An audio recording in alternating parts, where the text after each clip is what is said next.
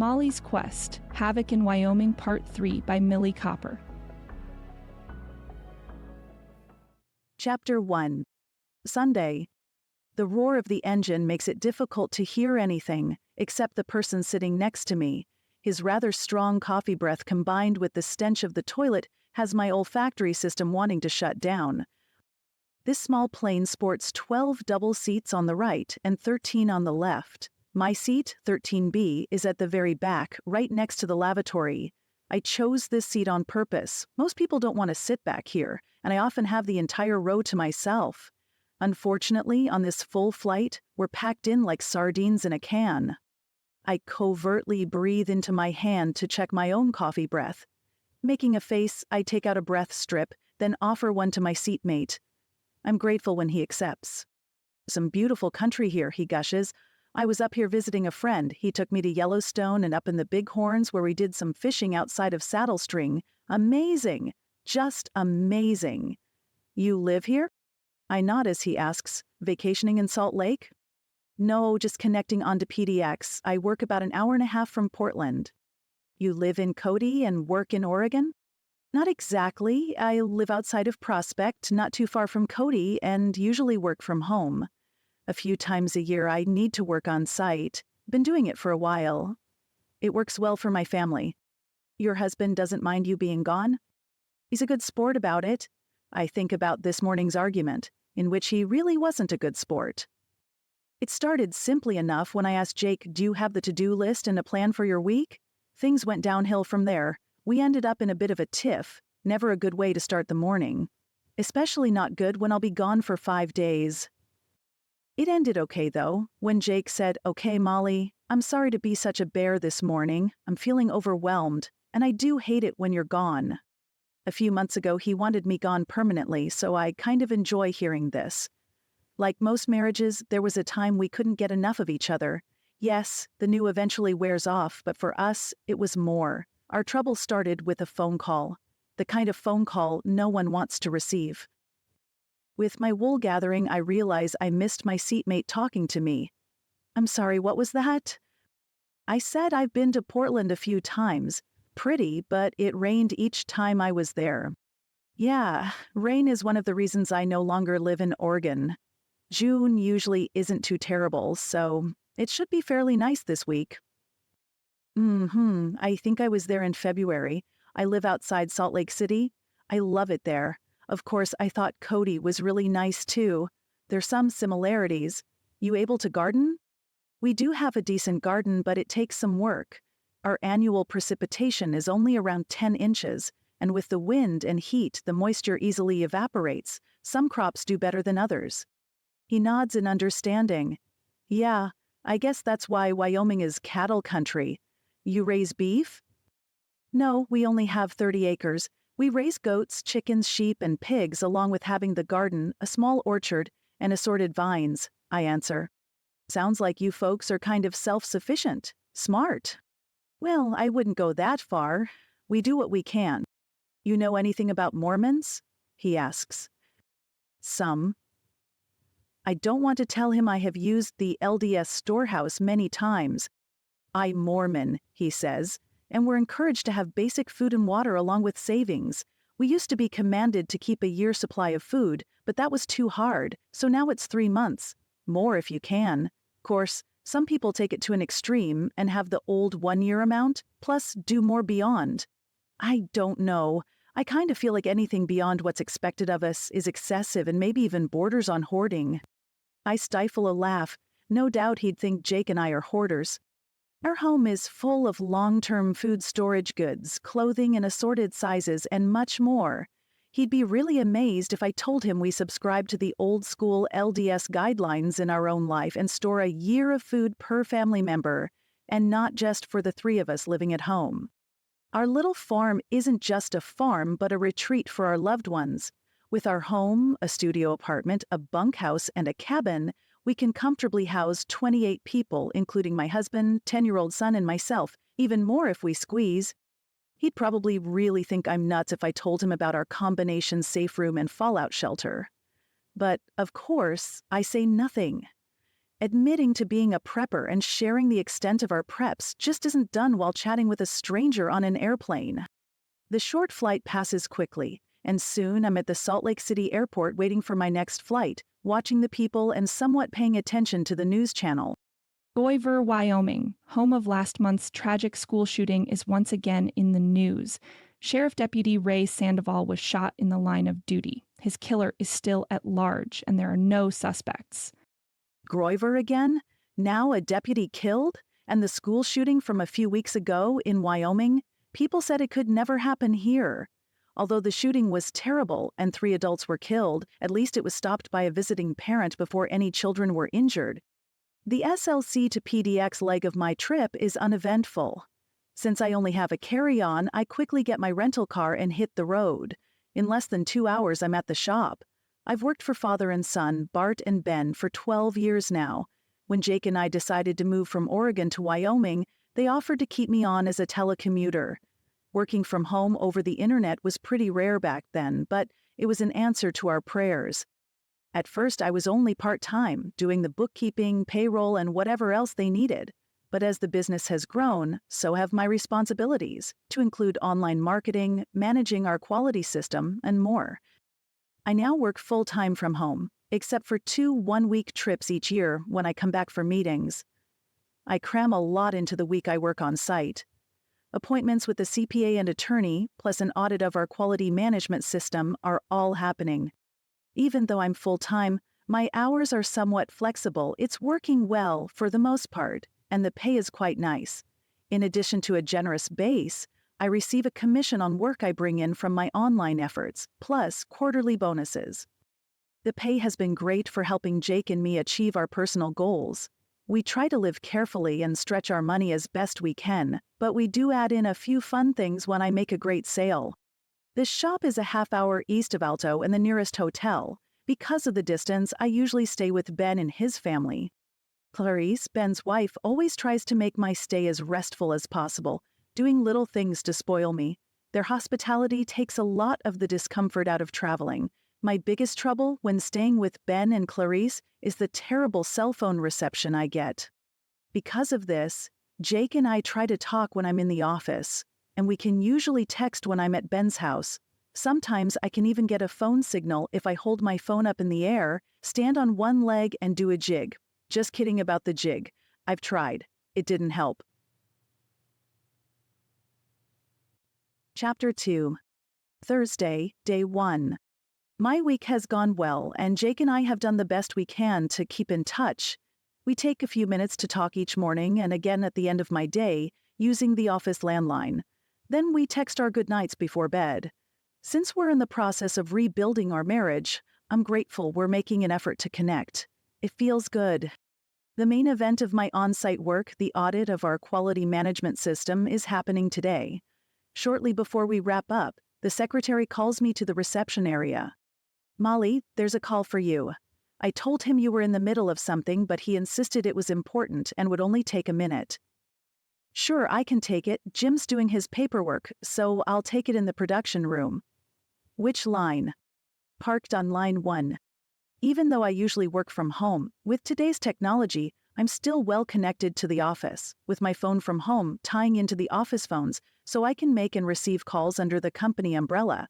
It's a pretty slick setup and really makes things easy. As such, I'm used to receiving many calls in a day, so this is nothing unusual. "Good afternoon, Mollie Caldwell. How may I help you?" "It's Brad. Don't hang up." I suck in my breath. I want nothing more than to slam the phone down just like I've done the last 4 times he's called. Instead, I say, "I've asked you not to contact me. I know you think you can put me off, but you can't. I'm not going away." "You are going away. I want nothing to do with you," I hiss. "We have unfinished business." "We have no business. Goodbye." "I want the truth. Tell me now or I'll show up on your doorstep." "I've told you, you're wasting your time. What you think you know it's wrong. You're mistaken." "I've seen pictures. I know what I've seen." "We are done. Do not contact me again." "I wasn't lying about showing up on your doorstep. I have business in Wyoming. It's not even out of my way to show up in Bakerville. He knows I live in Bakerville? I draw in a quick breath. Leave me alone or I'll contact the authorities. Now I do slam the phone down. My mouth is dry and tears are threatening to spill over. I can't believe Brad's contacting me. And if he's still the Brad I used to know, he wasn't lying about showing up on my doorstep. I shake my head and straighten my shoulders. I'll deal with this when I get home. I'll finally talk with Jake about it, and we'll make a plan together. Mollie, the receptionist hollers, Jim's ready to finish the audit. After we finish the audit, we cut out of work early. Bart, Ben, Clarice, and Liam are treating me to dinner at an upscale restaurant in Alto. Even though I pack light for these trips, I include a semi-nice outfit since dinner is a tradition when I visit. While I have the nice outfit, I left my jewelry bag at home, so I'm completely without accessories. Not a big deal at all, but it's slightly annoying. My nice outfit is a knee-length sleeveless dress in midnight blue with white birds and leaves. The wrinkle-resistant jersey material makes it a wonderful item for travel. This basic dress can easily go from casual to semi-dressy by changing out the shoes and accessories. Of course, my lack of accessories means I'm somewhat limited in how dressy I can be. I add gold, small hooped earrings, the same ones I've been wearing all week, and an oversized scarf in off-white with a gold thread. I've found even in summer, airplanes are often chilly when in flight, and a large scarf makes me much more comfortable. With the scarf tied loosely around my shoulders as a shrug and ballet flats, I decide I don't look too bad. I wear my dark brown hair in a pixie cut and give it a little extra styling gel to add some height on top. The brown has a nice sheen to it, since I'm only a week past my last color job. Without the color, I sport patches of gray. Sometimes I'll try to go without dyeing and let the natural color grow in, but the gray, while not terrible, seems to have a mind of its own and grows in oddly. For now, I'll stick with the fake color. I've often been told I don't look my age and was still being ID'd into my mid-30s. Now, 2 months into my 50th year, I think I definitely do look my age, but work hard to stay active and defy the inevitable as best I can. It's not that I'm in denial, it's more that I plan to keep my health as long as possible.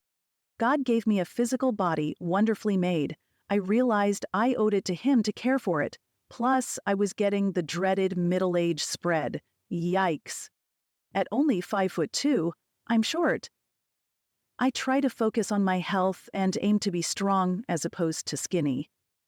I make a point of having some kind of physical activity as part of my day, aiming for 45 minutes to an hour of dedicated movement. It's not always easy. At home, caring for our small farm is a workout in itself. In addition, I shoot for structured exercise, preferring yoga, walking, and kickboxing. I'll also add in Zumba and classes at our community center when my schedule permits. We like family fitness through hiking and backpacking during the summers and skiing and snowshoeing in the winters. Last fall, Jake, Malcolm, and I started taking a self-defense martial art. What a workout! I like how it uses some of the kickboxing moves, but takes it all a step further. We started learning Yongmudo specifically for the self-defense aspect of it. We had no idea the workouts would be so intense, or that there was a smaller community within the greater martial arts community. We have 2 classes a week and also practice at home.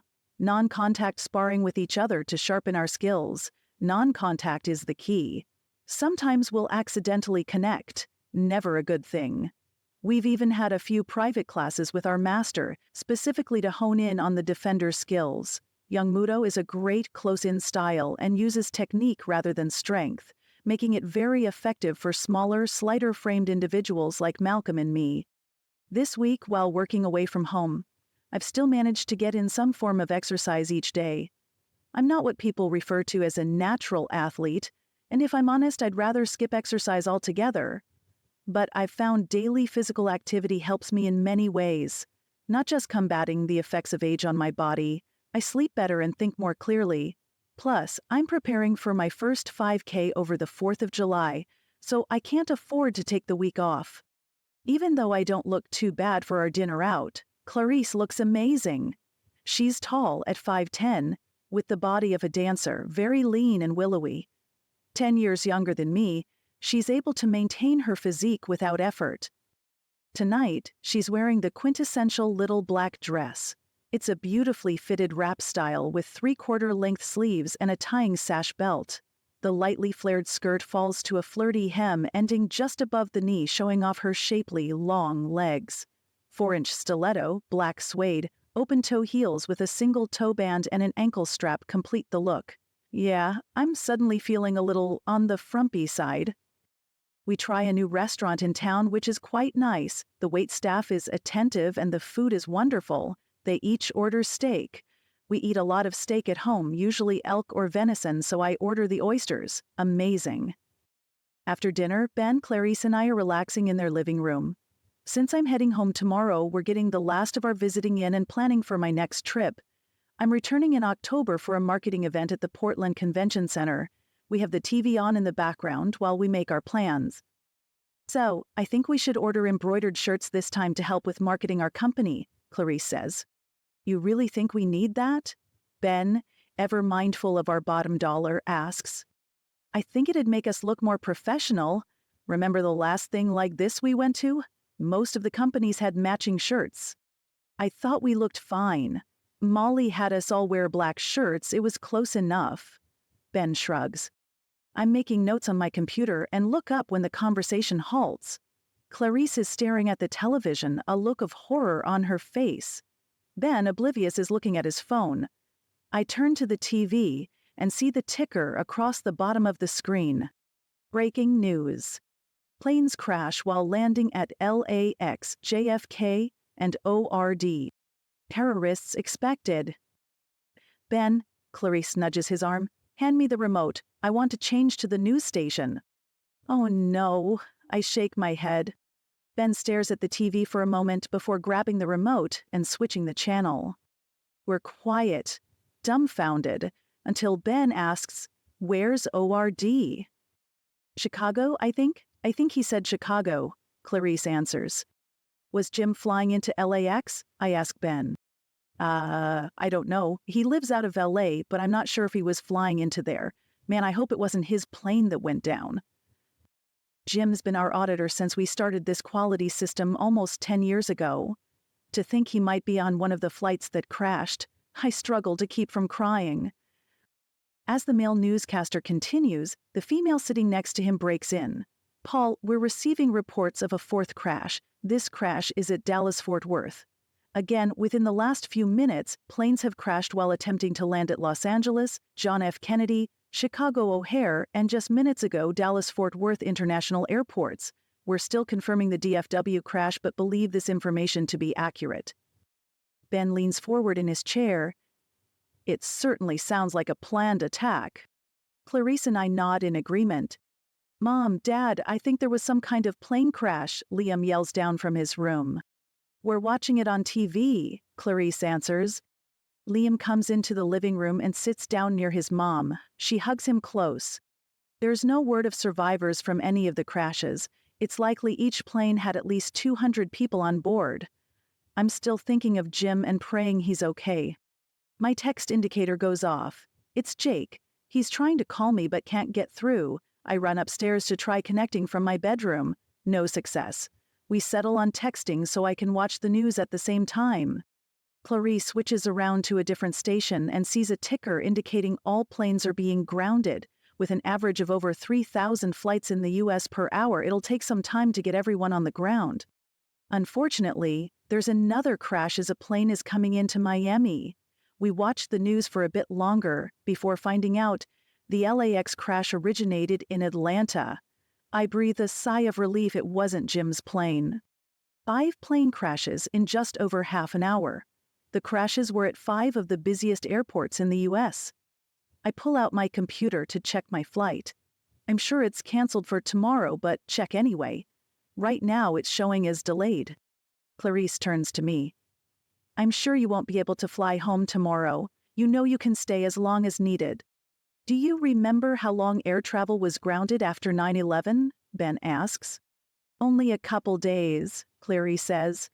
Yeah, but this could be different, Liam offers. How are they crashing the planes? Are they using rockets? It kind of sounds like they think it's rockets.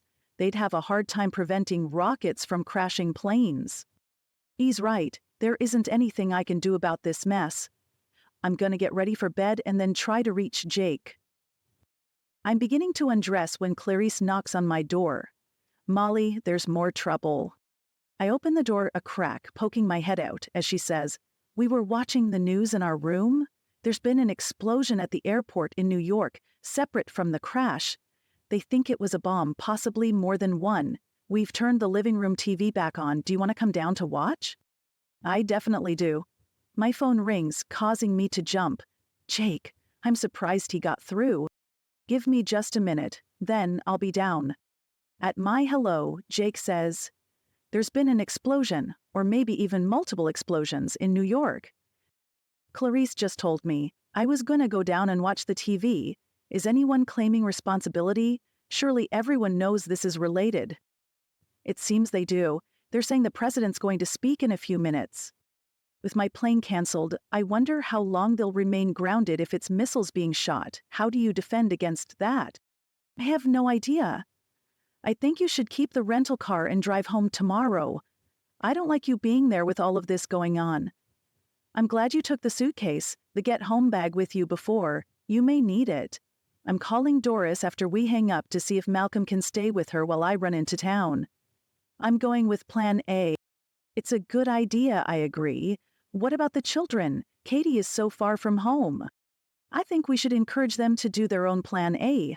I feel like these are simply terrorist attacks as opposed to our country being under attack, you know? What do you think? We spend a few minutes talking about the kids implementing our Plan A and how cliché it is that I'm away from home right now. Then Jake surprises me by offering to pray together. As we hang up, I think about Jake's prayer. I love that he remembered to include our girls. My 4 daughters are grown adults with lives of their own. Some people would classify them as prodigal daughters.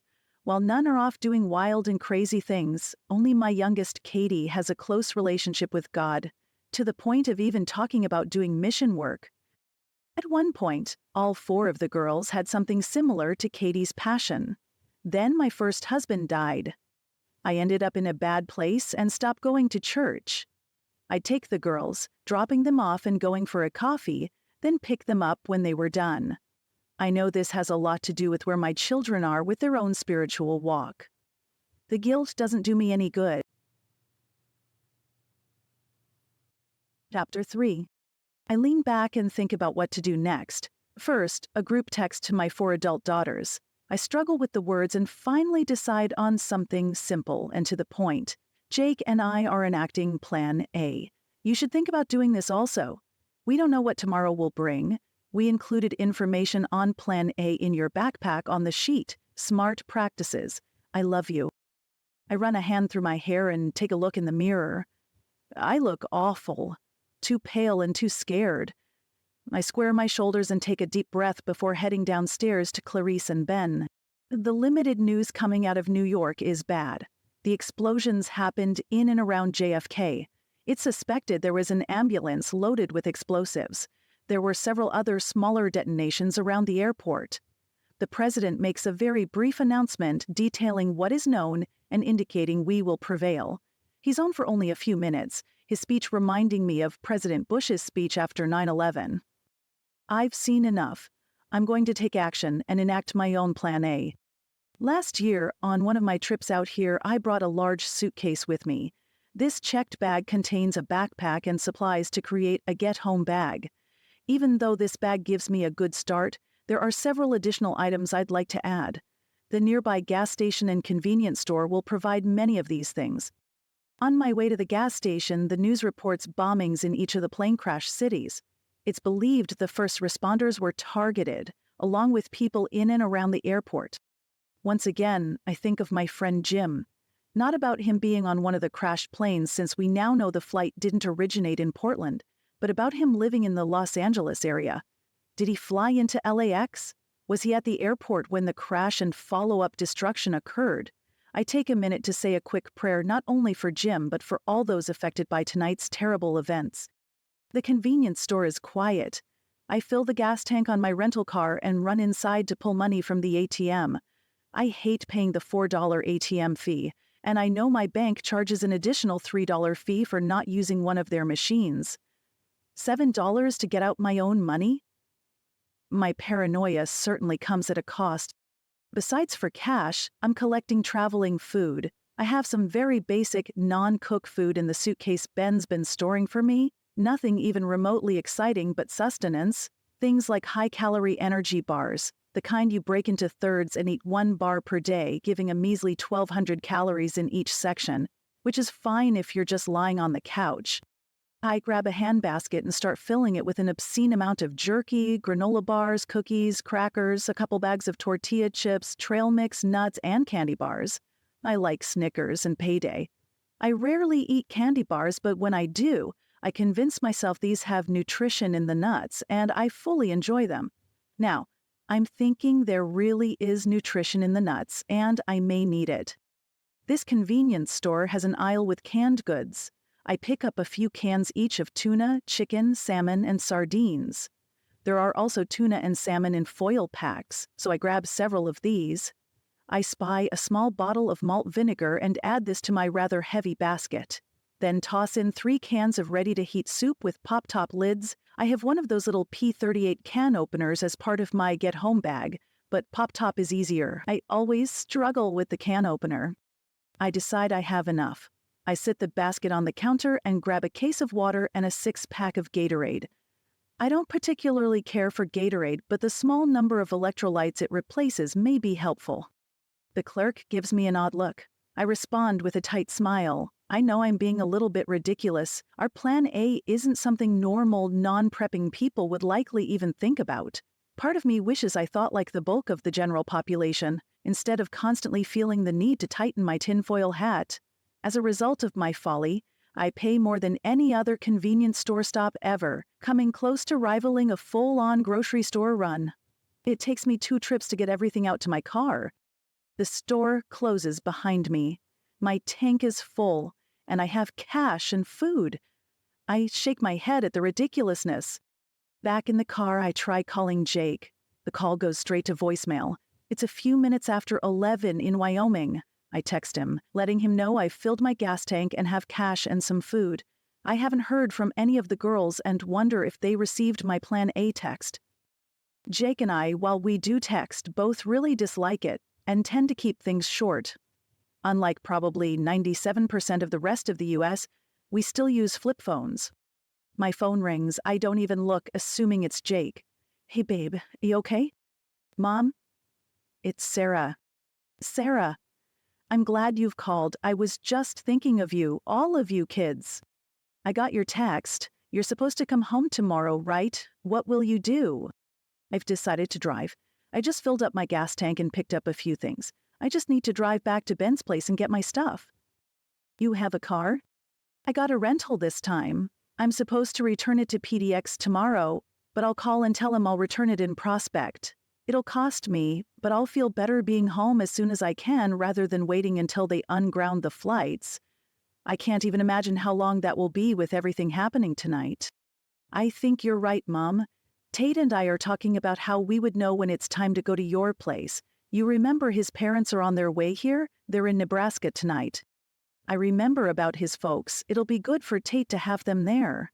They plan to stay a week and a half? Maybe things will be back to normal before they go home. Tate's parents live in Tulsa, Oklahoma. They've been talking about moving near all of us since Tate and Sarah made the move to Billings. Tate's mom recently retired from her teaching job, and his dad will be visiting Billings for the first time. They're also going to spend a couple days with us to check out our area. They've looked at Bakerville online, and it interests them, especially the fact Wyoming doesn't have state taxes, so Lois's retirement wouldn't be taxed. Keith, Tate's dad, is semi-retired. He's a charter bus driver and still works several days per week. I think he hopes to find similar work once they move. Yeah, I hope things will be okay. Mom, do you think they will be? Or do you think this is something really big? It's definitely something big. I suspect there will be many changes, something like what we saw after 9/11 with TSA and the Patriot Act. But I'm not sure how TSA could help with something like this. If they were shooting the planes down during landing, from a location off the airport property, how can this be prevented? You think there could be a problem with the banks and food shortages from this? Is that why you texted about Plan A? Oh, Sarah, I don't know. Things were precarious before this. At the moment, I think we wait and watch, but be ready. Jake took Malcolm to the neighbor's house. He's making a run into Supermart to pick up a few things. For your Plan A? Yes, exactly. We keep a list, and when we think of things, we add it to the list. He'll also buy a few more food items. The things you and Tate sent, plus the food Angela and Katie sent, have really beefed up our stores. With the way Malcolm and Gavin are growing, more can never hurt. Plus, you and Tate will be parents someday. More food makes sense. I know I may have touched on a sore subject. Sarah has suffered many disappointing months since they've been trying to conceive. 1 month was full of joy with a positive pregnancy test. Unfortunately, she miscarried. I quickly continue. So what do you think of Plan A? We thought it was smart and we're driving now. We've already stopped at the bank and are now going to Supermart.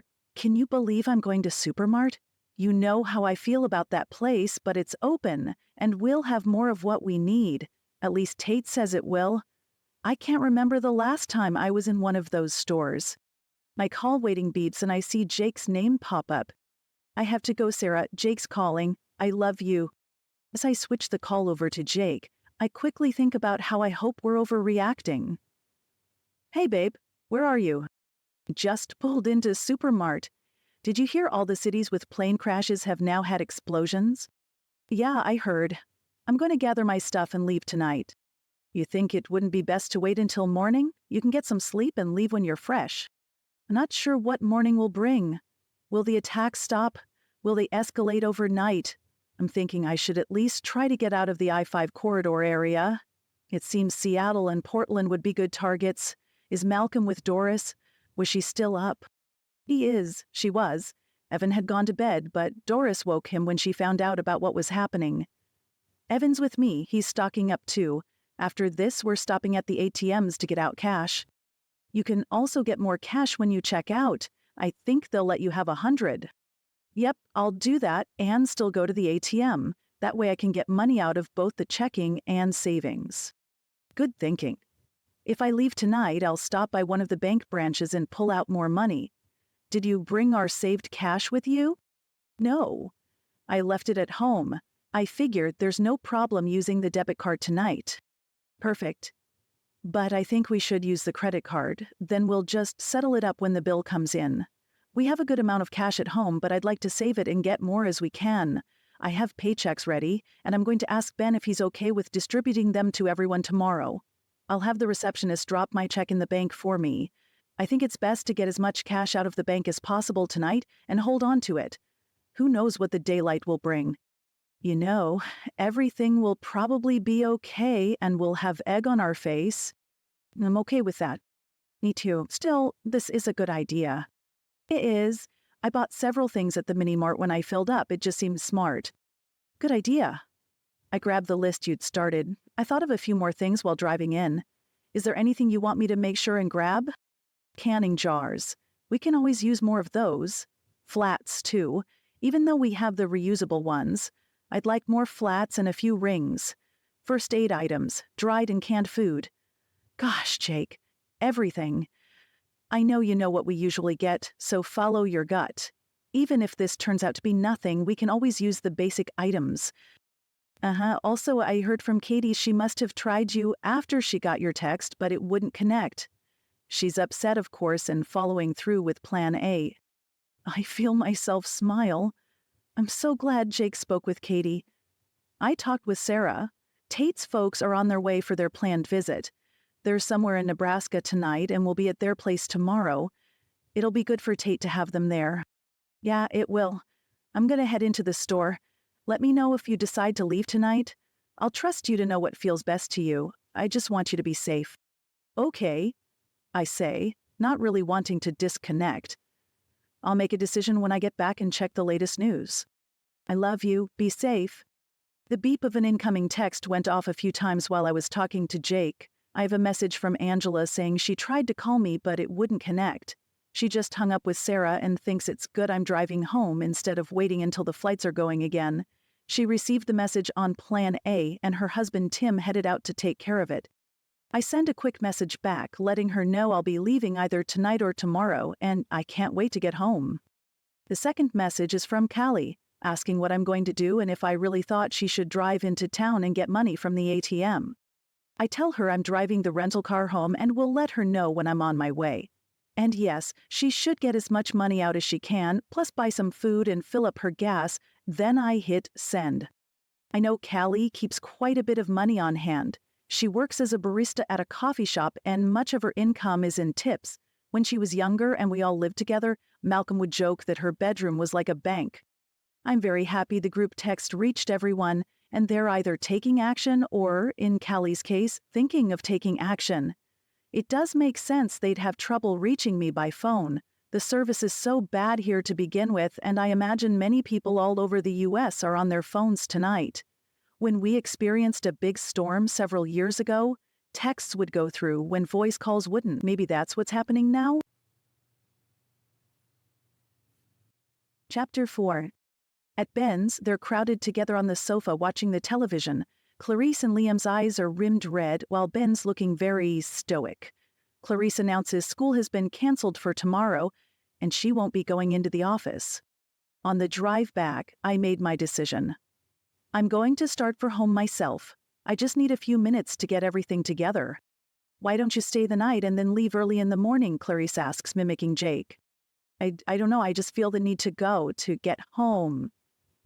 Ben purses his lips and gives a single nod. Yeah, I'd probably feel the same way. What can we do to help? On my drive back from the convenience store, I started thinking of my route home.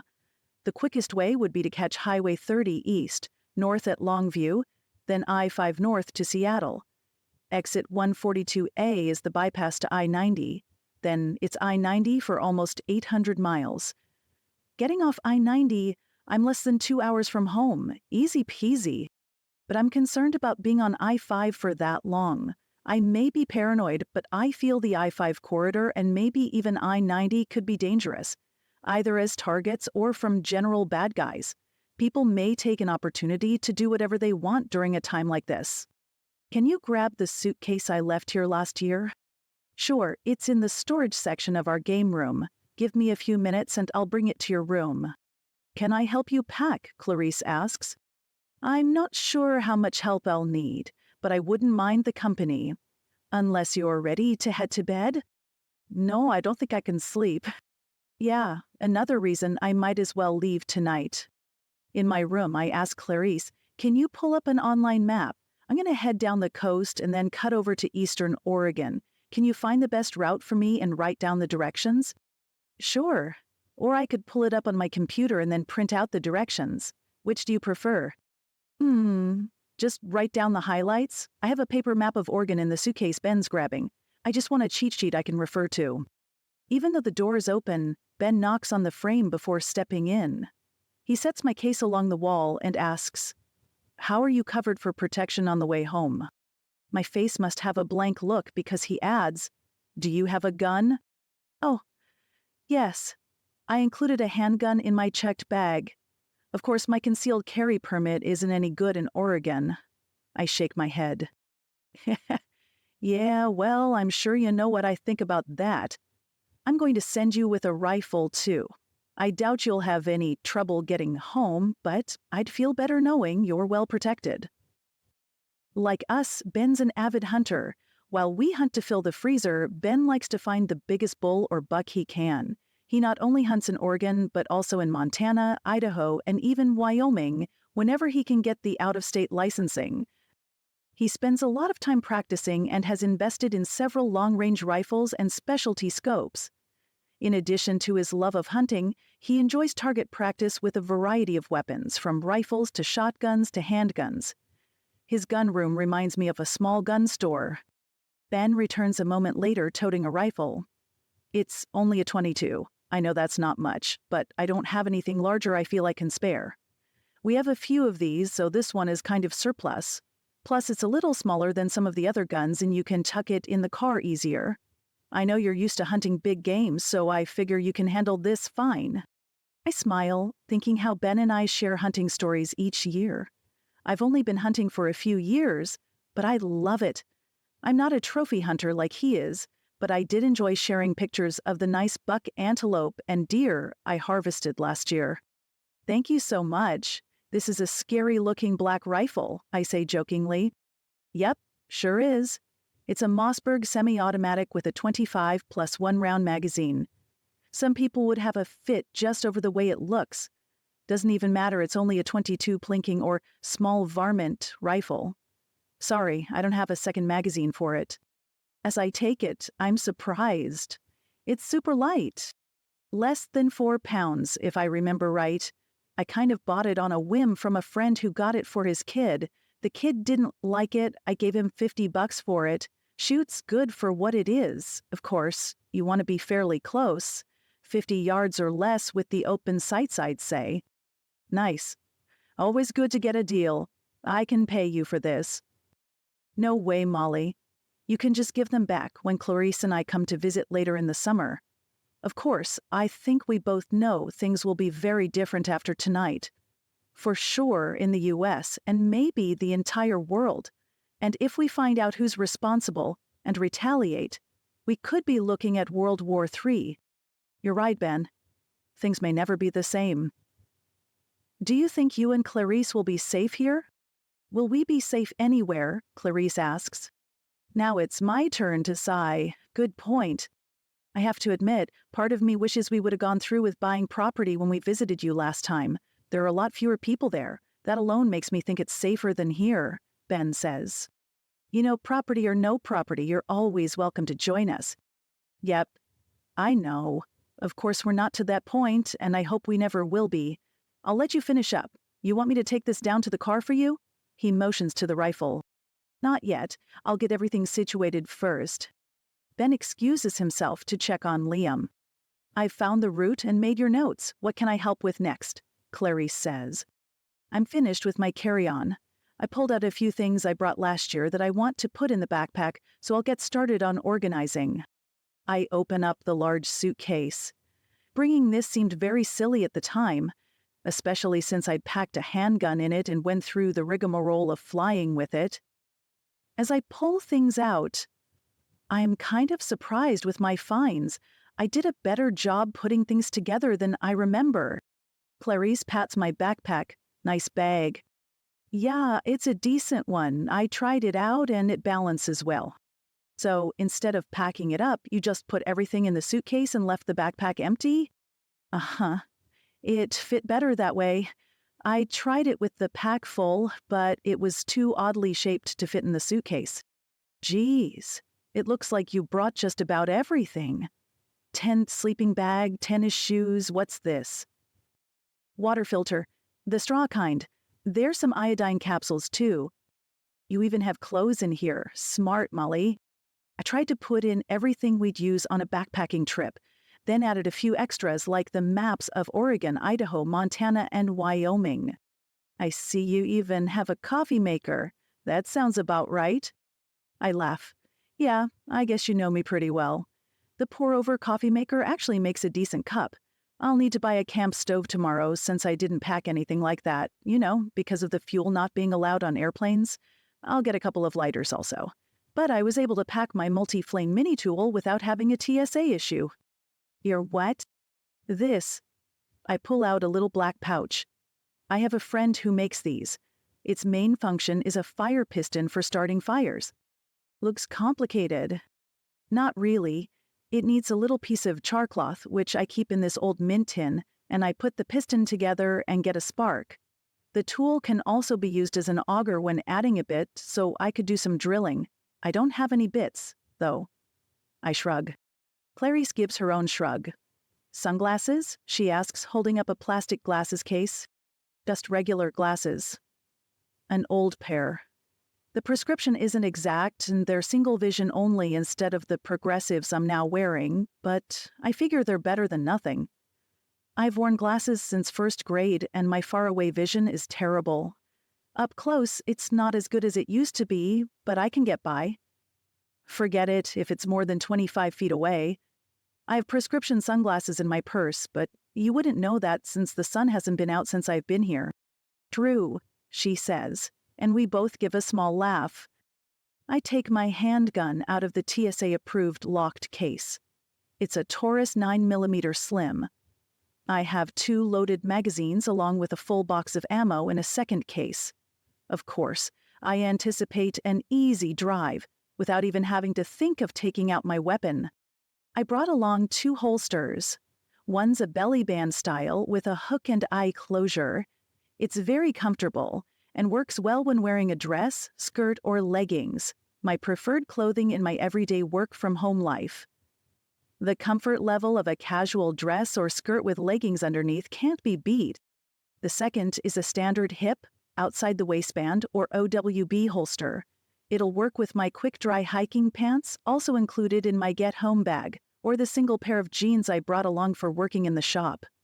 This is the same type of holster I wear when we're hiking or hunting, so I'm quite comfortable with it. I have to admit I have a fondness for holsters.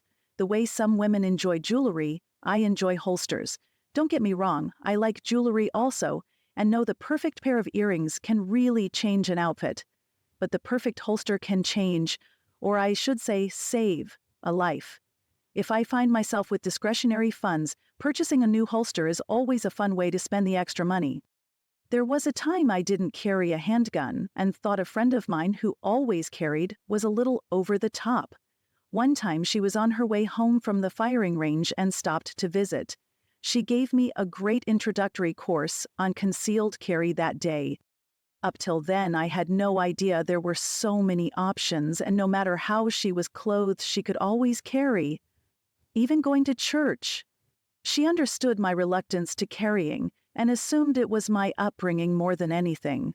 She never tried to convince me or browbeat me to see things her way, just matter-of-factly shared her thoughts. It was still several years, and not until we moved up to Bakerville, before I had a desire to carry. It started with wanting protection, in addition to bear spray, from the grizzly bear and mountain lion population. It progressed to realizing wildlife wasn't the only danger around. My handgun collection now consists of a Ruger 357 revolver, 40 Springfield Armory semi-auto, Ruger LCP 2380, almost brand spanking new Glock I bought a week before this trip, and this Taurus I've been storing in my get-home bag. Nice, Mollie. Smart to bring that. Are you going to wear it now? Clarice asks. No, I don't think so, but I'll keep it in easy reach. I continue organizing things while we talk about nothing. We're both avoiding the terrible realities of tonight. Once I have my ducks in a row, I'm ready to go except for my computer. Packing it takes only a minute. I'll put it in my hard-sided carry-on, the usual way I transport it when traveling by plane. Then reappears at the door. How's it going? It's good. I'm about ready. Ben, I just remembered. The rental car's on the company credit card. The main email address was used for the reservation. Can you email them and let them know I won't be returning the car tomorrow? They have an office in Prospect, and I'll return it there once I'm back. Sure, no problem. I'll take care of it for you, don't worry. Okay, thanks. And I'll take care of the extra charges. No, you won't. We'll handle it. But seriously, this is talk for another day. Just worry about getting home, nothing else. I nod my thanks. Ready to load your stuff? Clarice asks. Yeah, I think so. Can I borrow a reusable grocery bag, a hand towel, and a washcloth? I missed packing those things. Of course. Be right back. You're sure about leaving tonight? Ben asks. I'm sure. I've decided to head down the coast. It's a longer trip, so leaving tonight will give me a jump on it. You think that's better than just making a beeline for home? You can be through Portland within a few hours. I know, and I thought about that. I don't know what's better. I just know I don't know, scared, maybe. I don't want to go to Portland. Ben nods as Clarice reappears with my items. I grab my hip holster, now holding my Taurus, along with the extra magazines in my purse. I tuck the washcloth and towel in my overnight bag. Okay, that about does it. We'll help you carry things down, Ben offers. Thanks. Clarice, the big suitcase is empty. Do you mind carrying it down for me? And maybe this little day pack? Ben, Could you get my carry-on and the rifle? And I'll take the backpack, overnight bag, grocery bag, and whatever's left. At my car, the empty, oversized suitcase goes in the trunk, the backpack, carry-on, and overnight bag on the back seat. The passenger seat, filled with food from the mini-mart, is a mess.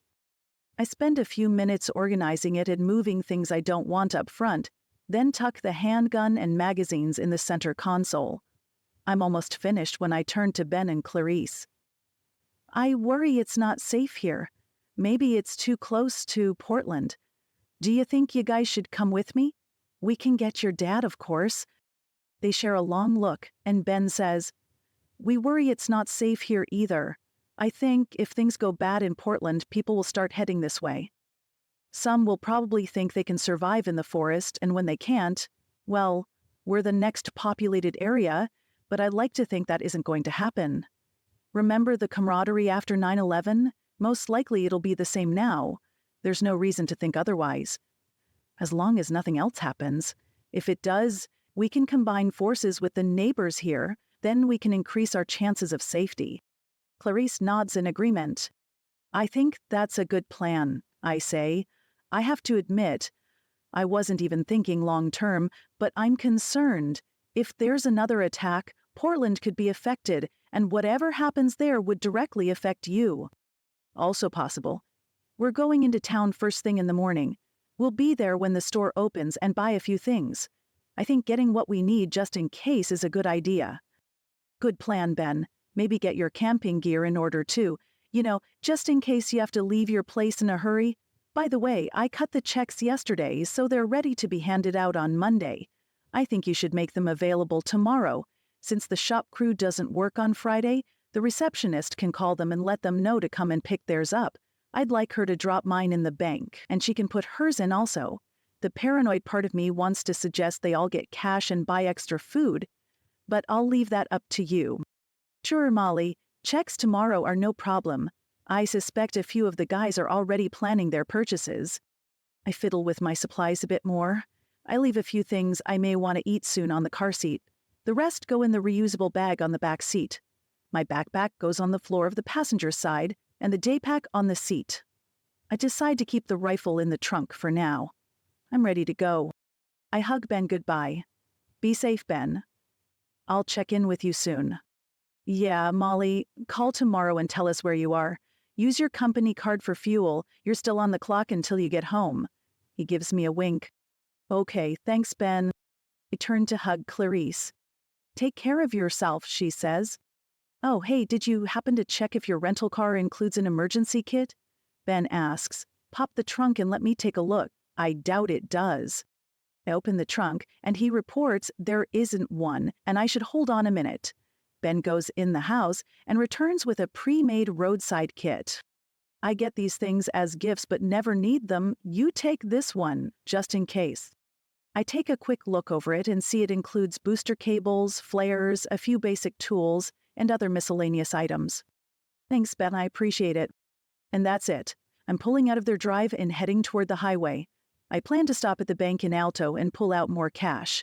I'll also top off the tank there, even though it's only 20 miles. I'd love to have a gas can, but I don't want to haul it in the car, not even the trunk. I'm feeling pretty good about the cash I have with me. With the traveling money plus what I've pulled out of the ATMs tonight, I'm well set.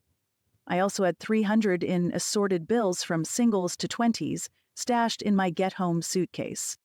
Jake and I debated the need for packing some sort of precious metals.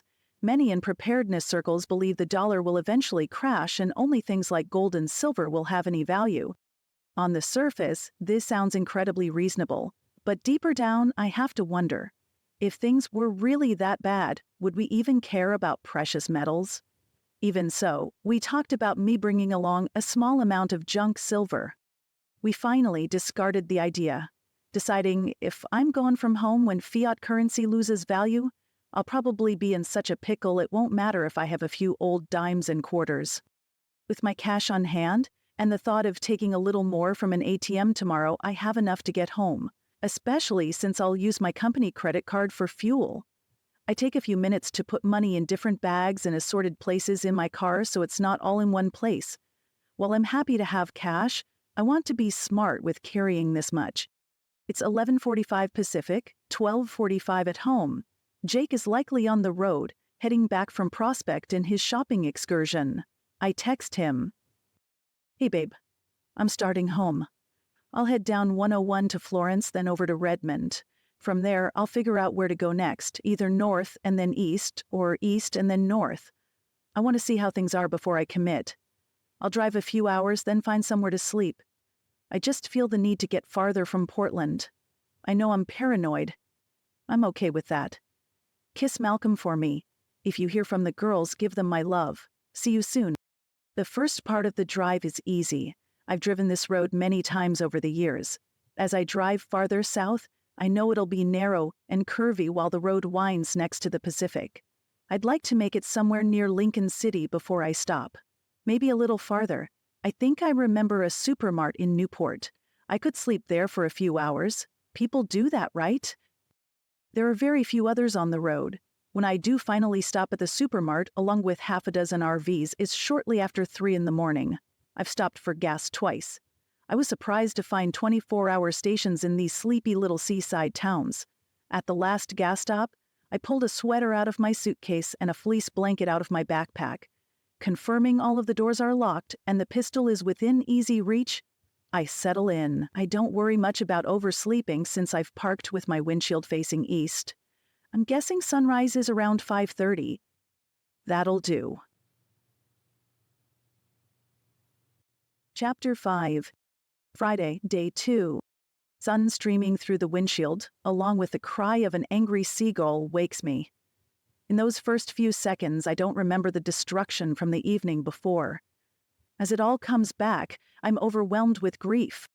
Last night I was so focused on getting as far away from Portland as I could, I didn't take the time to truly grieve. Pulling myself together isn't easy, but my bladder, screaming for relief, makes going into the store necessary. I gather my toiletries case out of the overnight bag in the backseat and put it and my small purse in the day pack. I contemplate my handgun and, not wanting to leave it in my car, also stash it in the backpack. The rifle will just have to stay in the locked trunk. Sure enough, there's a line of several people waiting outside the store. Most look about the same as me, obviously crying and upset. I share a small side smile with a lady. She smiles back, shakes her head, and pulls me into a spontaneous hug. We're soon allowed in, and I head straight for the bathroom. Once my first order of business is taken care of, I wash my face, brush my teeth, and do the best I can with my hair. I keep my hair short, which works quite well for me most days since I can just wash and go. Today I'm wishing it was longer so I could pull it up in a ponytail. I do manage to get a little water on it, but the sink in here isn't the best for this. As I was drifting off last night, I decided I'd buy a bike and a car carrier. This way, if for some reason I can't drive the car, I don't have to walk. I'm concerned the plane crashes and bombs from last night are a precursor to what will come. I pray I'm wrong and my paranoia comes from too many years of reading end-of-the-world books, articles, and prepper sites. I find a bike and helmet. The bike isn't very good quality, but is an entry-level mountain bike and should be fine. I grab a can of Fix-A-Flat plus a few other accessories. The car carrier is also not very good quality, but I'm not sure I care about this. As long as I can get it attached and it stays attached, it'll meet my needs. After dropping off my bike and carrier at the service area up front, I continue on to food. I think of meals I packed for us on our backpacking adventures and decide to grab items we'd take on a trek. We can always use these foods at home, so I'm out nothing by buying these today and not needing them on this trip.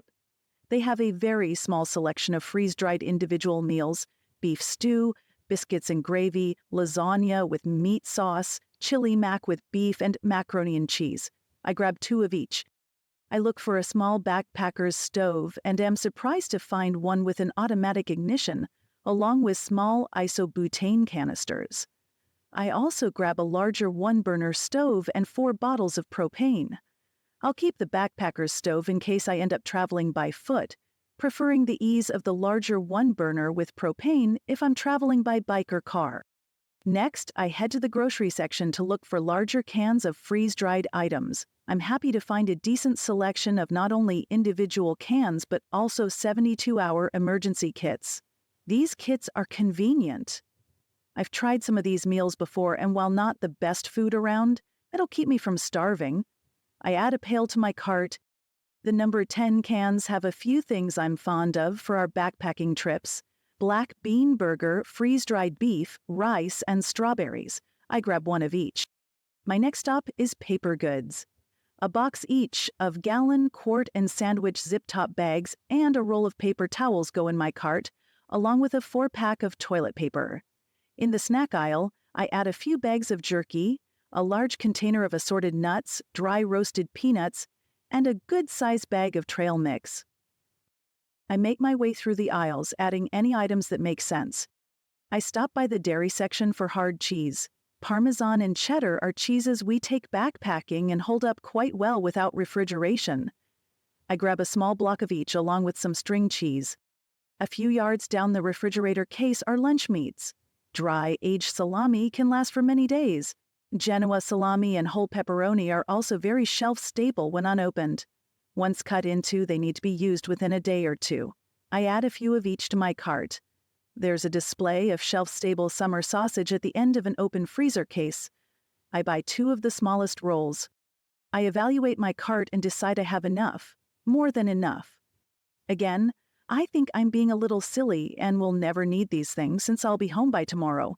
That said, food is something we'll always eat, and since everything is shelf-stable, I'm not wasting money, just buying ahead for when we may need it. And then again, if things go wrong and I get stuck somewhere, I'll have supplies. Realistically, I have too much to carry with me. Thinking of this, I decide to go back to sporting goods to see about a basket or something for my bike. On the way, I detour through the women's clothing section for socks and underwear. I spend a few minutes looking for thin wool socks, my preference, but don't find any. I find a soft-sided, waterproof handlebar bag. Looks good. It reminds me of a lunch bag and zips closed, plus has a mesh pocket on the outside. There's also a water bottle kit for the bike. Did the bike I chose have a water bottle? I can't remember, so I grabbed this too. Then I find a good-sized basket for the rear of the bike. I add it along with a rear cargo rack, a small tarp, and a container of bungee cords. How about a small cooler? Not a terrible idea. While the cheese and meats can go without it, they'll keep better on ice. I make a mental note to buy a bag of ice when I'm checking out.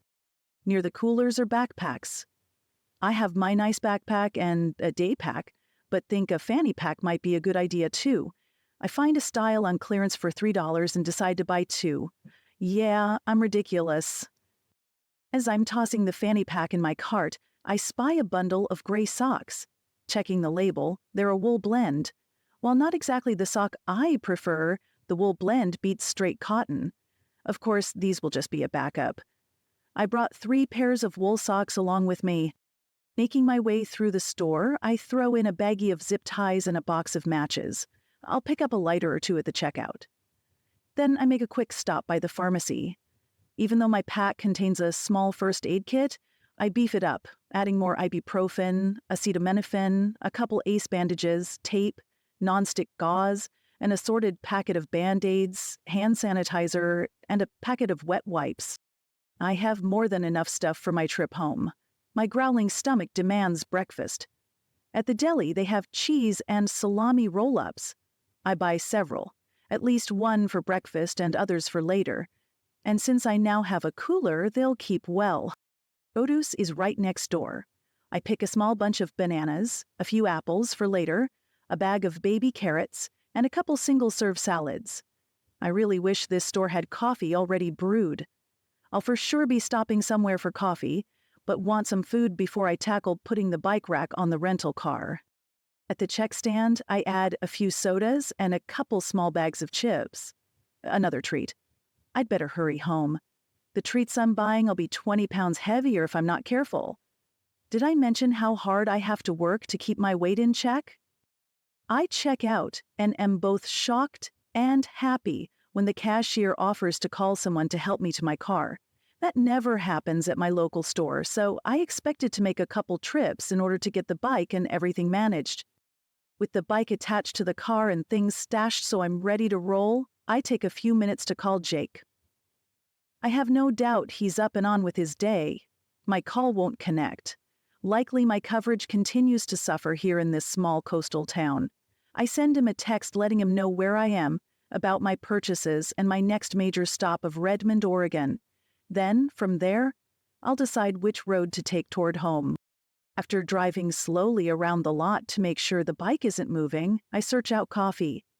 A gas station nearby is my answer, and the attendant fills my tank while I go in for my cup. One of the best things about Oregon, in my opinion, is the full-service fuel. I check my phone. Nothing from Jake yet. After coffee and gas, I'm back on 101 South. The coffee's nothing to write home about, but gives me the jolt of caffeine I desperately need. I turn the radio on, deciding I'm finally ready to hear the latest updates. I don't hear about any new problems. In just over an hour, I reach Florence, where I get off the 101 and onto 20 East. I decide to go ahead and top off my tank here. I don't need much, but the towns are few and far between from here until Eugene. I check my phone and see a text back from Jake. Glad you're on your way home. No new developments overnight. Decided to head to town to pick up materials to build a greenhouse. It won't be exactly what we've been talking about, definitely smaller and not a dugout. I don't think the building cost will be very high. We can add the one we want later. Better safe than sorry. Malcolm is good. He misses you. Tate and Sarah bought a camp trailer. They're going to park it here for now. I tried to call you, but phone just went to voicemail. We'll try later. We love you. Tate and Sarah buying a camp trailer is interesting. I look forward to hearing more about this. I'm getting an 80s and 90s radio station. The music is a nice break from the info on the attacks. I'm confident if there was something new to report, they'd interrupt with the latest updates. At the top of the hour, they switch to national news. I don't hear anything new about last night's plane crashes or explosions, but do hear something that makes my ears perk up. In other news, health departments in about a dozen major U.S. cities are reporting an increased number of foodborne illnesses. Most of the cities are seeing both Shiga toxin-producing E. coli and Salmonella typhi, also known as typhoid fever. Limited cases began appearing a few weeks ago. Yesterday, there was an estimated 137 E. coli and 268 typhoid cases. There have been at least 6 deaths associated with the E. coli outbreak and 8 from typhoid. While E. coli has made the news many times in recent years, typhoid fever tends to be related to developing countries or people recently visiting these places. It's closely related to salmonella, which typically causes food poisoning, as it can only affect the stomach and digestive tract. S. typhi, on the other hand, causes a body-wide and life-threatening disease because its toxin can enter all of the body's cells and cause infection. There have been recent reports of typhoid fever incidences in homeless camps. The incidences from the last several days are believed to be unrelated to those occurrences. Please visit our website for information on symptoms for both E. coli and typhoid fever. Early diagnosis can help with a full recovery. We'll update this story as more information becomes available. Interesting. I know someone who had Shiga toxin-producing E. coli, so I do know a little about this. It's more common than people think, and can't always be traced back to the source. In fact, it's more common to not find the source. Typhoid, I believe, is often referred to as Montezuma's revenge. I went to Mexico many years ago and was cautioned to not drink the water, use the ice, or eat salads. I don't think typhoid is common in the U.S. at all, other than of late. I recently read about several LAPD officers coming down with typhoid fever symptoms after patrolling homeless camps. Chapter 6. My drive to Redmond is completely uneventful. It's about 1 p.m. when I reach the town. I've stopped for gas once along the way and fill up again in Redmond. I'm very conscious about keeping my tank from getting too low. When it's about 3/4 of a tank, I start looking for a gas station. Ben called earlier. He and his dad did go into town. They took out cash and stocked up on groceries, along with filling up all of their vehicles and our company semi-truck. going to be quite the fuel bill when it comes in. Paychecks were distributed to all, and my check was dropped in my bank account. There's a diner across the street from the gas station in Redmond. A sit-down meal is in order. As I pull in the lot, I remember the news report about the food poisoning cases. Could these be intentional? My sit-down meal doesn't sound quite as appealing. Instead, I'll find a park and eat some of the packaged food I have in the car. Redmond, like many Oregon towns, has several parks and green spaces, so it's easy to find what I'm looking for. I spy a picnic table and park near it. While eating, I try Jake and reach him this time. I talk to Malcolm first. It's so good to hear his voice, but it really makes me wish I was there with them. I have a hard time not crying while we're talking. Jake comes on the phone and shares about his day. He's been to town and back, picking up a few more items he thought we could use, plus materials to build a basic greenhouse. He says he even found greenhouses in boxes, which are small but may be useful. We don't really need the greenhouse until fall, since summer is in full swing and our regular garden is planted, so he'll put off construction for now. The greenhouses in the boxes, I'm not so sure about those, but he insists they were too good of a deal to pass up, and if we don't need them, we can gift them to our girls. So, while I was in town, Bubble Larson called, Jake says. He's repossessing a small prefab cabin and thought we might be interested in it. Okay, and I ask warily, and it was too good of a deal to pass up. He's bringing it over tomorrow. So, you agreed to purchase another cabin. Do we need another cabin? And what about our no new projects agreement for this year? I can't help but shake my head. Jake and I have been discussing our homestead, our farm life, and thinking maybe we need a change.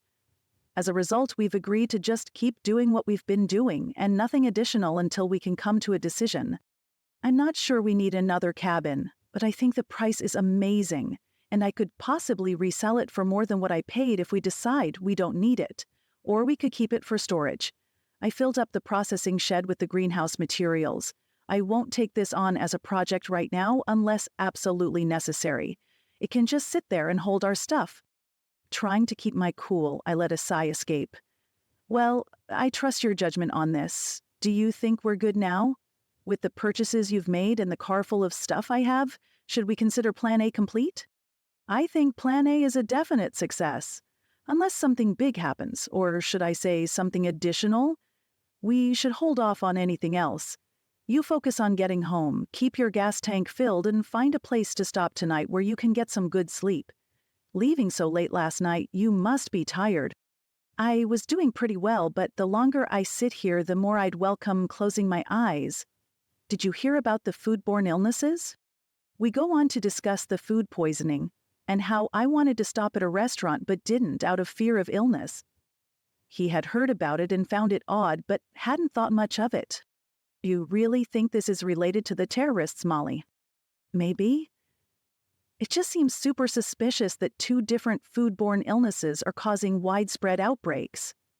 Typhoid didn't even used to happen here. It's more of a third world type thing, but is cropping up in homeless camps. You remember, we talked about that. Vaguely, I remember you mentioning it, but I can't remember the details. Something about unsanitary conditions and people getting sick? Yes, exactly. But the news report said these latest outbreaks aren't related to the homeless camps. It sounds like it's very widespread. And feels intentional to me. But you do know I could be paranoid. You could be right. Not about being paranoid. Well, that too. But about the illnesses. Something like that would definitely cause more terror. Exactly. I was going to go to a restaurant for lunch, thought it'd be a nice break, but the outbreaks made me think twice about it. Makes sense. I think that's often terrorists' goals, to stop us from living our life and to make us live in fear. I thought their goal was to kill everyone who didn't believe the same as they do. Yeah, maybe so. Before we hang up, I tell him I've decided to take 97 to Biggs Junction, cross the Columbia there, and head through Yakima. I thought you were going to skip Yakima. Isn't there an army base or something there? I think there is. I think avoiding big cities is my best bet. Yakima isn't very large, but maybe you're right. I could go to the Tri-Cities instead. I'm feeling very grateful for the maps in Gazetteer I included in my checked bag so I can see my options for getting home. I think it'd be better. From there, it's not too far to I-90. If everything remains quiet, you could hop on there and be home in no time. Tomorrow, even. Yes, getting on I-90 would speed it up. It isn't far from Tri-Cities to 90 at all. I think that's what I'll do. Looks like about 250 miles to Tri-Cities. I should be able to make it at least to Spokane tonight and be home tomorrow. I'd better get going. Keep in touch? Of course. Malcolm and I are going to get a load of hay and then a load of wood from the reservoir, maybe even 2 loads of wood. I decided against going up in the forest. I don't want to be that far away from home, just in case. Plus, it's already a little late in the day for a trip like that. I agree. I'm glad you'll be sticking closer to home. Talk to you soon. I love you. Love you too, honey. I get back in the car and get on the road. I check the radio to see if there are any new updates or information on last night's attacks or the illnesses. Music is playing at the moment, which I take as a very good thing. It's a country station. Not super old country, but not new either. Definitely stuff I can sing along with and pass the time during the drive. Tracy Lawrence is telling me time marches on, reminding me of the time after 9/11. In the weeks and months following that terrible Tuesday, several country musicians did what they did best. They poured out their emotions, putting to music what so many were feeling but didn't know how to put into words. Where Were You When the World Stopped Turning by Alan Jackson really struck many people, including me. I have no doubt we'll be talking about last night's attacks in the same way as time goes on, asking each other, where were you? Another song that affected me during that time was Lee Greenwood's God Bless the USA. The days following the Twin Towers coming down seemed to be filled with people banding together, uniting in the loss we felt. Of course, in the years following, things have changed. And some of the information that's cropped up since then, my tears start again. I wonder if we'll be banding together after this attack. Our country has felt very much divided for years. Everything seems to be us against them, with divides among many factions. Politics, race, Second Amendment, and other ideologies. Sometimes I wonder if the country is really as divided as it seems, or with the constant news cycle and social media, are we just more engulfed in it? All I know is the last several years have felt like we're living in a powder keg. And not just with politics and race relations, the often violent protests surrounding these issues, but the economy, rumblings of a second civil war, international relations, and increased terrorist activity around the world. Now, with the plane crashes and bombs set off last night, this could be the catalyst that puts us over the edge, and it could be a very long drop. My country radio station fades out, and I find an oldies station to replace it. Somewhere between the little towns of Sheniko and Grass Valley, the song I'm listening to, Daydream Believer, is interrupted. We're receiving reports of a possible new wave of attacks. There have been explosions on or near several U.S. bridges. Early reports indicate the Brooklyn Bridge connecting Manhattan and Brooklyn, the Golden Gate Bridge in San Francisco, Seattle's Lacey V. Moreau Memorial Bridge, and Portland's Markham Bridge. We believe these are just a few of the bridges which have been attacked. Even as I speak, I'm being given more information and additional explosions are being reported throughout the U.S. and even Oregon. We'll return with more information shortly. May God have mercy on us all. There are a few seconds of silence followed by an instrumental I recognize as Amazing Grace. My vision's immediately blurry. I'm overwhelmed. Pulling off the road is a challenge. I've driven the Markham Bridge in Portland many times. It's a double-decker bridge on I-5. As the busiest bridge in Portland, at a little after 2 o'clock on a Friday, it was likely packed. Friday rush hour tends to start about 1 or 2 in the afternoon, or according to some, the morning and afternoon rush hours meld into one, with heavy traffic all day. Everyone wants to get an early start on the weekend. Maybe it's quieter today than usual because of last night's attacks. I've been over San Francisco's Golden Gate before, and the bridge in Seattle is the I-90 bridge going over Lake Washington. I know both of these are at least as busy as the Markham. As I sit here and try to absorb all of this, I realize I have a bridge coming up fairly soon.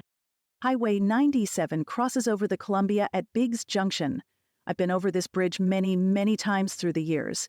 It's not a super busy bridge, but it's fairly long and is one of the few bridges crossing the Columbia River going from Oregon to Washington. Nope, no way. I'm going to avoid large bridges. I can't avoid them all since there's an untold number of small ones crossing rivers, creeks, and other items on all roads, but I'm staying away from ones that feel like they could be a target. America the Beautiful is now playing. I look at the map and try to find a new route home. I slide my seat back to give me a little more room. My phone rings about the same time, causing me to jump. Jake. Hey, babe. My voice cracks. Honey, have you heard? They're blowing up bridges now. I've heard. They said the names of a few. The Markham in Portland was one of them, the Golden Gate, and the one in Seattle that I-90 is on. Last night, they took out air travel. Today, they're taking out our bridges. Jake lets out a big sigh. They're also possibly connected to the food poisoning stuff. People are going to be too scared to leave their homes. True. I'm not far from Biggs Junction and the bridge over the Columbia. I'm scared to drive over the bridge. It seems like it may be a good target. Jake, hold on a second. The radio announcer is back. We have confirmed reports. The Selwood and Fremont bridges in Portland have been destroyed, along with the double-deck Markham.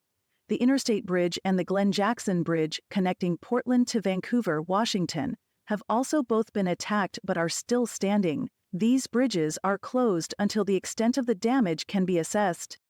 Across the U.S., there have been over 45 bridges hit so far. It is believed a truck loaded with explosives drove onto each bridge and then detonated a bomb. This type of attacker is often called a suicide bomber.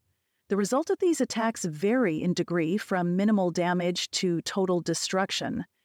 This attack, on the day after 5 airplanes were brought down and 5 of our U.S. cities were affected by weapons of mass destruction, is surely related. We're expecting an address from the president shortly. Mollie, this is bad. I know, I whisper through my tears. Where are you? I don't know.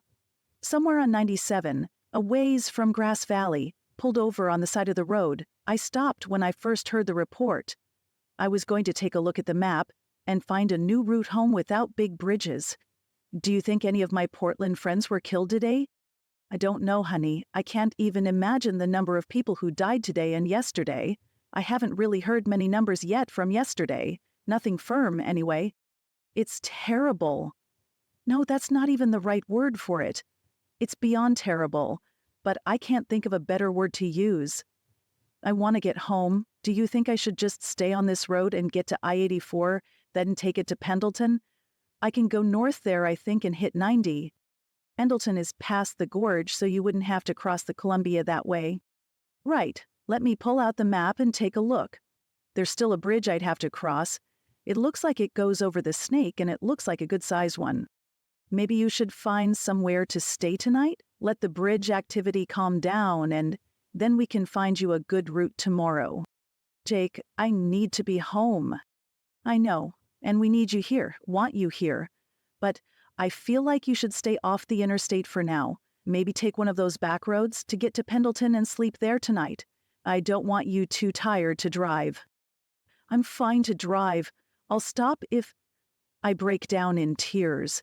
Neither of us say anything for several seconds. Mollie, I'm sorry. It's fine. I'm tired and upset, and I'm just so overwhelmed and sad. So incredibly sad. About all of this, the planes, the bridges, me not being home with Malcolm, with you. You could be right. I might be more tired than I realize. I think you can get from 97 over to the road Condon is on, Jake says. Can you take a look? Then from there, get to 395? I think Pendleton is on 395. Jake, seriously, I'm telling you how I'm feeling and you're giving me directions? He's quiet for a long beat. then softly says, "Sorry, honey, I was just so focused on helping you get home, I wasn't paying attention to how you may be feeling about all of this." I know he doesn't mean to be a jerk. No, that's not the right word. He's just focused. Focused on me getting home. "Honey?" he asks. "Yeah, I'm here. I know you're trying to help." I take a deep breath. Let me see. Condon is on 19, Pendleton's on 395.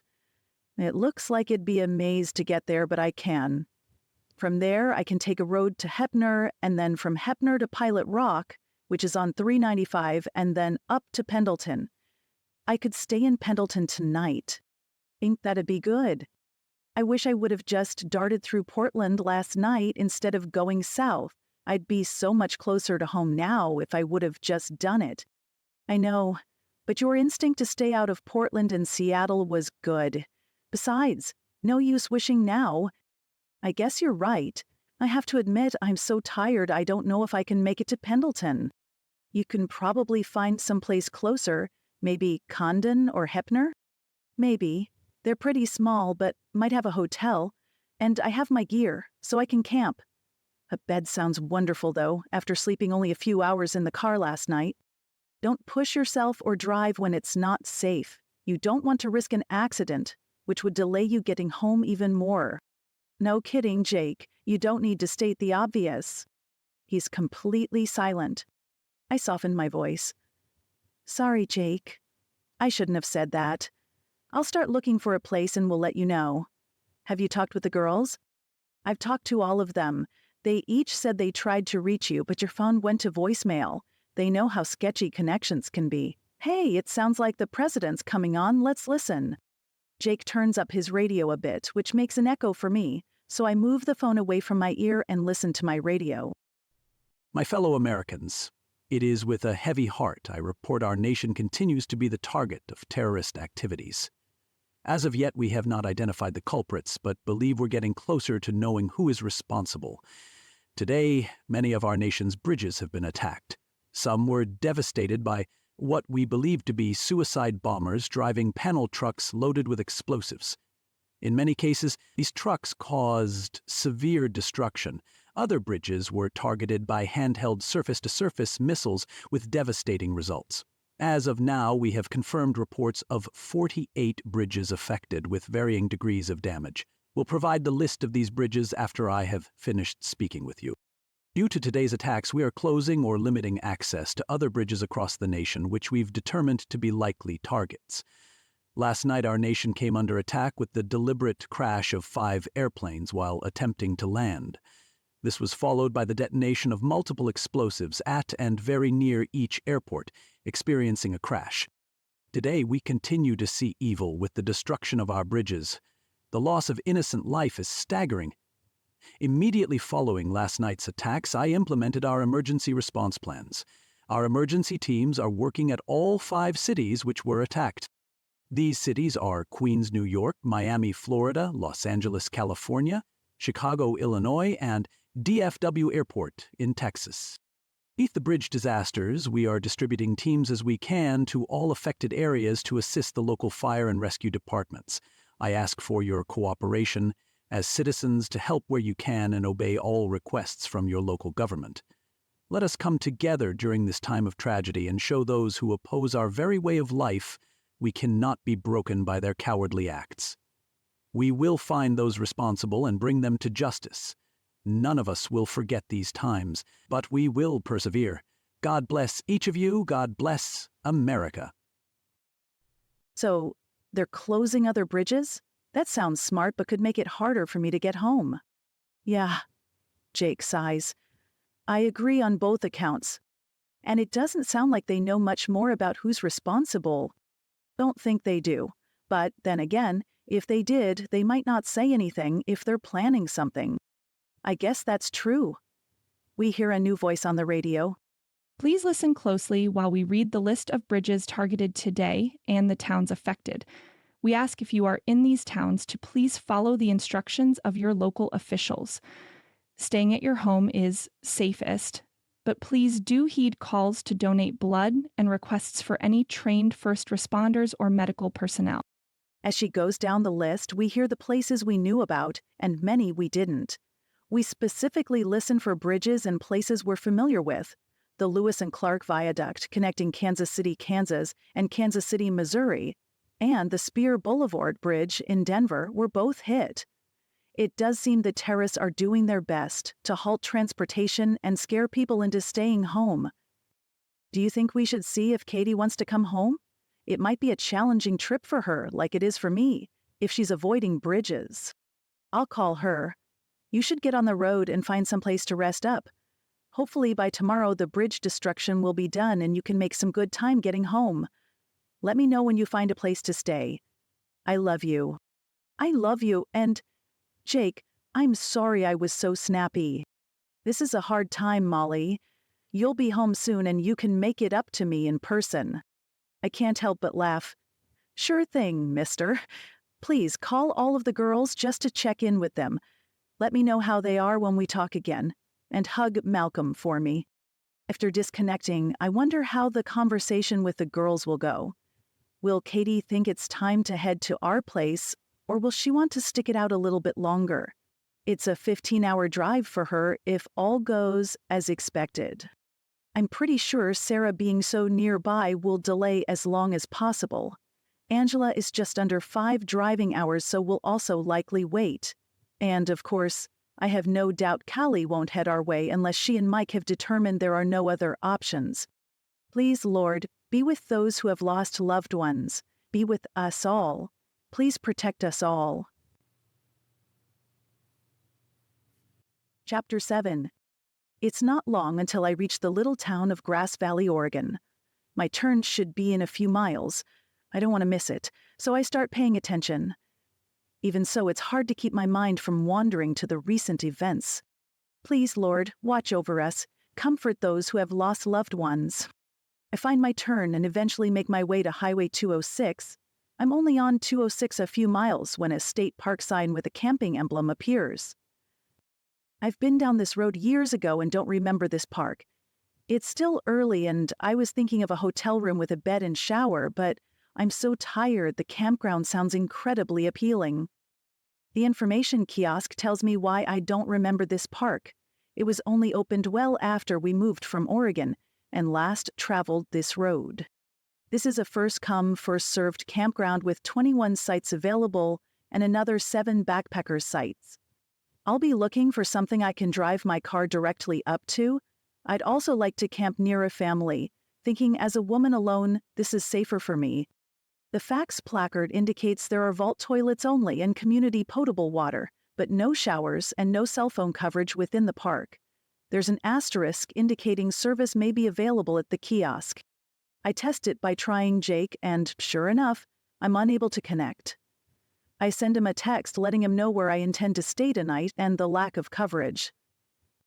Cottonwood Canyon State Park turns out to be quite a lovely spot along the John Day River. I try for one of the 7 riverfront sites, but all are occupied.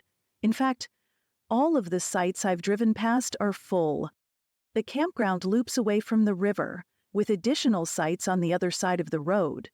The second site on the left, number 16, is the first empty one I find. 16 looks like a winner, especially when I notice a family at number 14 next door, and also at 15 across the road. I take my day pack out, lock my car, and walk to the registration area. There are 3 additional empty sites along the way, but I'm sticking with Suite 16. Setting up my camp takes only a few minutes, and once I'm done, it's nap time. It's almost 4 p.m., so I set my phone alarm to go off in 45 minutes. I lay there for a few minutes, thinking about the events since last night. Not even 24 hours ago, my world, the world, seemed mostly normal. Today, it is forever changed. When the alarm goes off, I hit snooze 2 more times before finally deciding to get up. As I'm waking, I remember snippets of my dream. Prospector Peak, the mountain rising up out of the basin near my home in Bakerville, was the focus. In my dream, Jake and I were driving home, likely from Casper or Thermopolis, based on the view of the mountain. My first glimpse of Prospector Peak, after I've been away, is always wonderful. It's like a beacon, calling me home. In my dream, Jake says, "There she is, there's our mountain. It won't be long now." The dream is a reminder of my need to get home, to see our mountain again, to hug my son, to kiss my husband. I have a snack of macadamia nuts and Gatorade. One sip of the Gatorade reminds me why I rarely buy this. I drink it anyway. 3 young children are playing next door. At first glance, I think they're all girls, but looking again, I decide one is a boy, less than 2 years old with longish curls. He's been playing hard, and his clothes and face reflect this. He has a dustiness about him, almost looking like he's been playing in flour. The girls, a few years older, look about the same, covered in the dry, fine dirt. 2 adults are sitting at the picnic table. I give them a wave. When I registered for my site, I'd picked up a hiking brochure showing 2 trails in the park. One connects with the road and then loops over to another trail running near the campgrounds. It's about 2 miles combined, and a perfect short hike to pass the time and exercise my road trip-weary muscles. I start out with the trail along the John Day River, known as Willow Flats Trail. It's a smooth, easy walk and obviously well used. I meet several others on the trail or along the river. One couple stops me and asks, "Have you heard anything new about the terrorist attacks? You know about the bridges?" "Yes, heard about those from someone else. We had the radio on for a bit to listen for the details and heard the president speak. Not that he sounded like he had much of a clue," the woman says. Oh, goody. One thing I don't want is to get into a conversation about how the president may or may not be handling things. I don't mind a good political discussion, in the right circumstances. But I'm increasingly disillusioned over the insanity of the political propaganda machine. Seems the old adage of lesser of 2 evils applies more and more at every level of government. Sorry. I give a small smile. I don't know anything more. The woman gives me a dirty look. Why, I'm not sure. While the man says, "Okay, well, thanks for stopping. We'll let you get on with your walk. Have a good one." Yes, you also. And God bless you. I'm not really sure why I added that. Not a usual thing for me to say. I get an even dirtier look from the woman, then she opens her mouth to speak as the man touches her arm. Yeah, sure," he says, hustling them away. I try not to laugh out loud. What just happened there? Mentioning God to strangers isn't something I normally do. Though I want to, I'm usually too uncomfortable with the response I might receive. Like this woman's. Normally, I'd be embarrassed, but today, I'm not. It felt right. Good. I do want God to bless them. To bless all of us. To help us through these awful times. There are several people fishing along the riverbank or fly fishing in the river. A hooked-beak raven startles me with a thick, throaty hackle. At home we have an overabundance of ravens. They're beautiful to watch as they soar through the air, and I love the way they fold their wings and seem to just drop, almost dive-bombing through the sky. While beautiful, they're also a bit of a nuisance, bothering our chickens, stealing eggs, and even sometimes young chicks. They do have a purpose, though. Both the ravens and crows do an excellent job of cleanup. They're scavenger birds, important parts of the ecosystem, cleaning up roadkill carcasses before they have a chance to rot. The trail takes me by the Deus area, not in use today, then continues on. I cut through the Deus area to connect with the Sage Step Trail. Off the Sage Step Trail is the Sage Knob Trail, which, according to the brochure, has a nice sitting area and photo spot. I'm not disappointed in the view from the benches. The view looks back over the Deus area and the river. There's a grove of locust trees and some kind of flowering trees just below the lookout. I'm back on Sage Step Trail when a herd of antelope drifts over a nearby ridge. For a moment, I feel like I'm home. Then I'm sad that I'm not, and think I should be on the road now instead of wasting time here. I made a mistake not taking the fastest route home last night. My paranoia about going through Portland in the I-5 corridor, while accurate, was too soon. I would be well away from today's devastating bridge disasters and much closer to home. For a few minutes, I pondered taking down camp and hitting the road again. My short nap gave me a second wind, and I'm feeling pretty good right now. Should I start out, maybe drive all night and get home sometime tomorrow? Or, as soon as I get behind the wheel, will I tire out again? I've experienced driving fatigue in the past and know how unsafe it is. As much as I want to get home, a good night's sleep is the best way to get me there safely. While I'm here, I may as well enjoy this wild, remote, breathtakingly beautiful place. I'm soon back at the campground and discover all of the spots previously vacant are now filled. This is a pretty common thing in campgrounds across the U.S. on Friday nights. I'm heartened to see this, thinking people aren't giving up their plans and cowering to the terrorists. People are beginning their meal preparations. There are several signs around at the kiosk, registration area, and even in the campground, indicating a campfire ban. I'm happy I bought the stoves this morning so I can cook a hot meal. I'll use the one burner and heat up a can of soup. First, I'm going to drive out and try to find some cell service. I'm rewarded a few minutes later with a notification ping, not just once but several times. I have text messages, one each from Jake, Sarah, Angela, Callie, Katie, and my neighbor Doris. I start with the message from Katie. Mom, I tried to call you, but my call just goes to voicemail. Jake tells me you're in a bad coverage area. It's so hard to know what the best thing to do is. I've decided to stay in Manhattan for now. It's still safe. Kansas City and Denver are a little too close for comfort, though, with the bridges being attacked there. My internship closed work today. I logged on to the school chat, and many of the professors were encouraging unity and saying this needs to bring us together like 9/11 did.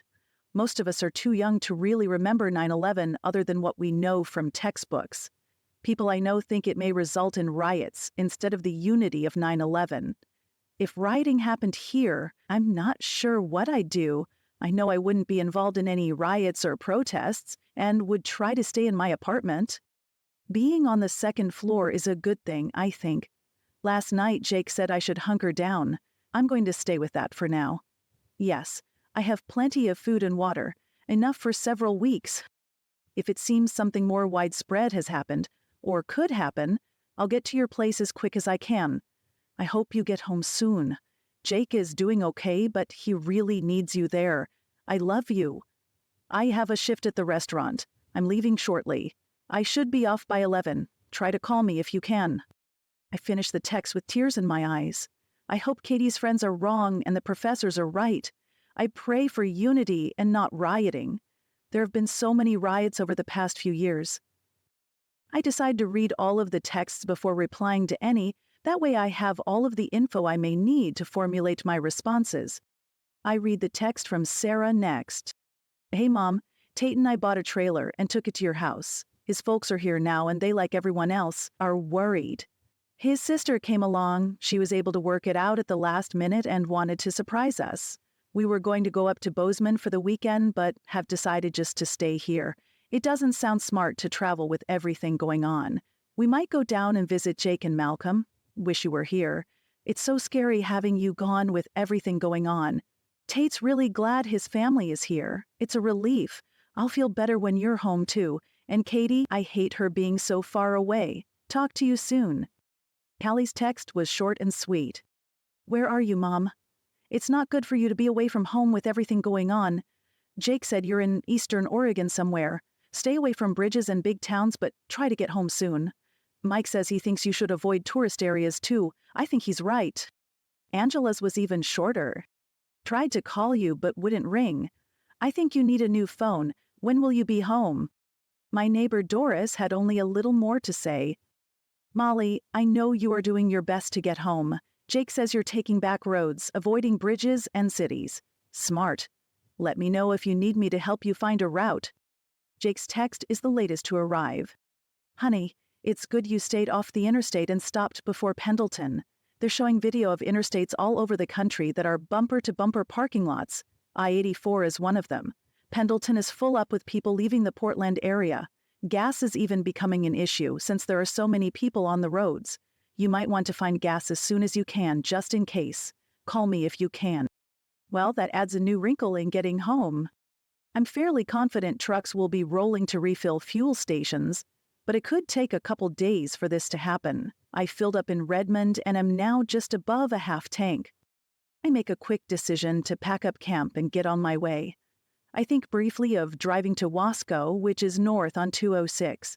But it's quite a bit closer to I-84, and people could, conceivably, be going there for gas and lodging. And now I'm wondering if any of the campers are people leaving Portland instead of just weekend vacationers. I'll continue on my planned route, at least for now. After filling up my gas tank, I'll look over the map and decide how to proceed. My short nap will carry me through for several hours. At least I hope that's the case. Back at my camping spot, I start packing up. I decide to have a quick hot supper before taking off. Chicken and dumpling canned soup, saltines, and an apple.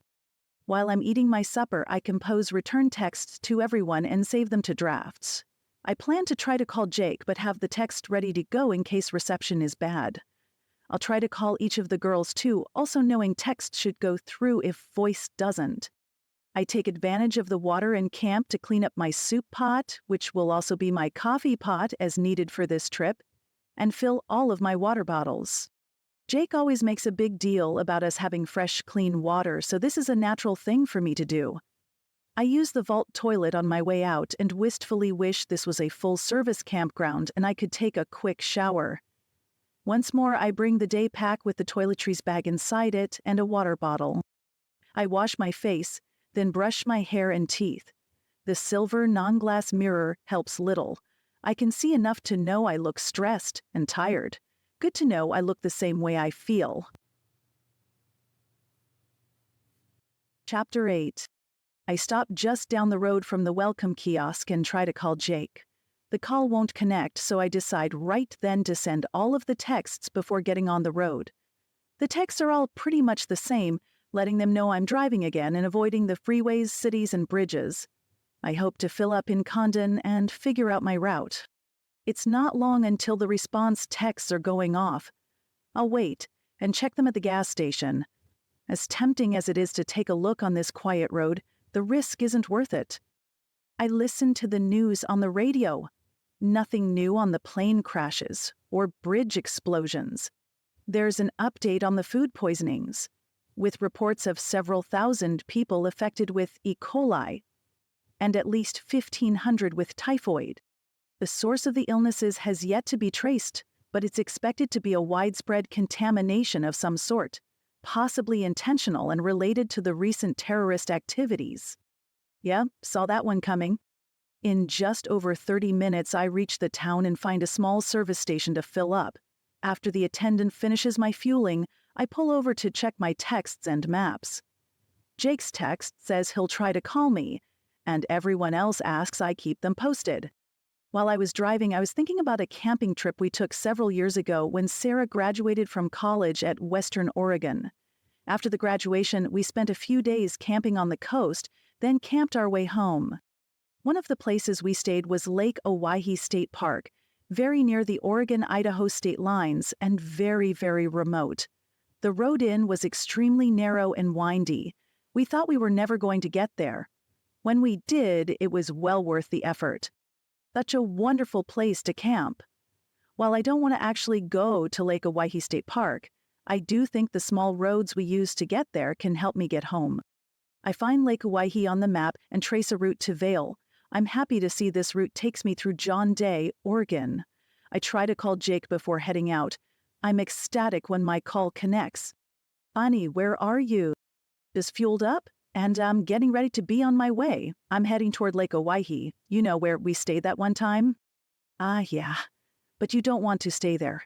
Remember how far it is off the main road? It took us forever to get to the campground. You're right. But it's nice, quiet roads that'll get me closer to home. My goal is Vail, which is near there.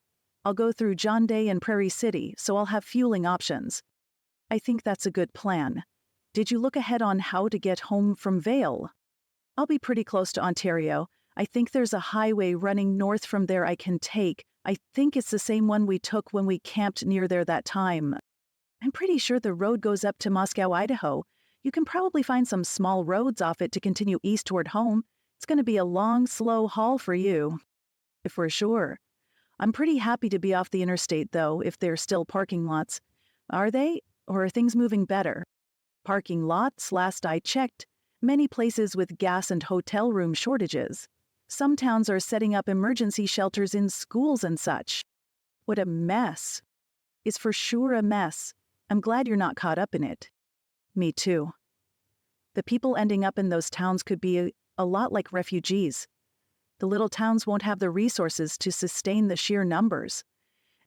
May don't. It's already to that point. You'd better get on the road so you can get somewhere and get some sleep. Do you want to say a quick hello to Malcolm? Yes, I do. Can you put me on speakerphone? Okay, I'm trying to switch to the speaker, Jake says loudly, without the speaker function engaged. Malcolm's in the background. Dad, the button is in the middle. Yep, there it is. Can you hear us, Mollie? Perfectly, I answer. Hey, Malcolm, how are you? I'm good, Mom. You driving okay? I am. Everything is good. I took a little nap at a campground. You won't believe this, but there were antelope at the camping spot. Antelope in Oregon? Malcolm asks with disbelief. I thought all of the antelope lived here. Most do, I say. But there are some in Oregon, California, and remember we saw those ones up in Montana? They live in other places too. Neat. Did seeing the antelope make you miss home? I missed home already. I can't wait to get there and hug the stuffing out of you. Okay, Mom, he answers with mock indignation. I'll let you hug me when you get here. Well, thank you very much, Mr. Malcolm. I'm going to get going. I'll send you guys a text or call when I stop again. I love you both.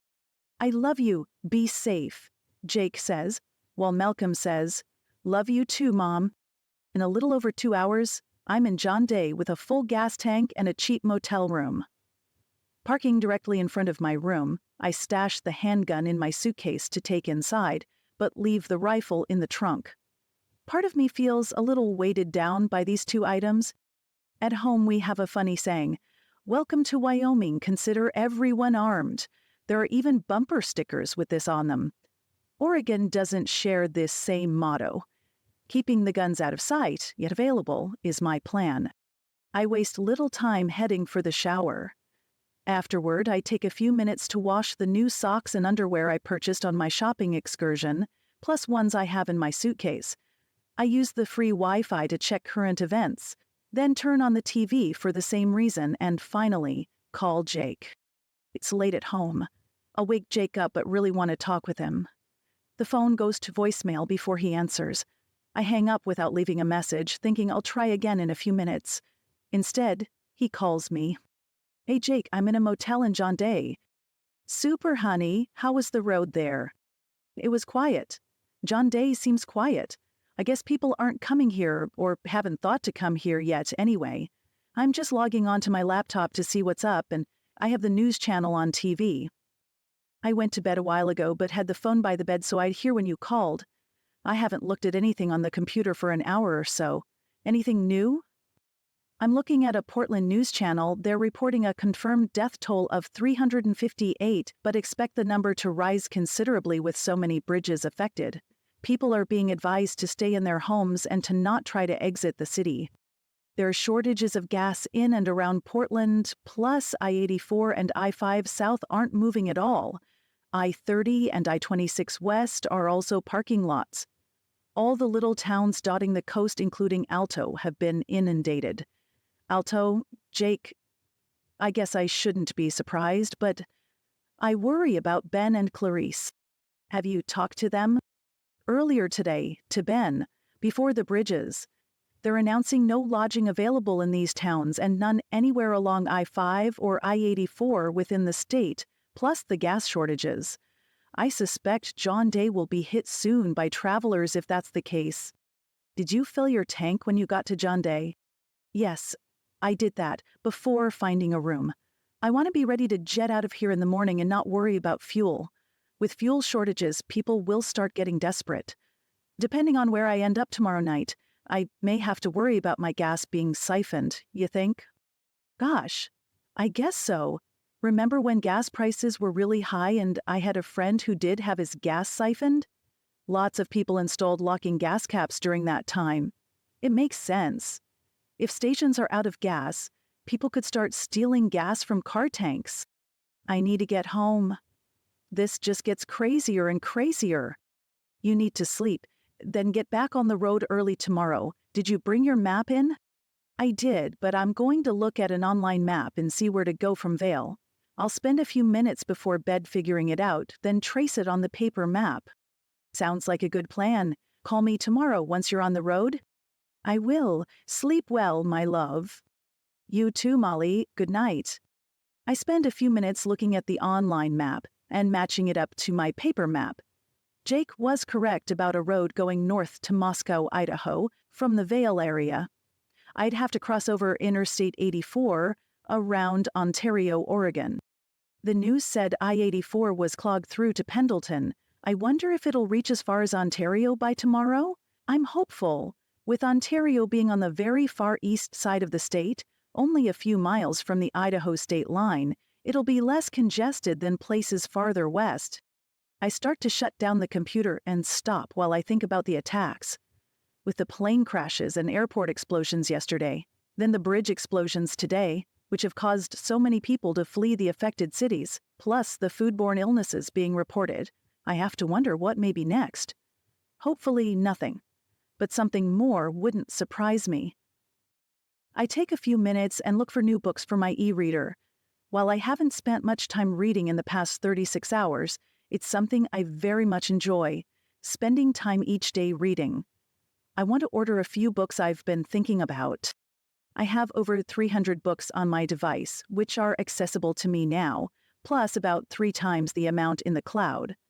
I'll order a few books I've had my eye on, and also scroll through the cloud to see if any books in there should be on my device. Jake and Malcolm also have tablets for reading, plus we keep a backup e-reader, a very basic one for books only, not surfing the internet, in the basement, within a garbage can, turned Faraday cage. We hope this made from an internet instructions Faraday cage will work if there's ever an electromagnetic pulse or coronal mass ejection. My hope is we'd still have access to the mass amount of books we've collected, books which cover just about every genre in both fiction and nonfiction, both for entertainment and education. We also have lots of paperbacks, but these electronic books are terribly convenient. I designate my new orders to go to this e-reader also. As I finish ordering, I find a few books for Jake and Malcolm, then send them to their tablets. Tomorrow, I'll have Jake turn on the wireless connection on each of the devices at home, including the backup in the Faraday, and they'll load up. I finally shut down the computer and turn off the lights, but leave the TV on, finding a home remodeling show for background noise. Chapter 9. Saturday, Day 3. My eyes pop open. The room is still dark. This motel room, like so many these days, doesn't have an alarm clock, so I reach for my phone. 3:03?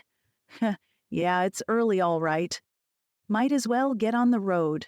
I can drive in the dark as well as the light, as long as I'm careful of wildlife. This area is rather sparsely populated with humans, but has plenty of deer and the occasional elk. Before leaving town, I stop at an all-night gas station with a mini-mart to get a little caffeine in my system. I'm on the road and the coffee has barely cooled enough for me to drink. The first sip hits my taste buds and the experience is less than pleasant. I know by the third or fourth sip my tongue will be numb and I'll have no trouble gulping down the rest. The road from John Day to Vail is quiet. Even though my tank was still about 3/4 full, I fueled up. I'm not sure what I'll encounter as I near I-84, so I figure better safe than sorry. I find a second cup of gas station coffee, so I'm also well fueled up for the day. I reach Vail around 6 o'clock. This small town's claim to fame is as the first stop in Oregon along the Oregon Trail, with many murals depicting the town's history on the trail. I decide to find a nice place to park and have some breakfast, and then pull out my maps to plan the next section of my journey. I refilled the ice in my cooler before leaving the motel, so my breakfast consists of a chilled cheese and meat roll, along with a granola bar and half a Gatorade. Once I've eaten, I give Jake a call. Hey, honey. Hi, Jake. Guess what? I've crossed over to mountain time. Wow, you must have got an early start. I did. I'm in Vail now and stopped to look over the map. My plan is to go from here up to Ontario and then head up Highway 95. Can you look on the computer and see if there's any reason not to do this? I could pull mine out and use my hotspot, but if you already have yours handy. Yeah, give me just a few minutes. We just came in from doing the chores. Thank you, Jake. What are your plans for today? I have to dig some holes. I bought a few clearance vines the other night. Malcolm and I started digging the holes to plant them, but I'd forgotten just how rocky it is there, along the front line. I'm going to see if Noah can come over and help dig. I suspect he will. He's often looking for ways to make a few bucks. Are you putting them in these sections that are a little bare? What are they? Yeah, I'll fill them in where needed. That one spot where we lost the raspberries is where I started digging last night. I bought an assortment, 10 total. Found a few gooseberries. I was surprised about that. That's great. I'm glad you found more gooseberries. The two we planted are doing well, and with their sharp spines, they really serve well as a deterrent. You want to talk with Malcolm for a minute while I finish getting the computer going? Yes, I definitely do. Hey, Mom, Malcolm says, sounding tired. Hey, Malcolm, sounds like you two have a busy day planned. Yeah. Dad says we have to go to a wedding today. Annie is getting married. At least I can play with her brother. What's his name, Tommy? Tommy is her youngest brother. He's 8, I think. The one just older than you is Josiah. Oh yeah, I always forget their names. I laugh a little at this. Malcolm loves people and he loves doing things with his friends, but he rarely remembers the friend's actual name. He'll say something like, the one with the yellow hair, or the one that likes Minecraft, or something similar. Think you'll be home today? Malcolm almost whispers the question. I don't think so, sweetie. It's still a long drive, but I'm going to get closer, and I should be home tomorrow. How does that sound? That sounds good, Mom. Today would be better, but tomorrow will be okay. I think Dad's ready to talk to you again. I swallow the lump in my throat. It's so hard not being home with Malcolm with everything going on. I know he's fine, but I still hate it. Okay, honey, Jake says. I'm checking I-84.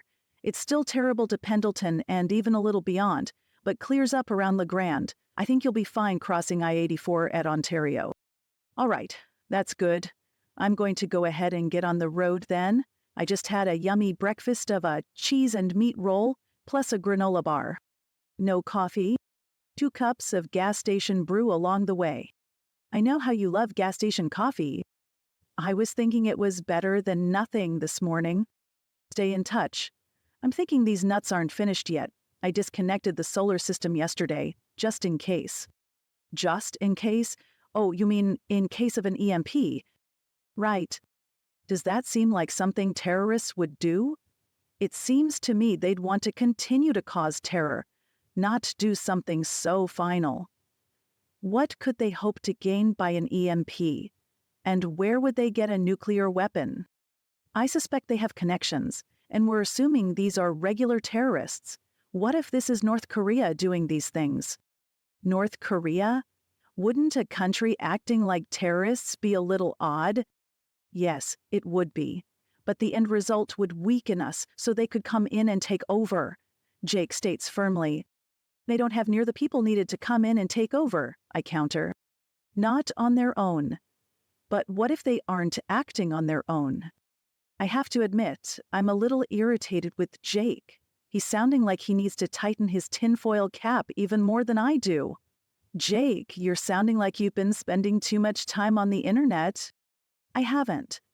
I've been thinking of these things on my own. I might do an internet search, though, just to see if other people are thinking the same thing. I have no doubt you'll be able to find others thinking as you are. You can corroborate anything you want with the right searches. That doesn't make it true, I snap. Honey, he says with the patience of Job. All I'm saying is it seems a little too organized, too well planned. Could a terrorist cell plan and institute these things that have happened? Why not? They've done things on a smaller scale. What if those were all practices leading up to this? Maybe. Whether it's terrorists or some country attacking us in a non-normal way, I think we should be ready. We've been storing food and materials and building our place just in case something like this happens. Speaking of, I thought I'd contact our solar guy and see if he has a used inverter and controller for sale that I could hook into our system. What? He wants to buy another solar system? No way. With as much patience as I can muster, I say, Jake, we've spent so much money the last few days, and you know how much those are. We decided not to buy a backup for the house because of the cost and operational security. The small system backups were expensive enough. They were, and it seems that you talked me into those. I trusted you knew best when we decided to buy them. This is something I think is a good idea. You should trust me on this. Jake's right. I should trust him. Most of the prepping we've done has been at my urging. I doubt we'd have near what we do have if I wouldn't have pushed Jake into some of the purchases. Many of the items, like the food and toiletries, simply make sense, as we can always use them, but the backups of the small solar systems and other things are a little more controversial. Sure, if the cistern pump system goes out, we can simply go down to the basement and get a replacement. Seems a backup to the main solar system would also make sense.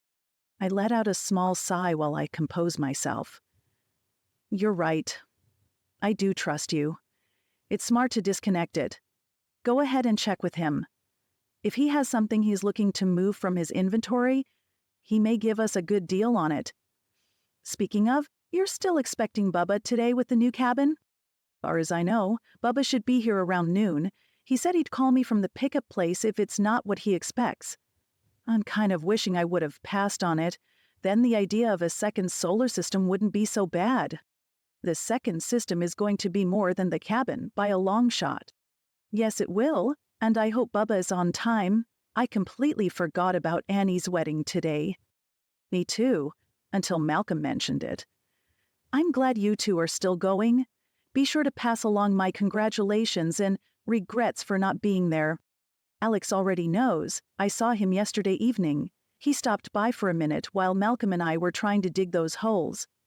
I let them know you aren't going to make it. Quite a few others aren't making it either with the flight cancellations.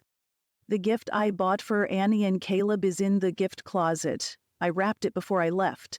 There's a card on it. You can't miss it. Great. I'll make sure I get it. You think Malcolm can just wear his black Wranglers and a button-up shirt? Me too? Yes, that should be fine. It's an outdoor wedding and during the afternoon. I think there will be cake and punch afterward, no dinner. Right. Maybe when Katie gets married, we can do a nice afternoon one. Speaking of, she told me last night she loves Leo. I got the impression, once she finishes school, we'll be planning a wedding again. I've wondered, more because of what she doesn't say than what she does. I feel a little bad I made such a big deal about needing a break from weddings. That probably wasn't fair to her. We did need a break from weddings. Even though they were all wonderful and we're happy about them, 3 weddings in 3 years was a lot.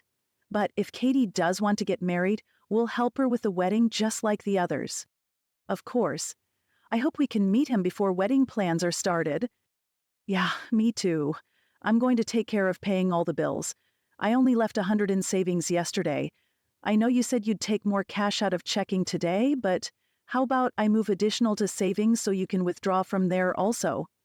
You know, to beat the daily limits just in case. I think it's a good idea, but I'm not sure when I can get that out. There may be a rule I have to wait 24 hours from the last transaction. I'll keep an eye out for an ATM and try it. I didn't even think about it, but I suspect ATMs are out of money in the areas where the crowds are. Cash on hand is probably a good idea. And we can always put it back in the bank when I get home and this whole ordeal is over. Oh, Jake, I just remembered I sent a bunch of books to yours and Malcolm's tablets and the spare e-reader.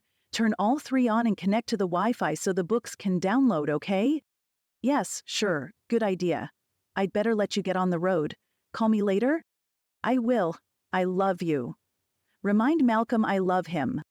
Aw, honey, he knows. But I'll tell him anyway. As Jake and I disconnect our call, I think about what he said. Is there a chance this isn't terrorists? I'd just been assuming it was.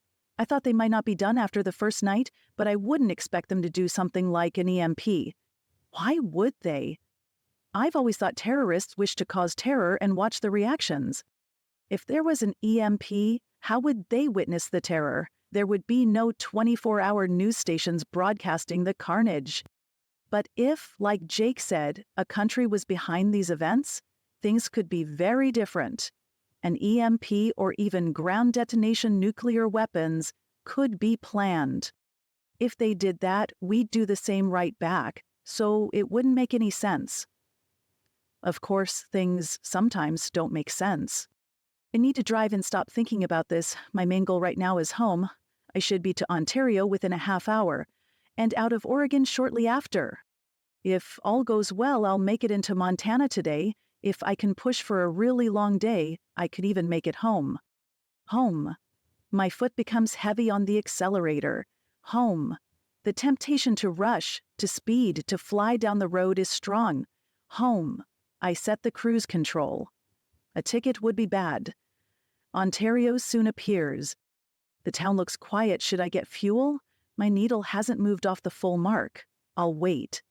I find a bank and pull the maximum cash out of both savings and checking. If nothing else, I should be set on money. I'm soon on US 95 North and in Idaho. As much as I love it, I have to say, it's good to be out of Oregon. My windshield time allows my mind to wander. Katie hasn't mentioned marriage. I do know she's very fond of Leo, and I suspect they're living together, though she hasn't admitted to it. Of course, I haven't really asked. Until recently, she talked about going on a mission with her Kansas church after graduation. Now she doesn't mention it, and the last time I asked, she changed the subject. While I want to be involved in my children's lives, there comes a point when they're adults and should be allowed to have some privacy. I try not to be hurt when Katie or any of my adult daughters don't fully share their lives with me.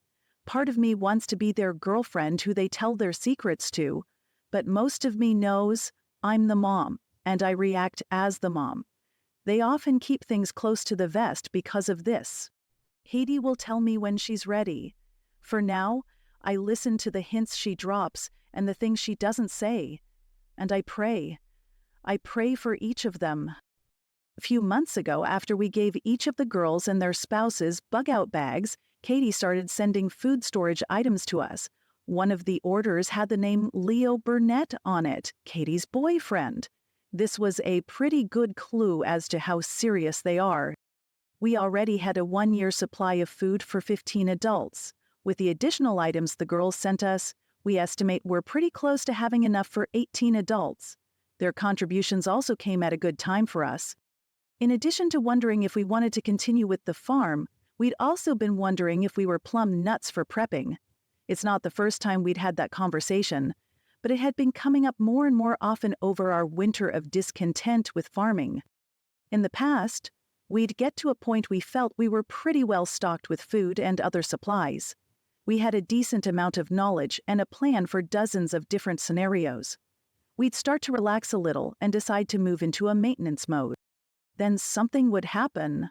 Stocks would plummet, rioting, strike threats, etc., and we'd rethink things, discovering we could really use more of X, Y, or Z, or another thingamajig or widget.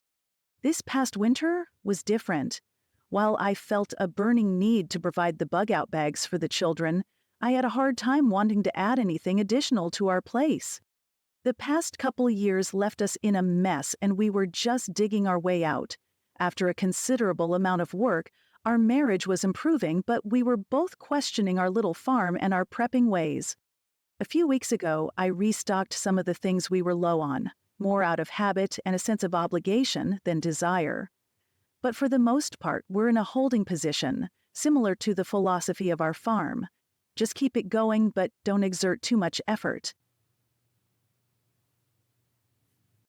Chapter 10.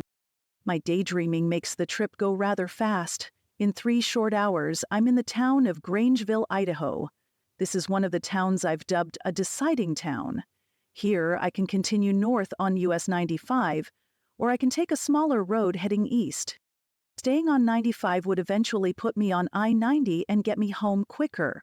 The smaller road will keep me off the interstate for now and take longer, but may be a better choice depending on what's happening. I've been listening to the radio off and on all morning and have heard plenty of updates about yesterday's bridge attacks and the airplane and airport attacks from Thursday night, but I've heard nothing new. Of course, that may not be entirely true. There are now many thousands of cases of E. coli and typhoid throughout the US and even in Canada. The list of affected cities is in the high hundreds. It's now being called bioterrorism, since the only explanation can be a deliberate outbreak. The cases are too widespread to be anything else.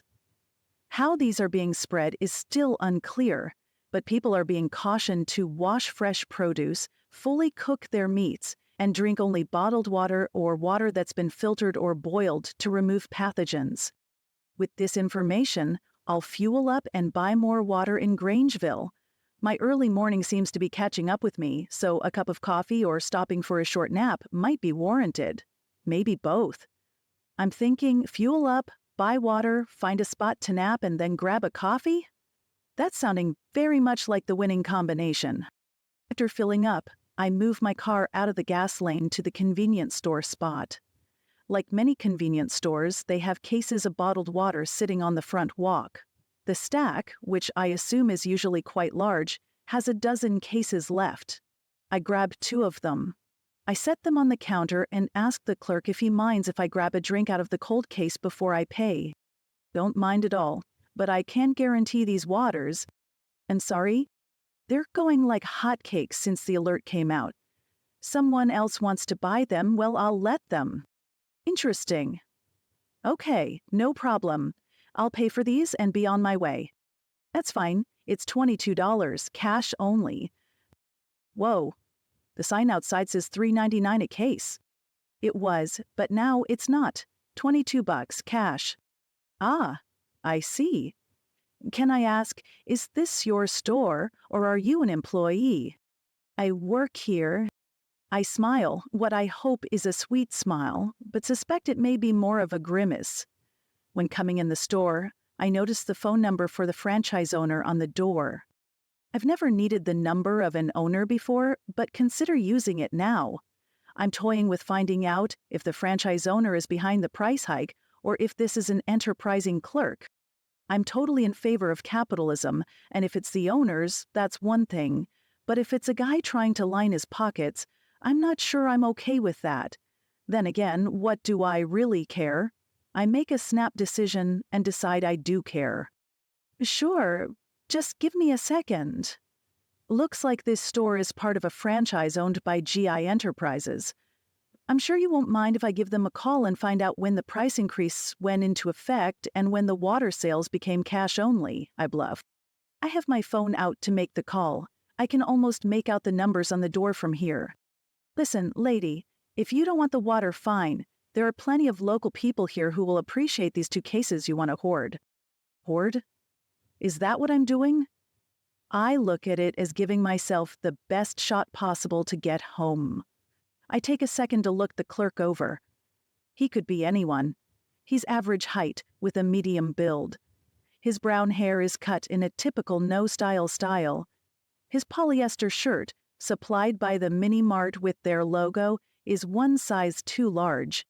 I didn't say I don't want the water. I said I'm following up with your employer on the cost of the water and their business practices. I'll be purchasing the water once I get a straight answer.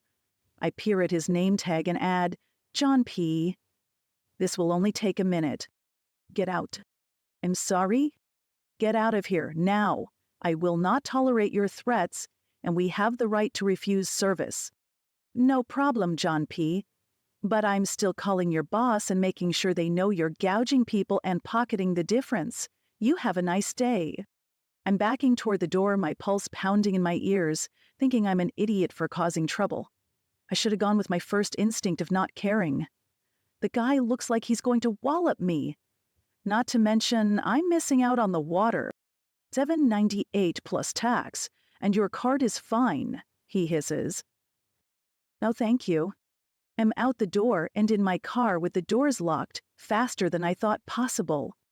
John P. is coming through the door as I tear out of the parking lot. What were you thinking, Mollie?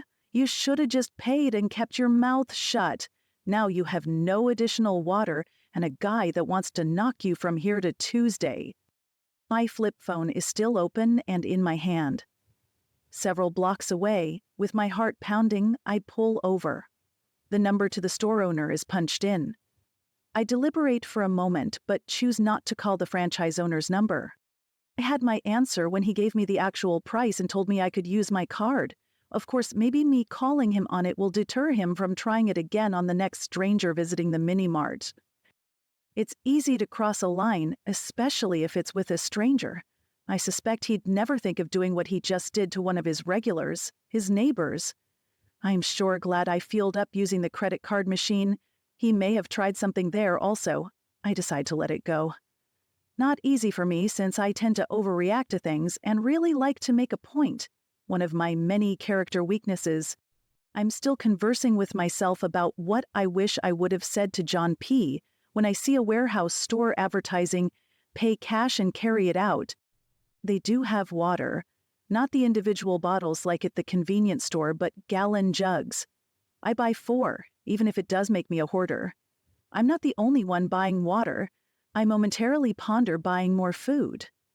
They have large cases of things like granola bars and breakfast bars. I decide on a 12-pack of breakfast bars and a 12-pack of packaged muffins.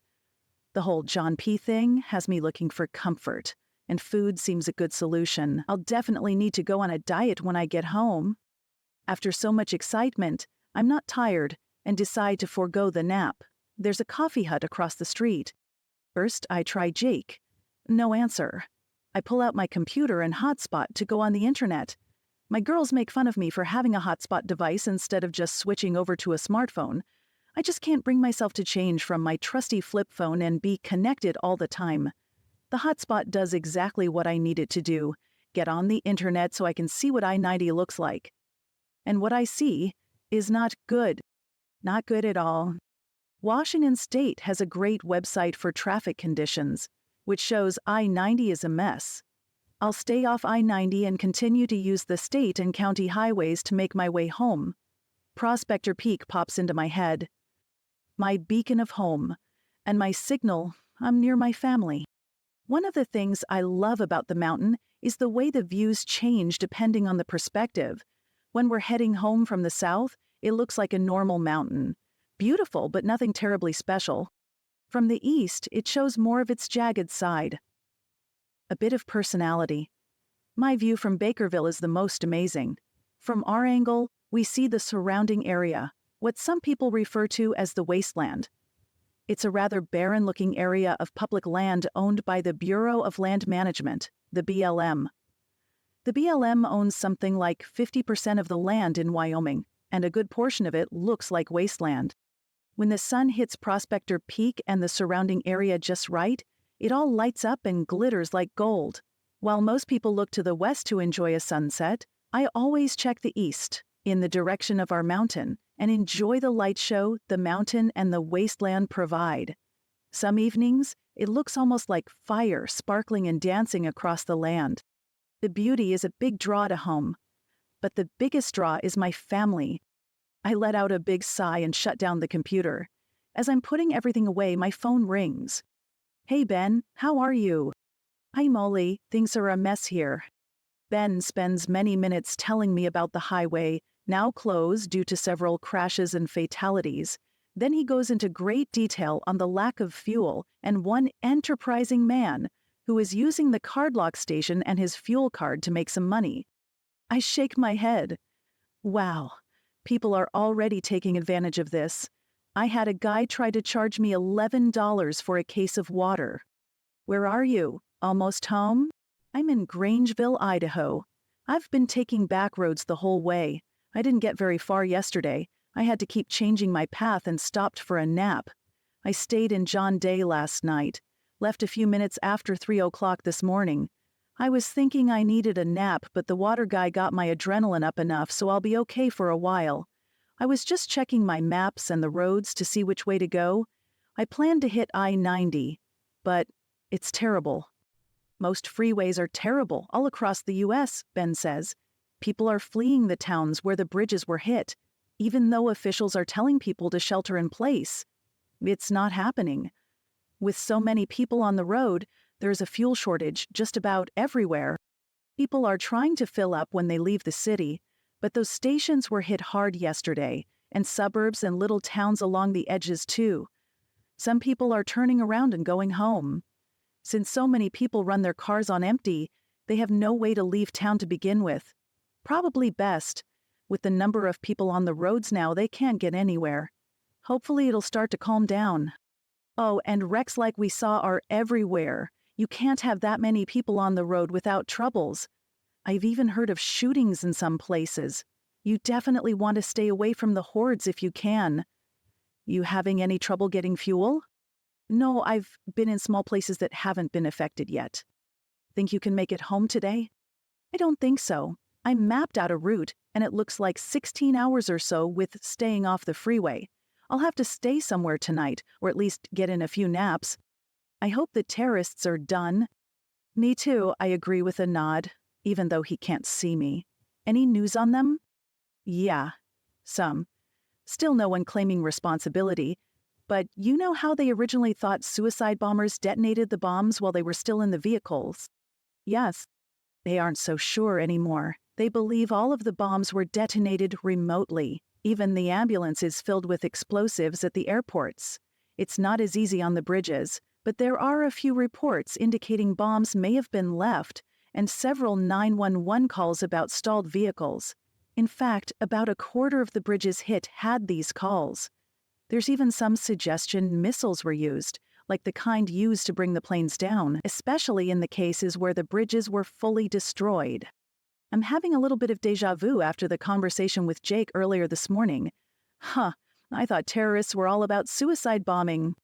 I guess that's assuming these are the usual terrorists. Maybe they aren't.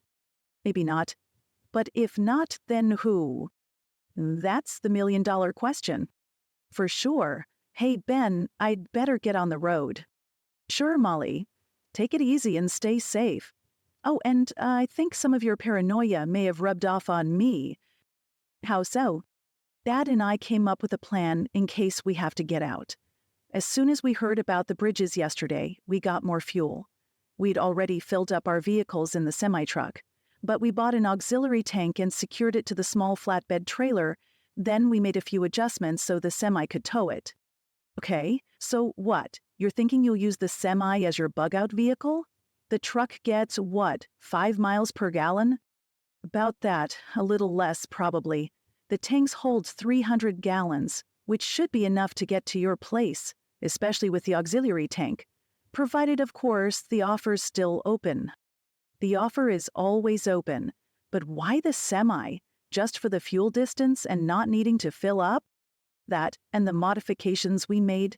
Owning a machine shop does have its perks, you know. What modifications? We Mad Maxed it. You Mad Maxed it? I have no idea what that means. We dressed the front up a bit, added something resembling a brush guard. With it, we can push stalled cars out of the way. Gently nudge them aside so we can get through. Kind of like one of the trucks from the Mad Max movies. Oh, I see. Was that your dad's idea? How do you know? Ben asks with a small laugh. I can't help but laugh in response. Sounds just like him. Yeah, well, my idea was to also bring both of my UTVs and 4 dirt bikes. And fuel? Yep. Several cans of gas. I don't say anything, weighing my words in my head before I speak. Finally, Ben says, You think we're being a little nuts? You're asking me? Did I tell you about all of the stuff I bought yesterday morning? I'd win the award for being most paranoid. Though, I have to say, you might be giving me a run for my money. We both laugh, then Ben says, Yeah, well, I think Dad just really enjoyed the project. We talked about it last night, and he had it almost finished by the time I got to the shop at 7 this morning. I'd better get going. Ben, seriously, if you decide you need to go, you should go. Your Mad Max truck sounds like it's up for the task. Yeah, no doubt about that. Hopefully the terrorists, or whoever they may be, have nothing else planned for us and we'll be just fine in a few days. Then we can laugh about our silly truck. As we disconnect, I think about how much I hope he's right. Things are such a mess now. but could certainly become worse if the terrorists have additional attacks planned. I think about how these are not suicide bombers, or possibly not, and wonder if we're way off the mark on what's happening. With the first-hand account Ben gave me of what's happening where he is, I think about my fuel. I just filled up before my run-in with John P., but now think maybe I need an alternate plan for fuel. As part of the bug-out bag we sent to Katie, we suggested she buy a couple fuel cans and figure out a way to tie them on her bike rack. I decide to take this advice and stop at an auto parts store before leaving Grangeville. I find 2 flat 5-gallon gas cans, another assortment of bungee cords, and a container of zip ties, which are larger than the ones I bought at Supermart. Not liking the red color, which screams gas can, I also buy a couple rolls of duct tape in a muted color, somewhat like my gray rental car. Back at my car, I cover the cans in tape and secure them to the bike rack, using the zip ties and bungee cords. While it's definitely a rigged job, it seems fastened tight. I find a different gas station than the one Jean P. was working and fill both cans. In this economy rental car, I should be able to get an extra 200 miles give or take with 2 cans. And if I don't need them, the gas can always be used at home and the cans added to our stash. This town stop has taken me much longer than I would have liked. It's almost 11:30 before I'm finally on the road again. I decide to see if I can find any new information on the radio. Scanning the channels, I finally find a station with the news. I listen for many minutes and learn nothing new from what Ben told me. There's more information on the food poisonings. They've spread even more. There are many deaths now, mostly from E. coli, but some from typhoid where people were too sick for the treatment to work by the time they got to the hospital. I listen for another hour or so as a talk radio host does his show, then the station starts getting static. I'm still catching most of what's happening when the radio host mentions the shooting in Wyoming last month. Here's some new information on last month's shooting at Grover Elementary in Grover, Wyoming. After killing several at the school, the shooters were stopped by a husband and wife, the Mitchells, visiting their child's class. The police weren't even called before the Mitchells ended the situation. They were able to kill 2 of the shooters. Sam Mitchell killed one of the shooters using only a small pocket knife. A third suspected shooter was found dead near the office. Interestingly, the third shooter, who the Mitchells say was dead when they found him, was the only one with ID. He was a young kid from the area, known to be a bit of a troublemaker, whose mother was found dead at their home nearby. We're now hearing rumors that, while the other 2 shooters' IDs have not been definitely established, they're believed to be European residents. I decide I need to pull over, so I don't lose the station. I know this talk radio host has a tendency toward theatrics and is considered a bit of a conspiracy nut, but I hope there may be some good information. Besides, Jake and I already have our own conspiracy theories on this shooting. Now it's all a little strange, continues the talk show host. After the shooting, one of the teachers from the school who corroborated the Mitchells' report of finding the kid dead in the hall died in a car accident. Then, the school secretary, who had backed up the Mitchells using the gun she knew the principal had hidden in his office, committed suicide. The Mitchells have disappeared. Dr. Mitchell walked away from his successful medical practice without telling his office partner, staff, or any of his patients.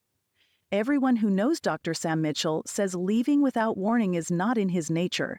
A retired lieutenant commander in the Navy, he was known as being a man of his word. Mrs. Mitchell, who studied medicine and went on to become a doctor of chiropractic, yes, a chiropractor who I should also refer to as doctor, but have avoided doing so to help cut down on confusion, worked in conjunction with her husband's practice, and also left without giving notice to anyone. Their children were whisked away, and none of their friends, teachers, other family members, no one, knows where they may be. Earlier this week, a deputy sheriff was killed in the line of duty. I have to wonder if this is all connected. Is someone trying to silence those at the school for a shooting that was supposed to look like a lone wolf killing by an unstable young guy, and if so, who? Then you add in the attacks we've had the past couple of days. These attacks originally looked like terrorist attacks. We were told they were suicide car bombers. Now it seems the car bombs had detonators. The backpacks and other items with bombs at the airports on Thursday night were also detonated from afar. Same thing on the bridges. Cars were abandoned and exploded, or the bridge was hit by a surface-to-surface missile. This is not the behavior we usually see from known terrorist groups. And I have to wonder, are these events related? Of course, the events of Thursday and Friday are related. But what about last month's shooting? Could it play into this? Is it possible these other lone wolf events we've seen over the last several years are also related? Our government tends to respond to these shooting massacres with a knee-jerk reaction of increasing gun control. Seems to me that would play right into our enemy's hands. An invading force wouldn't want an armed populace. The fewer guns in citizens' hands, the better a target we look. I'll be back after this short break to take your calls on this subject. Holy buckets. Maybe Jake was right. As much as I'd like to sit here and listen to the call-in portion, I need to get back on the road. Before I start up again, I check my phone for text messages and missed calls. I have a missed call from Jake and a text from Katie. Mom, hope your trip is going okay. Jake told me you're in Idaho. Yay, that's so much closer. Things got kind of bad in Manhattan. Not super bad, but a lot of people came in from KC. People are camping in the city parks, and they opened up the college to house them. I decided to head to your place. Leo is with me. I talked to Jake, and he knows we're coming. Hopefully it will just be a few days vacation at your home, and we'll be able to go back. My restaurant is likely going to have to close until more food gets shipped in, which doesn't seem possible right now with the freeway clogged up. We're on a highway now, it's moving but not very quickly. Leo says, maybe when we get farther from I-70 it will thin out. We hope to be to your place by tomorrow, maybe you will be too. See you soon. I can't believe I didn't even think about Katie being affected by this. I'm so glad she was keeping abreast of the situation and knew when to leave. Or maybe Leo knew when to leave. Either way, I'll feel so much better when I know she's at our place. I try to call Jake and his phone goes straight to voicemail. I send him a quick text letting him know where I am and that I hope to drive straight through with only quick stops to nap. I'll be home soon. Chapter 11. I've been on US 12 East trying to find a road to take me through a stretch of national forest and put me on US 93. So far, I haven't found a road I can be sure of. If I stay on this, I'll end up in a little town about 10 miles south of Missoula. 10 miles. Is this far enough from the interstate not to be affected by traffic? My gut tells me no. Several miles outside the town, traffic increases.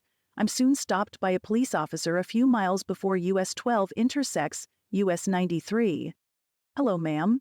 Can I ask where you're headed? Bakerville, Wyoming. I'm trying to get home.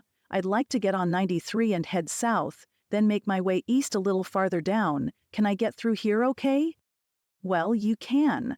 But you won't be able to stay here. We don't have any services available. You'll be able to go south on 93. We're trying to keep the roads cleared to through traffic only, so you'll see several officers directing you along the way. You'll have a slow drive through town and then another 40 miles south. The county sheriffs are helping with the traffic control. Okay, and I'm guessing I-90 is a mess, so 93 is my best option? Yeah, you don't want to go on 90. It's okay closer to Bozeman, but between here and there, he shakes his head. You won't even be able to get on. Thank you, I'll stick with 93 then. Yep, just keep going, follow the instructions from the officers, and remember, you won't be able to stop in town. They'll direct you through. Thank you. Can I ask, where are all of these people from? This seems quite a ways from Seattle to have so many people here. Seems not just Seattle people fled their homes. We can't really understand why, but there are people from all over here. Instead of staying put, they thought it'd be better to look for greener pasture, I guess. Doesn't make much sense. I nod in agreement and then make my way through town. He's right. The police presence is heavy, so is the civilian population. The town is full. Tents are even on several expanses of green lawn. The drive through town is slow. As I continue on, stopping periodically to be given instructions by city police or sheriff personnel, I consider this route may not have been the best way to go. I should have gone east somewhere farther south, maybe even gone through Yellowstone. An hour later, I'm still driving at a snail's pace and being ushered along by the occasional police officer with the radio on low. Things may get even worse. We're receiving reports of computer networks running dozens of financial institutions offline by what is believed to be the result of a malware cyber attack. The affected banks are unable to offer any online services, which has shut down credit and debit cards, online banking, and ATM machines. While it is a Saturday and most bank branches are closed, people are prevented from withdrawing money directly from branches since the computers cannot be accessed for these records. We're assured these attacks are being addressed and services should soon return to normal. In addition to financial institutions going down, social media giants Facebook and Twitter, along with YouTube, Google, and Yahoo, are unavailable due to what is believed to be a distributed denial of service, taking these out. With so many people turning to social media and online searches to stay up to date on the latest news, this is causing extra panic. The affected sites hope to resolve these outages as soon as possible. 911 operators are being inundated with calls reporting down status of websites. Please do not call 911 to report any websites being down. Please reserve 911 for true emergencies only. We'll have more on this developing story as information becomes available. Credit and debit cards not working along with ATMs going down is a huge deal. The report didn't say which financial institutions are affected, only dozens.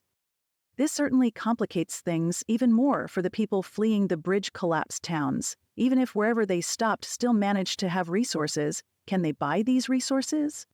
What a mess, and surely it must be related to the terrorists, or whatever they might be. A little over an hour later, and I'm past the worst of the traffic. It's taken me about 2.5 hours to go less than 60 miles. I sure hope Katie's trip is going quicker than mine. I'm pretty sure I'm a good 10 hours from home, if I don't run into any more stuff like I just got through. I've decided I'm going to keep going as best I can and only stop for short naps. No more hotels or campgrounds, simply rest breaks. Of course, since I've been up and driving since 3 a.m. and it's almost 5 p.m., I could use a break right about now.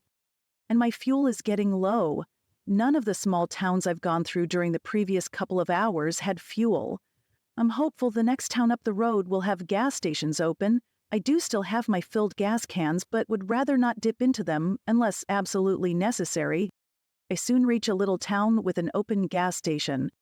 I'm the third car in line. While everything looks fine here, I make sure my pistol is within easy reach. I have about a 10-minute wait before it's my turn. Afternoon, ma'am. Need some fuel? Yes, I'd like to fill up. Can't fill you up. We've got a 10-gallon limit. The price is $5 a gallon. Can't take cards since the machine's not working, so it'll have to be cash. Okay. I think I have that much. If you don't mind small bills and change. I still have a considerable amount of cash stashed in my car, but I don't want him to know this. I'll need the cash, then I'll take care of handling the pump for you. I get him the money from my wallet in small bills and change. I make a point to show him he's just about cleaned me out, and even take the last few wrinkled bills out of a pocket in my purse, along with 3 quarters, a dime, and 3 nickels. Thanks, ma'am. Let's get you fueled and on your way. A few minutes later, I'm all set and ready to go. Be careful, ma'am. Since you came down 93, I'm sure you know what all is going on. If you're heading toward Dillon, it's okay until just this side of Dillon. Then you'll be in it again. They've got people directing traffic to get through. You'll want to stay off I-15 if you can. It's a mess. Thank you. I appreciate the information. I have to admit, while I really do appreciate his information, I'm a little paranoid. It's completely obvious where I'm headed. This can't be avoided with limited roads and options through this rural area. Again, I'm thinking I made a mistake picking my route. Could've, should've, would've. No sense lamenting on what can't be changed. I start driving again, but as soon as I find a spot, I pull over to take another look at my map. Seems this road I'm on, 93, continues south. I could possibly stay on this instead of getting on 43 and heading toward Dillon. Maybe this would help me avoid the issues around I-15. I spend way too much time looking over the map and determine there's really no good way to get home from where I am. Home. The need to be there is sitting like a pit in my stomach. It feels of desperation. Beam me up, Scotty. The fictitious transporter could take me from this road in Idaho to my home in Wyoming in seconds. By car, I'm still hours and hours away. So close, yet so far. My best bet is to go through Yellowstone Park. It's not a transporter, but it's the most direct route from here. I really don't like the idea of this, knowing the park is likely well populated with the summer tourists, and I suspect many of them are ready to get out of there but don't want to risk leaving until things calm down. I worry people will be short on patience. We tend to avoid Yellowstone during the rush. Ben and his family visited Yellowstone during peak season a few years ago. He told me about waking up early and driving the park right around daybreak. He said he was the only one on the road. During daytime, travel was terrible, but the early morning trip was perfect. I decide I'll do the same thing, stay outside the park and plan to get to the entrance right at daybreak. My 10 gallons of fuel gives me just over half a tank. I'm going to need to find more fuel in order to make it through the park and home. Hopefully the next town down the road will have a station. Just in case, I put more cash in my purse from one of my stashes. Before I take off, I try to call Jake.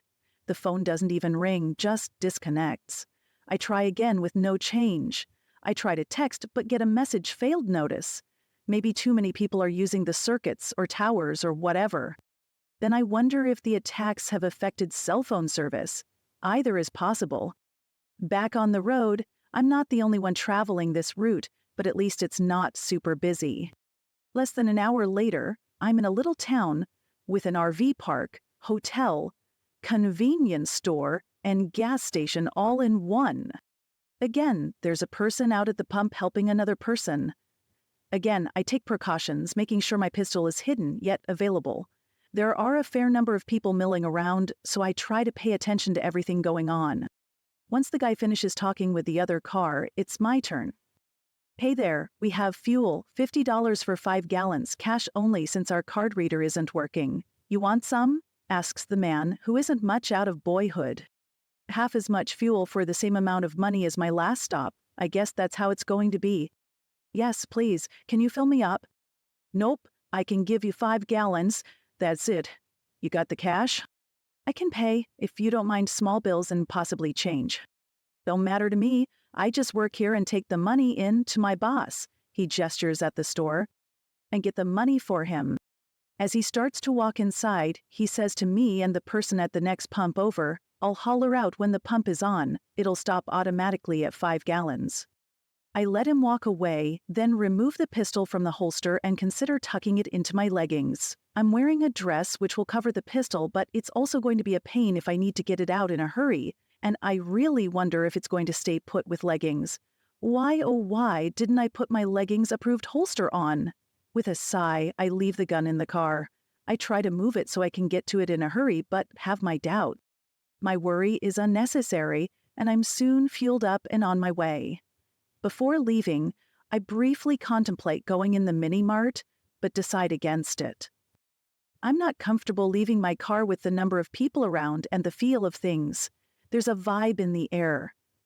I'm not the only one on edge. Outside of town, I pull over and put my belly band holster on.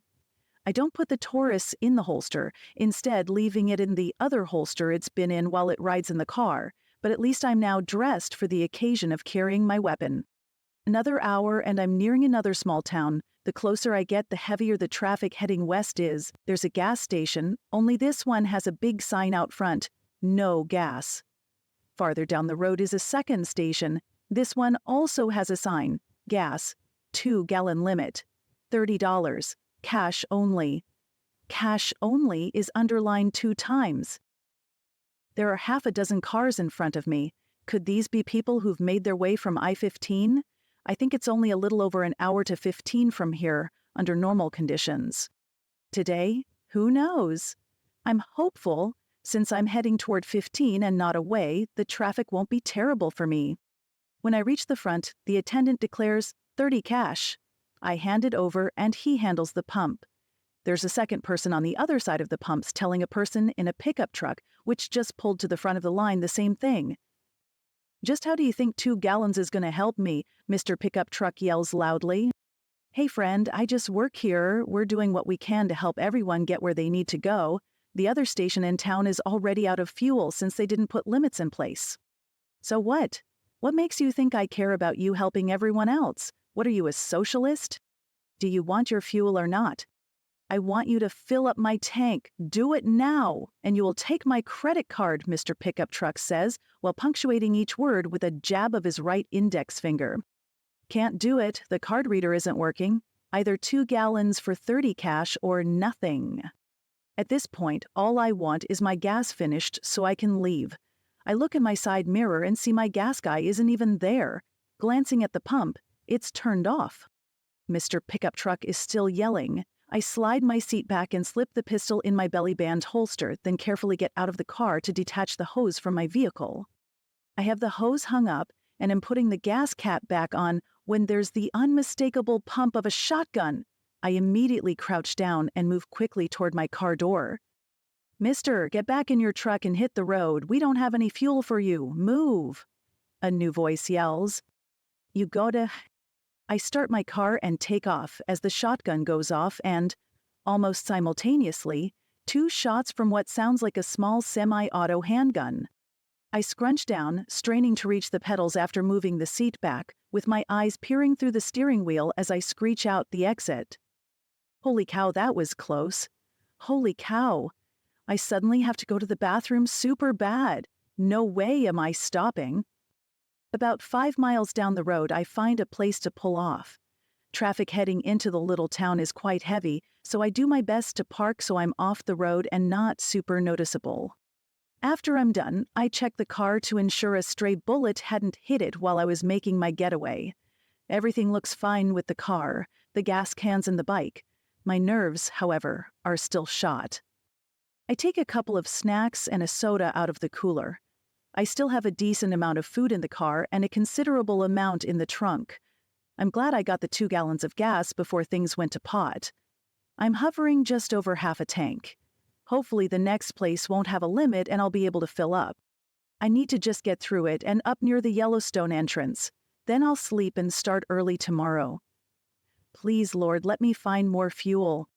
Within an hour, traffic is congested going my way also, but we're still moving along between 30 and 40 miles per hour. A good hour later, I finally see a sign letting me know I-15 is 20 miles ahead. Traffic is now stop and go, crawling occasionally at 10 miles per hour. Will this road ever end? I've had the radio off since the shooting incident. I decide to check in and see if there's anything new. There is. The cyber attacks have increased to the point the entire internet has been taken down by the U.S. government to prevent any further breaches. Apparently, traffic lights, which are computer-controlled, had been hacked, and many accidents were caused in cities and towns across the U.S. Power plants have also been affected. Blackouts and brownouts are being reported throughout the U.S., and not just power outages are reported. Several power plants had what's being described as a type of malware attack, affecting their digital relay and backup generators. The code opened a circuit breaker in the generator's protection system, then closed it just before the system responded, throwing its operations out of sync and destroying the generator. There are even reports of similar events happening to transformers across the U.S., where the malware code caused a power surge and blew the transformer. And they do mention cell service is spotty, with many carriers and some of the smaller carriers down completely. Yep, thought so. In addition to the new cyber attack, there's more info on the original plane crashes and explosions from Thursday night, as well as the bridge explosions yesterday. Nothing new really, just updated estimates and more pondering on who and why. It's hard to believe this all started only 48 hours ago. It's 10:15 and full-on dark. I've been on the road almost 19 hours. I could really use a break, but don't want to pull over in this traffic. I should reach I-15 within the hour at the speed we're moving. I suspect it's going to be even worse trying to get past 15. I remember I've yet to drink the soda I pulled out of the cooler. It's a cola. Maybe the caffeine will help keep me going. At 1 a.m., I reach a small town. Every gas station I've seen has a big no gas sign. From here, it's just over 80 miles to Yellowstone. I'm so tired I can barely stand it. I get out of town, then find a road to pull off on and walk around a bit. This road doesn't have the traffic I've been in the last few hours. Maybe I can make good time. I need to sleep at least a couple of hours before going through Yellowstone. I also need fuel. I'm down to under a quarter tank, and the info button indicates I can go 62 miles on what I have left. I add one of the 5-gallon cans to the tank. Once it's in, I re-hook the can using a fresh zip tie, along with the bungees. I have one soda left in the cooler, along with one meat and cheese roll. Good thing, since the ice is mostly melted. A couple of hard cheeses are still in the cooler, but they'll be fine without ice. I dump the ice out and put the cooler away, then cut the roll into pieces and pop open the soda. I'm on the road again, enjoying my snack. My fuel info button now shows 165 miles. I check for gas stations in every small town I come to. At each, I find out of order or no gas signs. Looks like these towns have been affected by the cyber attack blackouts, since they're completely dark. I reach West Yellowstone at 2:45. This town is also dark, and all gas stations I've driven by are closed. The road takes me through what seems to be the edge of the downtown area, where I find a gas station and travel mark combination. Maybe they'll open up before I leave and I can get some fuel. I pull up and look for the hours on the door. They open at 5 o'clock. Perfect. My car says I have 83 miles of gas left. Plus, I still have a 5-gallon can. Hopefully, they'll have the fuel pumps working in the morning.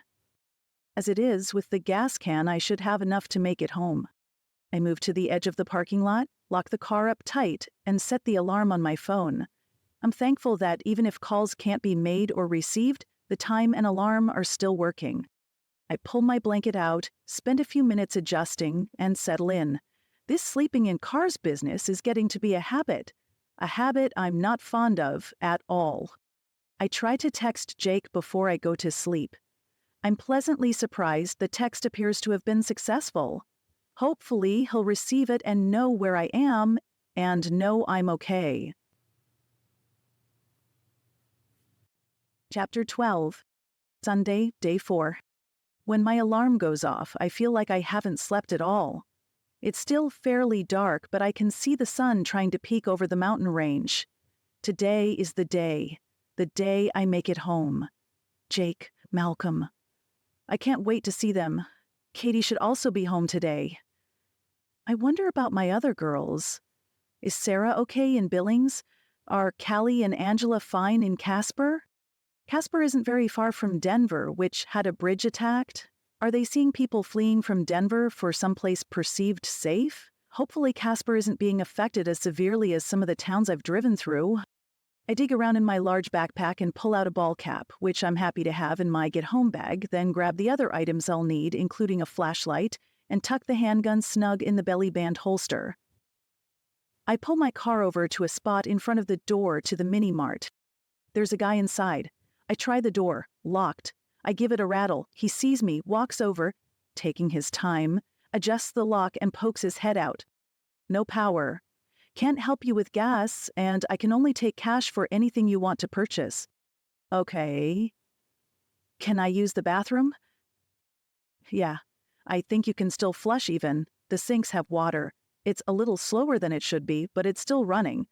But hey, how about only flush if it's absolutely necessary to help conserve?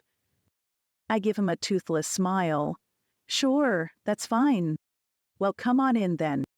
I freak out a little when he locks the door behind me. He notices my reaction. Oh, hey, I just thought it'd be safe to not have an open door today. I'll leave it unlocked for now. He unlocks it as I hurry to the bathroom. I decide I'll do what I need to do as fast as possible. Less than 5 minutes later, I'm in fresh clothes. I buy a cold coffee from the fridge case. At least it's supposed to be cold. Without power, it's cool.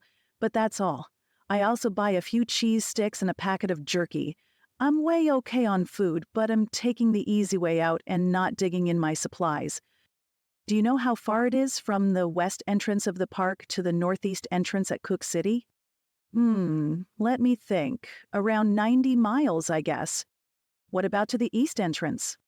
Less, maybe 65. Super, thank you. You trying to get home? Yeah, I am. You hear anything about how things are in the park? Not much. There were quite a few people who came out Friday morning after the first attacks. We quieted down by afternoon. Didn't notice much after the bridges were taken out on Friday afternoon. Sold out of fuel that day. Thought we'd have a truck late Friday night or early Saturday, our usual schedule. Nope. Guess it doesn't matter now with the power out. Haven't heard anything after the phones and power went out last night. Do you know if any of the gas stations in town are working? I really need more fuel to make it home. I don't think so. I went over to the Exxon last night. His truck did arrive on Friday before the bridges were hit, so he didn't sell out. He said he was going to try to find a generator to get the pumps working. Last I heard, he hadn't found one that could do the job. He suggested I contact the owner here about doing the same thing, but with the phones not working right, I couldn't connect. He glances at his watch. He should be there now, getting ready to open up. Doubt the phones are working this morning, but let's try. He picks up the store landline and dials from memory. Shaking his head, he says, "Nope, let's try my cell." He can't connect via cell either. "Why don't you drive on over there?" He gives me directions to find my way. "Thank you." "Sure, hope you make it home okay. If he can't help you at Exxon, maybe you can find fuel at one of the park stations. Of course, I suspect they were slammed with people filling up on their way out. Probably affected by the blackout, too." He walks me to the door and wishes me well before locking it behind me. I check my phone to see if there's anything from Jake or the girls. No texts, no messages. I try to call Jake but can't connect. I try to text but get a failed signal. Maybe last night's went through and he'll at least know things are okay on my end. I can only assume everything is fine on his end also. I find the Exxon. It's still closed, but someone's inside using a flashlight to get around. I knock tentatively on the door. The man walks over and reading his lips, I can see he's saying, "We're closed, no power, so can't help you." I motion to the gas pumps. He shakes his head and yells, so I can somewhat hear him. "Sorry, can't get the pumps working." I nod and make my way back to my car. There are now a few people around, so I decide to put the remaining 5 gallons in my car farther up the road where it's a little more private. I check my maps before starting out. A quick look confirms my best choice is to take the northeast exit out of the park near Cook City, Montana. This is the least mileage to home. I make my way through phone calls, trying Jake and each of the girls. No success. I repeat with trying to text, only to encounter message failed with each attempt. At this point, exasperated and fighting tears, I stop trying. I listen to the radio on my short drive to the park entrance. The cyber attacks continue. Power is out across the U.S., with the number of places unaffected being a very small portion. Cell phone service is still spotty, with some carriers completely down. All banks are completely offline, along with the entire U.S. internet. Commercial transportation is even at a standstill. With trucking companies and rail cars running on computers, deliveries are a mess. Of course, the trucks are sidelined anyway, with the power outages affecting the fuel stations. Seems I'm not the only one running on empty. People are stranded throughout the U.S. The radio station is on backup power and will begin to limit its broadcasts to the top and bottom of the hour with news only. The entrance to Yellowstone is unmanned, with a sign saying to pay upon exiting. There's a stack of Yellowstone newspapers, but I don't see any of the nice maps they usually hand out. I've been to Yellowstone several times, but a detailed map would still be helpful. The newspaper has a general map. I'll use that. Grand Loop Road is quiet.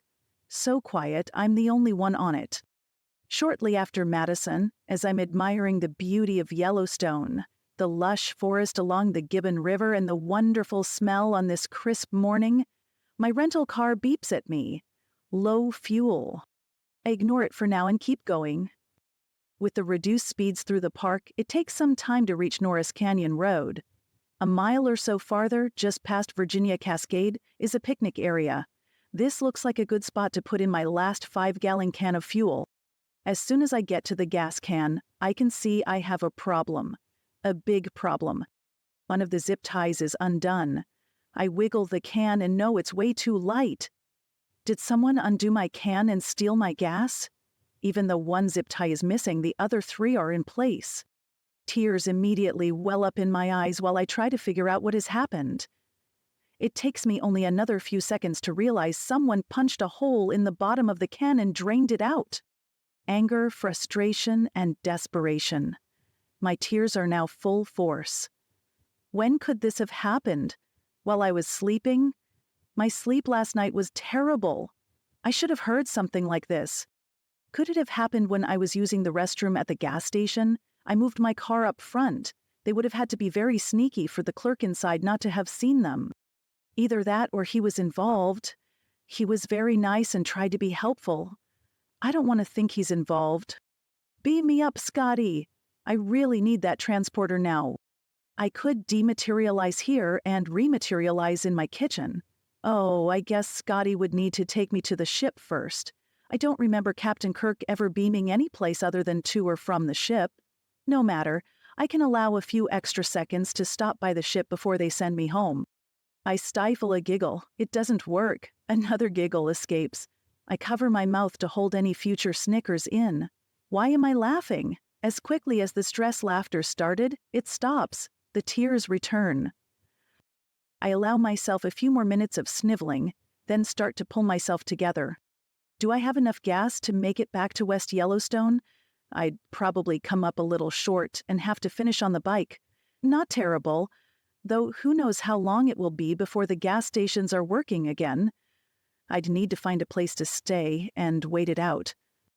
I definitely don't have enough fuel to make it home. I check the makeshift park map.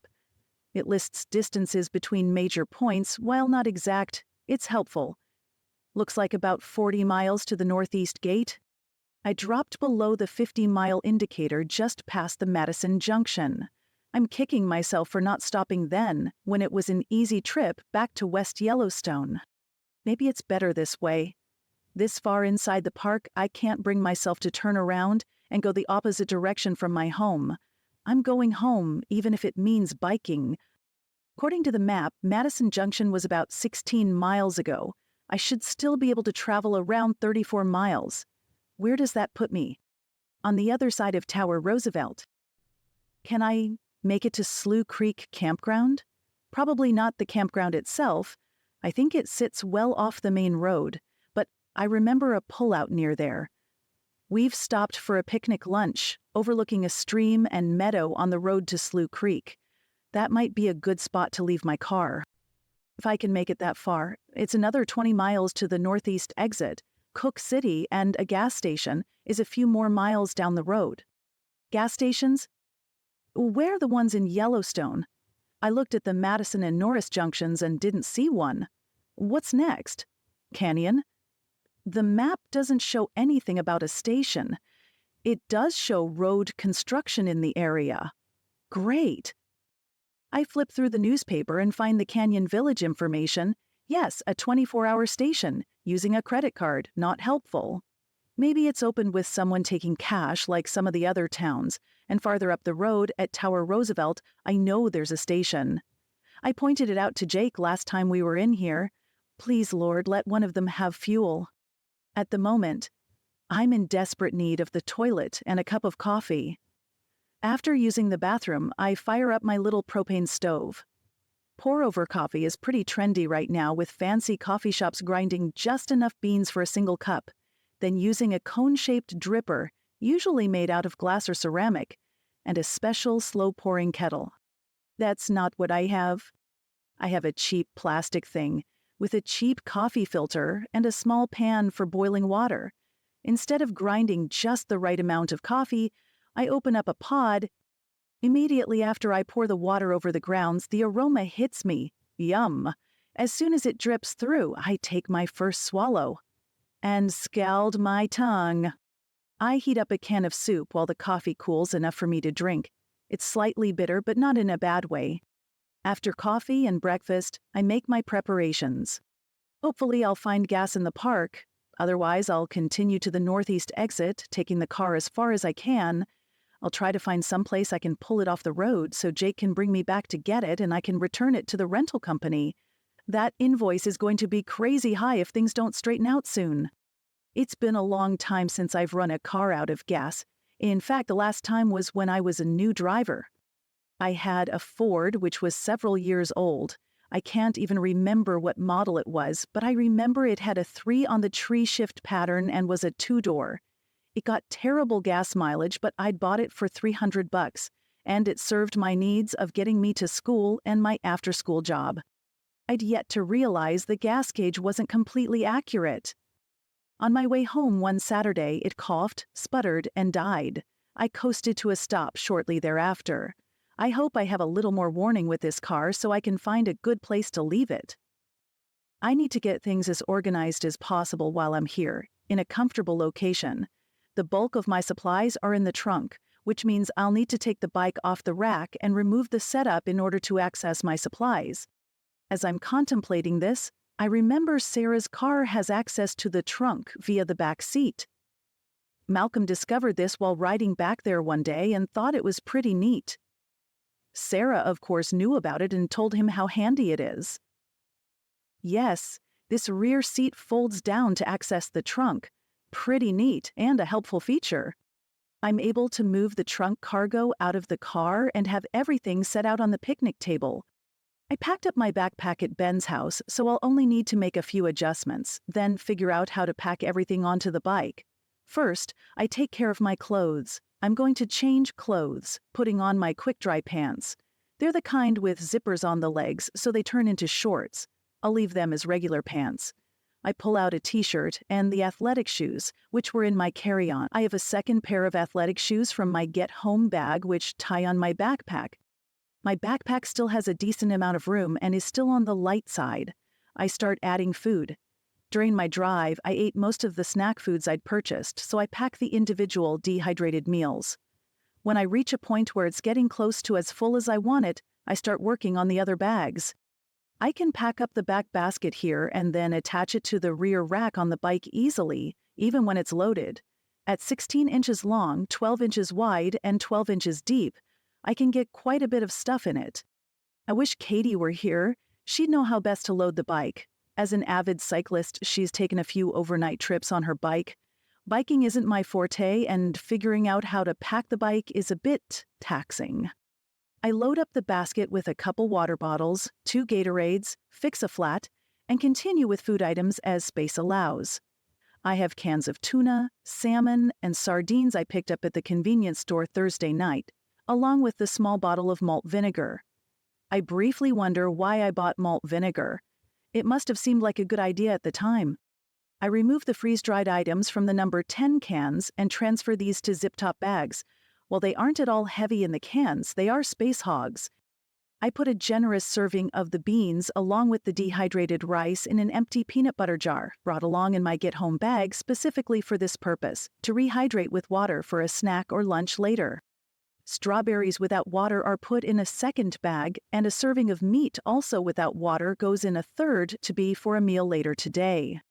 These items go in my day pack for easy access, while the bulk supply of the freeze-dried items stay in the back basket. The family-sized dehydrated meals go in here also. Once I have this rear basket attached to the bike, my pack will attach to the basket. I'm hopeful my center of balance will be better without the large pack on my back. I plan on wearing the smaller day pack and possibly one of the fanny packs. I'm sure I'll be a sight. In the front basket, I add the first aid supplies along with 2 more water bottles, the pour-through coffee filter, plus several coffee pods. Easy access to my coffee sounds like a good idea. I put the ammo Ben gave me for the rifle in one of the fanny packs along with the second magazine for my handgun. I'll be wearing this fanny pack. I add my multi-tool and take some of the items out of the roadside kit Ben gave me. I load the second fanny pack, which I'll attach somewhere to the bike, with more food. When I'm done, there are still several things loose and unpacked I'd like to bring along. I do still hold a small hope one of the Yellowstone stations will be open for business. The activity in the park, while not super busy, has picked up slightly since I first arrived at this picnic table. There's been a couple of cars that drove by. One even slowed down quite a bit and seemed to be checking out what I was doing. I checked the time on my phone. It's a few minutes after 8 a.m. I move the car as close as I can to the bathroom.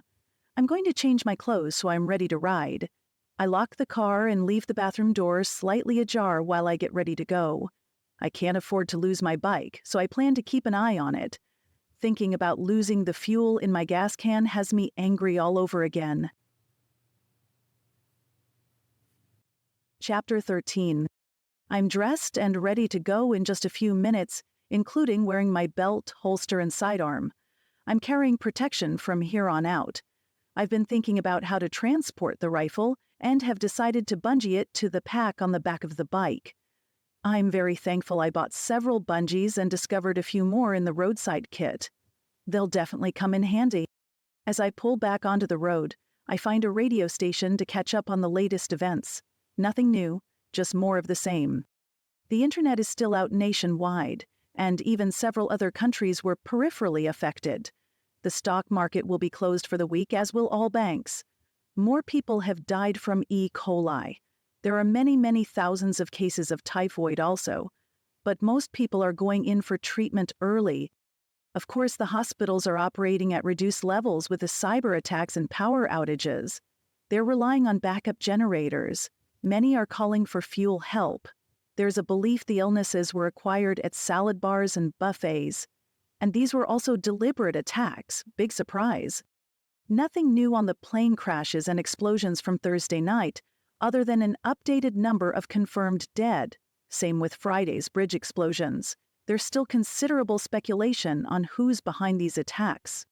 I'd love to be able to get on the internet and look at a variety of sources to see what people are thinking about who's doing this. Not that it really matters. I'm pretty much wrapped up in my own issues and wondering about my family and friends. Sunday morning. I'd like to think Katie's only a few hours away from home by now. I wish I could call and ask. And Sarah, how's she faring in Billings? With a population of over 100,000, could they be having trouble? Even though there aren't any affected bridges nearby, I still wonder. Like the officer I talked with yesterday said, I wonder how many people left perfectly safe locations just because. Casper, where Angela and Callie live, is close enough to Denver, which did have a bridge destroyed, to see fleeing people.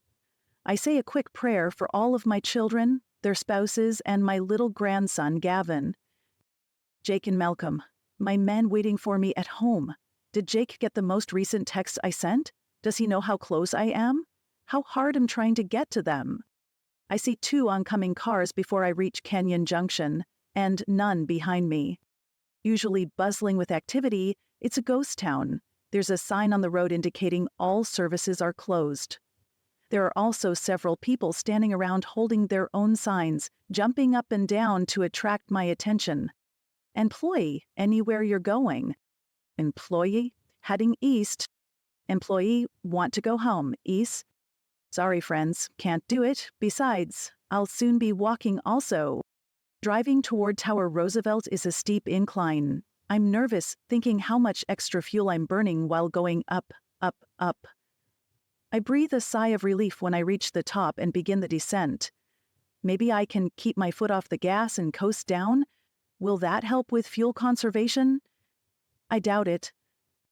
There are several people walking and hitchhiking along the way, but again, very few cars. The sign for Tower Falls suddenly appears, a place I've yet to visit because the parking lot to view the falls is always so busy. Today, the lot is completely empty.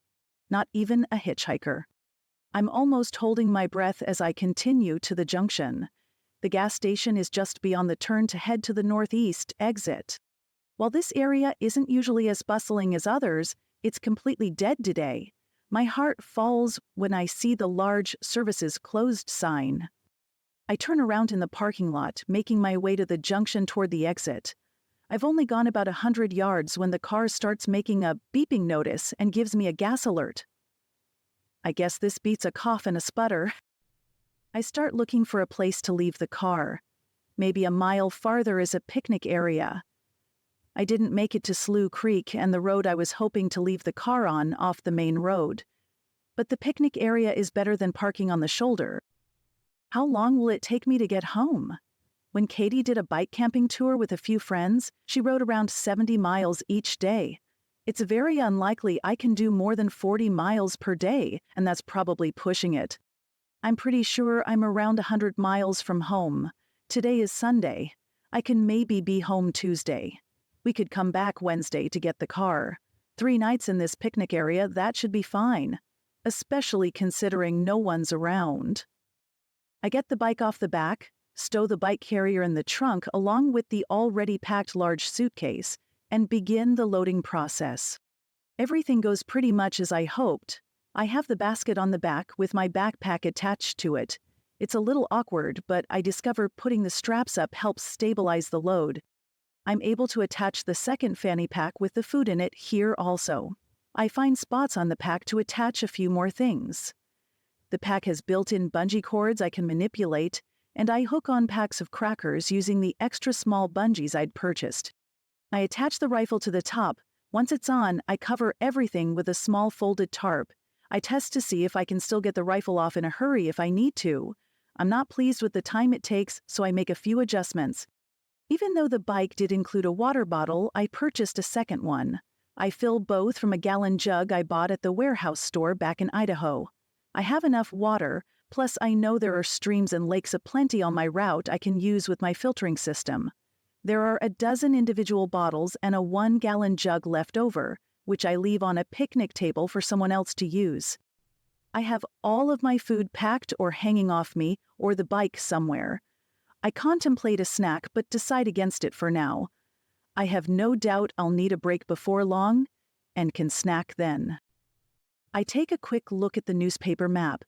29 miles between Tower Junction and the exit. Another 5 or so from there to Cook City. I can do that today and stay the night in Cook City. I'm ready to go. I've organized the car trunk as best I can. The suitcase I'm leaving is packed with my laptop and other work items. I pack my e-reader in the day pack and slide it inside my purse, which is already in the day pack. I switch out my regular progressive lens glasses for the single vision sunglasses in my purse. I can't imagine riding the bike with the progressives. I usually swap them for single vision lenses anytime I'm doing things like hiking, skiing, or martial arts, and multiple lenses just make things too wonky for sports. There are several empty boxes from when I consolidated items to fit in my packs, plus the 3 number 10 cans. I've packed 1 roll of toilet paper and torn off many sheets of paper towel. The remaining roll of paper towel and 3 rolls of toilet paper I put in the suitcase. I've used most of the zipper bags I bought and have put in an empty gallon, 2 quarts, and half a dozen sandwich size in one of my packs. The rest are left in the trunk. I want the main part of the car to look like there's nothing interesting and decide it's okay. After locking the car, I walk the bike in the restroom with me. I'm not even going to risk losing it. The road out is pretty rough, so I decide to walk my bike. While I'm doing this, I suddenly remember I'm in bear country. Grizzly bear country. I live in bear country and am quite aware of them, but with the fuel situation and wanting to get home, I've forgotten. To make things even more fun, I'll be in bear country the entire way home. I don't have any bear spray, and my only weapons are small, way too small for encountering a 500 to 600 pound bear. A 9mm or 22 would be little more than a bee sting, unless I managed a pretty amazing shot while being charged. Suddenly, all the food I was so pleased with myself for finding space to carry feels like a bear magnet. Will the sound of my bike be like ringing a dinner bell? I suddenly wish I would have returned to West Yellowstone and kept trying to reach Jake. Then he could have made his way to me and picked me up. I could have easily holed up in a hotel for the duration of the cyber attacks and things going on now. My tears are threatening to fall again. I take several deep breaths. I'm committed. At the very least, I need to get to cell service and call Jake, assuming the phones will be working once I get out of the wilderness. On the bike, I'm a little wobbly at first. It's been a while since I've ridden, and the balance is a little off since I'm so heavily laden. After a few miles, I begin to get my legs and start feeling pretty good. I'm nervous when I hear a car behind me, praying he pulls over and gives me plenty of room. He does. Cook City? At least it's not too far. Maybe I can call Jake from there. It's an easy drive for him to come and retrieve me. While we have rules about getting home in case of an emergency, We made those rules on the assumption there would be no contact. But if I can reach him and tell him where I am, things change. I know he has plenty of fuel stored at home for the truck, and he can bring fuel for the rental car. And I won't have to think about meeting up with a bear on my trek home. This idea is definitely a winner. I'm well into my ride, things are going fine, and I'm pretty sure I'm nearing the exit of the park, maybe only another hour or so. I've passed the road to Slough Creek Campground, then saw Pebble Creek Campground. Shortly after passing Pebble Creek, I had a slight scare. A bear was in the field across the road. It was a young-looking black bear, very cute, but I still panicked. He didn't notice me at all. A mile later, I start up a steep incline. This hill is a killer. I'm not even halfway before I need to get off and walk. I'm fully winded when it finally starts to even out. Once I'm back to breathing normal, I hop on the bike. I think to myself how nicely everything is going. But in an instant, things change. Chapter 14. A rabbit darts out in front of me. I swerve just enough to lose control. Stupidly, I yank the handlebars to try and correct. The next thing I know, I'm a heap in the ditch. I stay on the ground for a minute and do a mental check. I can move all of my limbs, so I assume nothing's outright broken. I'm definitely banged up. My sunglasses were knocked off in the fall, snapping one of the bows and popping out the right lens. I touch a sore spot above my eyebrow. My finger returns bloody. My right side has taken the brunt of it. My knee is scraped up, and my pants are ripped. I'm glad I learned in my martial arts training not to stick out my hand to break my fall. I'm pretty sure I'd have a broken wrist if I'd done that. Instead, I have a decent road rash the full length of my forearm. My nose is running. I wipe my good arm across it and come back with a bloody streak. I carefully get to my feet, then pick up my bike. Other than crushing one of the packets of crackers hanging off the pack, everything with the bike seems okay. Now that I'm upright, I discover a bit of a headache. Good thing I was wearing a helmet. I find my backup pair of glasses, then spend a few minutes cleaning up using the wet wipes, taking care to pick the small pieces of gravel out of my forearm, elbow, and knee. One of the first aid kits has individual packs of antibiotic cream, which I apply liberally. Then I dot my elbow and arm with Band-Aids. I don't have a Band-Aid large enough to cover the knee scrape, so I make one out of a non-stick pad and some tape. I'm hurting and hungry. Pushing my bike, I hobble to a better place than the ditch for lunch. From my day pack, I pull out the bag of tortillas and now rehydrated bean and rice combination, plus the salt shaker. My bandana becomes a tablecloth to assemble my lunch. I spread the bean mixture on a tortilla, break up the string cheese and put it on top, sprinkle with salt, drizzle a smidge of olive oil over it all, then roll it up. This is one of my favorite hiking meals and it never disappoints. It even provides a serious measure of comfort after my crash. I try to eat an apple and discover a slight pain in my jaw. I toss it aside for a chipmunk treat. At least I don't have any problem chewing the strawberries. At the end of my meal, I choke down a Gatorade. When I'm done eating, I look over the bike again. It seems fine, thank you, Jesus. Back on the bike, I'm stiff, and getting going again isn't easy. The combination of stiffness, crashing, and not being used to bike riding, I'm starting to think I might need to stop and rest. When I see the exit out of Yellowstone, I suddenly have a second wind. I can make it a few more miles. Then I'll start looking for a place to stay. Maybe Cook City even has power and I can get a hot bath. That'd be amazing. At the edge of Cook City is an open gas station. I pull my bike up to the front and poke my head in the door. Hello?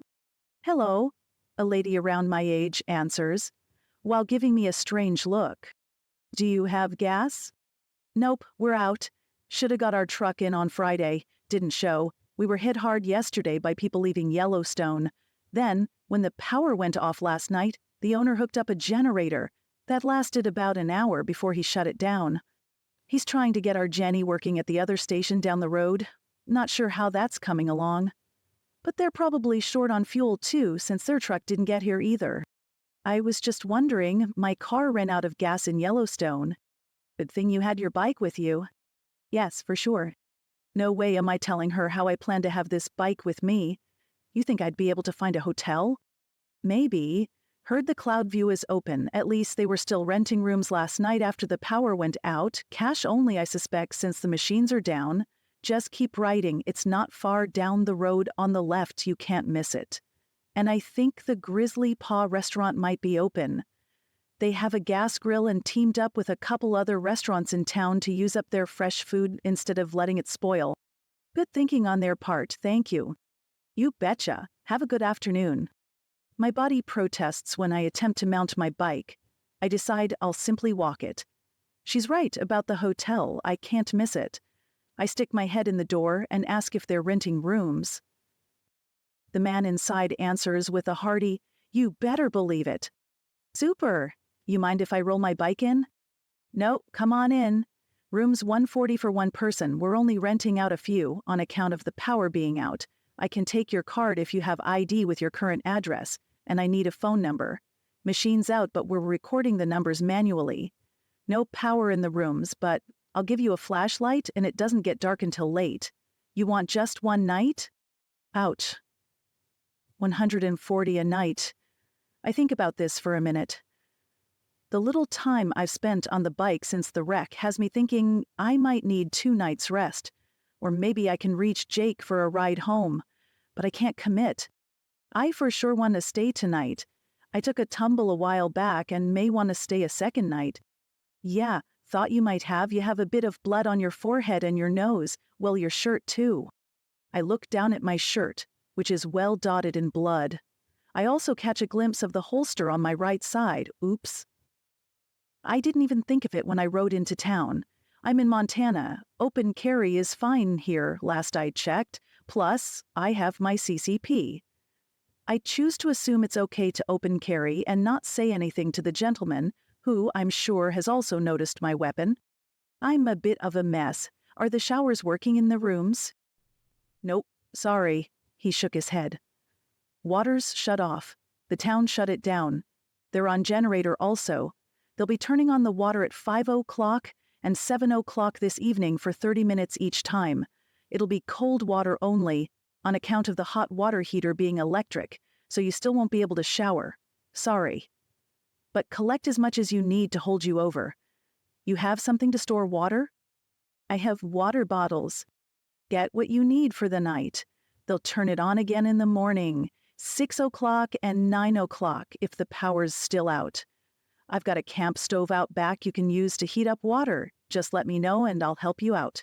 You can use the microwave too, if I start the generator for you. We put a couple buckets in the room for the toilet. Please refill these when the water comes on if you empty them before then. Hold your flushes unless absolutely necessary. You need a sewing kit to fix your pants? Oh yes, if you have one, that'd be great. Do you have something I can use to heat water in the microwave? I'm not sure a water bottle will work. Yup, I can get you something. You get your stuff settled in your room and come back. I'll have it ready for you. I have a little water stored from earlier so you can get cleaned up now instead of waiting. It's still a while until 5 o'clock. Thank you, I appreciate it. I'm impressed with how well organized everything is, with the water and you even being open. Let me get registered. Oh, I'll be wanting to take my bike in the room, is that okay? I'll make sure the tires aren't a mess before I roll in. Of course. Good idea. Weird things are happening. I decide not to lament on my punctured gas can and simply nod. The registration takes only a minute. Instead of using my card, I pay with cash. Who knows when they'd be able to collect on the card? He gives me a battery-powered lantern and a regular old-fashioned hotel room key. As I'm leaving, he says, "If you're hungry, the restaurant across the street is serving. Don't know what exactly. Couple of places got together and are cooking up whatever they can. You'll need cash there." Thanks, I might give it a try. The room is fine. While rather rustic and outdated, it's quite clean and spacious. The bathroom has a window, for which I'm thankful, until I look in the mirror. Holy buckets, I am a mess. The startled look the woman from the gas station gave me makes sense now. I knew I'd hit my nose and had a cut above my eyebrow. I didn't know I had a cut across the bridge and between my eyebrows. Each cut is well crusted in old blood. The 2 5-gallon buckets, both full, are sitting in the bathtub. The room still includes the little soaps and shampoos on the counter, plus towels and washcloths. Back in the main room, I try to call Jake but get a no service note on my phone when I open it up. I grab the room key to head back to the office and heat up some water. Maybe I can make myself look a little less scary. As I reach for the door, I'm startled by a knock. "Miss? I brought warm water over to you. I'll just leave it right outside the door. Thought you might feel a little poorly and wouldn't want to carry it back here." I look out the peephole and see the gentleman who checked me in. I don't open the door, but do speak loudly through it. "Thank you so much. I really appreciate you bringing it over. I'll return the container shortly." "No hurry, miss." As he walks away, I notice his limp. I figure he's in his mid to late 60s. His very short hair makes me wonder if he's former military. I keep watching the peephole until I can no longer see him. I don't see the water, but it may be out of range. I cautiously open the door. Sitting in front of the door is a 5-gallon bucket about 3/4 full. I quickly and carefully move it inside and relock the door. I test the water and it's on the hot side. I'm almost elated at the thought of something resembling a bath. Less than 5 gallons isn't much, but I can make it work, and I have no doubt it'll be glorious. Using one of my empty water bottles, I add a little water from one of the buckets left in the tub to bring the temp down a bit. I remove the buckets, undress, and climb into the tub, setting the plug. I take an almost luxurious sponge bath. When I determine most of the dirt and gravel I picked up in Yellowstone is gone, I drain the water and reset the plug. Then finish my bath by pouring some of the remaining water over me using the water bottle. Amazing. I dress in jeans, a top, and athletic shoes, then wash out the clothes I was wearing, plus a few other things, with the saved tub water, and a final rinse in the remaining water from the bucket. Without air conditioning, the room is warm. This should help everything dry quickly. Once the pants are to the point of not dripping, I'll stitch up the tear with the sewing kit the gentleman gave me. I consider if I want to go to the restaurant. With the foodborne illness transmission now suspected as intentional through salad bars and buffets, I feel somewhat safe with the idea of eating out. Somewhat. Not entirely. I'm not very hungry right now, so decide to put off deciding. I'll take the bucket back and then maybe take a nap. I slip on my holster and sidearm. After thanking the man profusely and offering a tip, which he waved off, I'm back in my room and snuggled in the bed, my holster and handgun now resting within easy reach on the nightstand. I take out my e-reader and go back to reading the book I last looked at Wednesday. It almost seems like a lifetime ago. With the internet now out, I'm very glad I decided to load some extra books onto my reader when I was in John Day. I don't make it through the chapter before I'm asleep. I wake up with a jerk. Chapter 15. I think I was dreaming of my bike crash. I find my phone and check the time. 4:18. What are Jake and Malcolm doing? Katie should be home about now, or at least getting close.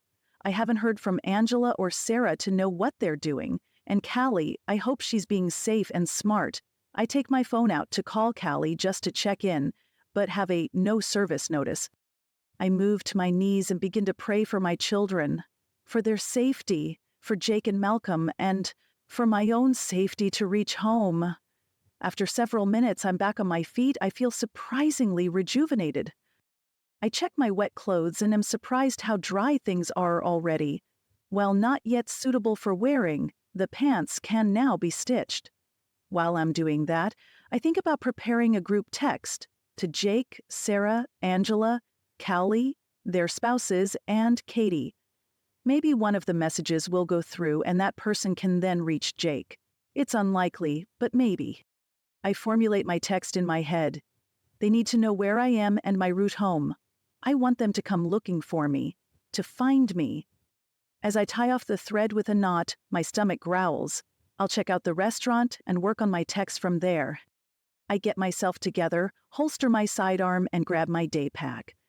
The restaurant's easy to walk to, across the street and down 2 buildings. I pull open the door to the restaurant and step inside, waiting a moment for my eyes to adjust. It's lit by a variety of lanterns, both battery-operated and oil, but is still somewhat dark, even with the large windows. The place is full up, so I'm offered a seat at the bar. The friendly bartender is noticeably tired. She's a few years older than me with a gravelly smoker's voice. "What you drinkin'? Nothing's really cold, but it's not hot either." While I'd love a beer, warm beer isn't my thing. I'm not much of a drinker to start with, but a nice cold beer would sure hit the spot right now. Instead, I ask, "You have bottled soda?" "Sure do. What kind?" "Root beer?" She doesn't answer, but comes back shortly with a can of root beer. Close enough to bottled, I decide. We don't have our regular menu today. We're grilling burgers, making tacos, and can even do gyro. Tell me what sounds good and we'll see what we can do. Sure. How about a gyro?" "Yep. Lamb." I nod. "You want a side salad?" she asks. I think for a minute and decide not to risk lettuce or uncooked veggies with the food poisoning outbreaks. "No thank you. No salad and no raw veggies with the gyro. Can you do grilled onions and peppers?" "Onions for sure. Not sure how we are on peppers, but I'll check. Be a few minutes." As she walks away, I survey the place. While there's quite a few people, it's not very loud. Definitely not a typical busy bar and grill feel, more like a coffee shop on a Tuesday afternoon. The guys next to me are talking about the president speaking later tonight. Both have a carefree look I'm familiar with. Several days' growth on their face, dressed in cargo shorts and t-shirts. What's that smell? Fish? It's faint, but I pick it up. The one nearest me is a redhead, and the other one's more gray than brown. Both are rather ratty and disheveled. I try to eavesdrop on what they're saying, but finally decide to just ask if they know of any updates. "Excuse me, I heard you say the president's speaking later. Does he have new information on the cyber attacks?" The man nearest me turns and seems to evaluate me.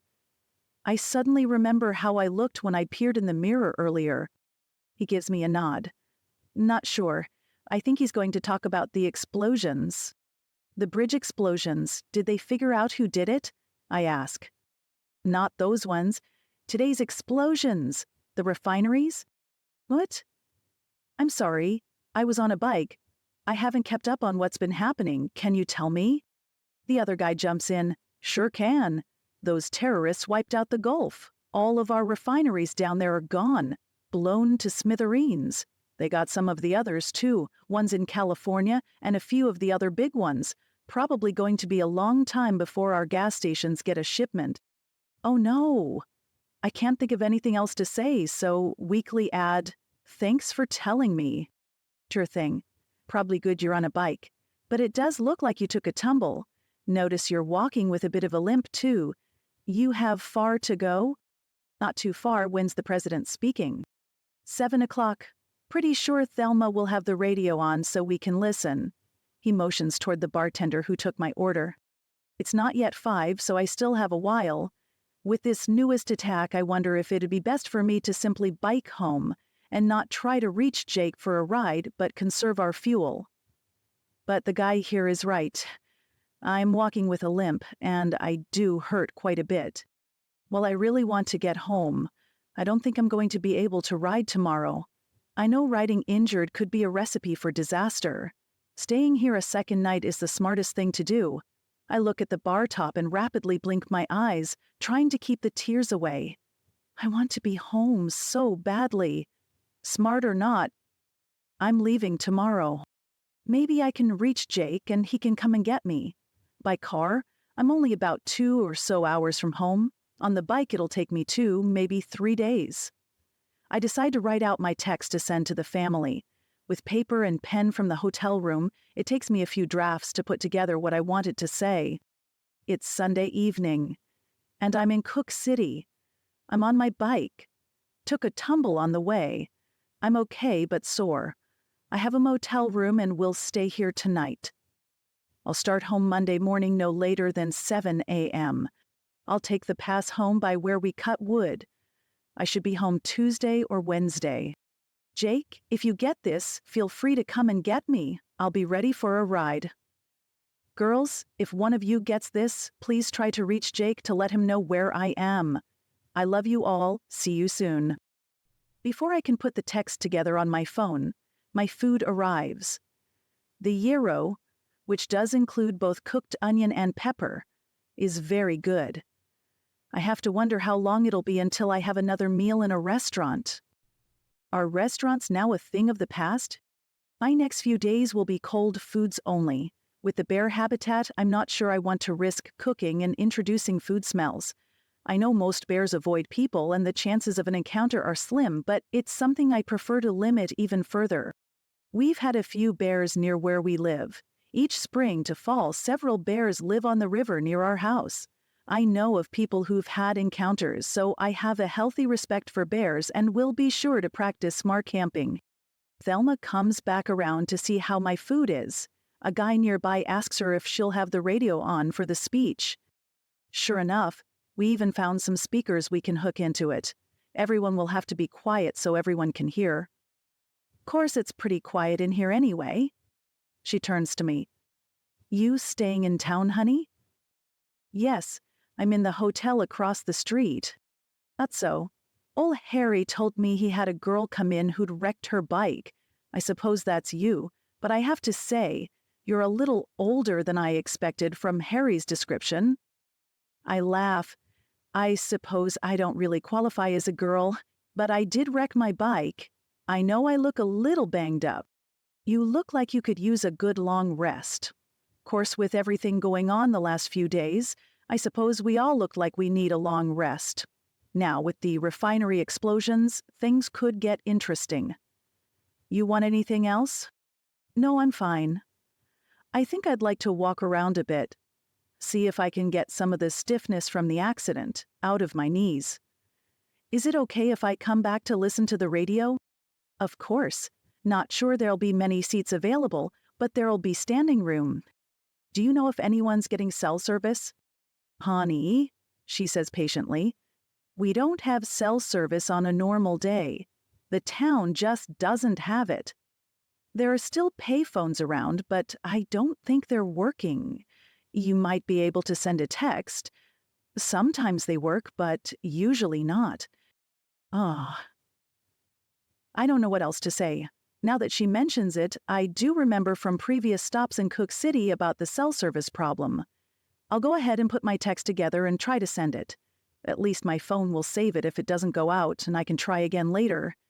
I also decide to try the payphone. Instead of walking the stiffness out of my knee, my walkabout leaves me achy. I try 4 different payphones. None have a dial tone. My text failed, but is now held in the phone's outbox to try to send later. Walking back toward my motel room, I see old Harry, as Thelma called him, standing in front of the office. He flags me over. I was thinking, I'm not sure how you're set for food, but you might want to see if you can pick up a few things for while you're here and your trip home. The restaurant's not likely to have much left after today, especially with the power out and all the fresh stuff needing to be cooked right away. What do you suggest? I ask. We have a small grocery store, but they've already been hit pretty hard. Might take a look anyway, and also try the gas station up the block. They'll have soups and things. You can heat the soup up in my microwave while you're here. With the refinery problem, I'll limit how much I run my generator, but we'll work it out. Maybe you'll find some jerky or something for when you're on the road. It might be a good idea to get what you need before the president's address. Who knows what he'll share and how people will react. Thank you, good idea. I don't want to mention I have plenty of food to get home, provided all goes well. But I only have 1 can of soup left. Maybe it'd be a good idea to get another couple. I limp down to the gas station. While they do have food available, it's obvious they've sold quite a bit, and there are many empty spaces on the shelves. I buy 3 cans of soup, a package of jerky, several cans of fruit, a few cans of vegetables, a package of fig Newtons, and assorted individually packaged pastries.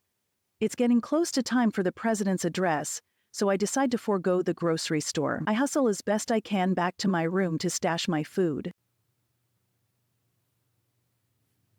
Chapter 16. Thelma was right. The place is full up. I'm able to find a chair against the wall near the bathroom, likely put there when it wasn't needed at a table. We're not exactly crammed in like sardines, but it's close. The noise level in here has drastically increased. It reminds me of a rowdy restaurant instead of the more coffee shop-like feel of 2 hours ago. I look around. There aren't any children. Are they somewhere else? Did the parents send all the children someplace where they can have fun and be sheltered from hearing about the latest disasters? As the 7 o'clock hour approaches, the room becomes uncomfortably full. The power has only been out for a day, but there's a distinct body odor in the room. I can only imagine the aroma that would accompany a meeting like this next week. And the heat in this room isn't helping anything. A minute or so before 7 o'clock, Thelma begins to shush the crowd. All right. We have the radio on and think we're getting a signal, but you all need to hush up so everyone can hear. The entire room is instantly quiet. Thelma's pretty good at this.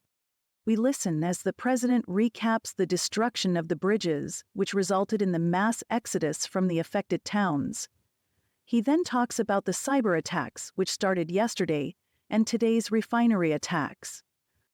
The refinery attacks are worse than I feared.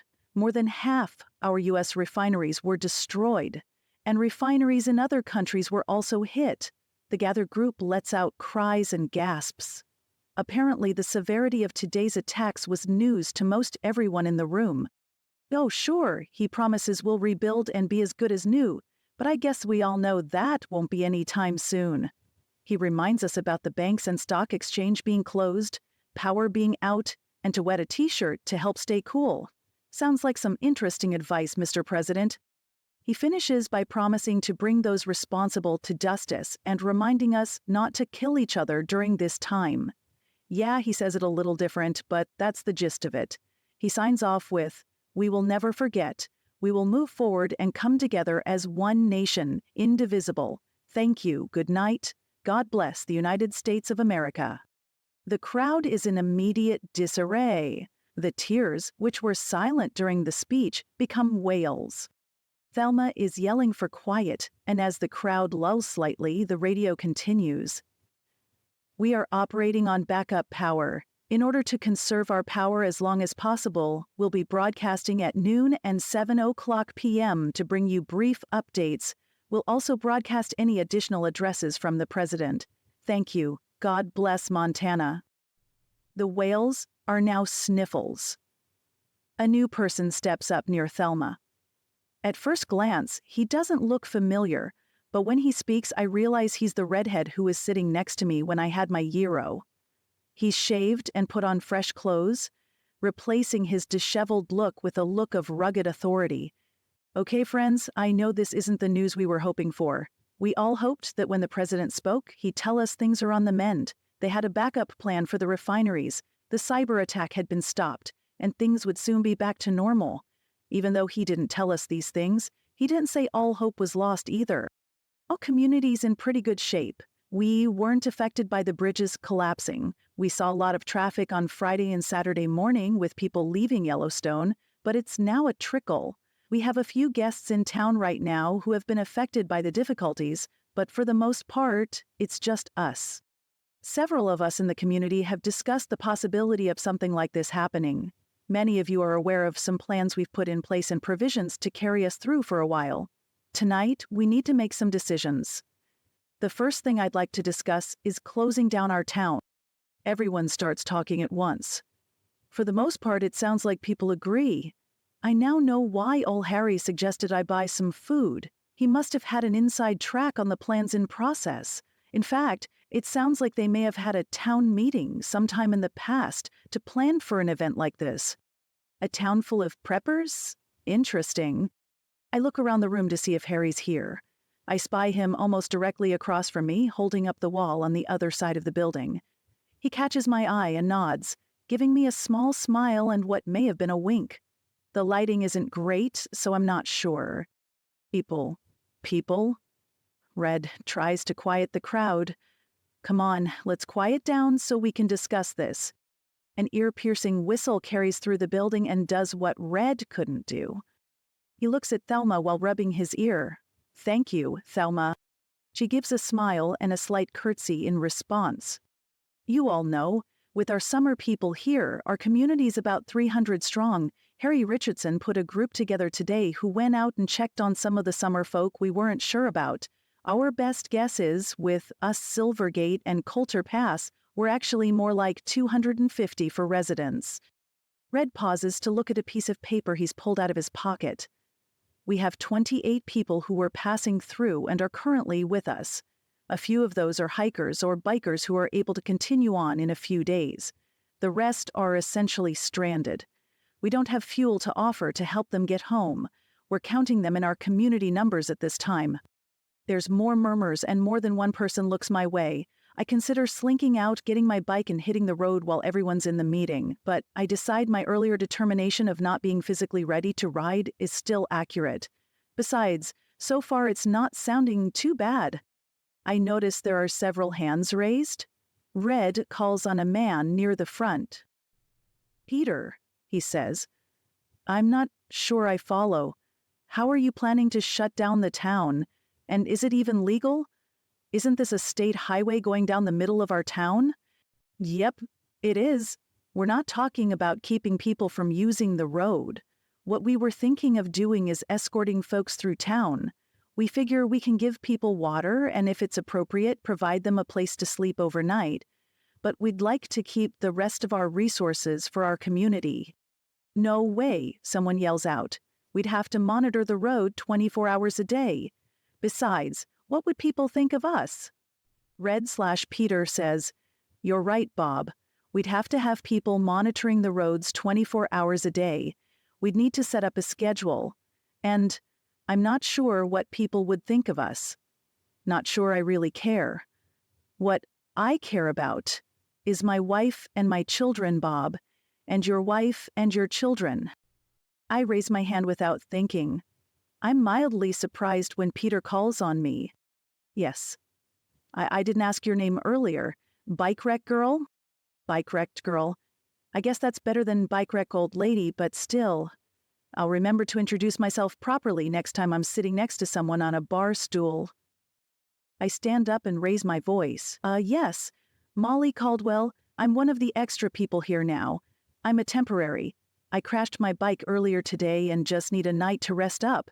Before I was on my bike, I was in my car. I went through several towns affected by the multitudes of people leaving Seattle or somewhere. A few of the towns had police guards at the beginning of town and at all the major intersections.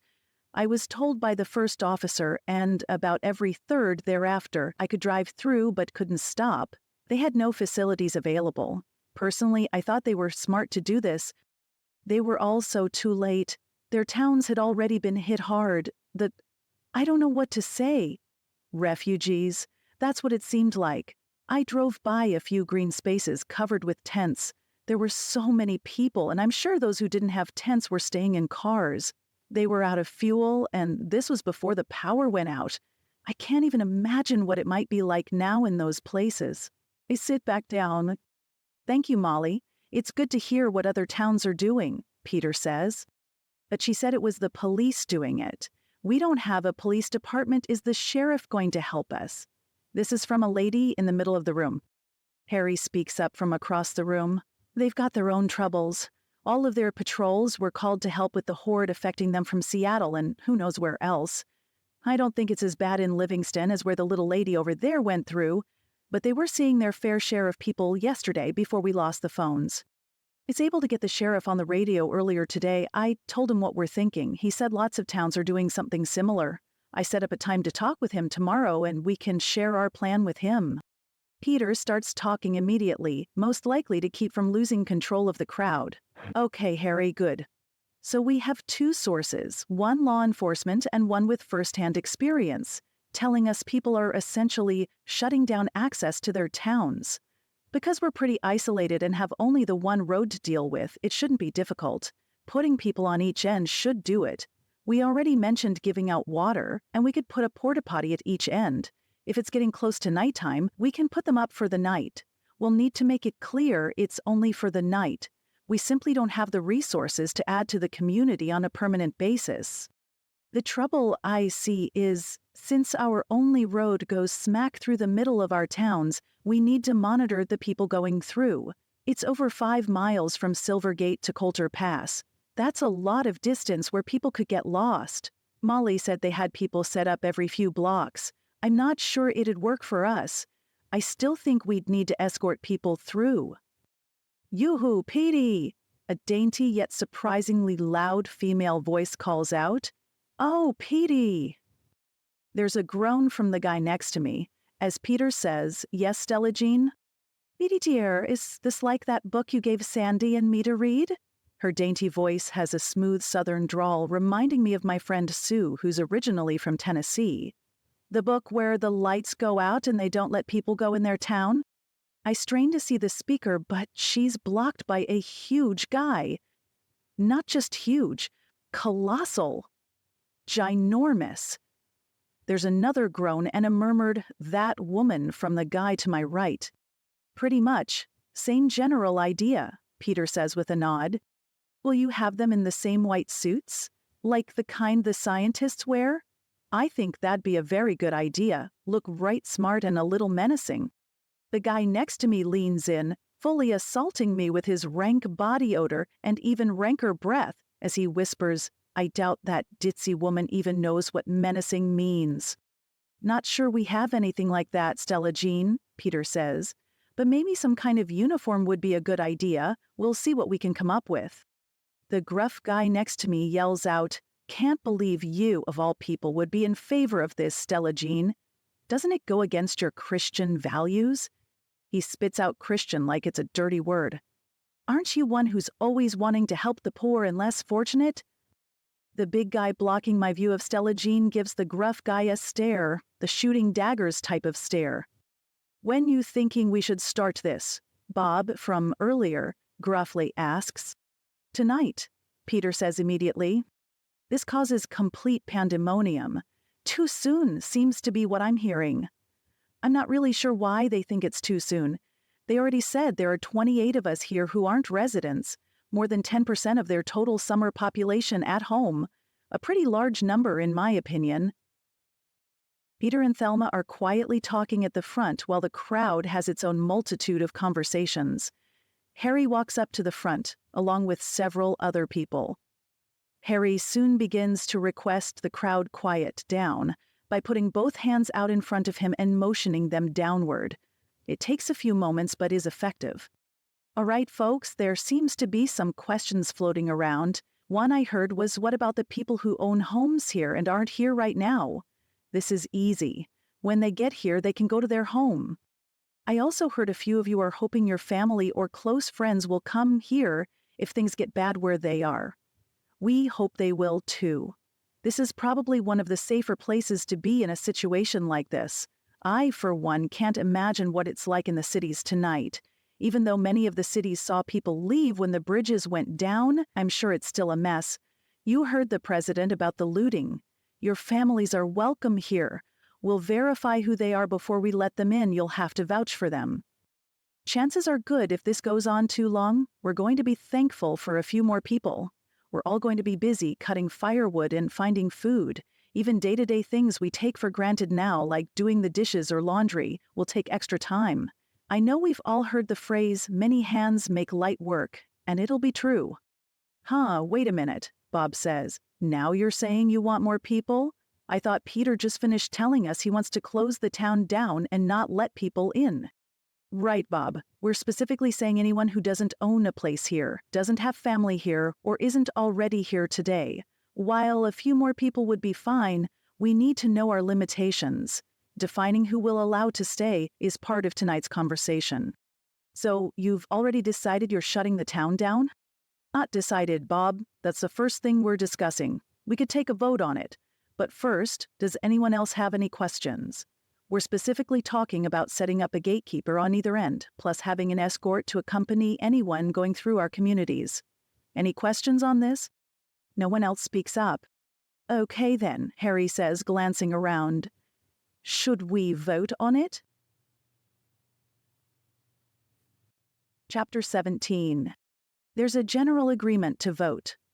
Someone suggests the vote should be private, but she's overruled by people saying a voice vote is fine.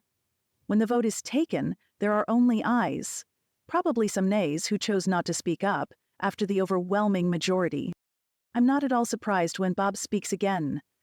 Okay, you closed down our town, now what? Peter takes over.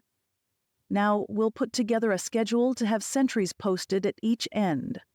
After we're done here, Thelma will be at the cash register and you can sign up with her. Men and women are both welcome. For tonight, we have a few volunteers, but could use a few more, especially for shifts starting now and early morning. If you can help with one of these shifts, see me directly after we're done.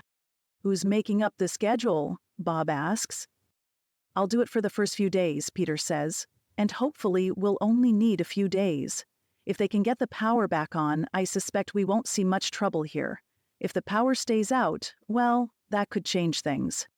Bob jumps to his feet. You know, Peter, before I moved up here, I was the logistics and supply chain manager for Tyson. I kept everything running like clockwork there. It'd be in everyone's best interest to put me in charge of schedules, not just for our security force, but for any other jobs needing to be done. From the quiet groans, head shakes, and eye rolls I catch, I think Bob's the only one who thinks it'd be in everyone's best interest to put him in charge. Thanks for the offer, Bob, Peter graciously responds. We'll definitely be looking for people's strengths and things moving forward. For now, we'll do our best to muddle through. This results in a few chuckles, which seems to lighten the mood a bit. Harry takes over again. Today we have a few extra people here. Some are only resting up before making their way home, but 5 families don't have the ability to get home until things change. Can't those families travel by Shank's mare? Seems it'd be better for them to head on down the road instead of relying on us and our limited resources, Bob arrogantly announces. I have to wonder if Bob's always like this, or if he's just on a roll tonight. Considering the number of other people here and how little they've said in comparison, I find it interesting. I do, however, see more than one head nod and a few vocal agreements after his latest proclamation. This time, Thelma speaks up. These are families, Bob. They were either here or in Yellowstone vacationing when everything started. I've spoken with all of them. They'd love to go home, but all are from several states away. Until they know they'll find fuel along the way, it's safer for them to stay here than try to make it home. Walking 1,000 or more miles isn't realistic when young children are involved. I'm sure you wouldn't want your kids trying a hike like that. Bob, looking less than pleased, says nothing. The woman sitting next to him, his wife, I'd guess, pats him on the arm and whispers in his ear. He nods woodenly. Each of the families has suitable lodging right now, Thelma says. Over the next few days, unless things change suddenly, we're going to figure out something more permanent. There are a few other individuals and couples who, at this moment, do plan to move on when they're able to. However, if any of you decide you can't or shouldn't attempt your trip home, please come see me tonight or tomorrow. We'll figure something out for you. I glance at Bob to gauge his reaction on this. He doesn't look happy but doesn't say anything. There are a few other murmurs, sounding less than positive about people like me staying past our welcome. Someone other than Bob speaks up. Thelma, you sound like you have this all planned out. Did you, Peter, Harry, and the rest of your crew spend your day planning everything for our community? Now there are several people visibly and vocally agreeing, none of which seem very happy. Peter takes the floor. Not at all. We put some plans in place in hopes of making things easier for all of us. It's true, several of us discussed this earlier, and a few of us were in favor of encouraging everyone who isn't a resident to move on. But we tried to put ourselves in their shoes. How would you feel if you went on vacation and the world suddenly changed? You're 1,000 miles from home and everyone you know. The prospects of getting home right now are slim. It doesn't sound very good. We also know some of the area residents were gone from here on vacation. The Lewis family went to Maine, I believe. I hope wherever they find themselves right now, people are offering help and kindness to them. I think the least we can do is show the same kindness to the people stranded here. The same guy gives a huge sigh and says, Okay, you have a point. And I also hope the Lewis family is in a safe place. But what's the difference between allowing these people to stay and not letting more people in? Isn't that a bit of a double standard? Yes, I suppose it is, Peter says with a nod. But the truth is, we have to draw the line somewhere. And maybe we should allow more people to stay. That's one thing we discussed today and wanted to have more input on. We could let more families stay, or even couples or individuals if we think they'd be a good fit. I suspect there will be others making their way out of Yellowstone and not able to continue to their homes. How do we decide who we let stay? Should we determine how many people we can accommodate and the first X number asking to stay we say yes? Or should we look for certain skill sets to try to fill our needs? And if so, what are those needs? Truthfully, I'm not sure tonight's the time to have this conversation. And maybe tonight, if we have people coming through, we find a place to put them up and deal with it tomorrow. We still put guards out so we can monitor the situation. Then we escort them to a motel room for the night at the regular nightly rate. We can make it seem something like business as usual while we come up with a plan. There's lots of commotion now with Peter's newest suggestion. Personally, I think they're on the right track with keeping people out. But at the same time, I'm very glad to have a bed to sleep in tonight, and I can imagine the 27 others are also. All of this makes me wonder what's going on at home. While our community isn't on a main highway bordering a national attraction like this, we do have a state highway running nearby. I wonder if there have been many people like me who simply ran out of gas and couldn't go any farther. It's likely that if people ran out on the highway, they'd stop at the small restaurant there, and the owner would suggest continuing on to the nearest real town. Other than the restaurant on the highway, which also houses a basic convenience store and a full bar, and a small winter ski area and summer zipline tour with a tiny restaurant in the wilderness area, we don't really have amenities. No gas station, motel, supermarket, or any of the things found in towns. We don't even have a post office. I suspect there are several people who don't live in Bakerville currently stuck there. While we don't have hotels and motels, we do have several vacation cabins that rent by the day or week. There's also a couple of bed and breakfast places and a small hostel, part of the ski area open year-round for skiers or hikers. Being on the edge of the wilderness, it's likely there are a few campers this time of year. Our friends Alex and Natalie McIntyre host their homesteading immersion classes, and while they have fewer students than usual due to their daughter Annie's wedding yesterday, they did still have people scheduled. With the trouble, I suspect many wedding guests are now unable to get home. I wonder if my community is having a meeting like this. If they are, we have our own guy, like Bob. More than one, in fact, likely causing plenty of trouble. I realize my mind has wandered, and I'm not really paying attention to what's going on in this meeting. I'm brought back to reality by angry, raised voices. Bob seems to be arguing with the group at the front again, and a gentleman near me tells him to shut his trap. His opinion is well known and no longer needed. This causes many more voices of support in Bob shutting his trap, and a few defenders saying to let him talk. Then the guy that was whispering to me before about what a ditz Stella Jean is starts yelling. Not at Bob, but at someone else. Velma, Peter, and their crew are doing their best to regain order when things suddenly come to blows. I'm not really sure who started what, but there's pushing, shoving, and fists flying all around. I know it's time to get out of the room, but before I can, I'm on the ground with my chair on top of me. I attempt to untangle myself and get away when a body is shoved into me. I'm flung into the wall and then the floor, knocking my head. I try to shake it off, but feel myself fading fast. My last thought is, I should have left when they started talking about the extra people in town.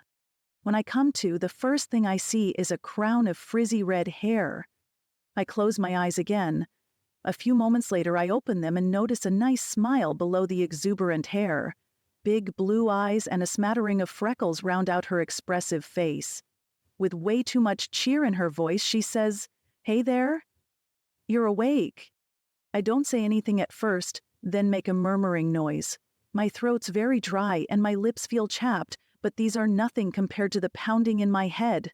Suddenly, my stomach goes sour. She must have recognized what was happening, because she thrust a basin near my face. After I finish heaving my guts up, she says, "To be expected, you got a conk on the head. Knocked you out for a minute." Without moving my head, I let my eyes travel the room. I'm still in the bar, and it looks like most of the rest of the town is too. Lovely. You hurt anywhere except your head. I bet it hurts plenty.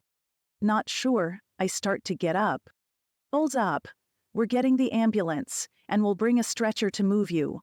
Doubtful you have much more than a bit of a concussion, but we'd like to make sure. You have an ambulance? Sure. Volunteer fire and EMS. I'm Penny, part of the EMS team.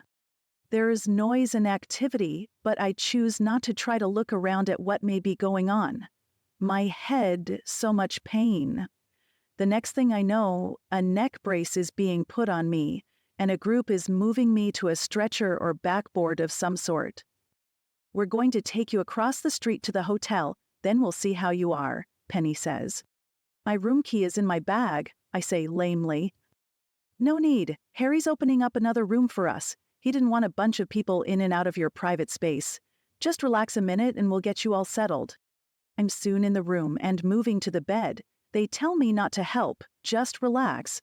A blonde in her mid-30s says, Mollie, is it? Yes, I croak. I'm Donna. This guy here is James. We're going to do a quick exam. I'd like to remove your sidearm and holster, okay? Yes. What else can I say? I'm currently at their mercy.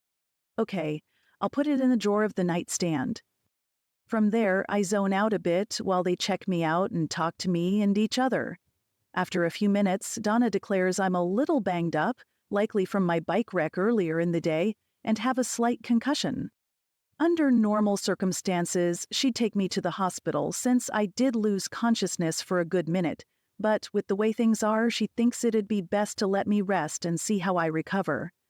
I agree it sounds like a good plan, knowing they don't have the fuel to waste on me when I don't have a life-threatening injury. Benny's going to stay with you for now, Donna says. She'll monitor you, and we'll reevaluate as needed. And with that, Donna and James are gone. I close my eyes to rest for only a minute. Chapter 18. I bet you're thirsty, the frizzy redhead from earlier says with a smile, then offers me a glass of water via a straw. I sip greedily, then attempt to talk. Thank you, my head sure hurts. I suspect it does. You have quite a goose egg on it. Now that you're awake, we'll get something in you to help. I don't say anything since the little bit of talking I've done reverberated in my head, making the pain almost unbearable. I try to glance around using my eyes only.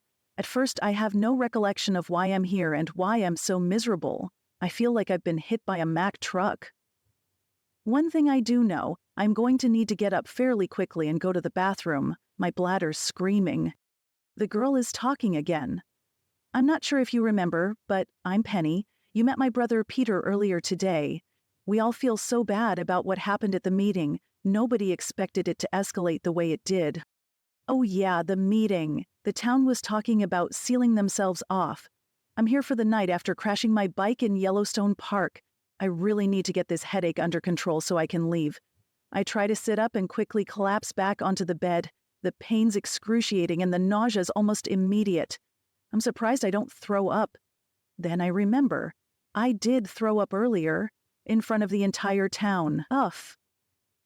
I'm sure that made an impression. Take it easy, Mollie. Let me help you sit and we'll get some meds in you. Should help alleviate the headache. Harry left a couple of his oxycodone he uses when his back's really acting up. We can give you one of those if you'd like. I think hard about what I know about oxycodone. It's a narcotic, for sure. I don't really do well with things like this. They tend to affect me rather strongly and sometimes upset my stomach. I don't want a repeat of earlier. Can I just have Tylenol? I croak out. Sure, of course. You think that'll take care of the pain? Let's try. I have some in my bag, but I'm in no shape to find it and would really prefer Penny not be digging through my things. I hope she has her own supply to offer me.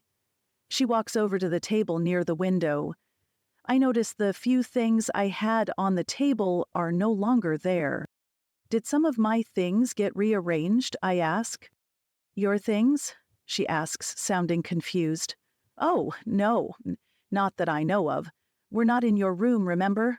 Harry opened up another room for you. He wanted to make sure your stuff stayed private. We brought you in earlier, Donna, James, and me. I've been sitting with you while you napped. Exactly how long? Oh, not too long. She looks at her watch. An hour or so. It's normal to be a little confused with a bump like you sustained. It'll get better. She's right. I've had head injuries before. Once, when I was very young, my family went on a bike ride. I was in the seat behind my dad when he crashed. I woke up on the couch at home with no recollection of the bike ride. To this day, I still don't remember the ride, the crash, nothing except waking up and hurting terribly bad. That's one of the last memories I have of my family life before everything changed. A few months after the bicycle accident, my younger sister was killed. It tore my family apart. My parents no longer had anything resembling a marriage and barely acknowledged me.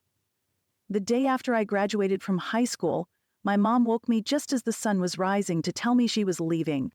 And that was that. My dad and I didn't mention my mom again, at least not until he was on his deathbed. I moved out about a month later into a downtown Portland apartment with 3 other gals. My good friend Sherry, who years later introduced me to Jake, was one of my roomies. My dad stayed at the house in Gresham and we rarely saw each other. When I married my first husband, he didn't even attend the wedding. My dad came around a few times after my first husband died. We were cordial, but not much more. A few years later, I married Jake. My dad, Sam, did attend our wedding. After we moved to Wyoming and Malcolm was born, my dad came for a visit. It was then he announced he had cancer.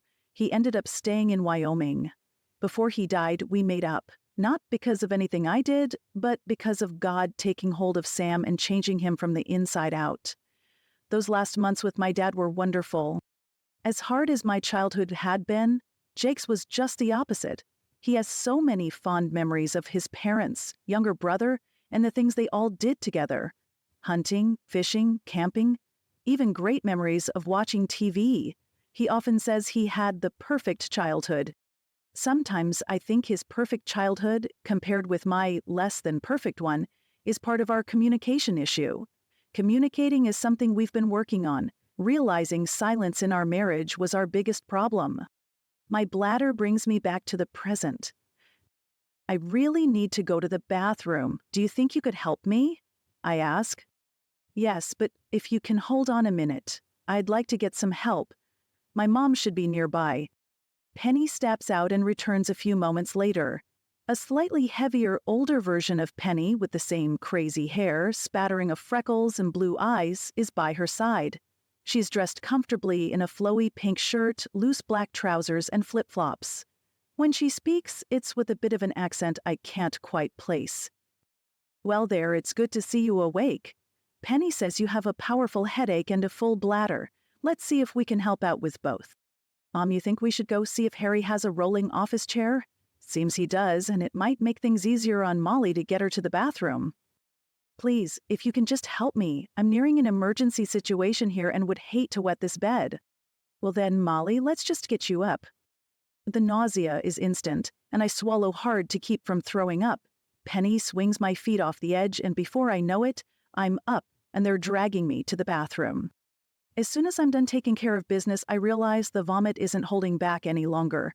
I manage to make a sound, which must indicate I'm about to let loose because a basin appears in front of me.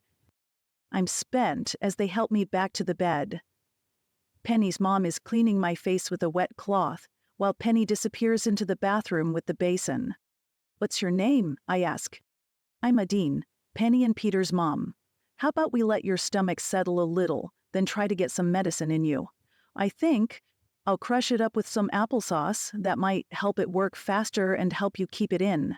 I'm sorry we don't have better options. Sandy Carmichael sure feels bad about slamming into you. Randy feels terrible for hitting Sandy and causing it. Sandy's a big guy. It's a miracle you weren't hurt worse. I have no idea who these people are she's talking about, but I assume Sandy Carmichael is the flying body I remember colliding with. Settled in my bed, my eyes drift closed. Chapter 19. Monday, Day 5. The next time my eyes open, the room is darker. Not dark like night, but dark like dusk. Adine is sitting next to my bed, reading. Well, hello again. You had yourself quite the nap. How about a drink of water? She lifts the glass with the straw to my lips. After a few long sips, she takes it away. Your head feel any better? She asks. I'm not sure. Still hurts a lot. Hard to tell if it's better. What time is it? About 6 in the morning. You fell back to sleep so fast and soundly, we never got the medicine in you earlier. Want to try now and see if it helps some? 6 on what day? Monday. Monday, I repeat. I was in the bar on Sunday evening, so I just slept overnight. Nothing wrong with that. Yes, you've been plumb out of it and slept quite well. Donna was in to check on you shortly after you fell back to sleep. She said to just let you sleep as long as you seem to be breathing okay and all. I feel the tears welling up in my eyes as I think about my family and where they all are. I can only pray all of the girls have made their way to our place. I'm sure Jake's a wreck worrying about me. And he doesn't need to be worrying about the children also. Here you go, Mollie. Adine hands me a tissue.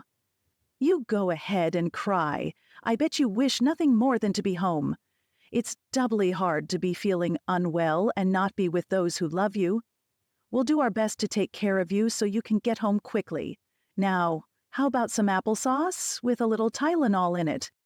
I need to go to the bathroom. I think it'll be a little easier this time. I feel a little stronger. Of course. Penny's sleeping in the room next door. You want me to go get her, or you think you and I can handle it? Can we try? It takes some effort, and I have to stop several times on the short trip to and from the bathroom, but we finally make it. I'm slightly dizzy still, and my entire body hurts. Once I'm back in bed, she says, now then applesauce time. The applesauce is amazingly good. I finish all she offers me, then settle back in the bed. It's not long until I'm asleep. When I wake up, the sun is fully shining. Penny's in the room, reading, in the chair near the window. I softly say her name, and she turns toward me. Her previously unruly red mane is now somewhat contained on the top of her head in a messy bun. I'm much better this time, and the trip to and from the bathroom isn't nearly the event it was earlier.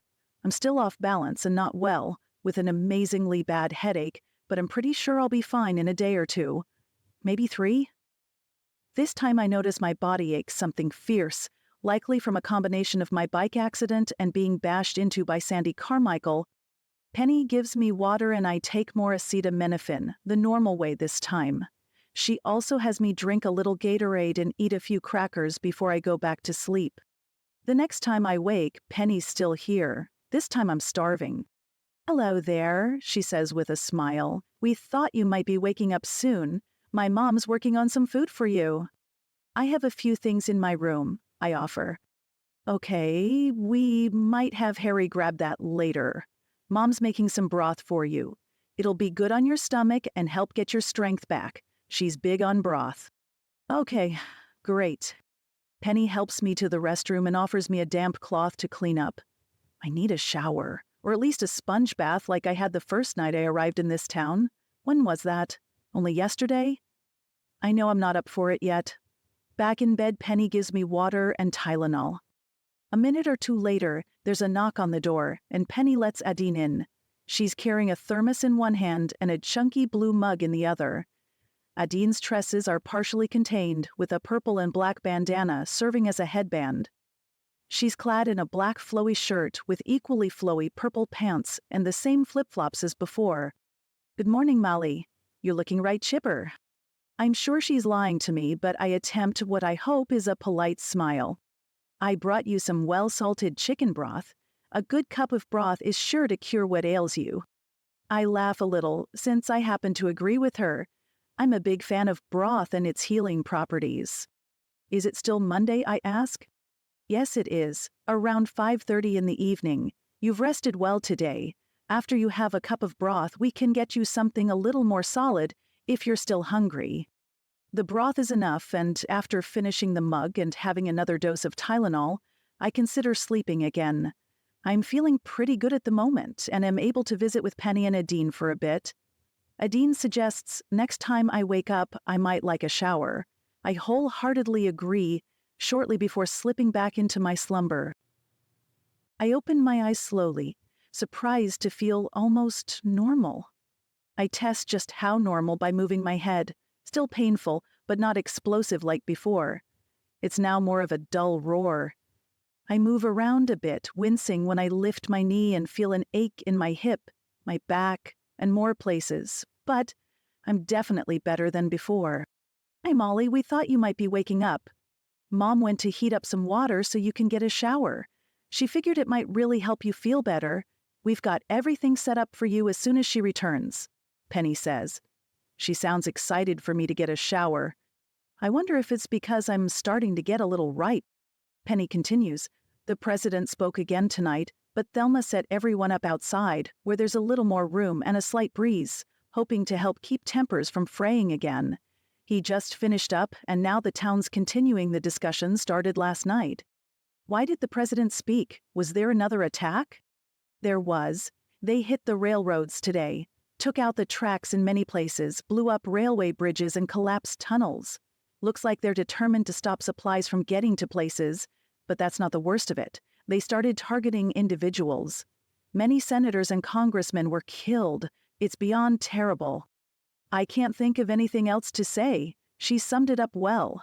These attacks are leaving us all stuck where we are with what we have, and for them to target our Congress, it's hard to even comprehend this evil. Who? Don't know. The president didn't give any names. There were many assassinated, both in the House and the Senate. How? I can't believe something like this could happen. He just said they were targeted. They're trying to find the rest of the legislators and are putting them in protective custody. Her voice cracks a little. I give a slight nod, which reminds me nodding my head hurts. I can't even imagine what it's like in the cities and larger towns, Penny says. When the television was still on, they showed some rioting the night after the bridges were taken out. That's when the power was still on. I suspect it became much worse after the lights went out.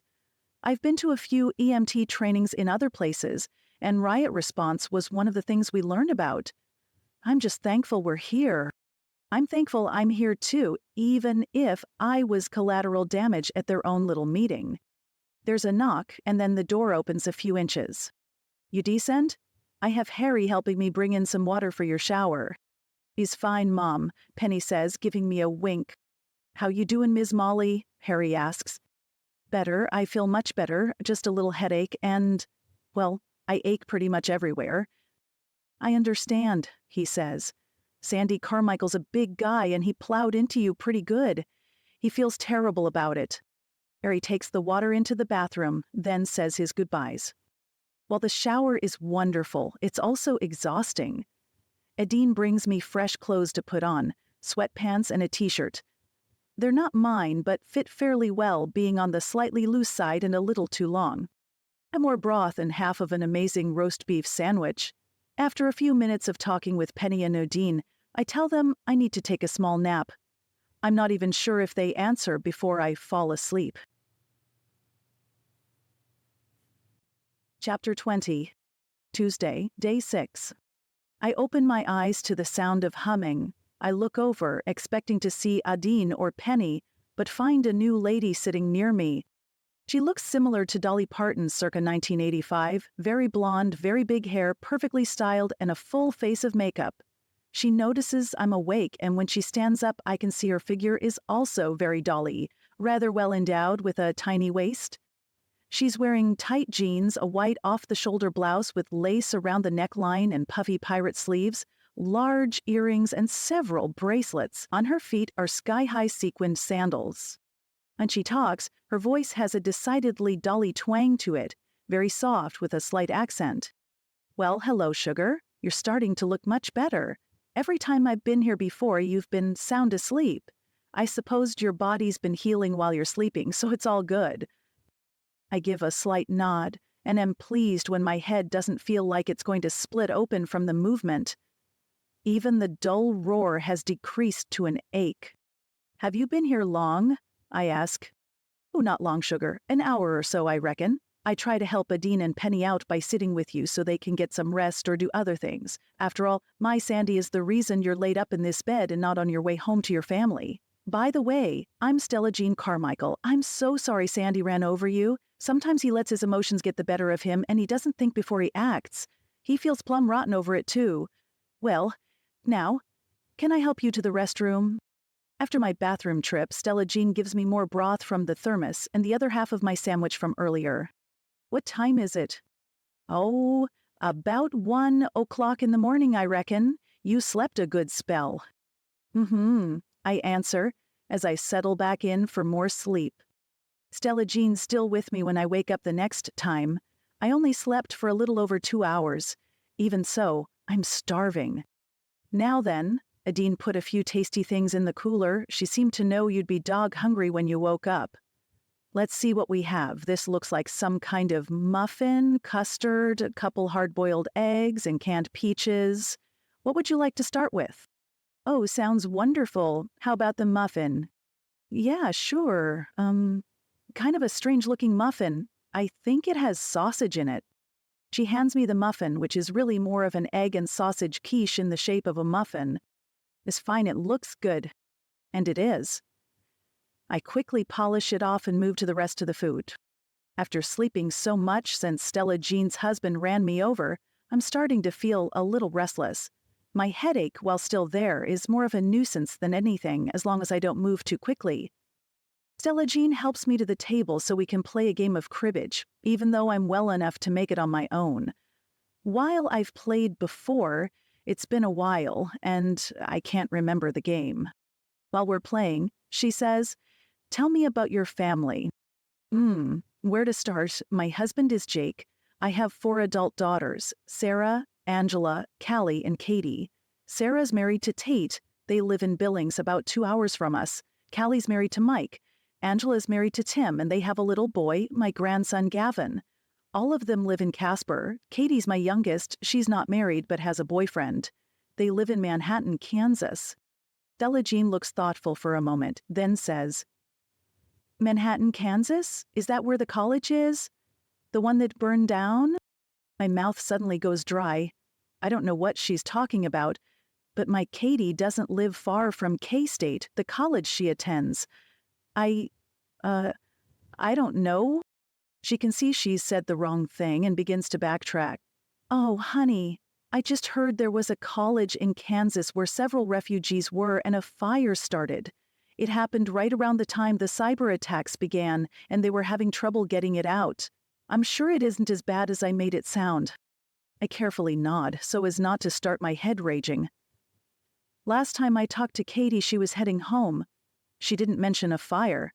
That was on, what day was that? Saturday, I think. Is that the day the cyber attacks started? It's all blending together. That's not just from your bang on the head. We all feel the same way. How could things have gone so wrong so quickly? All of this mess only started on Thursday. It hasn't even been a week. And the world we used to know doesn't even seem to exist. So many deaths, Stella Jean says with a sad shake of her head. I say nothing as we continue to play our game. I soon realize this is a little much for me, and I tell Stella Jean I should probably go back to bed. "Oh, honey, you're probably right."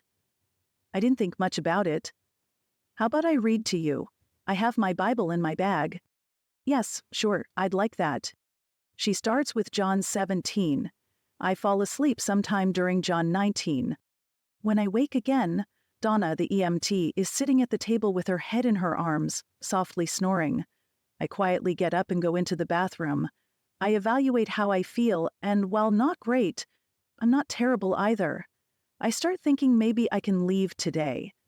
I only paid for 1 night here, for a room I never slept in, but still houses my stuff while I sleep in a different room. I wonder just how large my bill will end up being. As I walk back to the bed, I'm suddenly dizzy. I grab onto the wall and carefully steady myself, accidentally thumping the wall in the process. A flutter in my stomach feels like the bottom has fallen out of it, and I do my best not to be sick. Donna awakens with a start and is immediately by my side. "You should have asked me for help," she chastises. "Yes, I know. I was fine going in, just got a little woozy on the way back." To be expected. Donna makes a tisky noise as she helps me back to my bed. "You'll likely have some lingering headaches, dizziness, things like that for a few days. Like I said, losing consciousness normally would have earned you an ambulance ride to the hospital, but now, I hope you understand we need to conserve fuel in case there's a life-threatening injury. It wasn't personal. Sandy Carmichael offered to drive you in his truck if you didn't start coming around as well as you did. I completely understand. To be honest, even in normal times, I wouldn't have wanted the ride to the hospital. I'm sure I'll be fine. You will be, but you need to take it easy today. I think we can get you up a little more, but you're not going to be running any races anytime soon. I know you're probably thinking about heading for home, but you're not ready. I know she's right. I don't like it, but don't see a choice. I see Stella Jean left her Bible in here. I'd be happy to have her come and get it. Oh, she was reading from it. I fell asleep. Uh-huh. She's pretty enthusiastic about... What does she say? Sharing the good book, I think? Personally, I don't pay much attention. She never seems to take offense, but she doesn't exactly leave me alone about it either. I'm glad she offered to read to me. I have a Bible on my e-reader, but taking your advice, I haven't been reading right now. Donna gives me a long look, then lets out a small sigh. Oh, are you one of those Bible thumpers too? I can't help but laugh. With my history as a lackluster Christian, and having turned my back on God more than once, I'm the last person who should be called a Bible thumper. I've never thought of myself as a Bible thumper. I'm just an old sinner saved by grace. Now I grow and breathe in freedom. Donna gives me a funny look. What? It's a couple of lines from a song, but it's true. My walk with God, with Jesus, hasn't always been pretty, and oftentimes I stumble. But he's never let me fully fall. He's there to pick me back up. Donna rolls her eyes. Yeah, you're another Bible thumper. I give a slight shrug. I know God loves me. I know Jesus died for my sins. If that makes me a Bible thumper, then... I give a bigger shrug and kind of toss my arms out to say, oh, well. Yeah, well, okay. Let's just check you out and see how you're doing. We'll talk about this another time. Or not. After a short exam, Donna declares me much better. And since I'm doing so much better, she lets me move to my original room where all my stuff is. I no longer need a monitor when I'm in the room, but she suggests having someone with me if I want to go for a walk. I'm also not supposed to do things that may strain my brain. Specifically, no reading, and nothing more than slow walking. Harry left a walkie-talkie for me to call him if I need anything at all, and this includes a walking mate. Harry also said he's not charging me for staying any additional days or for the second room. Here, I'm to spend my day resting and taking short walks. I almost make the mistake of trying a simple stretch, but my body immediately rebels. My head's suddenly swimming and I have cramps in a variety of places. While I'm resting, I think about Jake and Malcolm and what they're doing. Part of me wishes Jake would come looking for me. I imagine him driving into town and telling the first person he sees, I'm looking for my wife. Her name's Mollie. She's almost a foot shorter than me with short brown hair and glasses. Have you seen her? Of course, the person just happens to be Sandy Carmichael, who very sheepishly says, yeah, I've seen her. Let me take you to her. When Jake knocks on the door to my room, he says, Mollie, honey, it's me, I'm here. I jump out of bed, throw the door open, and melt into his arms. Of course, it's all fantasy. Jake can't come looking for me because he has no idea where I am. The last communication I know he received was on Saturday, and I was in Idaho, nowhere near this hotel room. As much as I'd like to think he could magically appear, we have a deal. He won't come looking for me. But with the new reality of me being stuck away from home in the middle of a national disaster, I'm hating our deal. If Jake knew where I was, everything would change. Provided he had the ability to come straight to me and not spend time looking for me like a needle in a haystack, he'd be here quickly. I still hold a little hope. Somehow I'll be able to get a cell signal and notify him just how close I am. 2 hours by car is nothing. Thinking about how much I wish he'd magically appear reminds me of where we are in our marriage right now. I remember watching a popular movie where one of the main characters was talking about losing his wife. He said, "Every marriage has its good years and bad years. We ended on a great year. We've had great years, good years, and bad years. We came close to ending it during those bad times. When our friends Shari and Kenny, along with their children, were killed in a car wreck, it almost ended us. Working our way through the grief and learning to communicate with each other again was vital. Learning to lean on and trust in God was what made this possible. If this trust is what earned me the title of Bible Thumper from Donna, so be it. Now, by the grace of God, Jake and I are in a good year. Not great, but very good. We still have our little tiffs, but they're fairly infrequent. There was a time when I dreaded him returning home from work.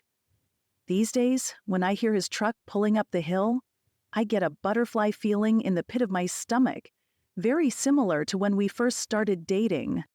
While I know a marriage can't be all sunshine and roses, it's been great to rekindle the companionship and romance in our marriage.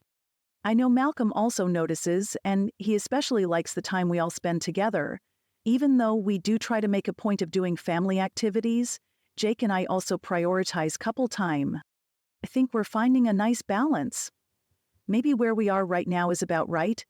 We don't need to get rid of the farm or relocate, just keep on keeping on. Of course, with the way our world has changed these past few days, keeping the farm is a no-brainer. We'll need the farm, the livestock, the gardens, the trees, and the vines. We'll need it all, just to survive. Chapter 21. In the late afternoon, there's a knock at my hotel room door along with, "Yoo-hoo, Mollie dear, are you decent?" Stella Jean. I gladly open the door. She's joined by a bear of a man who looks very similar to Grizzly Adams from the old television show, only his hair is longer and he's bigger than Grizzly Adams appeared on my 1970s 19-inch TV screen. I can only assume he's Sandy Carmichael, Stella Jean's husband and the one who plowed into my chair at the meeting the other night. The saying, opposites attract, is very true in the case of Sandy and Stella Jean. Her diminutive stature is magnified next to his largeness. I can see why she feels the need to wear the super high-heeled footwear. Even with the extra 4 or so inches, he towers over her. "Oh, you look great," Stella Jean gushes. "Donna said you're doing really well and should be good as new in a few more days. I'm just so glad. I told Sandy you'd be fine, but we both thought we should come and pay a visit so he can give you his apologies in person. You know, he feels plumb terrible about knocking you out and all. Don't you, Sandy?" "Yes, I definitely do," he stammers. "Of course you do, Sandy," Stella Jean raves. "I'm sure Mollie knows you didn't do it on purpose. But I do wish you'd learn to control your urges a little bit. You not only toppled poor Mollie, but also Ted Dobson. Course he probably had it coming with the way he is." Sandy shrugs, then turns to me. "I'm very sorry you were injured. I hope you can find it in your heart to forgive me." I have to admit I'm pretty impressed with his sincerity, as I stutter, "Yes, of course." "Thank you, ma'am," he says as he lowers his eyes. "There you go, Sandy. I told you she's a right nice lady and wouldn't hold a grudge.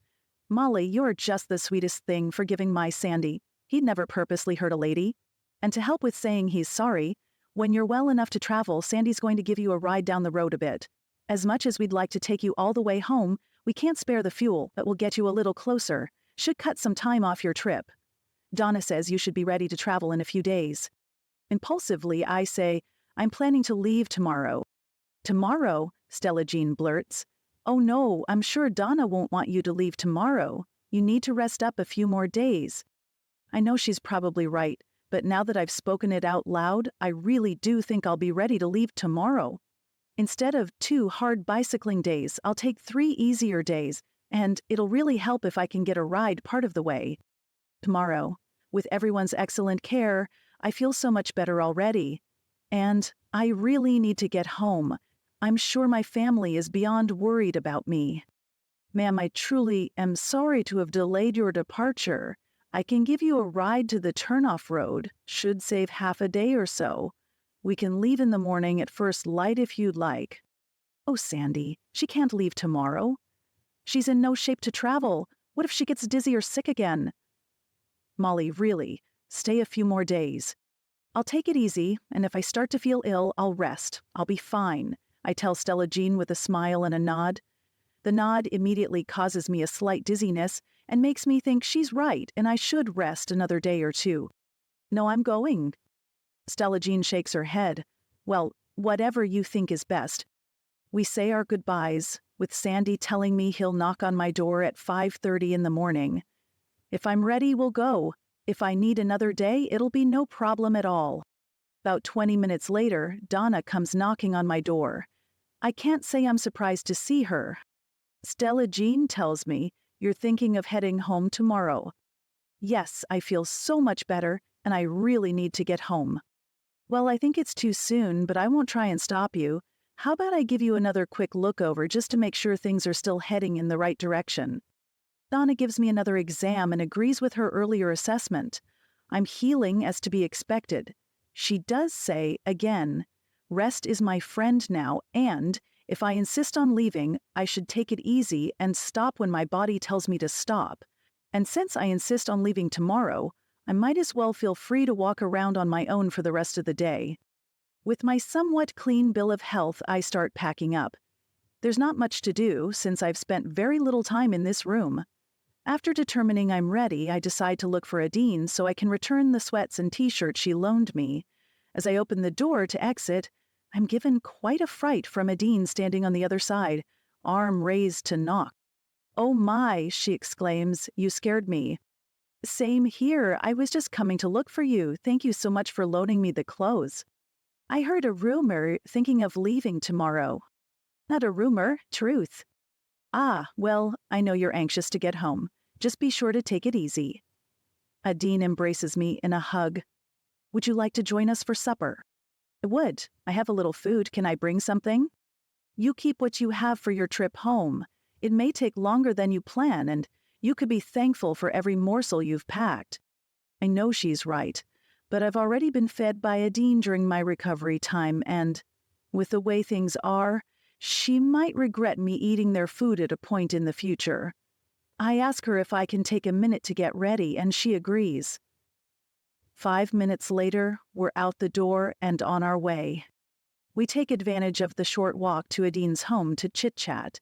I find out Penny and Peter both moved away to attend school, then moved back. The family owns several different businesses in the area, including construction, snow removal, tourist and hunting guide services, along with a few other things. That tends to be the way in small towns without much industry. Adine surprises me when she says, "Penny tells me you're pretty athletic." Well, I don't know about that. I try to exercise, but I'm not a natural athlete by any means. She nods. "Yeah, I understand. But you do martial arts and stuff, right?" "I'm learning a Korean martial art. It's more of a self-defense thing. My husband's son and I started last fall, so I'm not very good yet. Sometimes I look back on the first class and am amazed I stuck with it. I was definitely a fish out of water. One of the first things they taught us was front rolls, kind of like a somersault. I hadn't done a somersault for over 30 years. Oh my. Adine laughs. I can't even imagine doing one. It wasn't easy. Jake had a hard time with it also, getting very dizzy and turning a shade of green. But we stuck with it and were soon doing not only front, but also back rolls. It's fun and definitely a workout. How'd you become interested in it? Definitely in a roundabout way.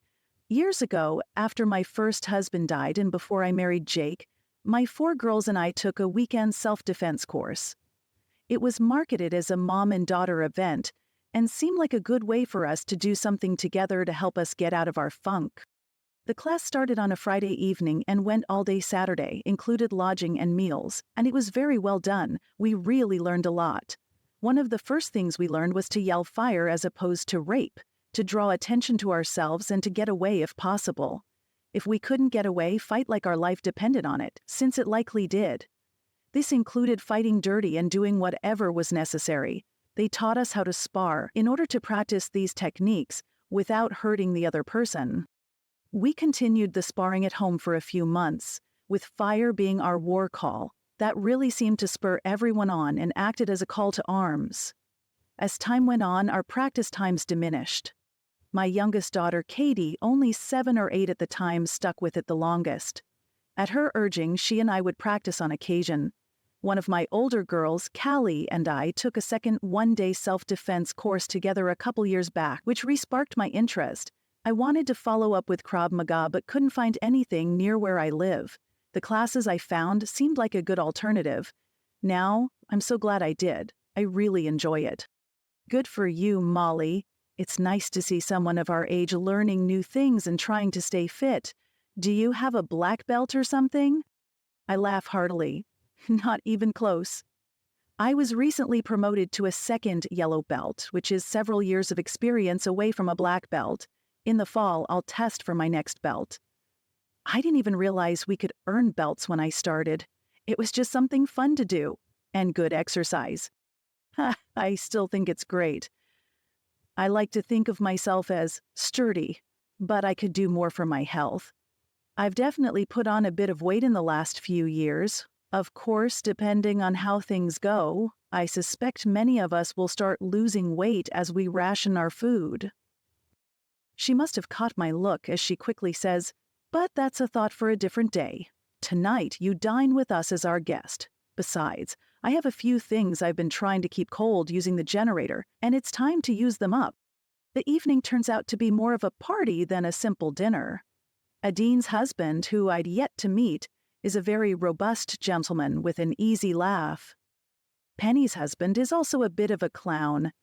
Peter's wife and young children are a joy. Being with everyone is wonderful and terrible at the same time, reminding me how much I miss my own family. While everyone tries to keep the evening light and fun, the conversation sometimes strays to the terrible events of the past several days. The town has implemented its shutdown and is escorting people through. So far, everything's going as well as can be expected. A few townspeople are still grumbling about it, but agree it's needed. Adine says today is a day to celebrate, since there were no new terrorism attacks. I'm back in my motel room before dark, finishing up a few last-minute things for my early morning departure. It occurs to me, I should have stopped and told Harry I was leaving in the morning, but then I figure, he's likely already heard via the grapevine. Got to love a small town. Chapter 22. Wednesday, Day 7. True to his word, Sandy Carmichael is at my door right on schedule. I'm pleased to see Stella Jean, in full makeup and dressed to the nines at this early hour by his side. "Well, there you are, Mollie dear. Have you come to your senses and decided to rest another day or two?" she asks, but not unkindly. "No, I feel pretty good and am ready to hit the road." I choose not to tell her I really didn't want to get out of bed this morning, and when I did, my stomach revolted, causing me to run to the bathroom. This bang on the head is really starting to annoy me. "Uh-huh," she says doubtfully, looking me up and down. "Let me put your things in the truck," Sandy offers. As Sandy's putting my bike in the bed of the pickup, Harry walks over and says goodbye, and that I'm welcome back any time. I suppose we both know pleasure trips are out for the near future. Sandy and Stella Jean take the front seat of the quad cab pickup while I take the back, along with my small backpack. The rest of my gear is secured to my bike. I try to do a better job of balancing everything, in hopes of not repeating my crash from Sunday, the beginning of my injury woes. When we reach the spot Sandy told me he'd drop me off, it's full daylight and a pleasant morning. If I didn't feel so terrible, I'd likely be looking forward to my bike ride. Well, that's not exactly true. I can't even pretend this is a pleasure ride I'm embarking on. My sole mission is to get home. I have to admit, even though I totally understand Sandy and Stella Jean needing to take me only as far as they are, I'd love to beg them to drive me the rest of the way. I could be home in less than 2 hours and finish my recovery in the comfort of my own bed. After a few minutes of unloading and reworking my load slightly, I'm ready to go. Stella Jean crushes me in a huge hug. "When this whole mess is done, I sure hope you'll come back up for a proper visit. We'd love to see you again. Isn't that right, Sandy?" "Yes, sure. Please do come up for a visit. Again, I'm so sorry I lost my temper and you ended up in harm's way." He gives a sad shake of his head. I say my final goodbyes and take off. I'm thankful the road is fairly flat so I can get my bike legs. As it is, I have a little too much wobble and am sure I look the fool.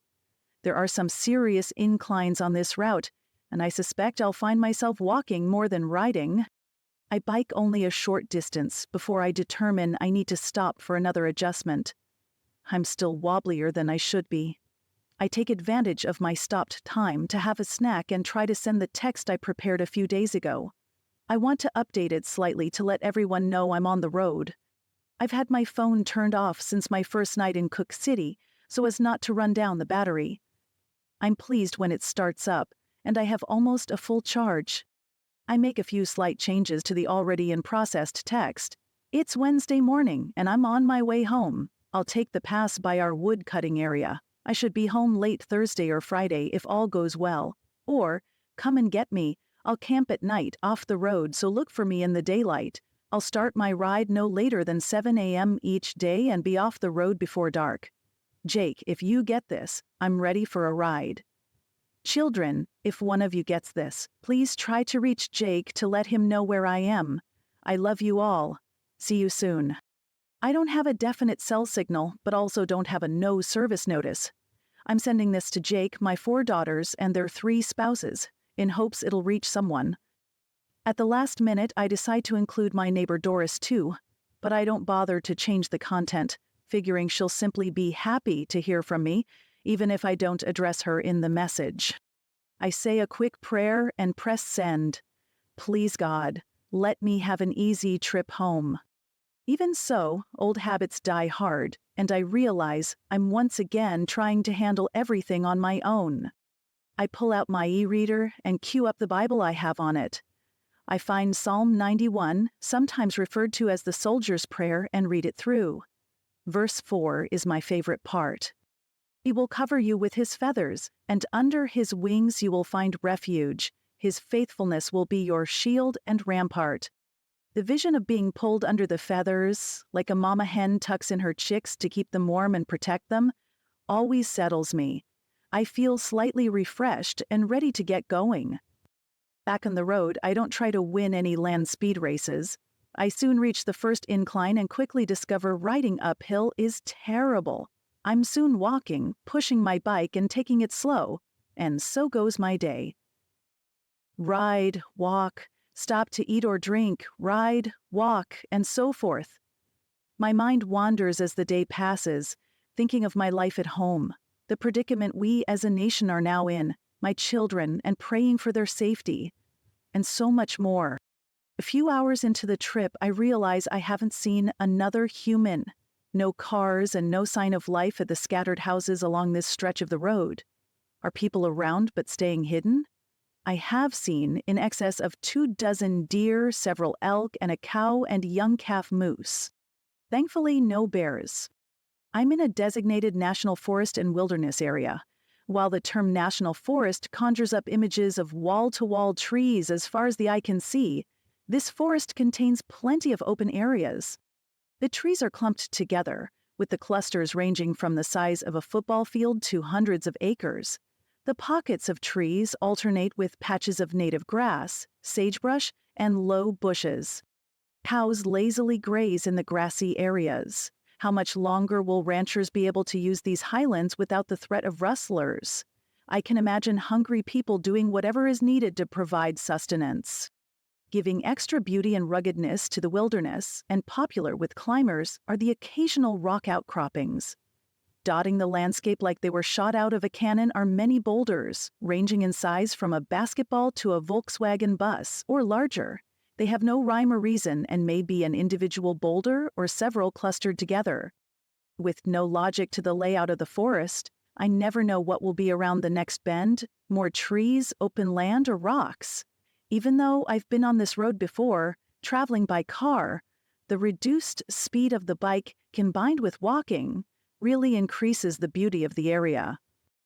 If I didn't want to be home so badly, I'd be enjoying the trip even more, and if my head didn't hurt so much, and my stomach didn't keep feeling like it was rebelling. Even so, being on this road brings me hope and spurs me on. I can see this wilderness area, albeit the eastern side, from my home in Bakerville. I'm so close.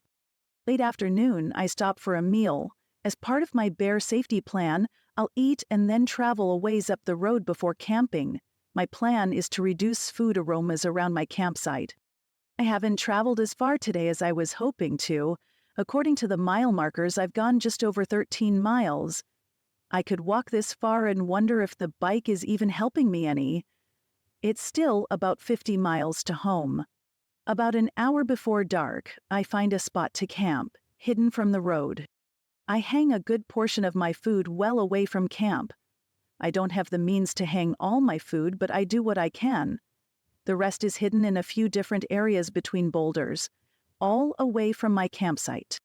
My thinking is, if a bear is drawn to it, they'll find only one of my caches and not all. Since the food's mostly freeze-dried and dehydrated, it should be fairly low odor, but bears are amazing detectives, so one never knows. My little one-person tent goes up easy and is plenty roomy. I'm fairly comfortable with my mattress pad and sleeping bag. Even so, I have trouble falling asleep. I try reading but discover concentrating is difficult. I'm reminded Donna encouraged me not to tax my brain with reading. Instead, I lay here listening to the night sounds and working on scaring myself with every snap of a twig and rustle of a tree. I think of my family. They must be near frantic with worry. It's been days since I spoke with Jake.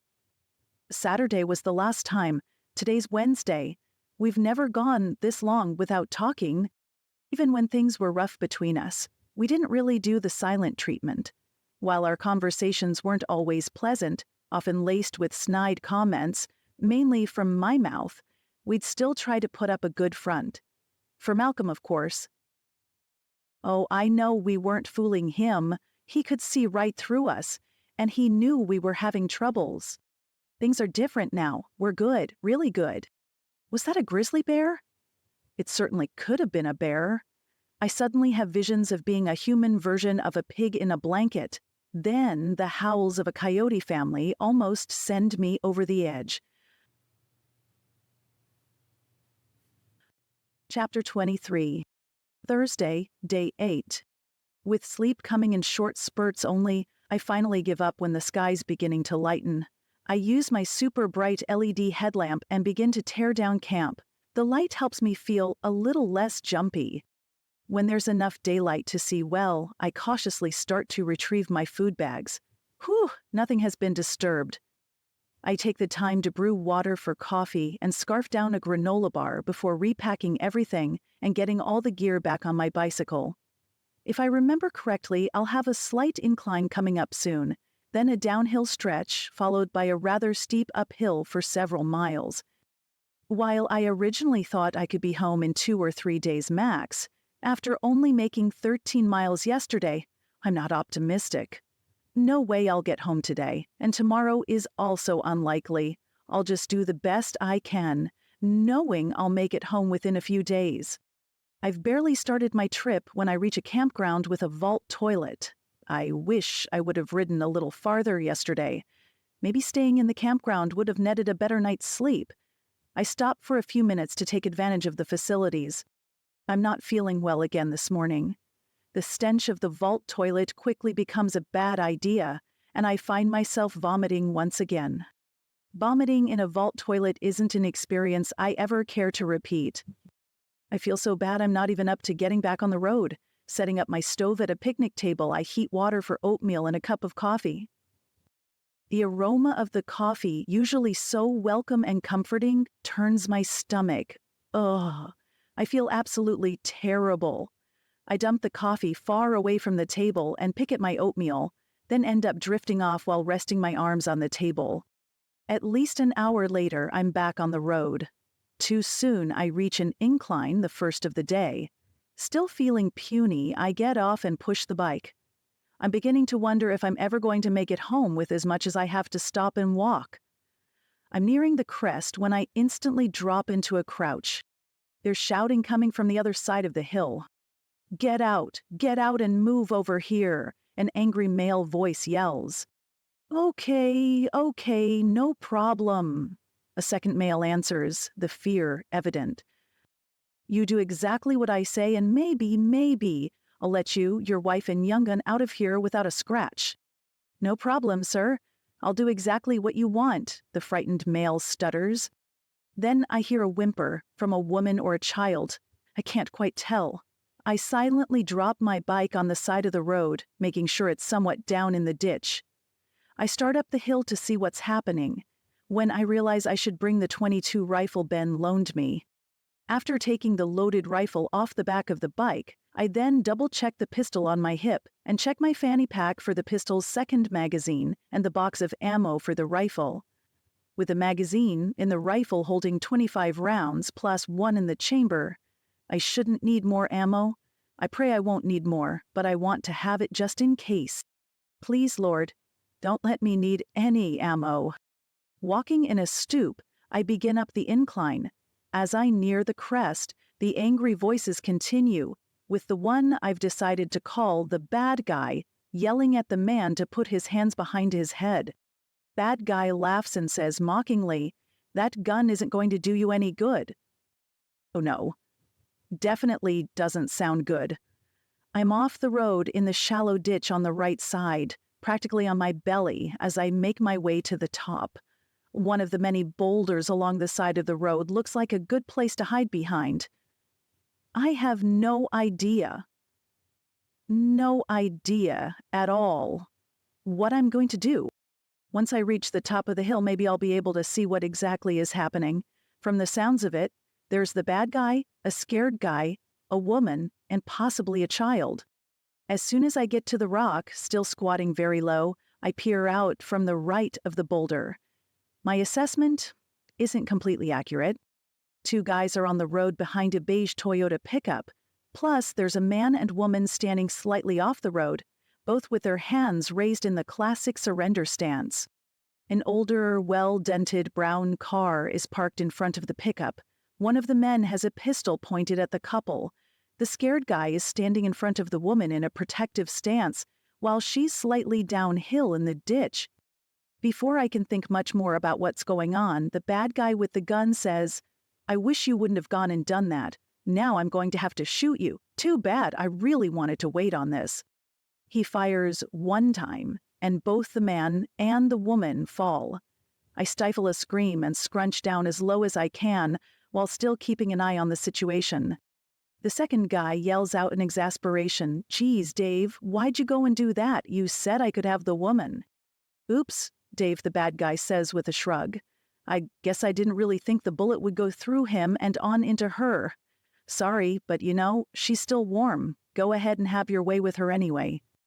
"Well, geez, thanks, Dave. I kind of like it when they put up a little bit of a fight. It's a little more fun for me as opposed to her being dead and all."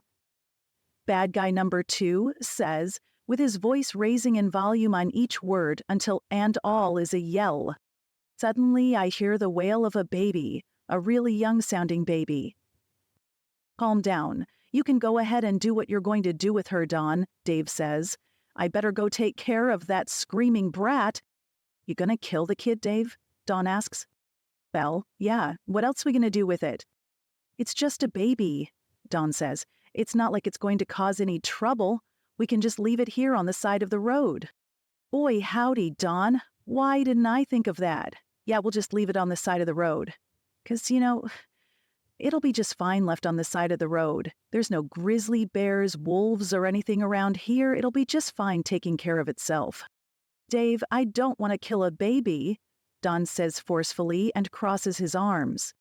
"Don't worry about it, Donnie boy. I'll go ahead and take care of the kid. You do what you want to do with the woman." "Fine, take out the kid. I don't care. That's on you, not me," Dawn responds, while gesticulating to make his point. At this point, I'm pretty much freaking out. There's no way I'm going to let them kill the baby like they killed the mom and dad. "Okay, Mollie, you know what you have to do. Shoot Dave first. He has a visible weapon. Then shoot Dawn." My version of a pep talk. I know I have to do it now before I can think too much about exactly what I'm doing. Killing 2 men.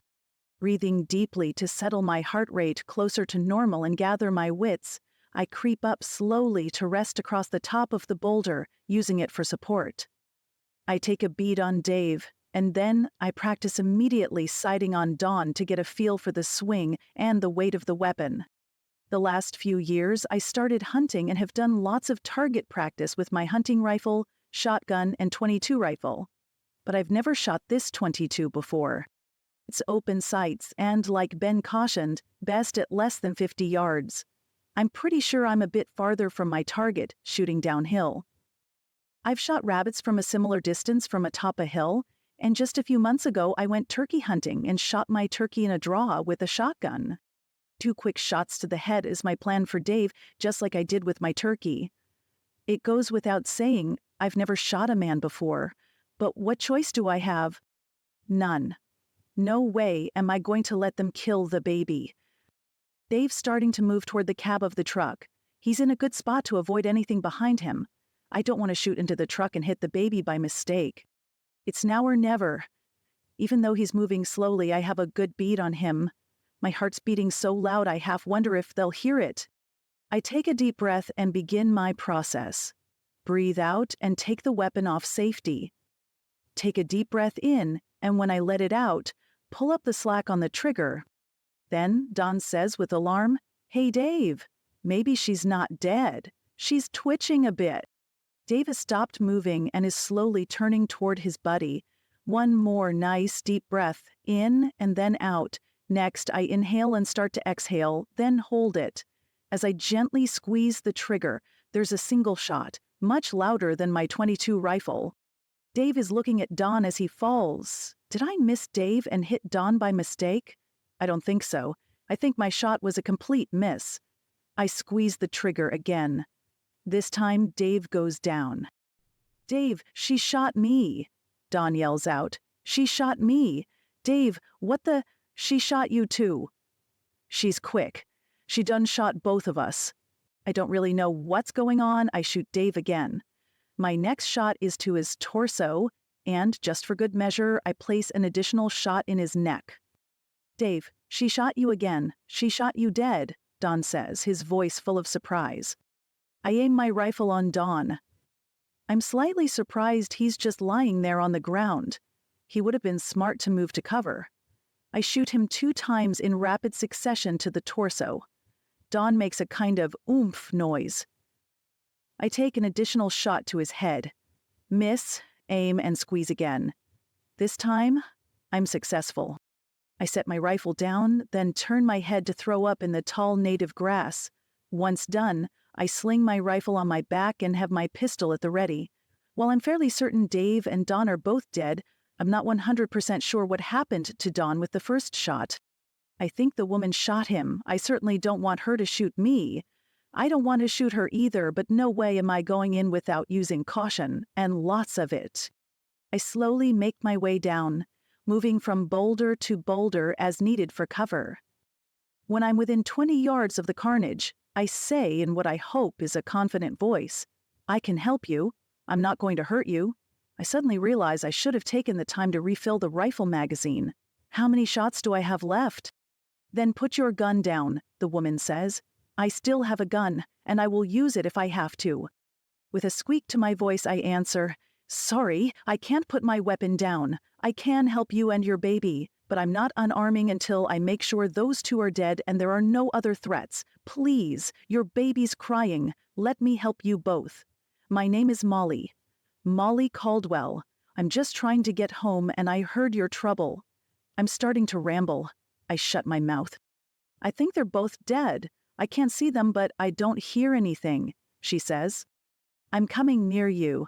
I'm armed and not putting my weapon down. I won't hurt you. I'd appreciate the same consideration. You shot the Dawn guy, right? Well done." I move to a boulder closer to the woman. From there, I move slightly toward the road, keeping the boulder between us. I have my pistol aimed at Dawn. I can see him clearly now and am confident he's dead. I switch my aim to Dave.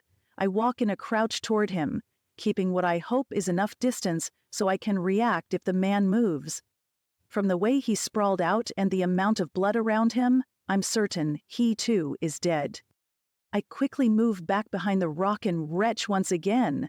As I finish, I realize I'm also crying. When I'm done, the woman asks, "Are you okay?" "Yeah," I lie. I've set my gun down. "I'm pretty sure they killed my husband." "I'll trust you." "Please just take care of my baby," she says and begins to cry. I peer out from behind the rock and see her gun is on the ground but still within reach. I slowly walk toward her. When I'm near enough, I bend over and pick up her handgun. As I walk, with my weapon drawn toward Dawn and Dave so I can retrieve their guns, I ask, "What's your name?" "Madison." "Okay, Madison, I'm Mollie." "You already told me." "Oh, I forgot." I give a nervous little laugh. I'm not thinking too clearly. Don has a small black revolver in his belt, maybe a .38. A rather large, scruffy-looking semi-automatic is lying next to Dave. In the back of his belt is a second semi-auto in much better condition. Maybe the one he took off of Madison's husband? I set all 4 handguns off to the side. "Can you check my husband, Mollie? I'm pretty sure they killed him, but if you could make sure..." Her voice trails off and is replaced by a sob. "I will." I keep my gun out as I walk over to her husband. There's no doubt he's dead. "I'm so sorry, Madison." With a whimper, Madison says, "Yeah, I didn't think there was any hope. My baby, she's okay? I don't think they did anything to her. Can you go check on her? Then I'm going to need you to help me stop this bleeding. He shot me in the shoulder." "We've got a good first aid kit in the back of the pickup truck. It's on the far right-hand side at the tailgate. It's a big orange box. Can you grab it?" "Yes, of course." I rush to the pickup and open the back door. A rear-facing baby seat holds a sweaty-faced infant. Thankfully, the front driver's window is down, so it's not too hot in the truck. But with all the crying she's done, she's worked herself up pretty well. "Hey, pretty girl. Let's sit you outside so you can get some air." I hurriedly move the baby, carrier and all, out of the pickup and set her on the ground. I'd like to position her so she can see her mom, but that'll have to wait until we get Madison's bleeding stopped. Plus, I want to move the bodies so the baby can't see them. "Okay, pretty girl. There's a nice breeze, so you'll cool off quickly. Then we'll change your diaper and get you over with your mom in a bit." I step away from the baby into the rear of the truck, quickly opening the tailgate and finding the first aid kit. Kit in hand, I hustle over to Madison. "I have my bandana up against it, but it's still bleeding," Madison says. "In the kit are a couple of battle bandages and other things. I don't think the bone was hit too badly, but I can't really tell. It sure hurts." I find what I need in the kit. In addition to the battle bandages, I grab an elastic bandage.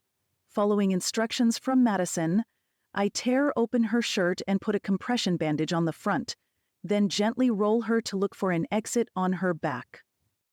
Nothing. I'm not sure if this is good or bad. With the front compression bandage in place, I wrap it with the elastic strip to hold the battle dressing tight. I can't even imagine how much this must hurt. Madison doesn't look too well and starts to shiver. "Shock," she says. "I need to warm up. There's sleeping bags in the truck." I find 2 bags in the back. I open one and cover her with it. At one point I think she passes out, but then she says, "That's good. Let me warm up a little and rest, then get me in a bag. I think it'll be best for me to be zipped in." The baby's crying again, and Madison says, "It's okay, Emma. Mommy will take care of you real soon. You'll be fine." I go to Emma and remove her from the carrier. A diaper bag in the back of the pickup has fresh diapers. After I get her taken care of, I check on Madison. When I step near her, her eyes pop open and she takes a deep breath. "Okay, Mollie, better. I need to rest a bit, then we'll see what to do next. I need a drink, then I'll take Emma. There's a jug in the back of the truck, plus bottles. We filtered water last night so it's clean. Help yourself to water also." I put Emma back in the carrier in order to get the water out. Helping Madison get a drink isn't easy and she's just about spent afterward. "Could you bring Emma to me?" she asks. "I'll nurse her. It'll probably make both of us feel better. First, can you help me get inside the sleeping bag? I'd like to be off the ground." We're both exhausted by the time she's in the bag. Emma's crying and bordering on a full-on howl. I find a pillow in the truck to make cradling Emma a little easier. With Emma on her mom's uninjured side, she quickly settles in. Her crying eases off to the occasional hiccup until she's silent and nursing contently. I take a long drink of water while thinking about what to do next. I need to cover Madison's husband and figure out what to do with the bodies. I suddenly realize the pickup truck means we can get to help in short order. From here, I can have her into Prospect and a hospital in just over an hour. I find a blanket in the back of the pickup to cover Madison's husband and, as gently as I can, move him off the road. We'll have to come back for his body. There isn't any way I can get him in the truck to take him now. I'm startled when Madison says, "His name is Scott. My husband is Scott. I suppose we'll have to leave him here, unless you can get him in your car?" I don't have a car. I'm on a bike. I need to go back up the hill for it. Then we'll have to take your truck into Prospect. We were going home today. We went camping before this whole mess started. We figured with everything happening, we might as well stay camping. Kept abreast of everything by listening to the radio a few times a day. Yesterday, when there were no new attacks, we decided to head home. We made it out of the wilderness, and last night we stayed at a campground off the main road. You know, on the side road just before starting up the hill. I can't remember what it's called. Anyway, we thought we'd just get an early start today. I'm not sure where these guys came from. They just flagged us down, and the next thing I knew, they had guns on us. Madison breaks down and is overcome with tears. Soon, her tears turn to more of a wail. I move over near her, but I'm not sure what to do. Emma starts to fuss, which seems to bring Madison to a stage of alertness. She croons, "I know, Emma. I know. We're going to miss Daddy, but we'll be fine. Mama will be okay soon. We just need to get to a doctor to fix me up. Mollie, I need to rest for a little while. Then maybe we can get loaded up and take off. I just can't do it right now." Her voice trails off. At her side, I check to make sure she seems okay and determine she's sleeping. Her breathing isn't great, but doesn't seem in distress. Emma's still nursing, but is also starting to doze. I move Dave and Dawn off the road and into the ditch on the far side. Not a small feat, and I'm winded by the time I'm done. I dry heave several times in the process. I decide they don't need to be covered and instead can become bird, bear, wolf, and coyote food. There's already crows waiting, their caw, caw, caw, reminding us of their presence. How long will they wait before beginning their feast? I've read they start with the soft tissue first, the wounds, the eyeballs. I sigh. We can't leave Madison's husband. He'll be scavenger food as soon as we're away from his remains. I'll have to figure out some way to get him in their truck. I check on Madison and Emma. Both are sleeping soundly. I take the opportunity to go up the hill for my bike. It takes only a few minutes for me to return, then I load it into the back of Madison's Toyota. Loading it up takes a lot out of me, and I fight a wave of dizziness and nausea. I sit on the ground and nurse a bottle of water from my pack. "You okay?" Madison asks, startling me. "Yes, I'll be fine. I got a little bump on the head a couple days ago and still feel the effects on occasion. It's no problem." "Do you feel rested? Can you walk so I can put you in the truck?" I ask. "I'm not sure. Do you know what time it is?" "Not certain, but I'd guess mid-afternoon," I say, looking up at the sky. She starts to respond when we both hear a noise. It's far in the distance, but I'm almost positive it's the sound of an engine. "Sounds like someone's coming. Friend or foe is my first question," Madison says. "Let's get you two in the truck and go," I say hurriedly. "No time. They'll be here before we can make that happen. Help us take cover behind one of the boulders." Chapter 24. I take Emma, quickly putting her back in the baby seat, and hide her behind the largest boulder. I didn't take time to buckle the seat. I hope she stays put. I try to help Madison up. She almost passes out from the exertion. "I can't do it," she says. "Take Emma and give me both mine and Scott's handguns." "Maybe I can pull you? I'll grab onto the sleeping bag and move you." I immediately begin to pull on the top of the bag when she gasps and says, "No, too painful. Just give me the guns." I nod, knowing there isn't much else to do. I give her back her pistol and Scott's, grab my rifle, and join Emma behind the boulder. The engine noise is now very loud, and we expect to see the vehicle at any moment. I quickly buckle up Emma into her car seat. As the front of the vehicle comes into view, it immediately stops. My heart skips a beat. Jake? It looks like his truck. I quietly say to Madison, I think it's my husband. But let's just stay where we are for now. Your husband? I have to admit, I'm surprised too. Either my text went through, or he's strayed from our plan and is out looking for me. Or it's not him. The truck starts to slowly back up. I want to yell, stop, come and help us, but hold my tongue. What's he doing? Madison asks quietly. From her spot on the ground, she can't see much of anything. Backing up? I whisper. Why would they do that? She asks. Oh no. Maybe they're concerned it's an ambush or something. You have to admit, 2 cars stopped is a little suspicious with everything happening. Yeah, I guess Scott and I shouldn't have been more suspicious. A few seconds later, a voice I don't recognize calls out, Everything okay with you folks? The voice is a whole lot closer than I think it should be, considering the truck backed up out of view. Right then, Emma lets out a loud, long squeal. It's okay, baby girl, Madison quietly says, while I make sure I'm at the ready in case we need to react. I have no intention of harming you. It sounds like you have a baby. Do you need medical assistance? Ma'am, what about you in the sleeping bag? Are you injured? Barely above a whisper, Madison responds, No, just go and leave us be. We're fine on our own. Madison, I whisper. We're not fine. If he can help, we should let him. I'd like to think he's being truthful and doesn't want to hurt us. What if he's lying? My husband is already dead. I don't want my baby killed also. I don't know, I admit. Let me talk to him. Maybe we can get more info. Fine. I raise my voice and, as forcefully as I can, say, No offense, buddy, but we don't know you and aren't overly inclined to trust a stranger. I totally understand. Very smart on your part. We're just trying to find one of our family members. We're not looking to cause trouble for anyone, but the truth is, we need to get by so we can keep looking.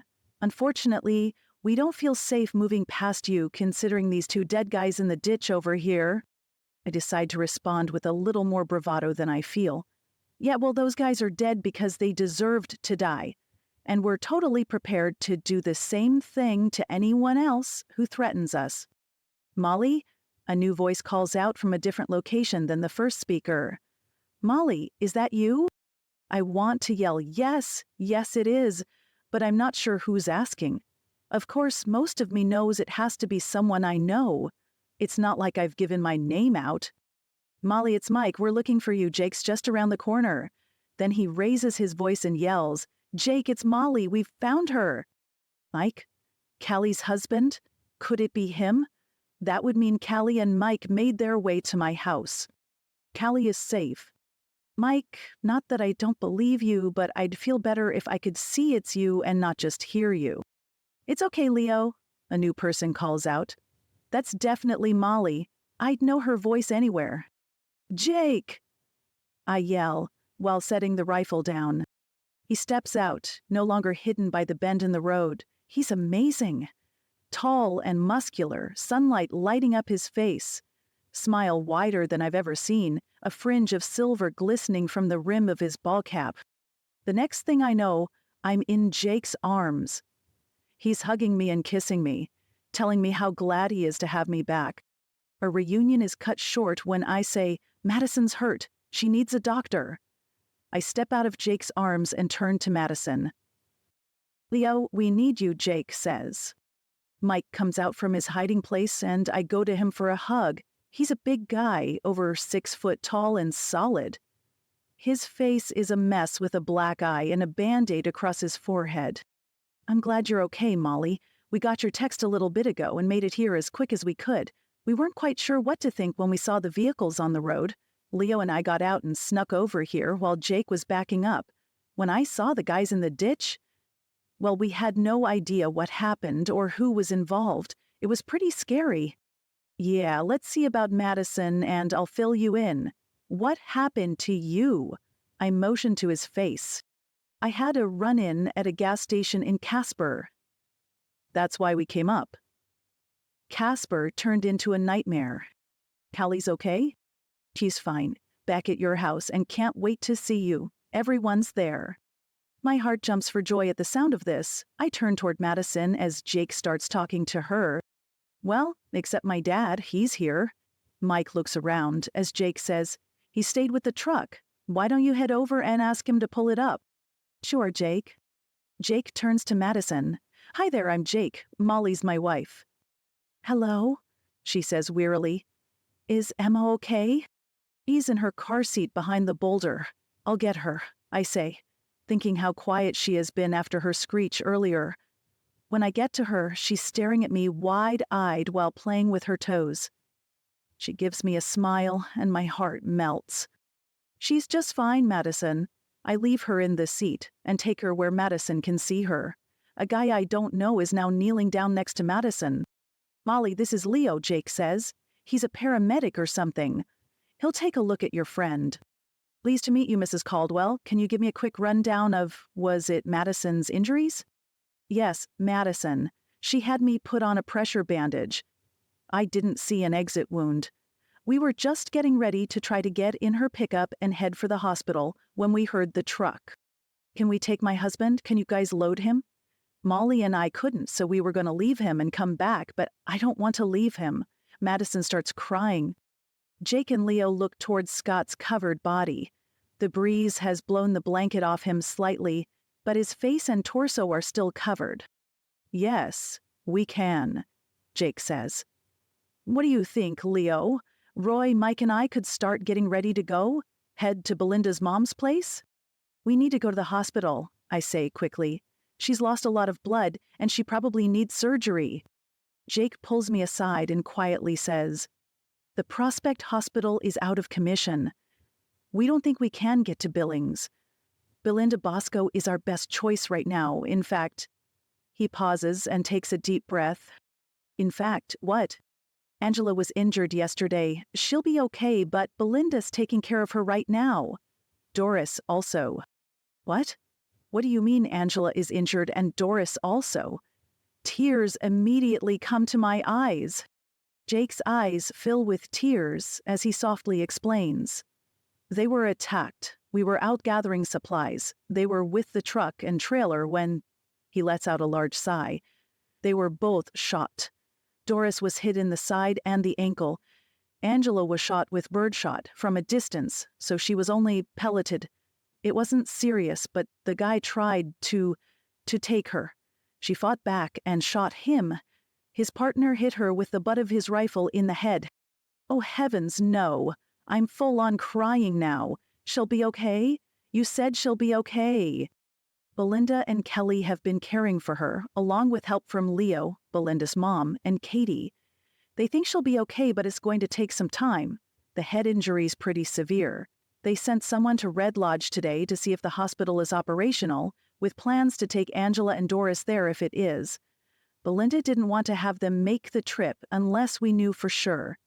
She set up a room at Tammy's house, you know, Belinda's mom. And they're doing the best they can right now. Jake hugs me tight and whispers, Angela is strong. She's coming around some and asking about Gavin and Tim. She keeps asking them to have you come in the room. I suspect you being there will help. Let's get things done here and get you to Angela. Okay, and Doris, she'll be okay? Her ankle's a mess. They need to operate. Roy and Mike pull up in the truck. Let me talk to Mike and Roy, then we'll get her husband moved. With that, he kisses me and steps away. Leo's talking with Madison while he looks her over. I move near them. Mrs. Caldwell, it looks like you did a fine job with the bandage. I'm going to leave it in place until we can get to a better location. Leo tells me the hospital in Prospect burned down, Madison says. They're taking me to your neighbor's house. Yes, she's a nurse practitioner. You'll like her, I say. Madison says their truck runs and has fuel, Leo says to Jake. How about we have Mike drive it, and we'll put Madison and the baby in the backseat of yours. I'll sit with them in case I'm needed on the drive. Mollie can ride in the front. And what about Scott? Madison asks. I think we can put him in the bed of the truck, I offer. She nods, then says, I'm so tired. Can I rest a minute while you get everything ready? Sure, that's fine, Leo assures her. I suddenly realize that, like Madison, I'm exhausted. I no more than think it before I find myself sitting on the ground. Mollie, are you okay? Jake rushes to my side. I'm okay, just really tired. I had a bike wreck on Sunday, followed by getting ran over by a very large man in a bar. I'm still feeling the effects. Okay, Jake says warily. A large man in a bar? I'll explain on the way home. I'm just really ready to go. Jake walks me to the front passenger seat of our truck. He helps me buckle my belt, then tells me to relax and we'll leave shortly. I close my eyes for only a minute. The next thing I know, Jake's getting in the truck and turning over the motor. Where's Madison? I ask. Leo decided the back seat wouldn't work. We made a bed for her in the back using their camping gear and some of your gear. She and Leo are back there. Emma's asleep in the back seat. And Scott? We rearranged things and he's in the bed of their truck with Mike and Roy driving it back. We left the other guys in the ditch. Madison told us what happened. You did great, Mollie. I start crying. I don't feel like I did great. I killed 2 people. Sure, they were terrible guys who had already done awful things with plans to do even more, but I feel the need to throw up again. I take deep breaths through my mouth to help with the sensation. Jake reaches for my hand. I settle into the seat and am soon back to sleep. Chapter 25. I wake to the ring of a cell phone. Hello? Jake says. Yup. We're getting close. Your mom? She's tired but seems okay. He smiles at me and gives me a wink. He's talking on the phone. When did the phone start working? See you in a few minutes, he says and hangs up. The phone works? Somewhat. My old flip phone seems to work better than the smartphones the kids have. That's how we found you. Your text came in while I was on the roof working on the solar system. We were able to call about Madison before we left, so they're expecting us. That was Katie. She borrowed a flip phone from Belinda's mom. Ah. Flip phones rule, I say jokingly, while wondering where mine is. In a pocket of my small backpack, I think. I look around and realize we're in our little town. Well, community, since Bakerville isn't an actual town. I'm suddenly incredibly sad I missed my first look at Prospector Peak, my beacon of home. I'd been on a quest to catch my first glimpse of Prospector Peak since Oregon, and I missed it. I quickly look toward the southeast, and there she is. The sun is hitting her, making her sparkle like gold. The name of Prospector Peak originated from actual gold found on the mountain. Prospector County, our county, is named after the peak and the little gold rush that happened here. Prospect, our nearest large town, at just under 10,000 souls, and the county seat, is also named after the mountain. While the vein on the mountain blew out early, there are still many who pan for gold in the local rivers and creeks. We do it ourselves, for fun, and have found a few flakes. We're close to the driveway to Tammy's house. The clock on the dash reads 2:45. I glance around. Emma's still sleeping in the back seat. Leo sitting on the floor of the truck bed next to Madison. I can't see her but can see her sleeping bag. Mike is behind us, driving Madison's Toyota, with his dad in the passenger seat. Tell me about Leo. Jake sighs. Yeah, that's what we thought. They're pretty serious. That's what you wanted to know, right? I guess, but also, is he okay? For our Katie, is he okay? I think so. He seems to be. He's smart, a hard worker. When we sent Katie the bug-out bag, he took it upon himself to start researching. He's definitely preparedness-minded. Jake glances my way and I nod for him to continue. Between the two of them, they made lots of changes. I'm pretty sure they were living together. If not officially, then unofficially. You know, him staying over more often than not. And now? I ask sharply. Nope, Katie's in the basement. He bought an RV. That's another thing. He must have had access to a lot of cash. He made several purchases: an RV, a trailer for Art to live in, solar systems, food, lots of stuff to help our family. Where'd he get the money? Is he a drug dealer or something? Nah, his folks died a few years ago. He had an inheritance, life insurance or something, and he saved up while in the military. Plus, Katie said he lives cheap, had several roommates and a job back in Manhattan. Oh, I guess that makes sense. I'm glad it's not something else. Yeah, me too. But you know Katie, you think she'd be with someone who wasn't okay. No, but I wouldn't think she'd. Never mind. I do know Katie. You should know, Jake says softly. Besides for Angela and Doris being injured, Sarah was nicked. She's fine. It was nothing more than a scratch. Nicked? Like with a knife? A bullet.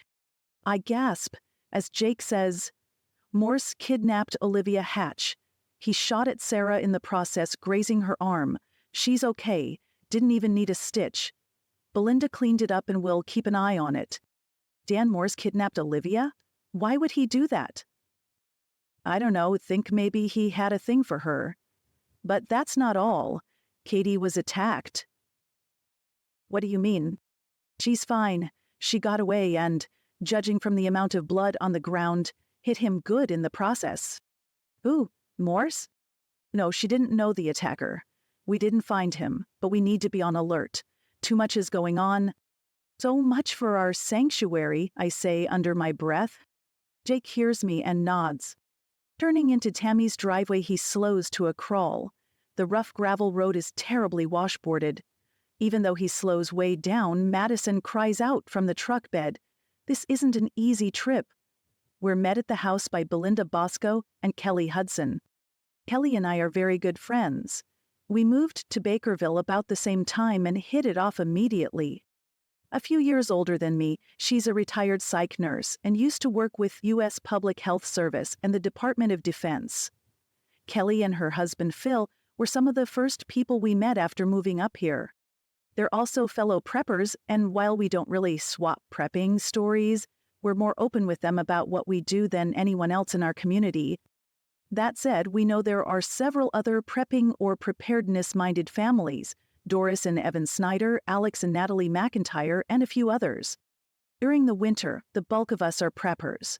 Most tend to keep well-stocked pantries to prevent needing to drive 45 minutes to town in a snowstorm to buy a loaf of bread and a gallon of milk. With winter over, I do have to wonder how many people still have full pantries. My children! Callie and Malcolm are hugging each other while jumping up and down, with Katie standing next to them. Tate has his arm around Sarah. Gavin, in Tim's arms, is waving with excitement. I wonder where Angela is, then remember she was injured. My exhausted brain isn't working as well as it should be. As soon as we stop the truck, Belinda and Kelly move toward us, as does Malcolm. Katie quickly reaches out to stop Malcolm and says something to him. He nods and gives me a wave. Needing little encouragement, I throw the door open and practically fall out of the cab in my hurry to reach my family. A reunion is wonderful, with everyone speaking at once. Sarah shows me the scratch on her arm, covered only with a good-sized bandage. She says she didn't even realize it was a gunshot wound until Mike looked at it and saw powder burns. Mom, Sarah says, we think Dan Morse was behind the attack on Angela and Doris, maybe even the attack on Katie. Wait, I don't understand. I thought they were out gathering supplies when it happened. Yes, they were. But Doris thought she'd seen Morse earlier in the day. She mentioned it to Evan, but they didn't see him again. Then, when Morse took Olivia, he said something really weird right before he shot at me. Now you can go see your sister. I didn't really understand, but it kind of makes sense if he thought he was going to shoot me, and I don't know. I just hope they find Olivia. Her husband was away for work when everything happened. He hasn't made it back yet. Their children are at your house. Grandma's the babysitter, in fact. I should call them and let them know you're here. They'll be wondering. And Katie? Just seems too strange that someone else would be out attacking people, don't you think? There's several more minutes of speculating on the attacks when Callie, with a small laugh, asks, Did Jake tell you the silly flip phones work, but our smartphones are hit and miss? I smile and shake my head, thinking how they all teased me and Jake about sticking with flip phones. Can I see Angela? I ask her husband, Tim. Yes, of course. They said they'll put the lady you found in the room next door. They're just trying to make sure she's comfortable enough to move first. As soon as they get her in, I'll take you to Angela. She's been asking for you. She's not completely coherent when she wakes up, but seems a little better each time. Belinda said it was fortunate the guy only had a .22. It would have been a lot worse if he'd hit her in the head with a heavier weapon. Tim lowers his voice. I don't know if you know exactly what happened. I shake my head. Jake told me very little.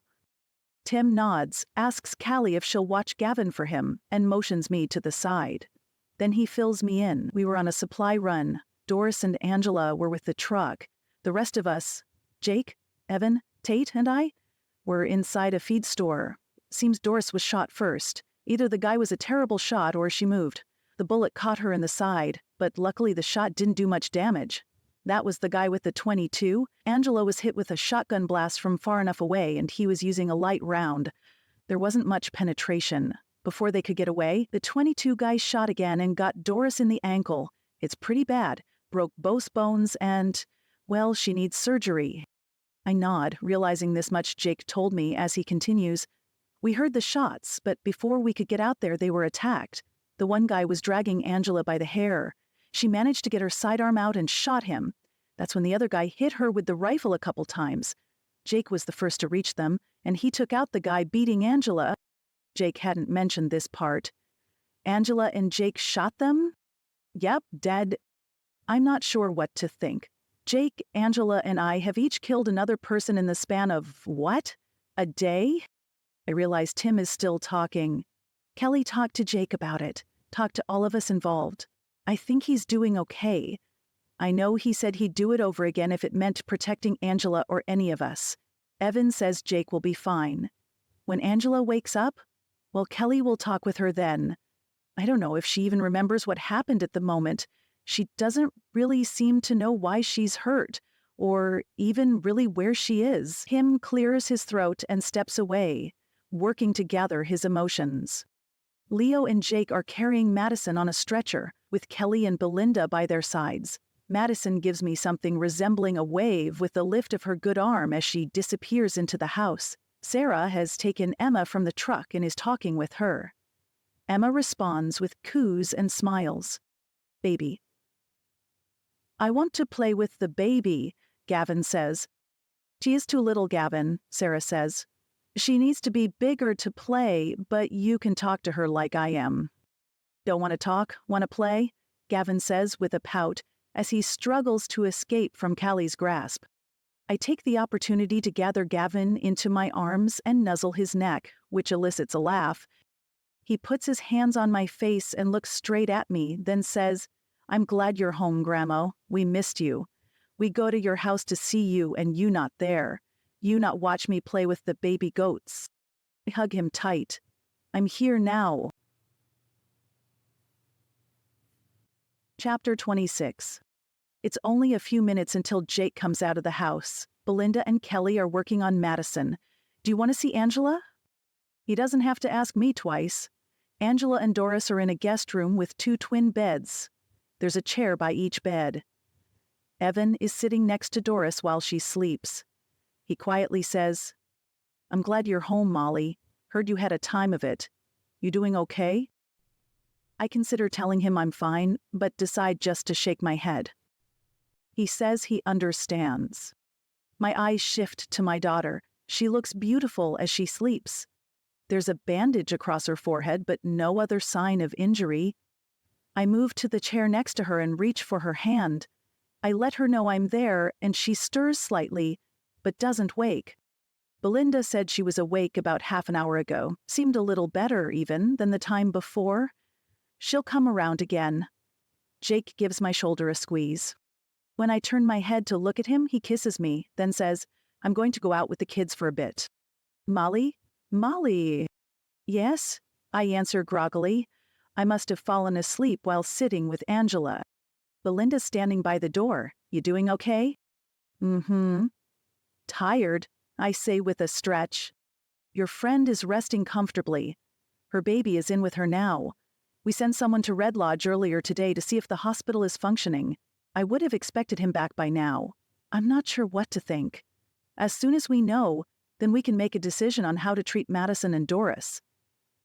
Angela. Well, I think she just needs time. A hospital would be excellent, but we can make do with what we have here for her. Who went to Red Lodge? I asked. I'm not sure. Phil Hudson was going to find someone to go. You heard about Dan Moore's kidnapping Olivia?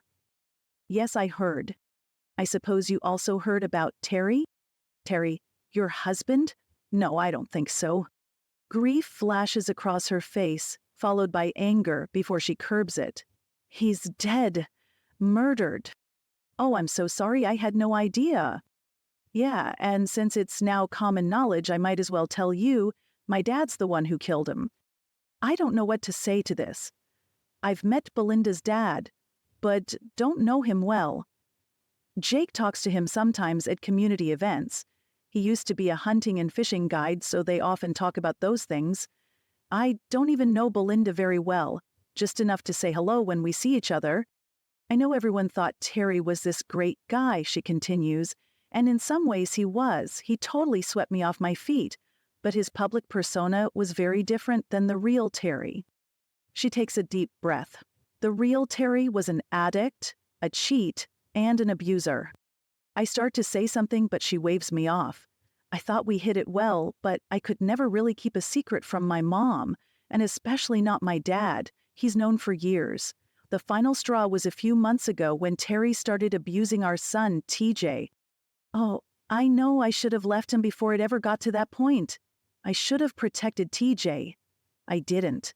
I have no excuses. My dad apparently had a talk with Terry, which I suspect was more than just words. After all of this stuff with the world falling apart, Terry tried to be the town hero. He tried to put Dan Morse in his place when Morse started causing trouble. You know Morse is an oddball, but it turns out Terry had an extra reason not to like Morse. He was with Morse's wife, cheating on me with her. I knew he had someone he was seeing, but didn't know who. Well, my dad caught him leaving her place and sort of snapped, I guess. Killed him? My dad killed Terry. Tried to make it look like an accident, but did a terrible job of it. I'd heard talk from people and even believed it myself. I was sure Morse was the one who did it. The one who killed Terry. She stops talking and stares blankly into space. I say nothing, and after a few moments she continues. But, no, it was my dad, trying to protect me, and TJ, I'm sure. Turns out even though Morse didn't kill Terry, he's more than an oddball. He kidnapped poor Olivia and killed his wife and dog. Phil took a group, including my dad because he's such a great tracker, to try and find Olivia. I suppose, after they find her, my dad will be taken in. I don't know. Deputy Fred said the jail is pretty much closed down. They let the nonviolent offenders loose. They sent Fred home. He's a full deputy now and is in charge of Bakerville. No more patrols, so he's it. Funny how we always called him Deputy Fred, and now he's an actual deputy. She doesn't laugh, but makes some sort of weird noise before continuing. A couple of guards are living at the jail, keeping the ones who they didn't feel comfortable letting out locked up. When we first found Terry, I went into Prospect, visited the sheriff. They wouldn't do any sort of investigation over Terry's death. They said they didn't have the manpower or ability, and we even buried him on our property since the funeral homes are overloaded. She shakes her head, stands up and walks out of the room. The revelations of Terry being an addict and an abuser, combined with Belinda's dad killing him, is shocking. Then add in Morse killing his wife and kidnapping Olivia. It's a little much. Along with Angela, Doris, and Madison being shot, I'm overwhelmed. One of the reasons we chose to move to this small community was the safety factor.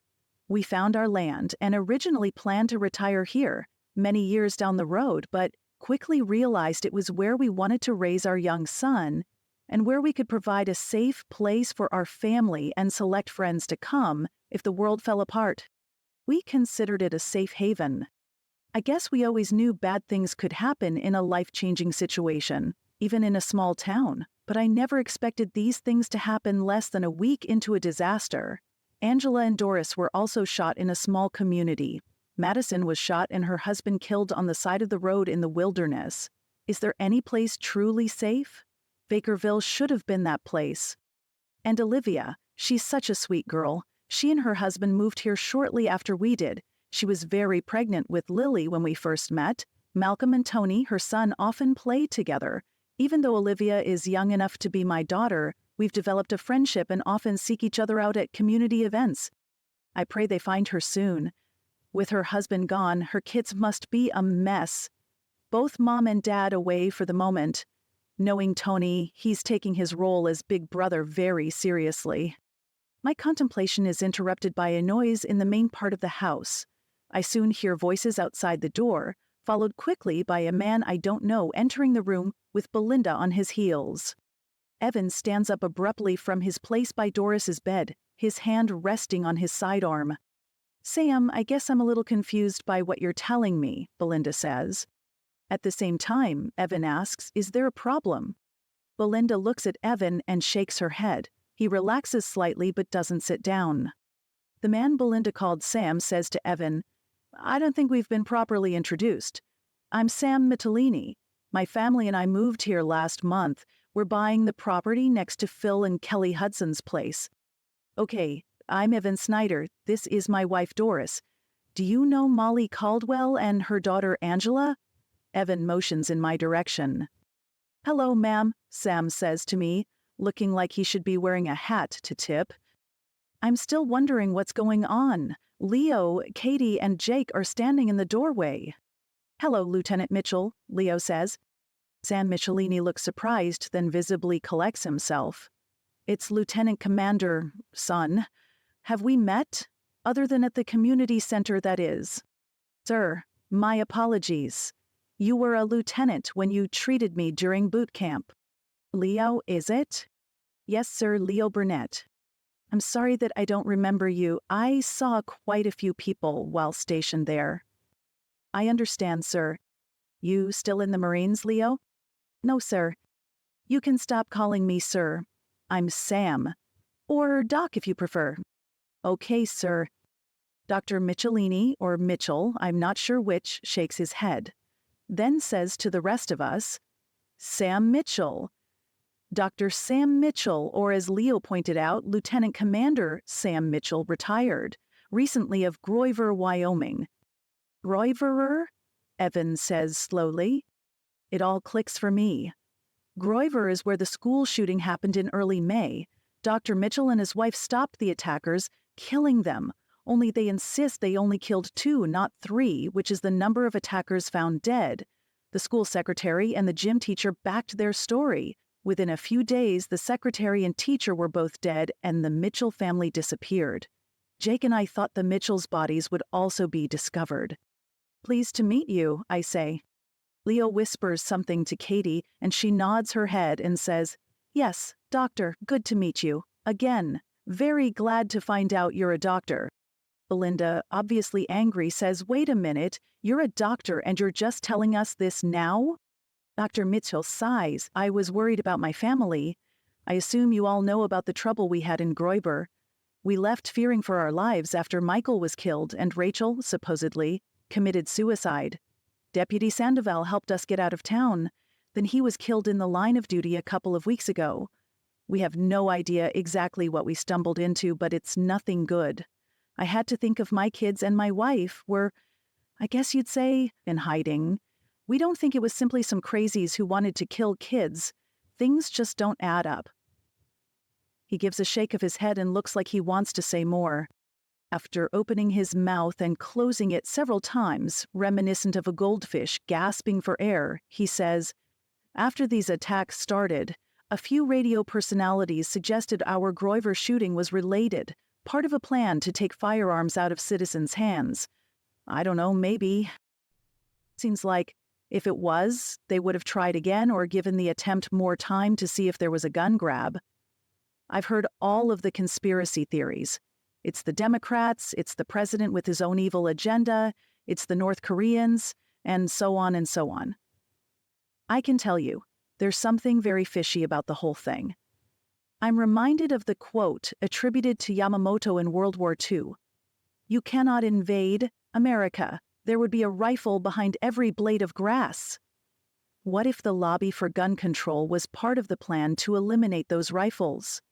Of course, it's widely believed the Yamamoto quote is bogus, and the Japanese had no intention of invading the mainland, but it makes me think reducing the number of guns, then reducing and scaring our population, makes for a great start to a ground invasion. Doris and I feel the same way, Evans says. Looking back over things that have happened, it all seems to flow toward where we are now, and we're not in a good place. That said, you should have stepped forward to help when Doris and Angela were first brought in. The look Evan gives the doctor is anything but kind and understanding. Sam Mitchell averts his eyes and quietly says, honestly, I hated not coming forward when I found out about the injuries. When Phil sent me to Red Lodge today, I thought I could make it right by setting things up at the hospital. But that's not an option. How come? Kitty asks. Someone has taken over the hospital. What do you mean? Evan asks. Red Lodge has gone to pot. I heard you were there yesterday and you reported it was fine. Jake nods, while Evan says, things were tense, but it was fine. Well, today, it's a war zone. Chapter 27. Red Lodge doesn't seem like a small town in Montana, or anywhere in the United States. The whole town was a disaster, with fires burning, shots being fired, and bodies in the street. I had Alex McIntyre's son-in-law with me, and a few times we wondered if we could even make it to the hospital. When we finally reached the hospital, we were fired upon. We talked to a few people, but no one really had answers as to who it was. The police department had tried to get in, and an officer was killed. The person we talked to even thought whoever is in the hospital might have hostages. After realizing Red Lodge was a bust, we headed toward Billings, thinking maybe a clinic in Laurel might be an option if we couldn't get into Billings. Neither worked out. We heard the reports of people being stopped on certain roads, so we tried to work around those places. We were doing okay until we ran into what we quickly determined was an ambush. After that, he shrugs, I knew I had to come clean. Probably doesn't matter anyway with things falling apart. Of course, now the phones seem to be working on occasion. Look, I can help, but I'd ask you to please keep my true identity to yourselves. I had planned on letting you know I was a doctor, but not my real name. I didn't realize there would be someone who would know me. He gives Leo a hard look. Leo returns the expression, pursing his lips. Belinda crisply says, I'm a surgical nurse practitioner. Doris and Madison both need surgery. I can assist, but we need an orthopedic surgeon. I'm pretty sure from reading about the Groiver event, you're a primary care doc. I don't think you're qualified. Dr. Mitchell straightens to his full height before glaring at Belinda. I'm the only option you have. Doris, who must have woken up sometime during the exchange, says, I read about the Groiver event also. You were a Navy flight surgeon, originally trained in emergency medicine, correct? For part of my career, yes. Apparently, though, I met Leo here when I was stationed at MCRD San Diego, giving physicals to new Marines. That would have been, 8 or 9 years ago? Leo gives a single nod, the hard look still on his face. I was promoted shortly after that. The media, Dr. Mitchell sneers the word media, likes to make a big deal about my posting with an airbase. Since it was an airbase attachment for that deployment, they really played up the flight surgeon part. Most of the time, I was just a plain old Navy doc, a physician. I retired from the Navy and moved my family to Groiver 3 years ago when I went into private practice. My wife works with me. She's a chiropractor for our office. So, if you were a flight surgeon, what's the problem? I ask. Flight surgeon is like a general practitioner, Doris quickly says.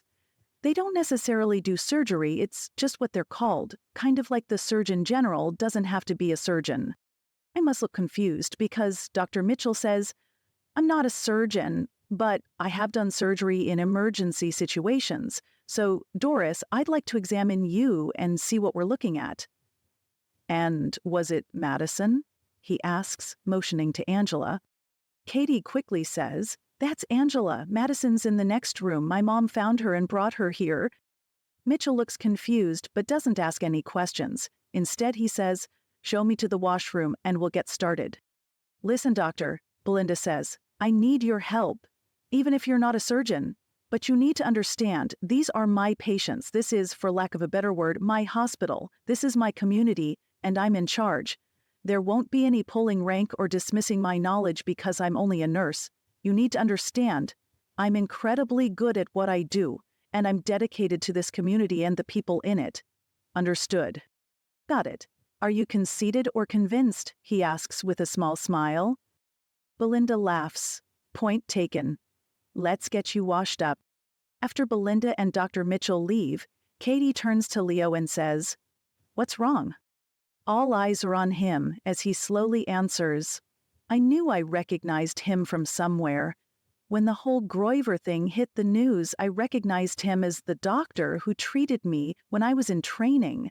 Seeing him at the community center out of uniform and not as a doctor, it didn't click then, and he looks different, not just from when he treated me, but even from the photos from Groiver.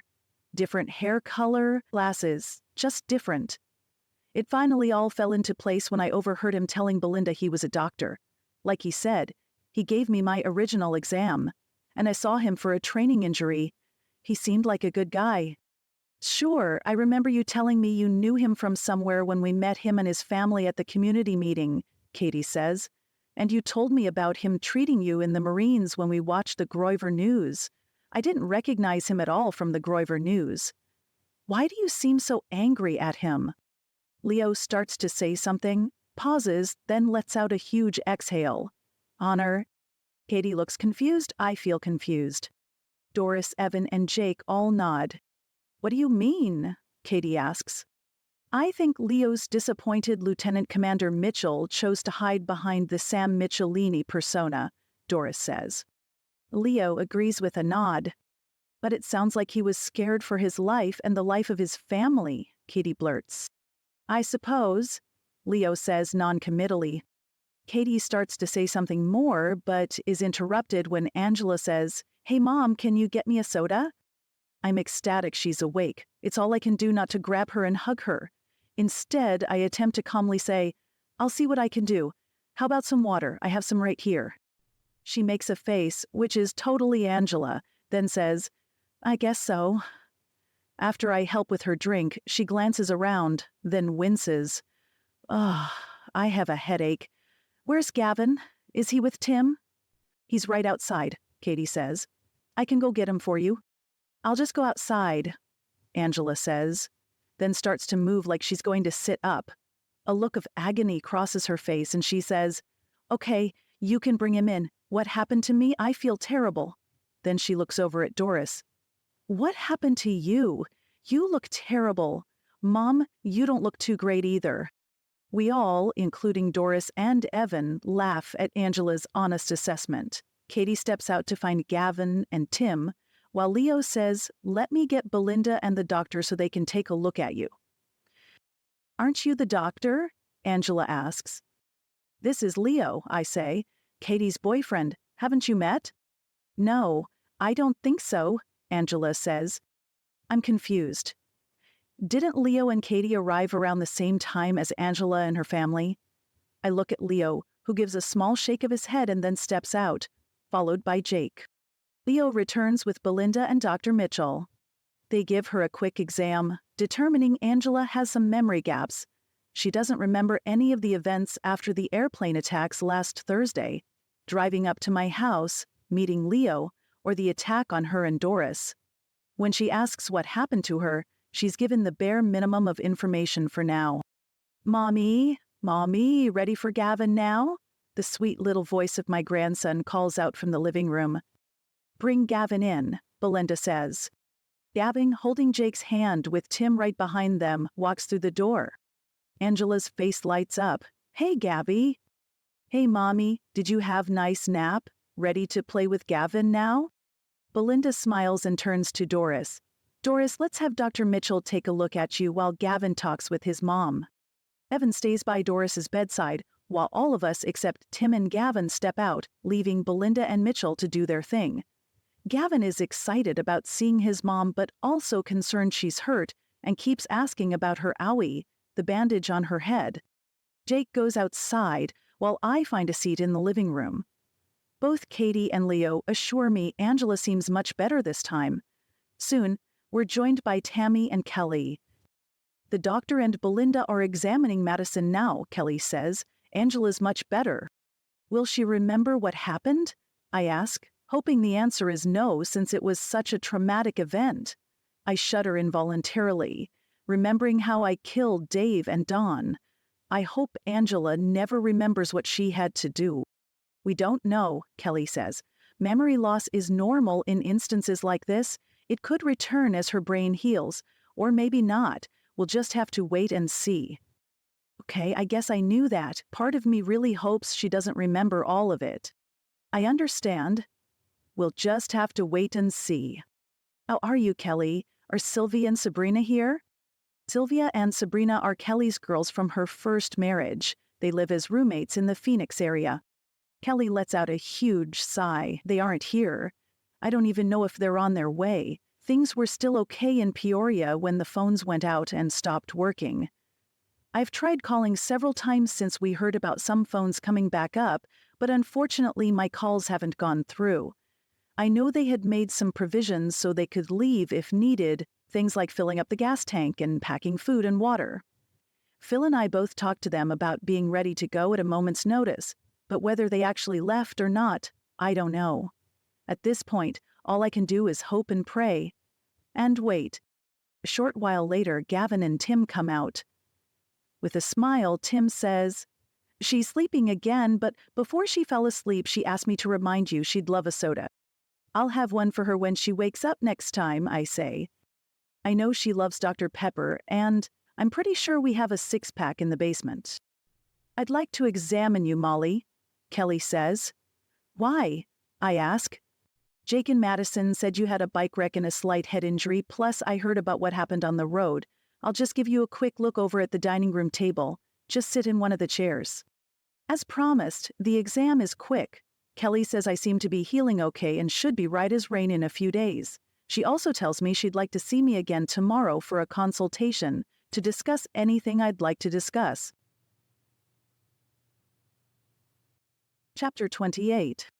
A short while later, after a long hot shower and a change of clothes, Jake and I are sitting together on the rocket stove bench in our bedroom, holding hands, talking, and occasionally making out like teenagers while he catches me up. I almost couldn't believe how easy it was to get my parents to agree to come out here. I think they were, scared. They'd been glued to their television from the plane crashes up to when the power went out. They saw footage of what was happening in the cities and other towns. I think they half suspected things could turn bad in Prospect. And they were right, I say softly.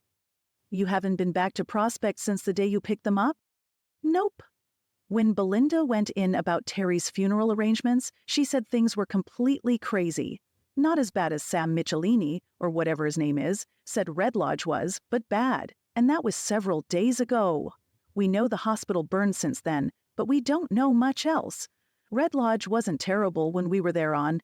You know, when Angela and Doris... "Yes, I know," I say quickly, as I watch a shadow pass over Jake's face. Is he thinking about the man he had to kill? "Hey, are you okay?"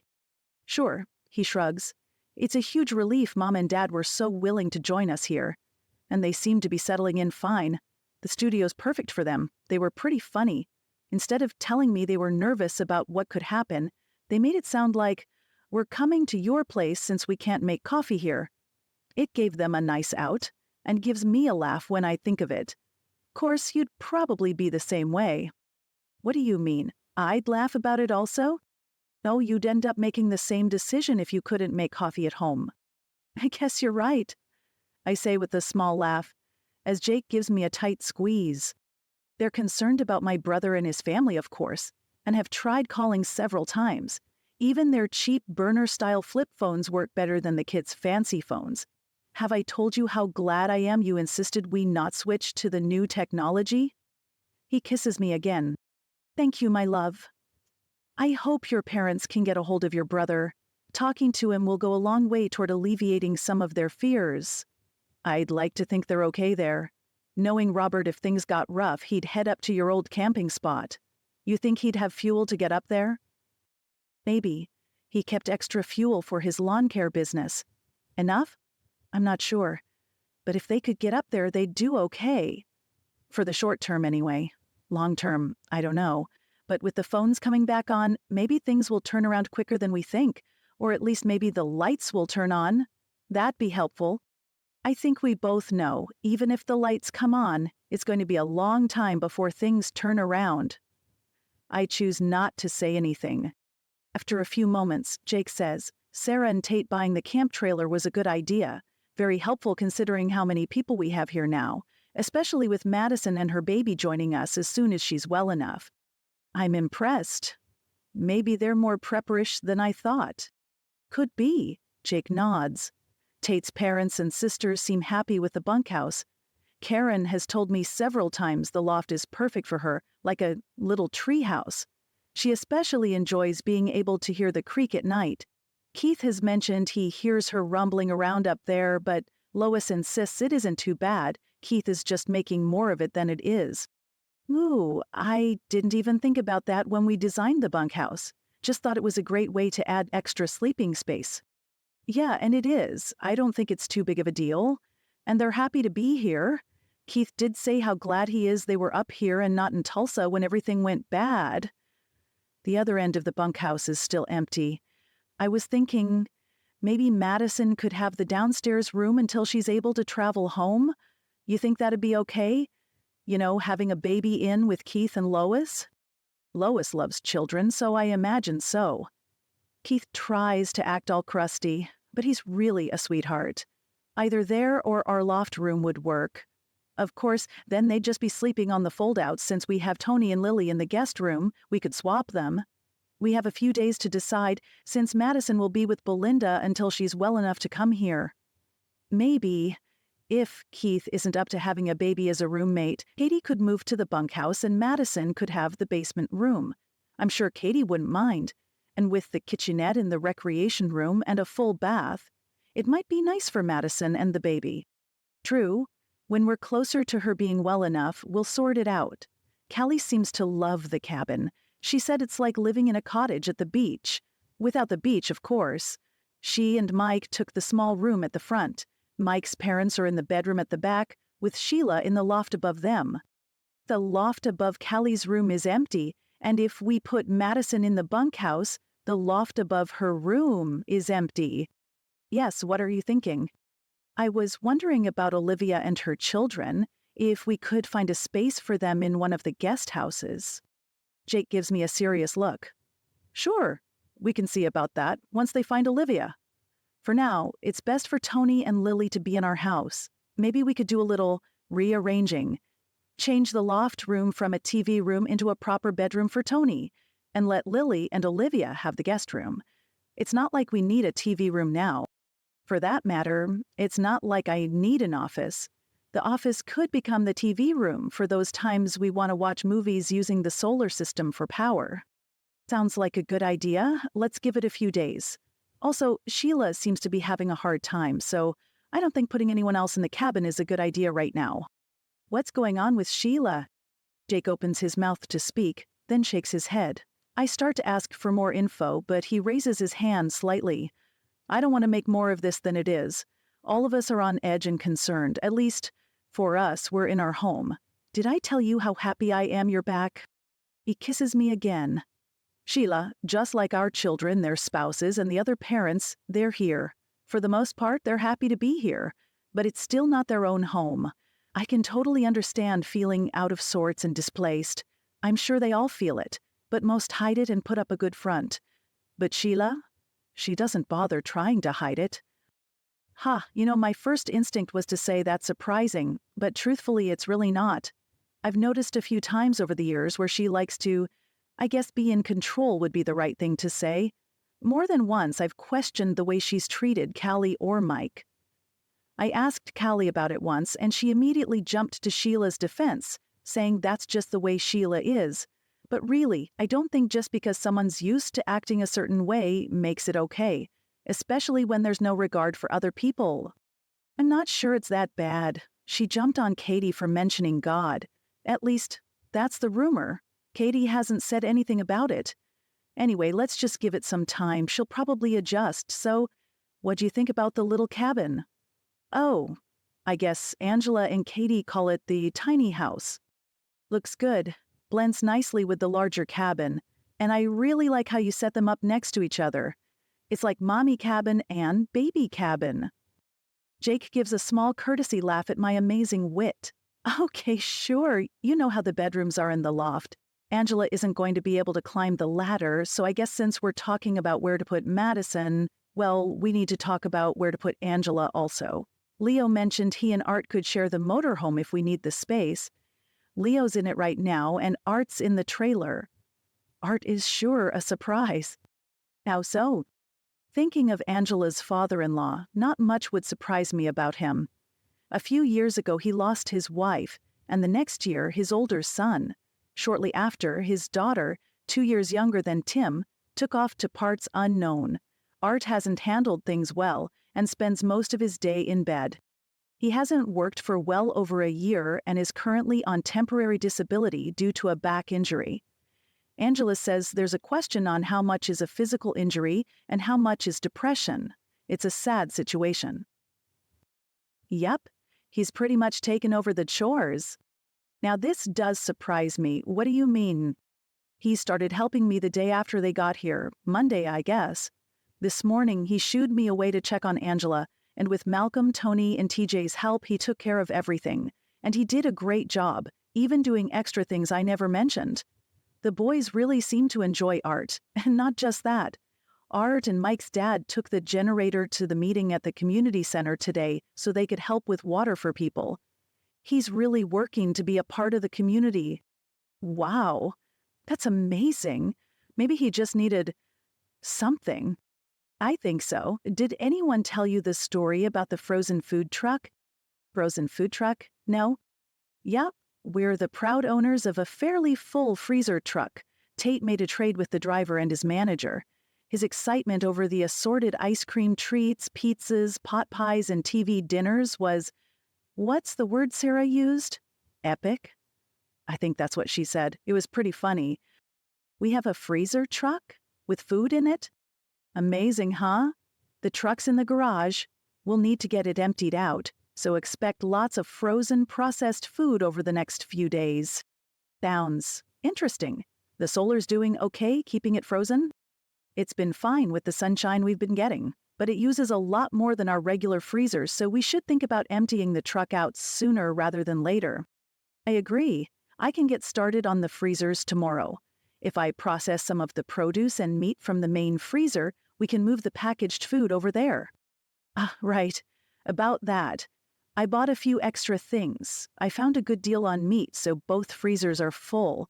I was thinking we could put our small portable freezer into use also. It's pretty efficient. I stifle a sigh. It was smart of Jake to buy more meat. I won't complain about the extra work of canning and dehydrating. The way things are going, we're going to need every morsel. Should we start rationing? Chapter 29. Belinda asked me to bring TJ back to her next time we go over, Jake says. I'd also like to go by the community center. They were having the meeting at 5. It's a little after 6 o'clock now, but some people may still be around, so we can see if there's anything new worth knowing. Okay. Seems like it should be later than 6 o'clock. Was it just 3 hours ago we pulled into Tammy's yard? I say, shaking my head. So much has happened in these few hours. I guess we'd better get going. Deanne, Callie's mother-in-law, has saved us some pizza from dinner. Part of the freezer truck score. Jake and I take a couple pieces for the road. TJ climbs in the back seat of our pickup. We're not even to the bottom of the hill and his head is bowed in sleep. Jake and I quietly discuss the current situation. Red Lodge, one of our favorite towns around, is no more. What could have happened to change it so much in just a day? When we were there yesterday, the vibe was slightly off. I didn't think much of it. Figured it was just because of everything happening. But for it to turn into a war zone overnight, I never thought it could happen. It's terrible. Doesn't sound like Prospect and nearby Wesley are much better. No, it doesn't. When Terry died, Belinda took him to Prospect to be buried, and she was turned away. Too many dead to deal with already. And with the Prospect Hospital burned to the ground, they're struggling. A couple of people went into Wesley the other day. Only one came back. Something happened in town, and they were separated. No idea where he is now. Who is that? I ask, shocked. I don't know. It's no one we know. Phil told me about it. Terrible. You know, Mollie, I think we've been rather foolish. In what way? Thinking Bakerville would be some sort of utopia or sanctuary from the dangers of the world. I'm not sure what to say to this. He's right. We were so sure our isolated area would be free of trouble. We didn't even consider the surrounding areas could be dangerous, Jake says. It's not like we have any real cities around. Wesley and Red Lodge don't even have 5,000 people. How can Red Lodge be such a mess? We thought we'd just hunker down in our own little world and set up trade with the neighboring towns. Fools, we were fools. Jake's voice has risen with each word, and while not yelling, he's now quite loud and his face is flushed. TJ stirs but doesn't wake up. Yes, I guess we were, I answer softly. What else is there to say? Even with our tardiness, when we reach the community center, we're surprised to see several people still there, including Art and Roy, helping with water and visiting. People are hanging out there, waiting to hear results of today's search for Olivia and Dan Morse.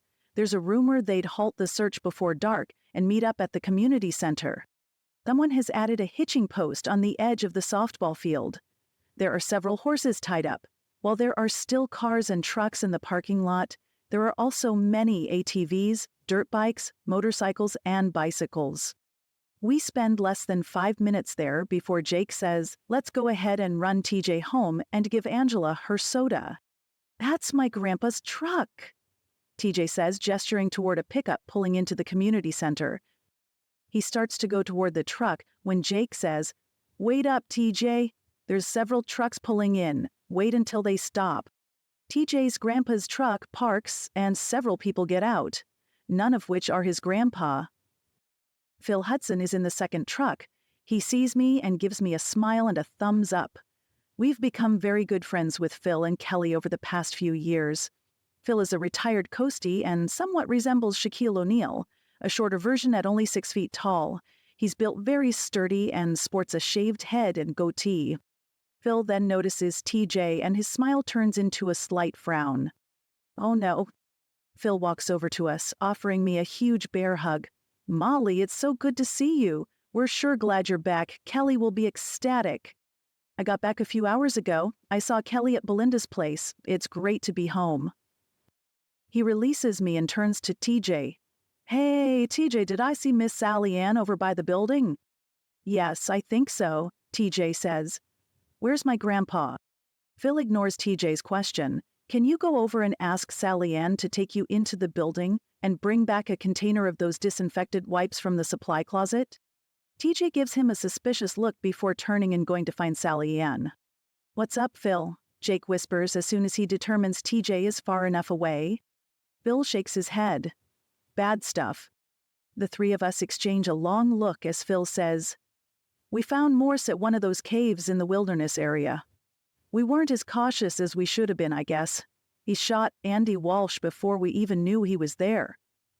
We all took cover, then Tom went out for Andy and he got hit. Tom didn't stop and pulled Andy to cover. Neither one of them made it.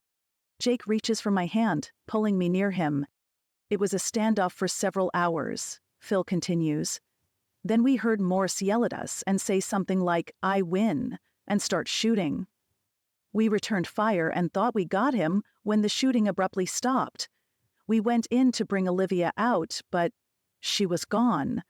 He'd killed her at some point, and Morse was nowhere to be found. We have no idea where he went or exactly how he got away, but he did. I already had tears running down my face over the loss of Andy and Tom, but at the news of Olivia's death, I gasped.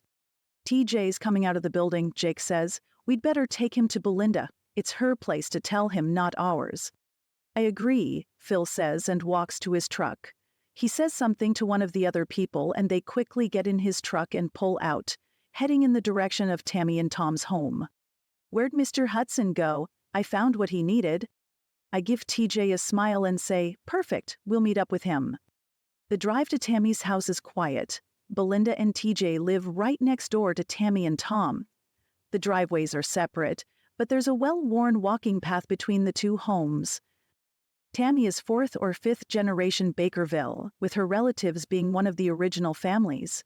At one time, Bakerville was more of a town than a community, sporting a post office, school, small market, and more. Now we get our mail in nearby Wesley, go to school in Wesley or Prospect, shop elsewhere, often Billings, where there's no sales tax, but still have the Bakerville community. Tammy left for several years, which is when she met Tom, while working as a labor and delivery nurse somewhere around Chicago. They moved back here when she was pregnant with Belinda some 30-odd years ago. Belinda followed in her mom's footsteps, becoming a nurse, then continuing her education to become a surgical nurse practitioner. She works with a doctor in Prospect. I never thought to ask about him this morning. I'm guessing it's not good, otherwise she'd have Doris and Madison at his place for surgery. With Terry's death a few days ago, her doctor partner's absence, and now the death of her dad, I wonder about how Belinda will hold up. Jake's taking the drive very slowly, no doubt to give Phil time to deliver the news before we show up with TJ. When we do arrive, it's obvious Phil has done the deed. TJ must have noticed also because he's jumping out of the back seat and running for his mom almost before Jake has the pickup in park. My heart breaks watching Mother, son, and Grandma, the three of them walk to a small garden bench, clutching each other tightly. I touch Jake's arm. I'm going in to visit Angela and Doris. I'll also check on Madison. He nods and walks over to Phil, asking if I can send Evan outside if he's here. Angela is asleep, but Doris is awake and talking with Evan. Evan, Jake's outside. He'd like to talk to you. What's wrong? Doris immediately asks. I share the sad story. Evan nods and steps out. Olivia was the same age as my daughter Sarah and Doris's daughter Lindsay. Thinking of this, I suddenly realize Doris must be frantic with worry over her daughters. Her oldest daughter, Jessica, lives in Germany with her husband and 2 children. Lindsay's a police officer in the Bay Area. Have you heard from Jessica or Lindsay? I ask. She shakes her head. Not since the cyber attacks. Tammy loaned me her phone earlier today, but I couldn't reach either of them. Belinda said some of the smartphones are working too, but they seem less reliable. Maybe more will come on and I'll be able to reach them soon. I would have at least thought I could reach Jessica. She's in Germany, after all. I don't think they had any of the attacks. We're both quiet for several minutes when I look over and see Angela's awake. Hey there, I say. Hi, Mom. You bring me a soda? Yes, I did, I say with a smile, pleased she remembers from earlier today. Let me put it in a glass and find a straw for you. Tammy has straws in the kitchen, Doris says. It takes me only a minute to return with Angela's drink. I'm surprised to find Angela carrying on a normal-sounding conversation with Doris. I'm not even back in my chair before Dr. Mitchell steps in the doorway. Hello again. You're the one who brought Madison in earlier, he asks me. My husband brought us, yes, I answer. Okay. Belinda and I were getting things set up for operating on Madison and then Doris, but it seems we're going to need to delay for a little bit. Both are stable, so it should be fine. You okay with that, Doris? Hey, I'm not really looking forward to going under the knife, so... Yep, just keep the pain at bay and I'm good, she says with a weak smile. Why the delay? Angela asks. You're looking much better. How's the head? Dr. Mitchell replies. Not great, but not as bad as it was. Like Doris, I'd like the pain kept at bay and could use something. All right, we can definitely do that.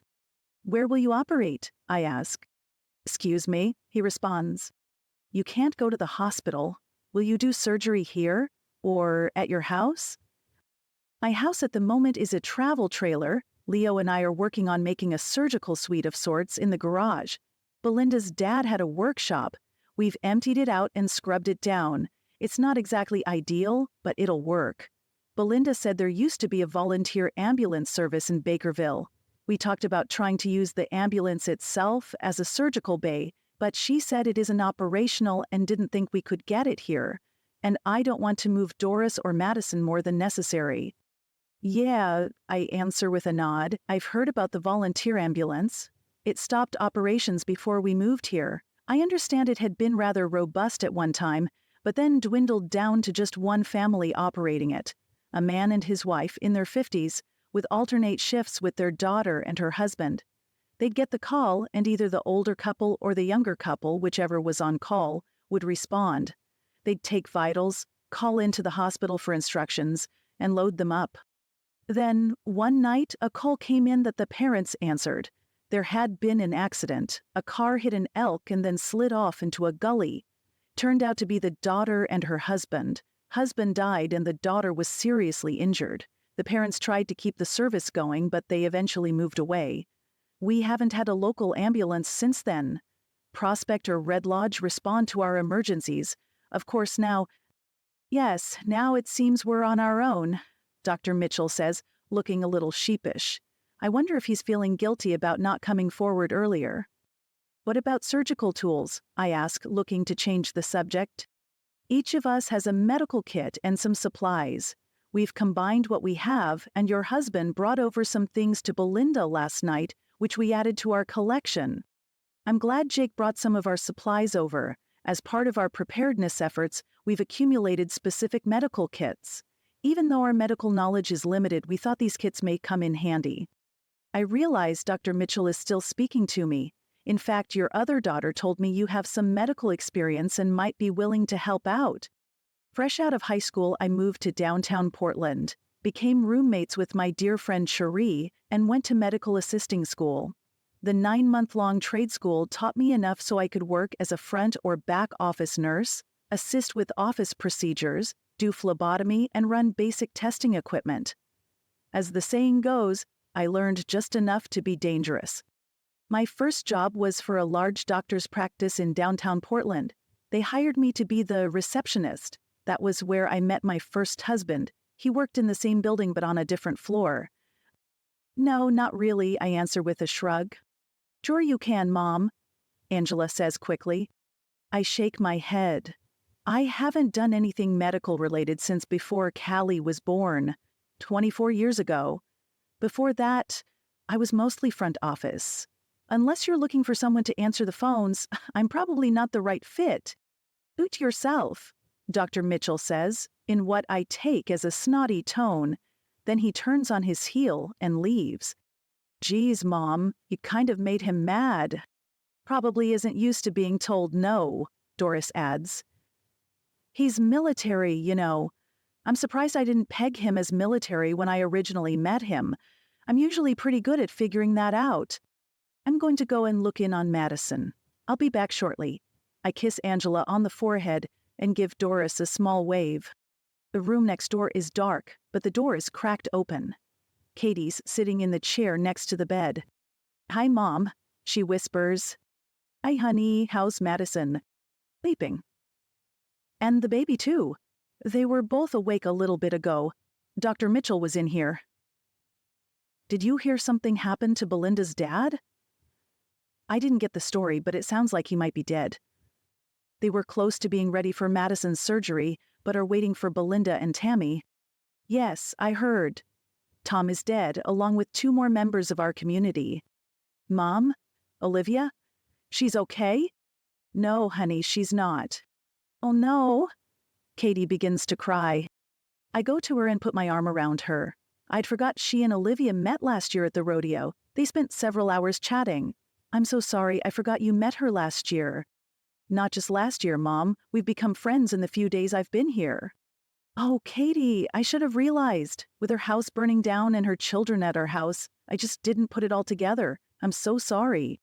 We spend many minutes talking about how they'd become fast friends, and how Olivia was missing her husband and very fearful of Dan Morse due to his obsession with her. What will happen with Tony and Lily? She asks. I'm not sure. I haven't spoken to anyone. Sarah told me Jason wasn't home, but I haven't thought much past that. I'm really playing catch up on things. And they stay with us until other plans are made? Of course. Good. Lily is such a cutie.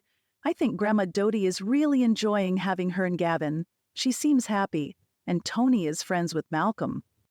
Yes, Malcolm and Tony always have a good time together. I agree.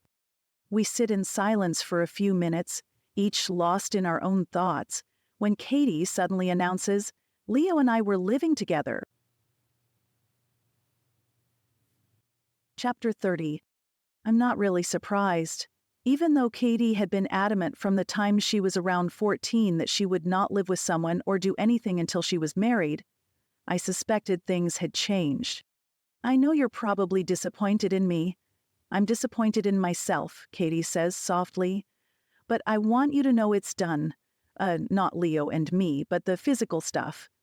We're abstaining until a future time. Disappointed? No, that's not what I'm feeling. Sure, I would have preferred you saved living together until you're married. I think a lot of parents hold that as an ideal, especially since you'd always been so determined your walk with God led you to believe in abstinence before marriage, but... Disappointed? I shake my head. From the sound of your voice, I believe you have remorse. You went to God about this? Yes, absolutely. I just wanted you to know. I needed you to know how impure I am now. I let you down. I'm sorry. Oh, Katie, you're an adult. The choices you made, are yours. The consequences of those choices are also yours. When you first told me you planned to wait until marriage, you had good reasons. Diseases, pregnancy, guarding your heart. Those consequences still remain. A failed relationship with someone who you were sexually active with is much more difficult. When you haven't had sex, it's easier to break the bond with the wrong person. Now you and Leo were sexually active, and you brought him here with you. If you were to end the relationship, it'd be uncomfortable. Jake and I have suspected you two were serious for months. When food started arriving, we knew it was from Leo. You knew? Yeah? I shrug. Not for sure at first, but a package arrived a few days before I left for Oregon, with his name on it. You'd only told us you two were serious the week before, when you said you were going to visit over the 4th. We put 2 and 2 together. Why didn't you say something? Oh, believe me, I wanted to. I wanted to scold and lecture and forbid you to see him. I started to call you many times in those few days before my trip, but something would always stop me. Jake and I prayed. A lot. We knew, biblically, we needed to call you out on it, but lovingly, not out of anger.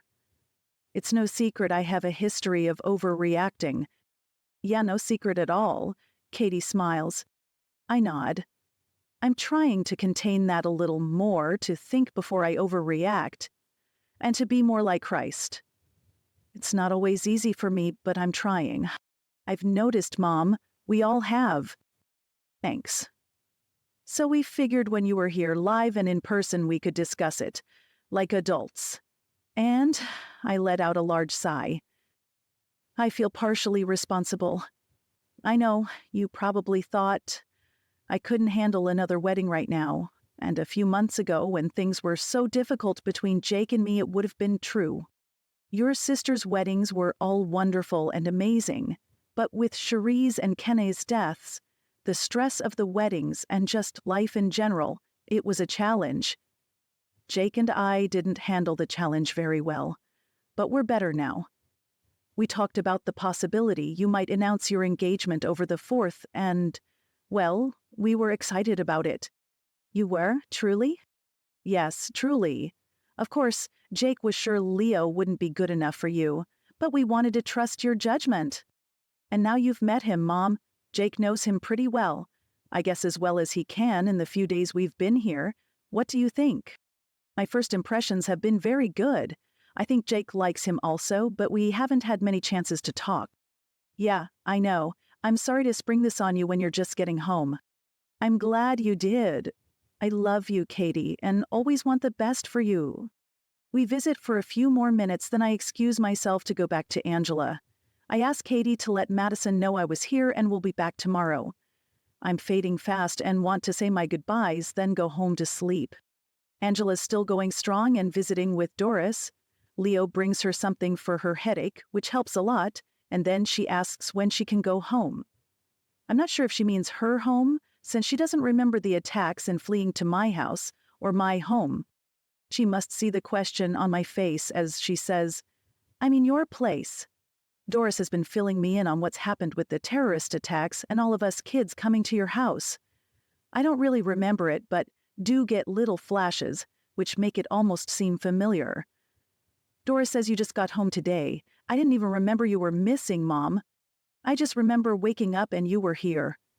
Doris told me I was shot in the behind. Can you believe that? She laughs a little and shakes her head. I kiss her on the forehead and tell her I'll be back tomorrow. I give Doris a wave and leave the room, promptly running into Dr. Mitchell. Mrs. Caldwell, heading out? Yes, I'll be back tomorrow. Belinda's pulling herself together. Sad thing with her losing her husband and now her dad, he says, with a small shake of his head and a more human tone than I'd yet to hear come out of his mouth. My wife is here also, he continues. She was pre-med in college and will help as needed. Look, I'm sorry about earlier. I think we all got off on the wrong foot. I understand why Leo was upset with me. He's right. I should have stepped forward last night when Phil told me what happened. I wanted to, but was worried for my family. We felt like we had to flee Grover or we'd... Anyway, I didn't handle him calling me out well, and to be honest, you declining to help didn't sit well with me. Why ever for? You did well with Madison. She told me you did exactly what was needed, not only with treating her, but with before and with caring for her husband. You kept your head. We'll need people like you as part of our medical team until things straighten out. Today's deaths are proof we need medical people. Maybe if I'd went along with them. I only did what Madison told me to do to stop her bleeding, using her supplies. In fact, how'd she know what to do, and why does she have a trauma kit in her pickup? I can't believe none of this occurred to me until now. Maybe my brain is still whacked. You don't know? I shake my head. She's a veterinarian and her husband was an EMT.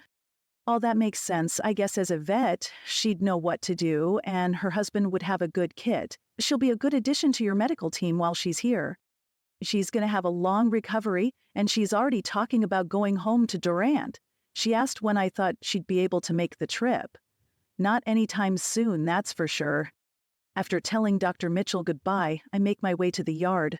Phil, Evan, Jake, and another Bakerville guy I know only by sight are talking by the truck. I don't see Belinda, Tammy, or TJ anywhere. Angela doing okay? Jake asks.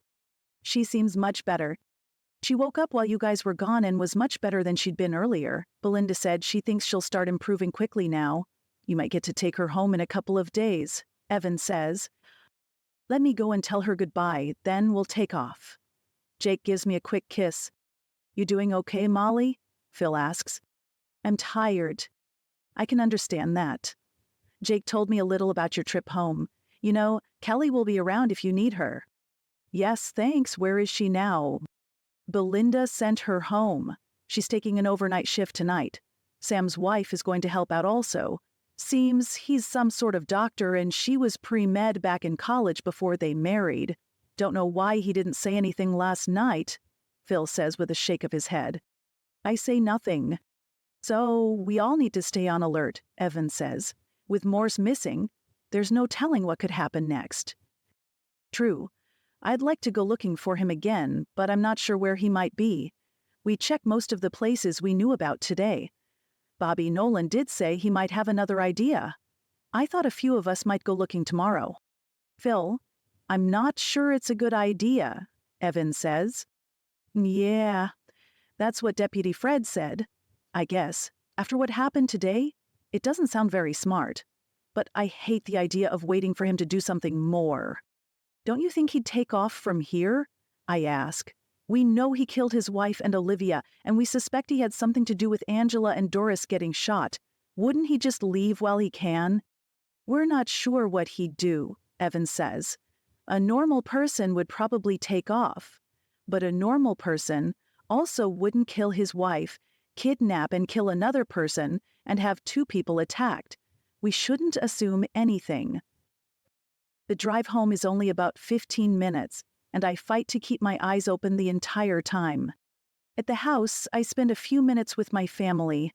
Malcolm, my sweet little boy, barely leaves my side.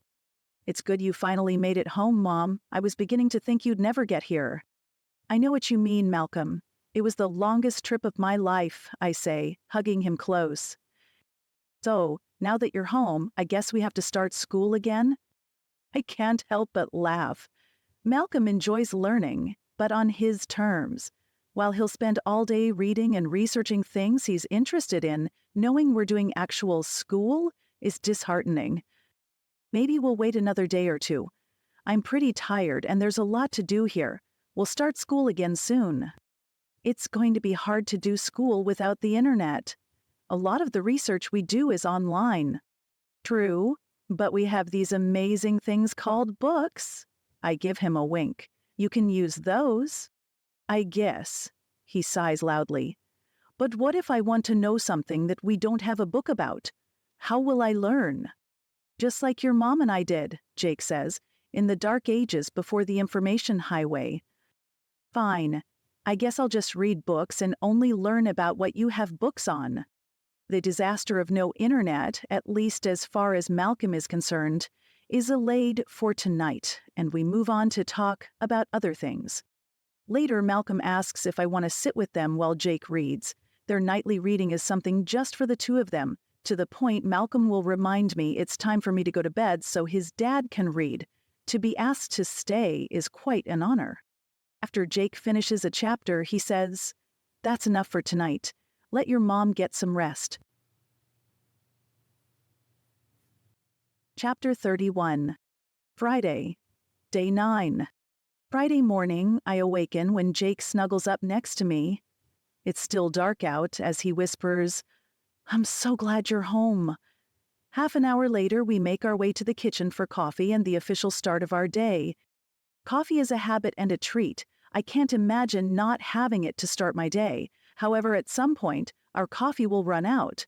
While we have a considerable amount in our food storage room, coffee is now finite.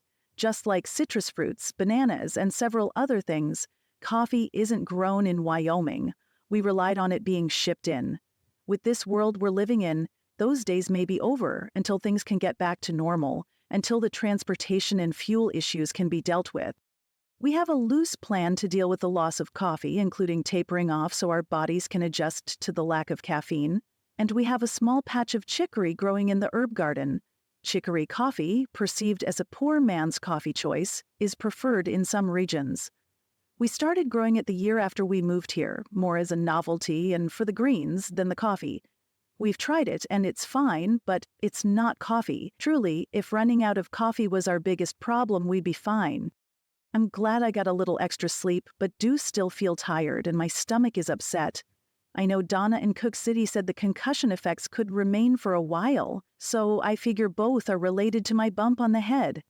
"You make any plans for today?" I ask Jake. "I'm going to finish hooking up the new solar system since I was so rudely interrupted while I was working on it yesterday," he says, before giving me an incredibly robust kiss. Wow! Leo and Mike want to work on the greenhouse. There's several other small jobs happening which my dad and Art have taken charge of. I wish I could had them here before. It would have really helped me not to feel so overwhelmed. At the very least, I should have discussed my troubles with my dad. I know he would have been more than happy to give us the occasional hand. I nod in agreement. Jake and I didn't tell anyone about the troubles we were having until they got too big to hide. Then Jake spilled the beans to Callie, and all of our children soon knew. They were all very supportive and encouraging, but it was kind of embarrassing for them to know we were having trouble. "Did you see Leo last night? Did he happen to say how Madison and Doris are doing?" "Leo didn't make it home before I went to bed, but Katie did. She said they had just started working on Madison." "Sam?" "Or I guess I should call him Dr. Mitchell." "Belinda and Mitchell's wife were all in the makeshift operating room. Leo was monitoring Angela and Doris until midnight, when Kelly was scheduled to relieve him. I think they planned on Doris's operation immediately after Madison was finished and stable. Katie also told me about your conversation yesterday. She said she wanted to come clean with both of us. I nod, but say nothing. We both sit quietly, sipping our coffee, when Jake blurts out, "Oh, I forgot to tell you. Katie said her phone worked yesterday. Her regular cell phone. A friend of hers called. Katie loaned her SUV to someone so they could get home, and they were calling to let her know they made it. Katie said it sounded like things were pretty rough along the way, but their home in North Dakota or somewhere. Hunkered down. Hunkered down? Yep, that's the word Katie said they used. Has there been anything on the radio about how things are going? Since the phones are working, will the power be back on soon? That'd make a huge difference. Communication helps, but power and water will be the big change to getting our country back on track." My mom and dad heard the local station's 7 p.m. broadcast. They announced some cell phones working, but nothing we didn't already know from our own experiences. Well, that's something, I guess. Maybe more stuff will come back on today. Yeah, it'd be pretty exciting if it did. It'd go a long way toward raising people's spirits. Are you okay about the whole Katie thing? Part of me wants to have a word or two with Leo, but then I remember Katie is an adult and can do what she wants. Yeah, if she was still a teenager living at home, it'd be different. Jake agrees and dismisses himself to go do the chores. I announce I'll join him shortly to milk the goats when he stops and says, "No need. I suspect Malcolm and Art will handle it this morning." At that exact moment, Malcolm pops out of his bedroom and rushes down the stairs, telling me, "You rest today, Mom. We have it under control." Then he heads to the guest room, I presume to wake Tony. I'm suddenly alarmed. Jake, how are Tony and Lily? I can't believe I didn't even think to check on them last night. As well as can be expected. Lois and Karen took care of telling them about their mom and stayed with them. They brought them in and put them to bed shortly after you went down last night. I thought we'd probably want to keep them here until Jason comes home. They've really bonded well with everyone here and, as far as I know, have no other family around. Right.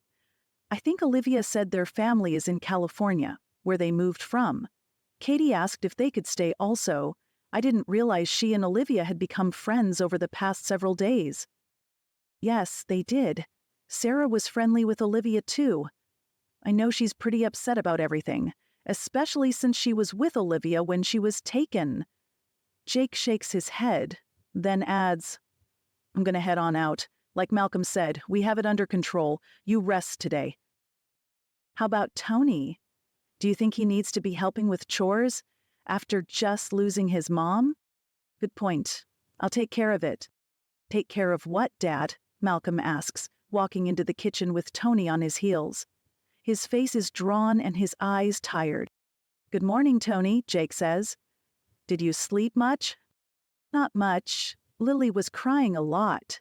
She's sleeping now." "Why don't you head on back to bed? We'll take care of the chores this morning," Jake says, resting his hand on Tony's shoulder. Tony nods as his eyes fill with tears. Malcolm looks at Tony and says, "Sorry, I forgot. I should have let you sleep." "It's okay, Malcolm. I like helping with the milking, but I think sleep would be good." "Glad you made it home, Mrs. Caldwell." Tony turns and scurries back to his room. "Will he be okay?" Malcolm asks quietly. "He'll miss his mom for a long time," I say. "We'll need to remember and help both Tony and Lily while they grieve." "Ready to go, buddy?" Jake asks as they head toward the door. Jake's suggestion of my resting sounds wonderful, but several things need to be done, specifically emptying out the basement freezer and fridge, plus moving the freezer truck goodies to the small, portable freezer we have. There's also a full laundry basket in our bedroom, and I suspect Malcolm's is in the same condition. I wonder if anyone else needs to do laundry. On a sunny day, our solar system can easily run our washing machine. Heat takes too much energy to produce, so we'll line dry the clothes. The solar systems in both the bunkhouse and the cabin are much smaller, each being a 12-volt system, and a regular machine isn't suitable.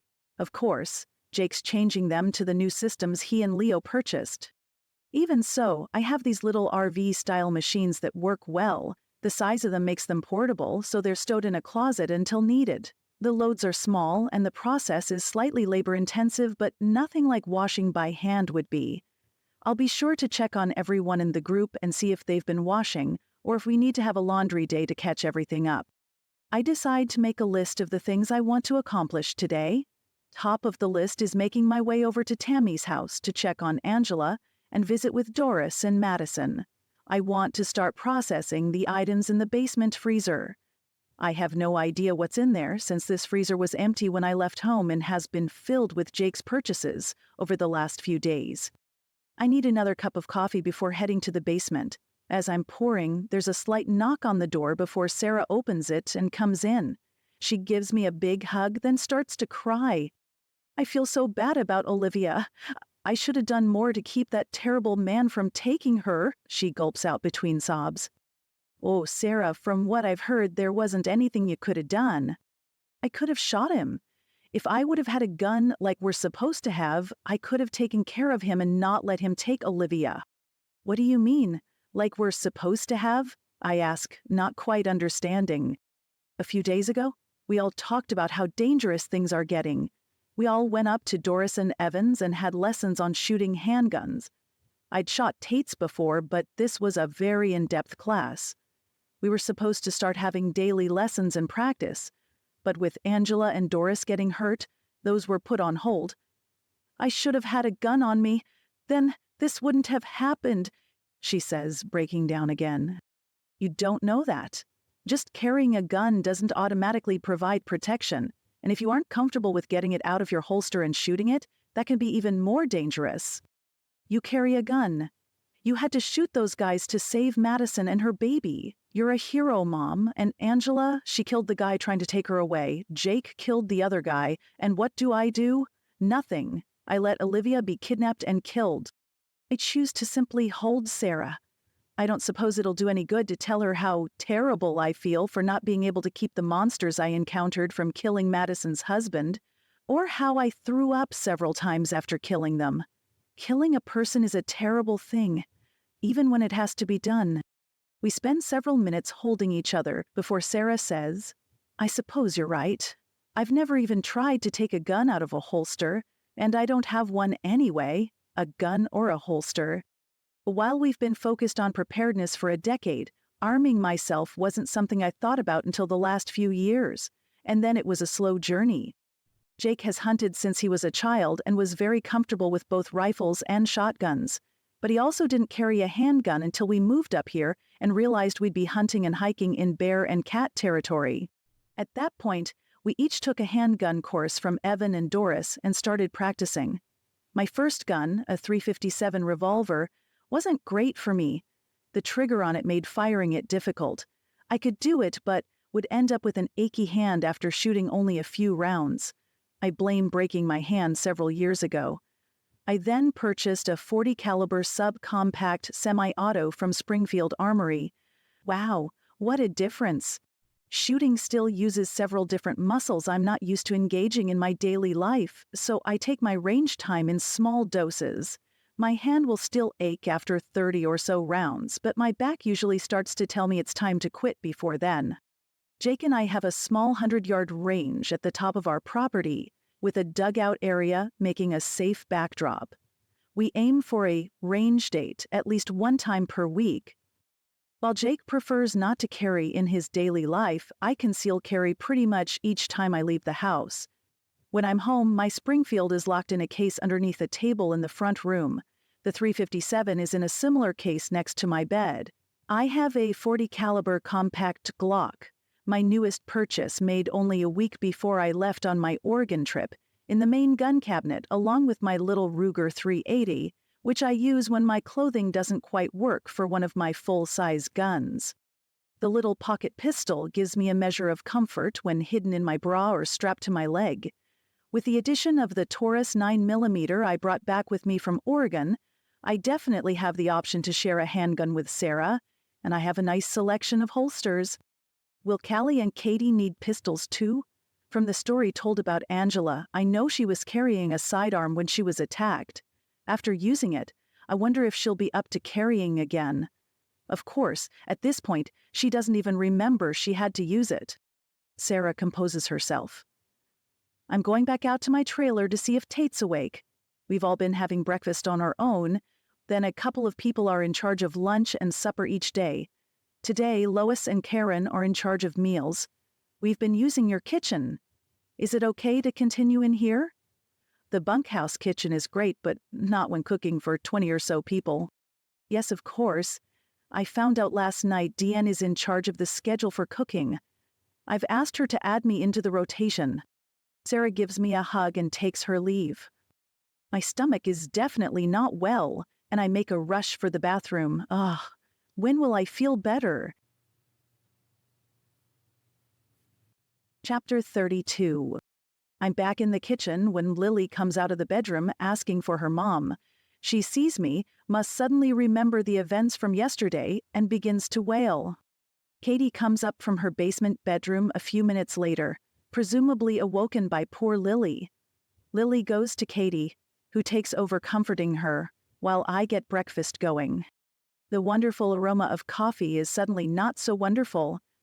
I dump out the remains of my cup in hopes of preventing my stomach from rebelling. Katie, Sarah said everyone's on their own for breakfast. Have you been eating with Jake? Not really. Leo and I brought some food along. She has a bit of a sheepish look about her as she says this. But the cold cereal is gone now, and I think we finished the last of the instant oatmeal yesterday. What about Tim and Gavin? What are they doing for breakfast? Same, I suppose, she says with a shrug. Cold cereal and such. Pretty sure they still had a few days' worth, so they should be okay right now. Do you mind running over and seeing if they've already eaten? If not, ask Tim if they'll come over for breakfast. Art also.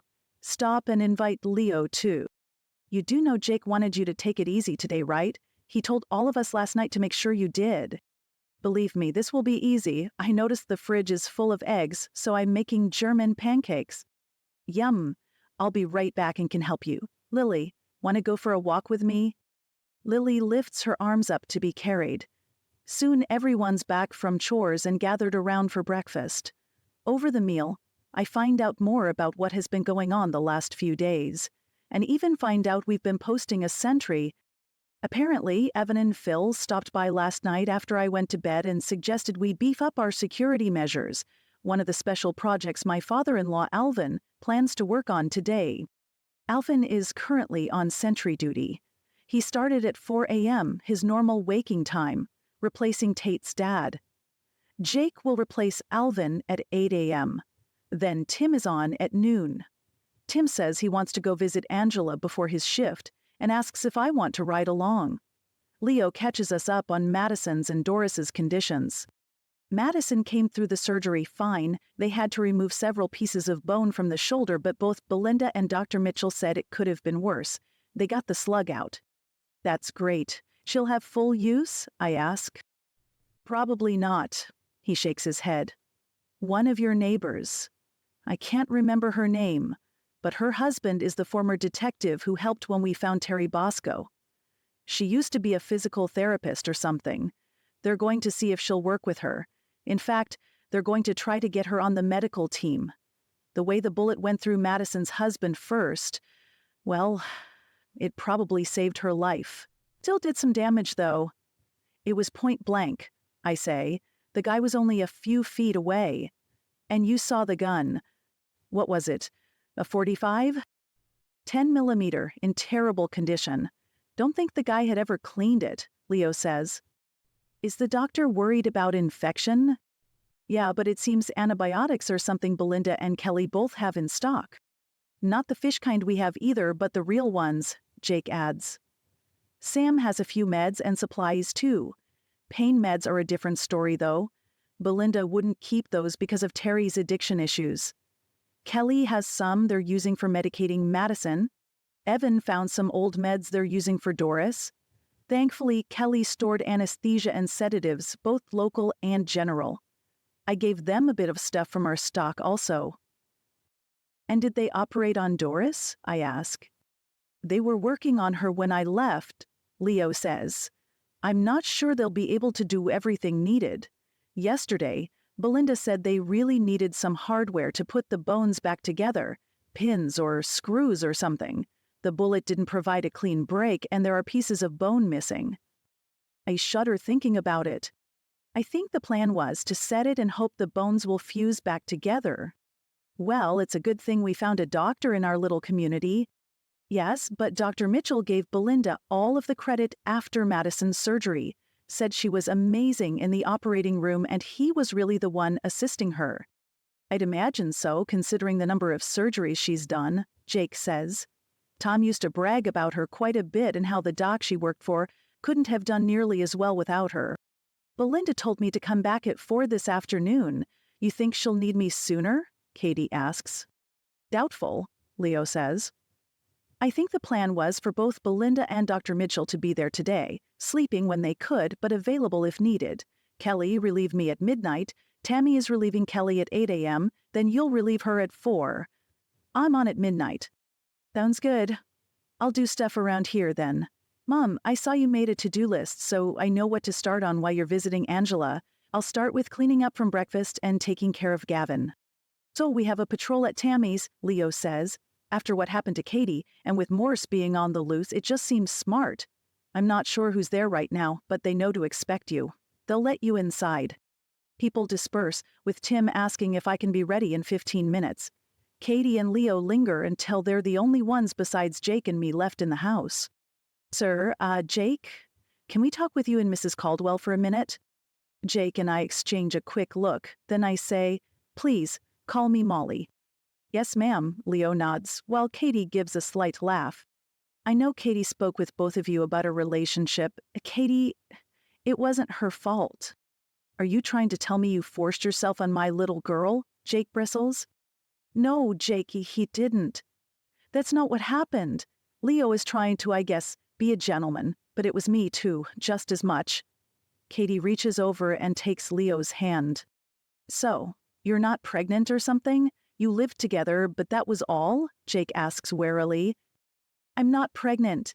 We live together. We're not, living together any longer. We're just, she gives a funny smile. I guess we're just boyfriend and girlfriend now, huh?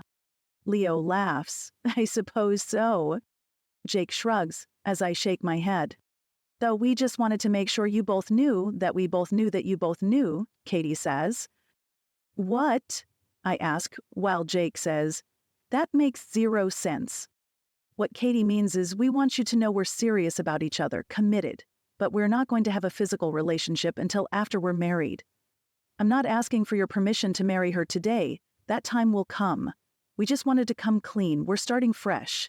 We've committed to each other and to God to abstain until we're married. We're committing to you also. Jake shakes Leo's hand while I hug Katie. Then Katie goes to Jake.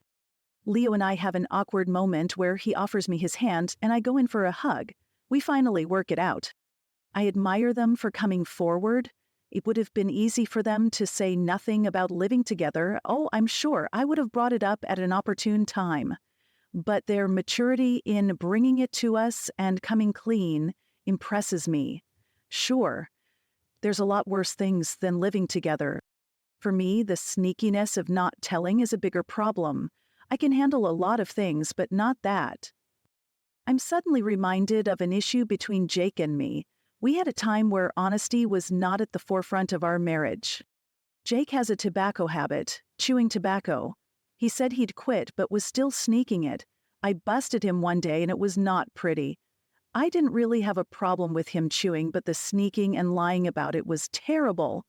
Now that it's out in the open, things are much better. But he wasn't the only one not honest in our marriage. I've had plenty of lies of omission. From the simple things of when he'd ask what was wrong, my answer fine meant anything but fine, to larger things.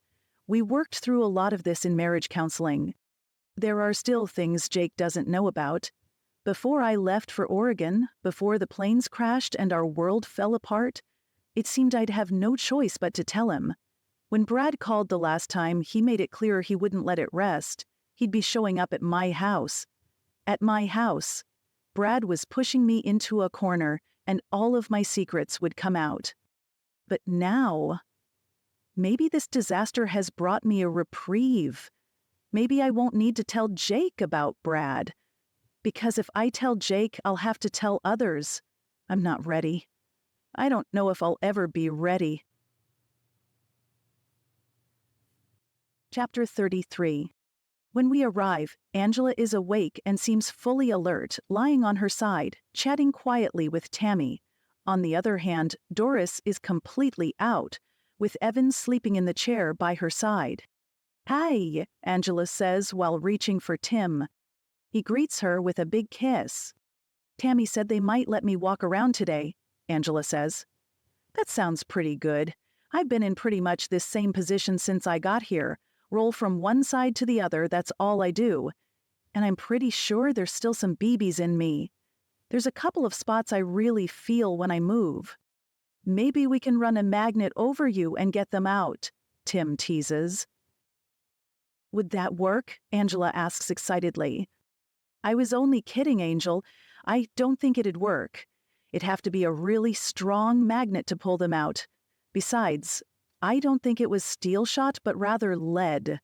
And I know Tammy removed everything she could get to." Tammy nods and says, "Some may fester up, then we can see about taking them out. We did take out 102. Evan thinks it was number 4 birds, so there could be more. He said a shell holds 135 pellets, but with a pattern, we're sure some didn't hit you, Angela. So if there's lead inside of me, am I going to get lead poisoning?" "Lead toxicity is something Belinda and I discussed," Tammy answers. "We're hopeful enough of the pellets were removed or will come up so we can remove them, so this won't be an issue. We're not overly concerned right now."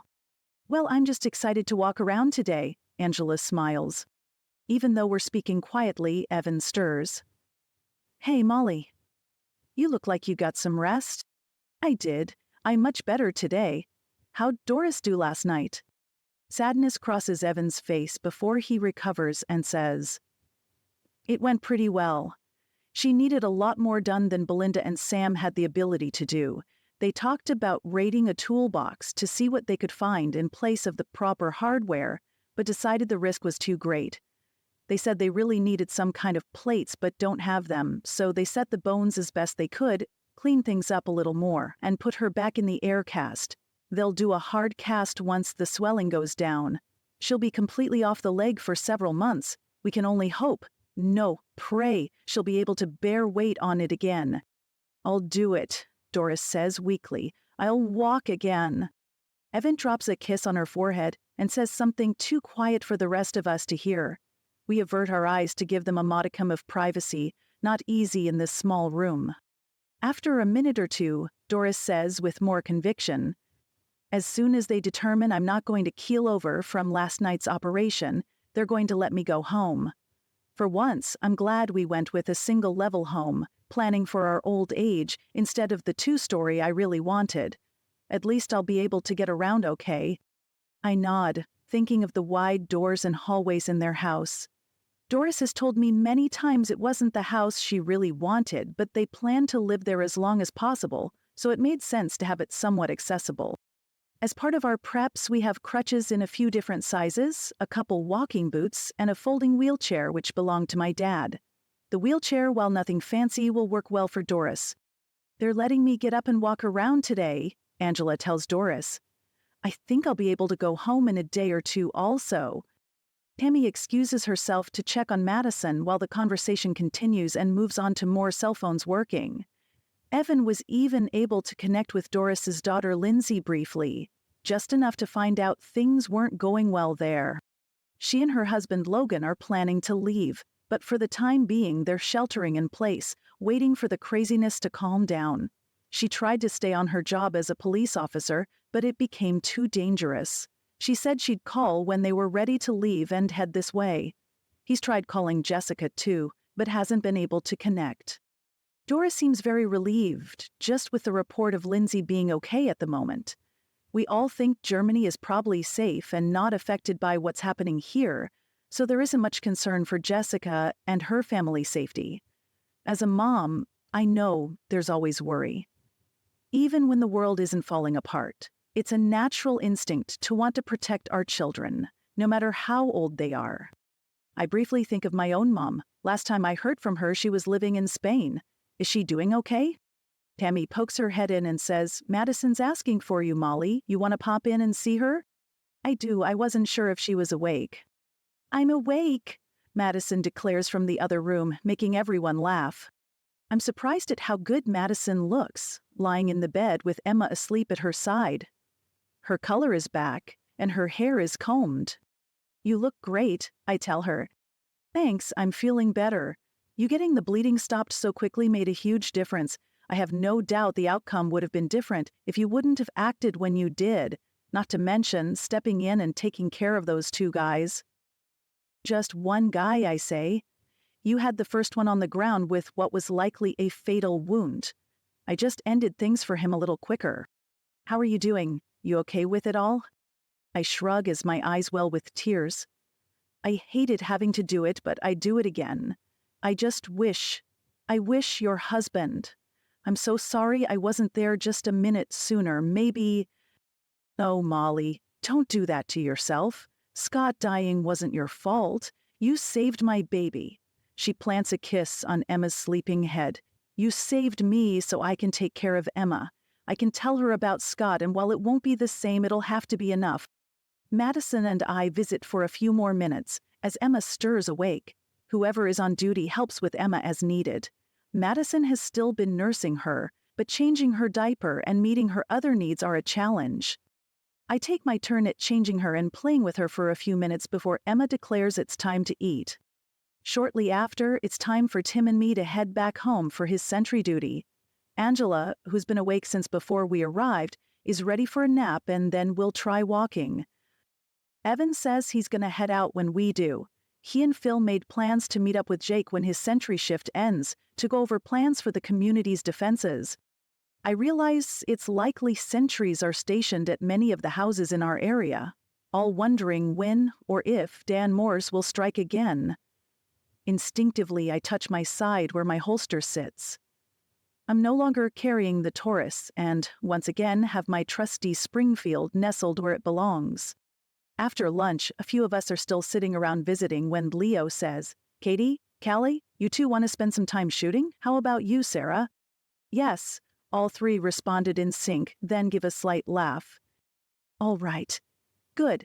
I spent some time this morning with the guys, working in groups of 3. I think they're all feeling more confident. The training with the Snyders the other day was great.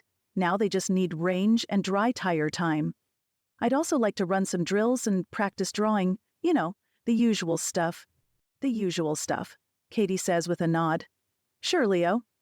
I don't even understand most of what you said, but why not? All part of the plan to make us fighting machines?" Leo gives her a small smile while I ask, "What's that mean? Fighting machines?" "Oh, you know, Mom. Kind of like our own little army." "Okay. Are we starting our own army?" "Oh, you mean the sentries?" Jake looks slightly uncomfortable. "We're going to probably do a little more than just have sentries, but yes, the sentries are part of it. We're also putting a few other measures in place." The silence is palpable as we all consider what this means. Finally, Jake's mom is the one to break it by saying, "Seems the only smart thing to do. We've already had troubles, and the power has only been out a few days." "Yeah, Mom," Jake says. "I don't think we have much of a choice. Your friend Evan was smart to have you and your dad buy those extra rifles. I pray we won't need them, but if we do..." Dodie's voice fades off. Then stronger, she says, "I didn't take the shooting training the other day. You know, I hunted with your dad when I was younger, even killed a deer, just one. I felt bad afterward and never hunted again. But now, this? To know our Angela was injured, Sarah too, and Olivia killed. I don't think there's a choice, but for all of us to learn to defend ourselves, to defend our children." In a rare display of affection, Alvin stands up and walks over to Dodie, kissing her full on the lips. Something I've never seen between them. Then says, "Dodie, my love, as much as I hate to agree with you, I agree with you. Go on, Alvin. Don't be making a spectacle in front of our family." While her voice holds a reprimand, The smile on her face and blush to her cheeks indicates she enjoyed the sentiment. Jake clears his throat. So, Leo, how about those weapons we brought home with Mollie? Boy, those were a mess for sure, Leo says with a nod. I cleaned up the handguns. One was a Ruger 38 Special 5-round revolver. Wasn't in too bad of shape. And one belonged to the guy Madison shot. Well, I shot him too, but Madison shot him first. Callie looks at me with wide eyes. Even though they generally know what happened, I haven't given details. Yeah, okay, Leo says. The other one was a 10mm semi-auto, and it was a mess. Took it apart, cleaned it all up, then put it back together again. I fired it, and it seems to be fine. Would have been a great gun if he'd bothered to take care of it. I also cleaned Madison's and her husband's weapons. Neither were dirty, but it was the right thing to do. Jake had me put them in your main gun case for safekeeping. It'll be a while before Madison is able to shoot. I have no idea how she even managed to get the one shot off. Yeah, she was pretty amazing, I agree. What about the other guns? Can we use them? Sure. I'm not sure if you know, but we checked those guys' car and removed items we thought could be useful, including a .243 rifle and a 12-gauge shotgun, both in about the same condition as their pistols. Cleaned them also, and we've added those to our arsenal. Jake told Phil and Evan we'd be keeping them to help arm some of our people. Good, I say. So do we have enough to go around? If we're going to have our own army, then we need weapons. I think what we're looking at is more of a security force, or even a militia, than an army, Jake offers. Fine then, whatever you want to call it. About the weapons? Yeah, we're pretty good, Leo says. People brought things with them, and with what you have here, there's a decent assortment of handguns, rifles, and shotguns. Welcome to Wyoming, Jake and I say in unison, causing both of us to laugh and most everyone else to roll their eyes. I guess so. Leo shrugs and nods. Evan and Jake were able to get a few more things the other day from a friend of Evan's in Red Lodge, which should fill in any missing pieces so everyone can be well armed. Jake, have you spoken to everyone living here? I ask. Is everyone okay with this, or are you planning for them and hoping they'll go along? I think everyone's on board. Didn't I tell you about the lessons Doris and Evan gave us? Did you? I don't think so. Oh, Dodie, you did just mention shooting training. Mom, we talked about it this morning, remember? Sarah says. Did we? My rattled brain. When will it work like it should? Oh, yes, I guess we did. Jake nods. The other day? The day before Angela was shot, Callie says. Yeah, that day, everyone went through training based on what we already knew. Not everyone, Alvin interrupts. Dodie skipped it. She'll need to play catch-up. Okay, everyone but my mom had training, so yeah, I think they're all on board. Even more so after these latest events. Callie runs a hand through her hair. I don't think Sheila's on board now. Mike? Don't know, he shrugs. She's not talking to me. You could ask my mom or dad, but I'm not sure if she's talking to them either. Jake frowns. Okay, well, let's count her in the numbers so we have her covered, just in case. My sister, she's even learning, Tate interjects quickly to help change the subject. She wasn't a fan. She thought only people who were in the military or police and maybe ranchers to protect their livestock should own guns. She often gave our dad a hard time about having one. Since they lived in the city, she felt there was no need. She's definitely singing a different tune now. The shot across the bow changed her mind. I'm confused as I look from Tate to Jake. Shot across the bow? Yeah. I showed you the scrape on the hood of the car? Jake says reluctantly, while Tate looks like he wants to crawl under the table. No, I don't think you did. Is this something we should talk about later? I ask as kindly as I can muster. Right. Let's talk about it later. Now, where was I? So, we're working on training and arming our militia? Callie offers. Mike gives her a slight jab in the arm. I was going to say family, Jake says. Okay, so we'll probably be good. Leo says. Well, ladies, let's go shoot. After you three, I'll take 3 more. Mrs. Caldwell, Dodie, would you like to shoot this afternoon? I suppose I should, she reluctantly agrees. Great. I'll have you with Lois and Deanne. You'll be next, so in about an hour. Then I'll finish up with Karen, plus see if Tim would like to practice since he didn't get to this morning. And Mollie, if you'd like to join us, you're welcome. I don't think so. I'm still a little off from my trip. Maybe tomorrow. I'll have my balance back. A look of worry crosses Jake's face. I quickly add, I'm fine, just a little sick to my stomach still. I think my equilibrium is messed up. You're sure? Jake asks. I nod. Do you need handguns? Sarah, you want to use one of mine? Dodie? I have your .357 already. You mind if we take your Taurus and your Glock? Leo asks. No problem. I'll get them. I'll get them, Jake offers with a smile. Chapter 34. Once Leo has what he needs, the group breaks up to go about their tasks. Sarah and Callie promise they'll be in to help me after they finish shooting practice. I make my way to the basement freezer to decide where to start with preserving.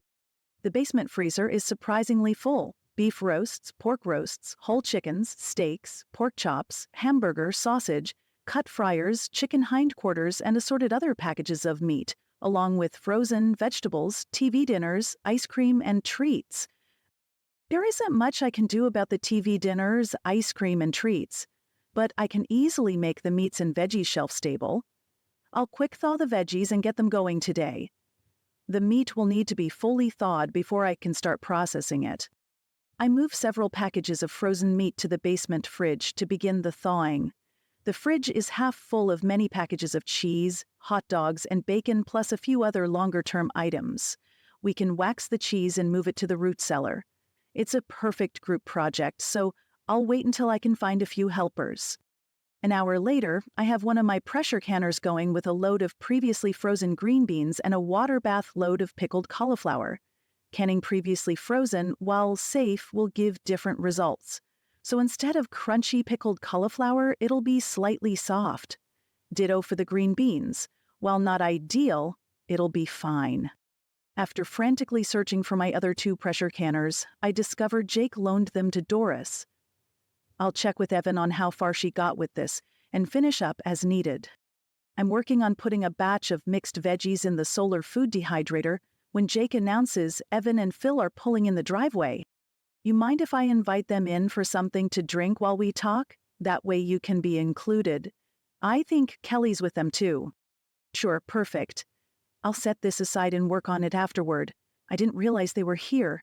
Penny and Scooter didn't sound their usual alarm. My mom has taken a liking to them and has them in the apartment visiting Butterball. Gavin and Lily are in there too. I imagine it's quite the zoo.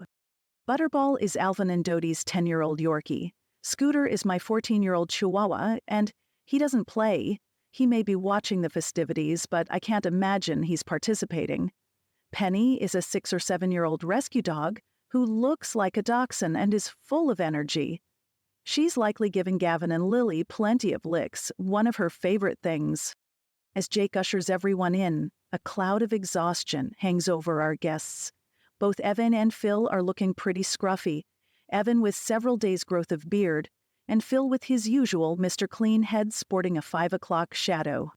Kelly, a natural beauty with her dark eyes and flawless complexion, wears her fatigue like a lead cloak, seeming to be weighed down and depleted. Sorry we're later getting here than planned. We've had another death, Andy's wife Helen. Helen, I say with alarm. Kelly gives a slight nod as her eyes fill with tears. She killed herself. She even left a note. Did you know she was sick? I shake my head. While I know Helen well enough to say hello, we don't have much of a relationship. Her note said Andy pretty much did everything for her, and with him gone, she didn't want to be a burden on anyone else.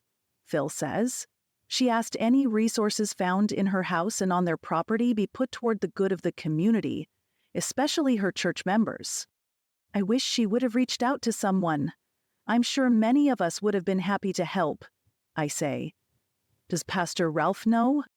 Ralph was there when we left. So was Isaiah Avery, John Dawson, and Deputy Fred. The retired judge and retired lawyer, Jake asks. Yes, since what she left behind was, essentially, a last will and testament. Fred thought it'd be best to bring them in on it. What does Fred say about the situation with Morse? He was able to reach the sheriff by radio last night, Evan says. They want to find Morse. The problem is, everyone's up in arms over Dan Morse. If we thought we had a posse going after him yesterday, today it's a lynch mob. And I totally get it. I'm right there with the group wanting to see justice done. Evan lets out a loud sigh, then continues. Fred made it clear he's an official deputy now and we won't stray from what the law allows. Of course, we don't have any sort of jail if we do find Morse. The sheriff told Fred the road between us and Wesley isn't good. Several people have been killed along it by some kind of bandits. I wouldn't have thought we'd have that here, Kelly says sadly. I agree. Jake was right. We were foolish to think we had found a place that would be untouched by violence. So what's Deputy Fred thinking? Go looking for him again? And if he's found, lock him up somewhere until the cavalry arrives, Jake asks. Yeah, something like that, Phil answers with a nod. Any idea where he went? I ask. Not a clue. Andy Walsh knew about the caves he was using before. He said there was one more spot, but he wasn't sure he could find it. Bobby Noland thought he might know of another spot, but Fred decided against going there, thinks it's too dangerous. If Morse is smart, he's taken off and we'll never see him again, Kelly says. He's plenty smart, but I think he's the type who likes to get the last word, Jake says. I can't imagine he'd scamper away with his tail between his legs. I think he'll be back, but on his terms. I don't trust him at all, and truthfully, I worry for the safety of my family. We have a sentry posted now, up on the hillside where Evan suggested, and have started some of the other security measures. But I think we need to do more. You have any other ideas for us, Evan? Phil? Well, you had a few things already in place, Evan says. The fence, ditch, and bushes along the front are good. You can lock the gate and add a second sentry there, which will really help stop access along the front. I saw your dad has a crew up the hillside digging out a foxhole to become the new sentry area. Foxhole? First I've heard of this. From there, it's a full view to the front of the property, Evan continues. It's good that the trees you've planted are still young, helps with being able to see the bad guys. Behind the foxhole is a concern. You have barbed wire fence along the backside, but no secondary deterrence. I think the most likely entry point would be the front of the hillside coming up from the Georgia People's Shop. There's even a nice little 2-track going up the hill there. Be easy pickings to walk up the hill and sneak in past the foxhole. Or, even worse, sneak up on the foxhole, Phil says. Right. Evan nods. We don't want that. I think you should put a second foxhole beyond your property line. Not quite at the top of the hill, but pretty close, facing the river. And have a third sentry there. In fact, I think it'd make a whole lot of sense for protecting our entire neighborhood to add another foxhole and get everyone in on manning it. Can't do it, Evan. That property doesn't belong to us. Like you already said, it belongs to the Georgia people. True, Phil says, nodding. And you know we totally respect property ownership. Right now, though, things are different. The lines are slightly blurred, and it's important to think about your family. I met the husband last time he was here. He was a nice guy. Seems like the kind of guy who'll make a good neighbor. If he were here, do you think he'd have a problem with it? Don't know, he's not here to ask, Jake says briskly. Where do they live? Kelly asks quietly. Jake looks at me for the answer. While he knows they're from Georgia, that's the extent of his knowledge. Somewhere outside of Atlanta, I answer. Jake gives a big sigh. Atlanta, when the national news was still coming in, wasn't it one of the places not looking too good? Everyone nods but says nothing. I suspect we're all thinking the same thing.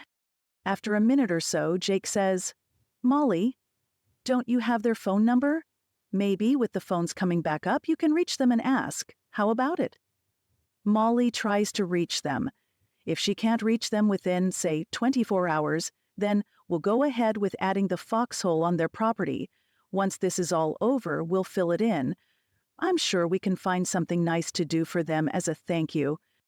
Sure, I'll try to call them. I have to say, I hope within 24 hours the problem with Dan is no more. I'd hate to think we'll have to be watching over our shoulders for who knows how long. Jake gives me a look and I instantly realize what I've said. I guess I'm still thinking we're in a normal situation. I guess until things return to normal and we know law and order is restored, there's likely to be more than just Dan Morse to worry about. Sad but true, Kelly declares while patting my arm. Don't worry, sweetie. We're all having a hard time remembering things are different. I still turn on the light switch every time I enter a room. Everyone gives a dull courtesy laugh. There's something else we want to mention, Phil says. A few people are starting to run low on food, or more accurately, components to make a complete meal. Already? Jake asks. It's only been just over a week since the planes went down, and the power's only been out since Saturday. I know the saying, most people only keep 3 days' worth of food on hand, but I wouldn't have expected that here. True, and if it were winter, they'd have more. Plus, I don't think people's cabinets are completely empty. It's more like the easy stuff is gone, and many people are limited with their cooking options. Sally Ann is one of them. Her house is completely electric. She has a propane grill but is almost out of fuel, and all the easy heat and eat food she could cook on the grill is gone. Jake nods. Makes sense. What are you thinking? Kelly sighs. That's the hard thing.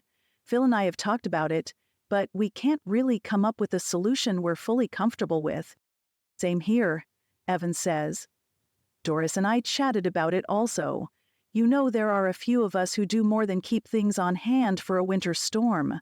I know we all don't really talk about it, but we've made a point of stocking up on meat, as evidenced by the multitude of chest freezers we own, which I'm trying to keep frozen as we speak. So there's my answer to their processed meat question, not completed. How many people are we talking about? I ask. Just a few so far, mostly single people like Sally Ann, and one family we know of. Of course, know of is the operative phrase. The Bakerville community is pretty spread out, so we don't really know what's happening with the people who haven't been coming to the community center or staying in contact with someone. I suppose we ought to check on them, Phil says wearily. Kelly gently admonishes, Phil, honey, I know you don't like hearing this, but there's only so much we can do. How many people live under the umbrella of the Bakerville community? 375? 400? We've talked about this. You can't take care of all of them. What does Fred say about this? I ask. Good question, Phil says. We talked with him, Judge Avery, and John earlier about the food situation. Helen and Andy's supplies will be put toward the community use, but how is the question. Right now, Fred has posted a guard at the house. The judge suggested, once word gets around, people might start helping themselves. Jake and I both nod. Unfortunately, if people are starting to get hungry, they might do things they never thought about doing before the world fell apart, such as stealing from their neighbor. We talked about setting up something like neighborhood watch people, Evan says.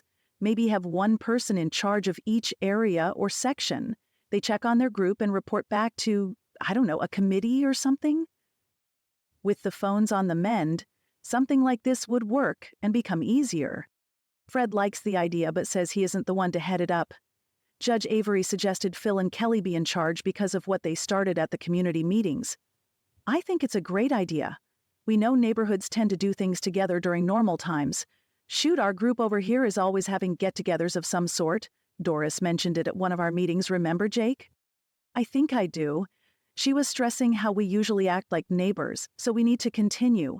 I really like the idea of having a main contact in each neighborhood. With the phones working, you could set up a phone tree of sorts. We used to have something like that at a church Mollie and I attended. It'd be a good way to find out who needs what and how the community as a whole can help. I don't mean to sound uncaring, and maybe the bump I got to the head is adding to my thoughts, but shouldn't people also be expected to take responsibility for themselves? Jake and I have spent a lot of time and money to try and have a safe place for Jake's parents, our children, their spouses, and our grandchild. We've even somewhat planned for the in-laws. And we'll be caring for Madison and her daughter since I found her and she's here now. Plus, we have Olivia's children. Kelly, I know you're counting on your daughters getting here and have made provisions for them. And Evan, aren't Lindsay and Logan heading here as soon as they're able to? I love this community and most of the people in it. But I don't want to help others to the point of taking something away from my loved ones. I like the idea of the neighborhood watch or whatever you want to call it, but I'm not sure I want to help much beyond my own family, close friends, and immediate neighbors. I'm rather surprised I've said this. I sound incredibly selfish. Jake and I have stored things specifically for the community, but not as a handout, as options for trading. We know we'd be very generous with our trade goods, but what I think I'm hearing sounds more like handouts. Plus, what we do have stored is nothing more than a Band-Aid. Things are looking bleak, and our food storage is likely to run out before the grocery stores come back online. We've always known the 1 year's worth of food stored would only be to carry us through while we learned to rely on the garden and livestock and had some sort of local barter system in place. And why am I so uptight about digging a hole on the hillside? We can, and will, refill it when things return to normal. Jake is giving me an odd look. Phil and Evan just look uncomfortable. Kelly is nodding, as if she agrees. Then she says, I understand what you're saying, Mollie, and I don't think we're asking you to take food and supplies away from your family. I know you haven't been here for our meetings, but we're not making it like a, welfare situation. The help that's been given so far has been more of an exchange. Jake set up the water and provides the generator and gas, but other than having someone monitoring it, people are filling their own containers. And Jake, correct me if I'm wrong, but haven't people even been offering you things in trade? Jake looks me directly in the eyes, nods, and then kisses me on the nose. I suddenly feel like a heel. Kelly's not done with me yet. We probably didn't make it very clear what we were thinking of for people like Sally Ann. She still has food stuff, and we were thinking we could trade the things she has, flour, rice, and other things she can't cook, for things she can cook. Or maybe we should start some sort of soup kitchen at the community center and people can do something to earn meals. I don't know, but I can't sit by and let our friends and neighbors go hungry. Mick Michelson has offered to butcher one of his cull cows, and he'll be agreeable to more as time goes on. Without refrigeration in most homes, we'll need to cook it up quick or can it or something. That will be a help. And Mollie, dear, I know you can't let people go hungry either. I do think your bump on the head and the trauma of recent days is coming out. Her tone carries no reprimand, simply matter-of-fact assessment.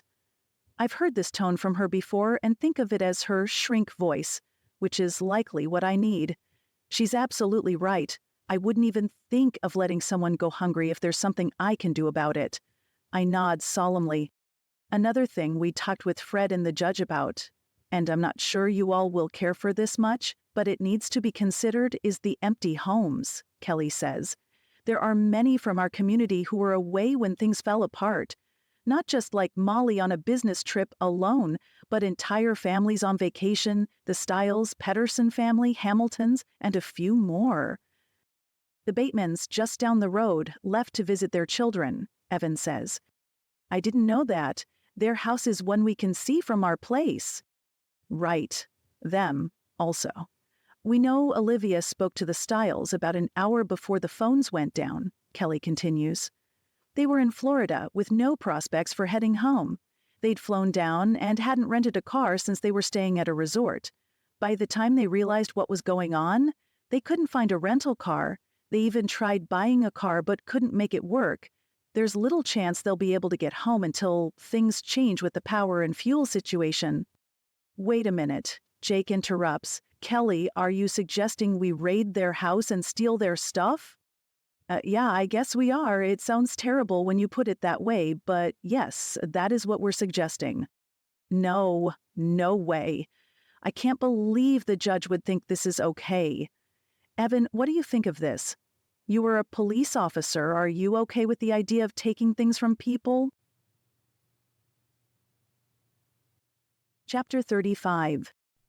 All eyes turn to Evan. He doesn't say anything for several long beats. Then he shakes his head and says, Jake, in normal times, nope. But these aren't normal times. We're all very hopeful the phone's coming back on is a good sign. And it is, for sure. But we also know the grocery stores around here have been stripped to the walls. With the fuel problem after the refineries were hit, how long until we start getting deliveries? We don't even know what's up with the food producers and manufacturers. Is Chef Boyardee even still in business? We can hunt and fish, but right now isn't the time for hunting. Too many calves and fawns. If we go killing their moms before they're old enough to survive on their own, we'll have shortages. Of course, taking a few bucks might not be a problem.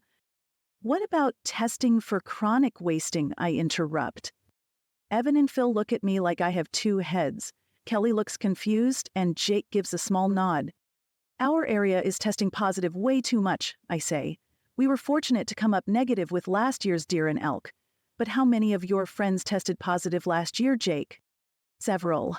Many hunt units have been hard hit. I heard a rumor, and I don't know if it's accurate, but almost 50% of the deer tested in some of the units came back positive. Our unit didn't have any, but we don't have a check station. We're responsible for sending our own test kits in. Mollie's right. It's something to think about. Zombie deer? How can that be a threat? Phil sounds dismayed. Jake shrugs and then motions to me. Ask her. She's done a lot of research on it over the past couple of years. Okay, Mollie, go ahead, Phil says with a sigh.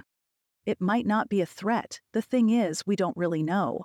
Deer or elk infected with chronic wasting disease, CWD or zombie deer as Phil called them, have a prion disease similar to mad cow disease in cattle or scrapies in sheep and goats. Squirrels and other mammals can also get their own type of prion disease, but I can't remember what it's called. Humans, too. One of the most infamous prion diseases in humans is Kuru. It affected, a tribe somewhere. New Guinea? Maybe? Anyway, they were cannibals and ate the brains of dead people as part of a funeral ritual. Ew, Evan says while Phil makes a face. Jake doesn't react. He's heard my rhetoric before. Kelly nods. I remember reading about them. Go on, Mollie. Yeah, so anyway, the prions are abnormal proteins that spread and create additional abnormal proteins. This leads to brain damage and affects the nervous system, which is how the term zombie deer was coined. They stumble around like zombies. Prion diseases are always fatal. In humans, the demise tends to be pretty fast, but in deer, elk, moose, not antelope, they're a different species and aren't currently affected, but the cervids, they can all be affected, and it can take 18 months to 5 years before they show any symptoms. Wait, you're suggesting a healthy-looking deer could have CWD? I thought we just had to look out for the sick ones and not shoot those, Phil asks in a worried voice, which matches Evan's face. It's possible, I shrug. That's the thing, we don't know. Without a test, we can only guess. And we don't have a home test. It's something I tried to find, but I guess it doesn't exist. I did read they were working on a field test kit that would look for a specific bacteria, which is one theory of CWD, that it's a byproduct of a bacteria and not a prion, but as far as I know, it wasn't yet available. Besides, the guy saying it's a bacteria is in the minority. Pretty much everyone else says science proves it's a prion. Before, we got a test performed at Game and Fish, and they sent us the results. There's a couple of over-the-counter test kits which work the same, and the results come from a lab. But now, of course, we have no way to send in for the results. Can we do an autopsy? Kelly asks. I don't know. I've saved quite a bit about CWD to flash drives.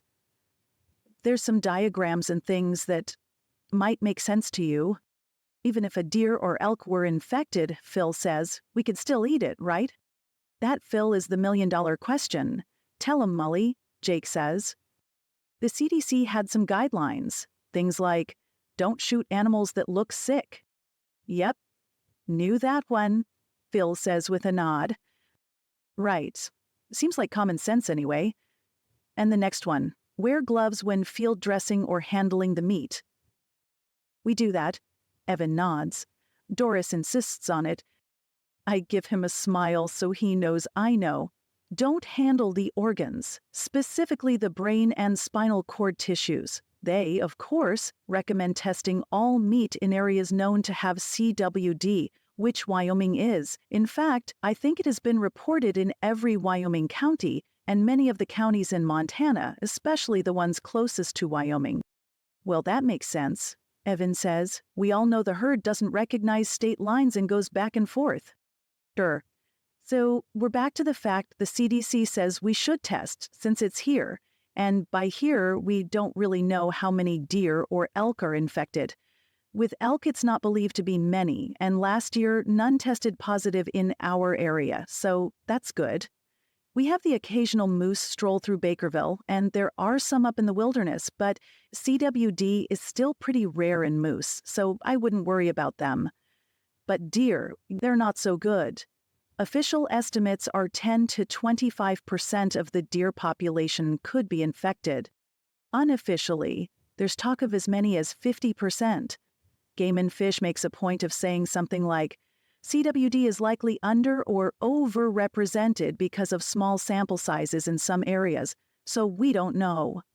They were supposed to start some sort of task force to come up with a management plan. I don't know what became of it. Not that it matters now. How can it be managed? Kelly asks. I don't know. There isn't a treatment for it, even though there were rumors one was being developed. And it's always fatal. It's passed by saliva and bodily fluids, and prions can even live in the ground. Scrapies, the prions affecting sheep and goats, survives in the soil for years.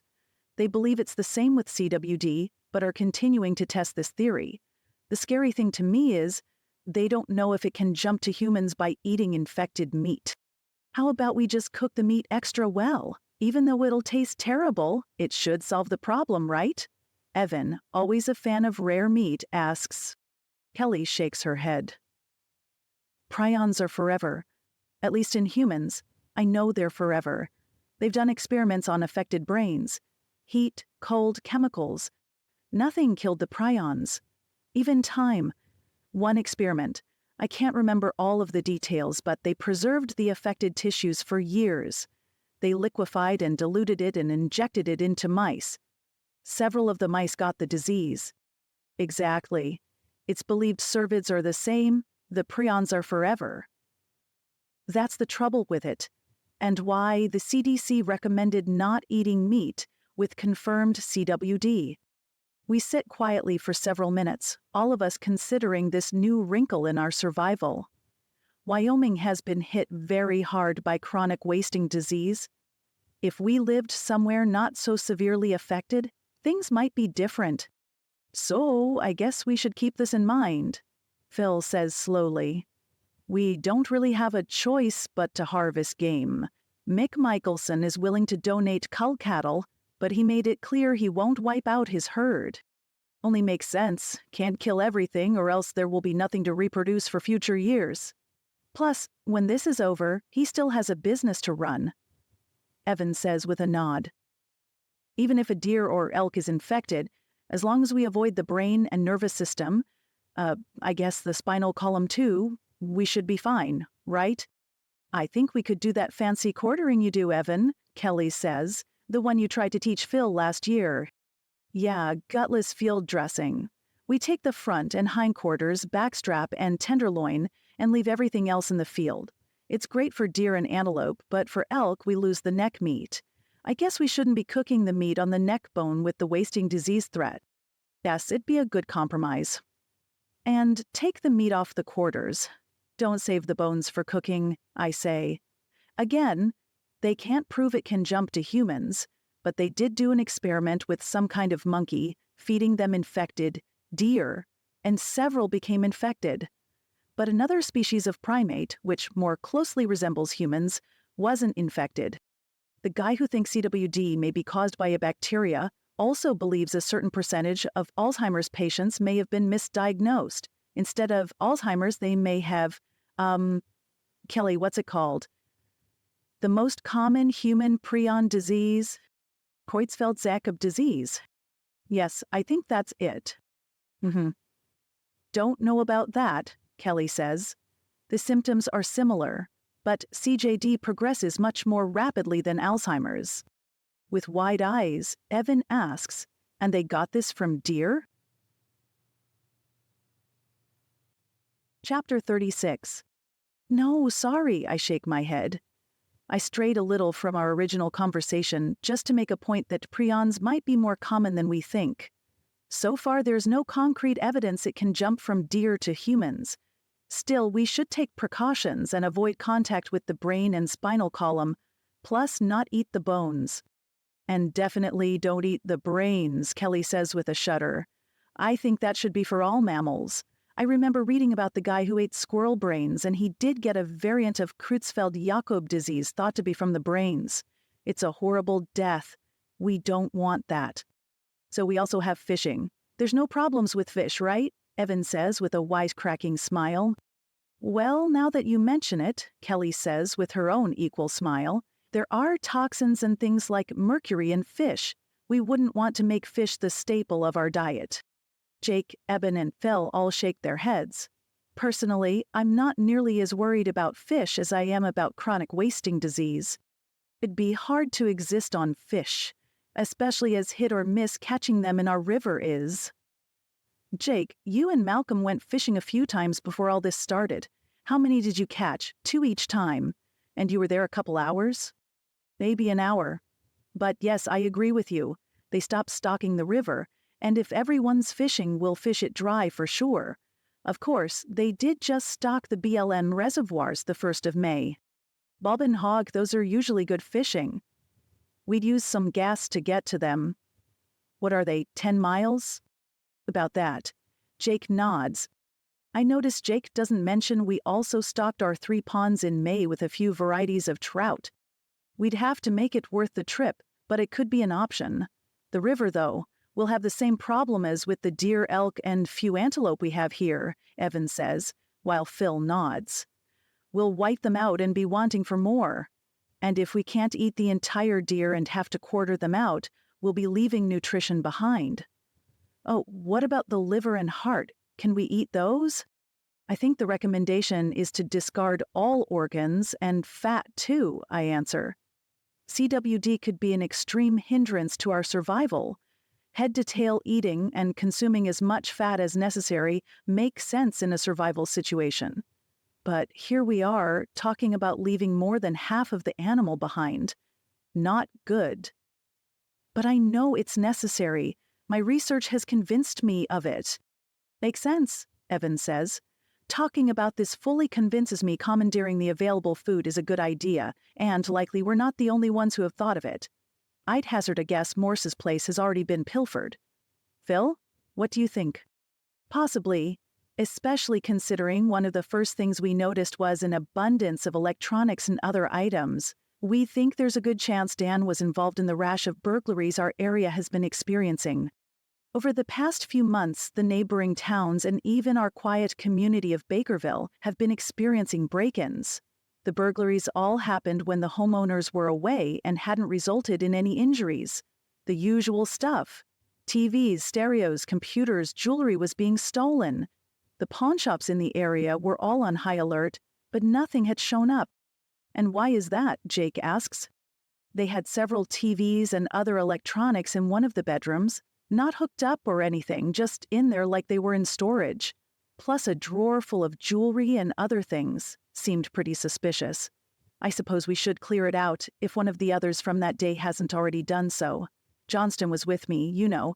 His house was one of the ones burglarized. I wouldn't fault him for going back and seeing if any of his stuff was there. Maybe he should help, I ask. Not a good idea, Evan jumps in. We don't want people knowing about what we're doing. Too much potential for issues. We'll have enough of an issue with Andy and Helen's house. We only spoke with the judge and Fred about this.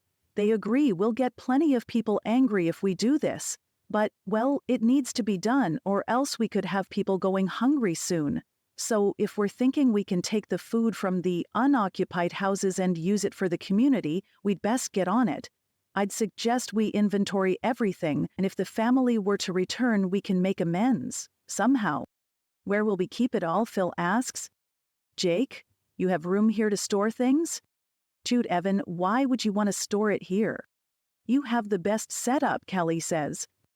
Not true, I quickly add. You and Phil are set up as well as we are. And what about the church? They'll already be taking Helen's stuff. Not the church. We need to keep this quiet, and there are too many people in and out of there. I think it should go to Phil's and your place, Evan says. If a house is closer to Jake and Mollie's, bring it here. Kelly and Phil get stuff near them. Both of you are well set up on your own, and there are no worries of you keeping the food for your use.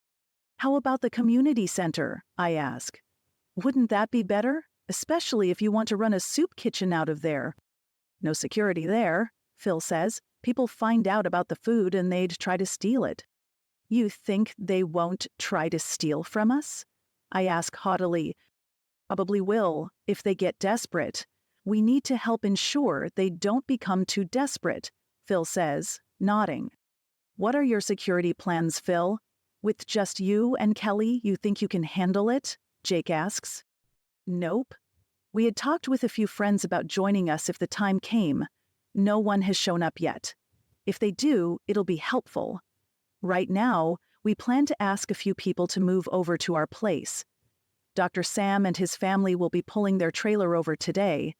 We're also thinking the people running out of food might be good ones to add. We like them all, and each has skills we can use in addition to taking a turn at security. There's a few more we've thought of also. Sounds like a good plan. Plus, with the McIntyre's place bordering yours, you could join forces, I say.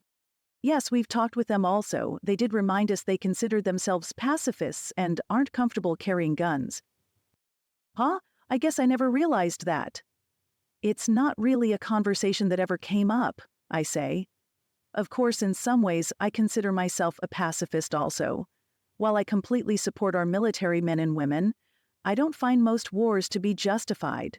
But we're not talking a war in some faraway land which may or may not be justified. We're talking about preserving our lives, literally and completely. Not in a theoretical war is bad sense, but in a holy cow we might be attacked sense. Yesterday I shot and killed 2 men. Jake shot and killed a man the day before to save our daughter. That same sweet daughter, without a mean bone in her body, killed a man to preserve her life. This has now become a case of survival, not idealism. You're right, Mollie, but they'll need to come to that conclusion on their own. Their new son-in-law and his family that is now stuck here after the wedding made it clear they'll do whatever is needed. And the rest did offer to act as lookouts, but will not be armed while doing so, Phil clarifies. Our conversation wraps up with the men deciding to go and loot the Stiles house right away. I'll finish up what I'm working on and then be ready to receive the booty. I have plenty of mixed feelings about this, but do agree feeding those hungry now is important. When the Stiles come home, we can make amends. I did briefly consider, since Phil and Kelly are going to invite the people who run out of food to their place, raising an objection again. But then I realized the food will likely still be needed. If it weren't, Kelly and Phil wouldn't have suggested we use it. Evan says he'll bring my canners back down. I thank him and let him know I'd be happy to work on canning their meat while I do ours, and he should move some to the fridge to thaw. I have some in a cooler to make into jerky. I just haven't had the time to get it going. Doris took it out the morning we went scavenging. Bring it down with the canners and I'll do it first. With the outdoor canning setup plus being able to can inside, I can have up to 5 pressure canners going at one time. Bring Doris's canner also. Thanks, Mollie. I appreciate it. Are you making jerky also? Yes. I'm going to have Jake get the smoker going, but probably not until tomorrow. I'll just can what you have thought out, since I'm ready for that. Evan gives me a nod. As they leave, Kelly hugs me tight and says, "Try to rest. The events of the past several days have taken a toll on you. Let's try to chat tomorrow." "Sure, sounds fine," I say with a wobbly smile. I spend several minutes having a good cry, suddenly feeling completely overwhelmed, before returning to my preservation tasks. The addition of Doris's pressure canner will help move things along. With the stove in my house, plus our outdoor kitchen set up for either pressure or water bath canning. Also set up near the outdoor kitchen is our solar food dehydrator, a simple box with a screen on the bottom and a removable screen door on top. It's as low-tech as it gets. With a bit of wind, common in Wyoming, and the heat from the sun, I expect to have the veggies dehydrated in 2 or 3 days. At night, I'll move the contraption within the outdoor kitchen and cover it with a cloth to prevent dew from adding moisture. Back in my kitchen, I marvel at being home. There truly is no place like home. And there's definitely no place like my kitchen. We designed it to be the heart of the home. Lois and Deanne join me to help with the food processing. Neither have pressure canned before, but they're willing to learn. It's fairly easy, and my canning books give us the detailed information we need to know, how long and at what weight the processing needs to occur. We soon have the processing completed for the day with the jars at rest. Then today's dinner crew takes over my kitchen. Hopefully tomorrow, I'll have more things thawed to be able to move forward with getting it all done. The community meeting is at 7 tonight, and I want to visit Angela beforehand. I decide to get a quick bite, skipping the group meal, and head over to Belinda's. Katie starts her shift at 4 o'clock. I offer to drive, but Mike insists on taking us. He even offers to drive back and pick Katie up at the end of her shift. Once there, I'm amazed. "Angela, you look great," I exclaim, noticing her hair has not only been combed but put in a braid, a look I've never seen on her before, and her complexion is rosy. At first, I think she's wearing makeup, but decide she's just healing. "Thanks, Mom. I feel better. My head still hurts, and I'm dizzy when I move too fast, but for the most part, I'm not bad. I still don't remember the shooting or anything from that day, but I do remember all of the terrorist attacks and meeting Leo. It was weird how that sort of just came back to me. Doris and Tim were talking about the attacks, and I overheard them. As they were discussing them, I suddenly remembered the planes going down, the bridges, the food poisonings, the cyber attacks, and everything else. Geez, what a disaster. I almost wish I didn't know just how bad it really is." Angela gives a shudder, then continues, "I guess you and Jake are going to be stuck with us for a while. It's amazing you two set things up so well. I have to admit, sometimes I thought you were a little loony doing all of the things you've done. I mean, really, who does that stuff? You spent a crazy amount of money and time building something just in case the stuff hit the fan? Not normal, Mom." I'm a little dumbfounded by her admission. Sure, I agree, it's not normal. But out of all my children, Angela has always been the most supportive, to the point we've had in-depth discussions about preparedness, and she even does her own food storage. I glance at Katie. She's also shocked Angela's saying these things. Before I can give any sort of response, Angela forges on. "But now, it's obvious I was wrong. I'm terribly sorry for making fun of you and Jake." "Making fun? I don't remember you making fun of us." "Oh, oops. It probably wasn't to your face."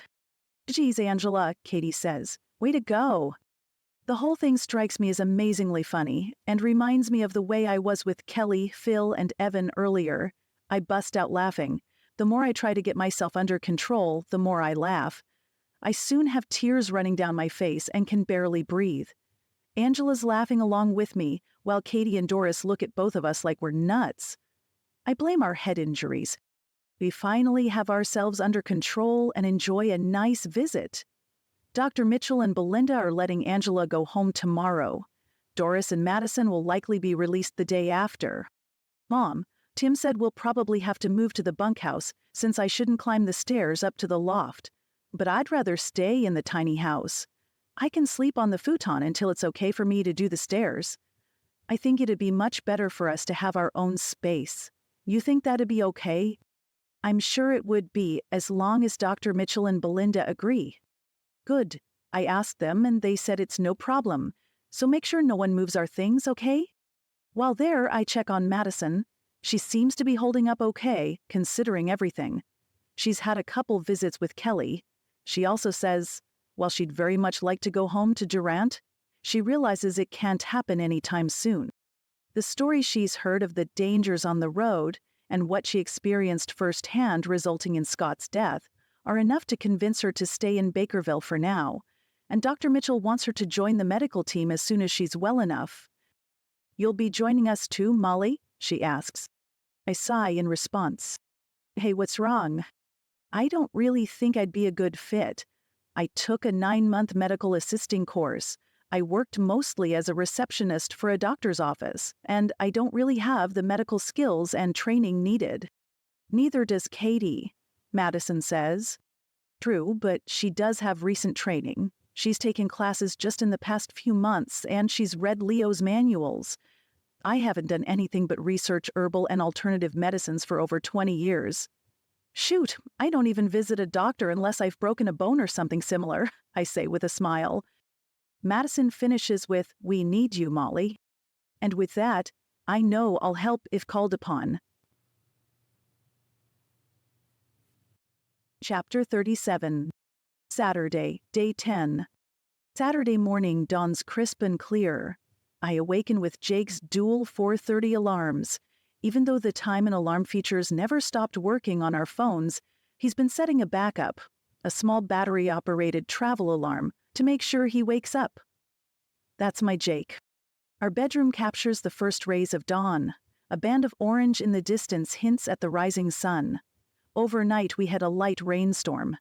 It didn't sound like much, but every little bit helps.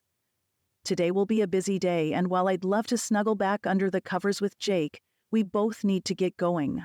As I think about our day, my dream from last night suddenly hits me. It was one of those really confusing dreams where it starts one way and then goes in different directions, but none of it makes much sense. The overall impression I'm left with from the dream is a feeling of conviction. Jake and I need to have a serious talk. My past is coming back, things I thought I could leave buried and not deal with, things that fill me with shame and remorse, things that could not only change my marriage but other relationships. Even though Brad won't be showing up on my doorstep, my own internal condemnation is beginning to be a problem. But not today. Today, Angela's coming home. Last night's 7 o'clock news update was short and sweet, sharing nothing new. No reports of the lights coming back on, phone service is still hit or miss, and, best news of all, no new attacks. At the community meeting following the news, Olivia's, Tom's, Andy's, and Helen's burial services were announced for today. The burials will be at 5:30 for Andy and Helen at their home and 6:15 for Tom and Olivia. Dan Morse's wife will also be buried at Andy and Helen's.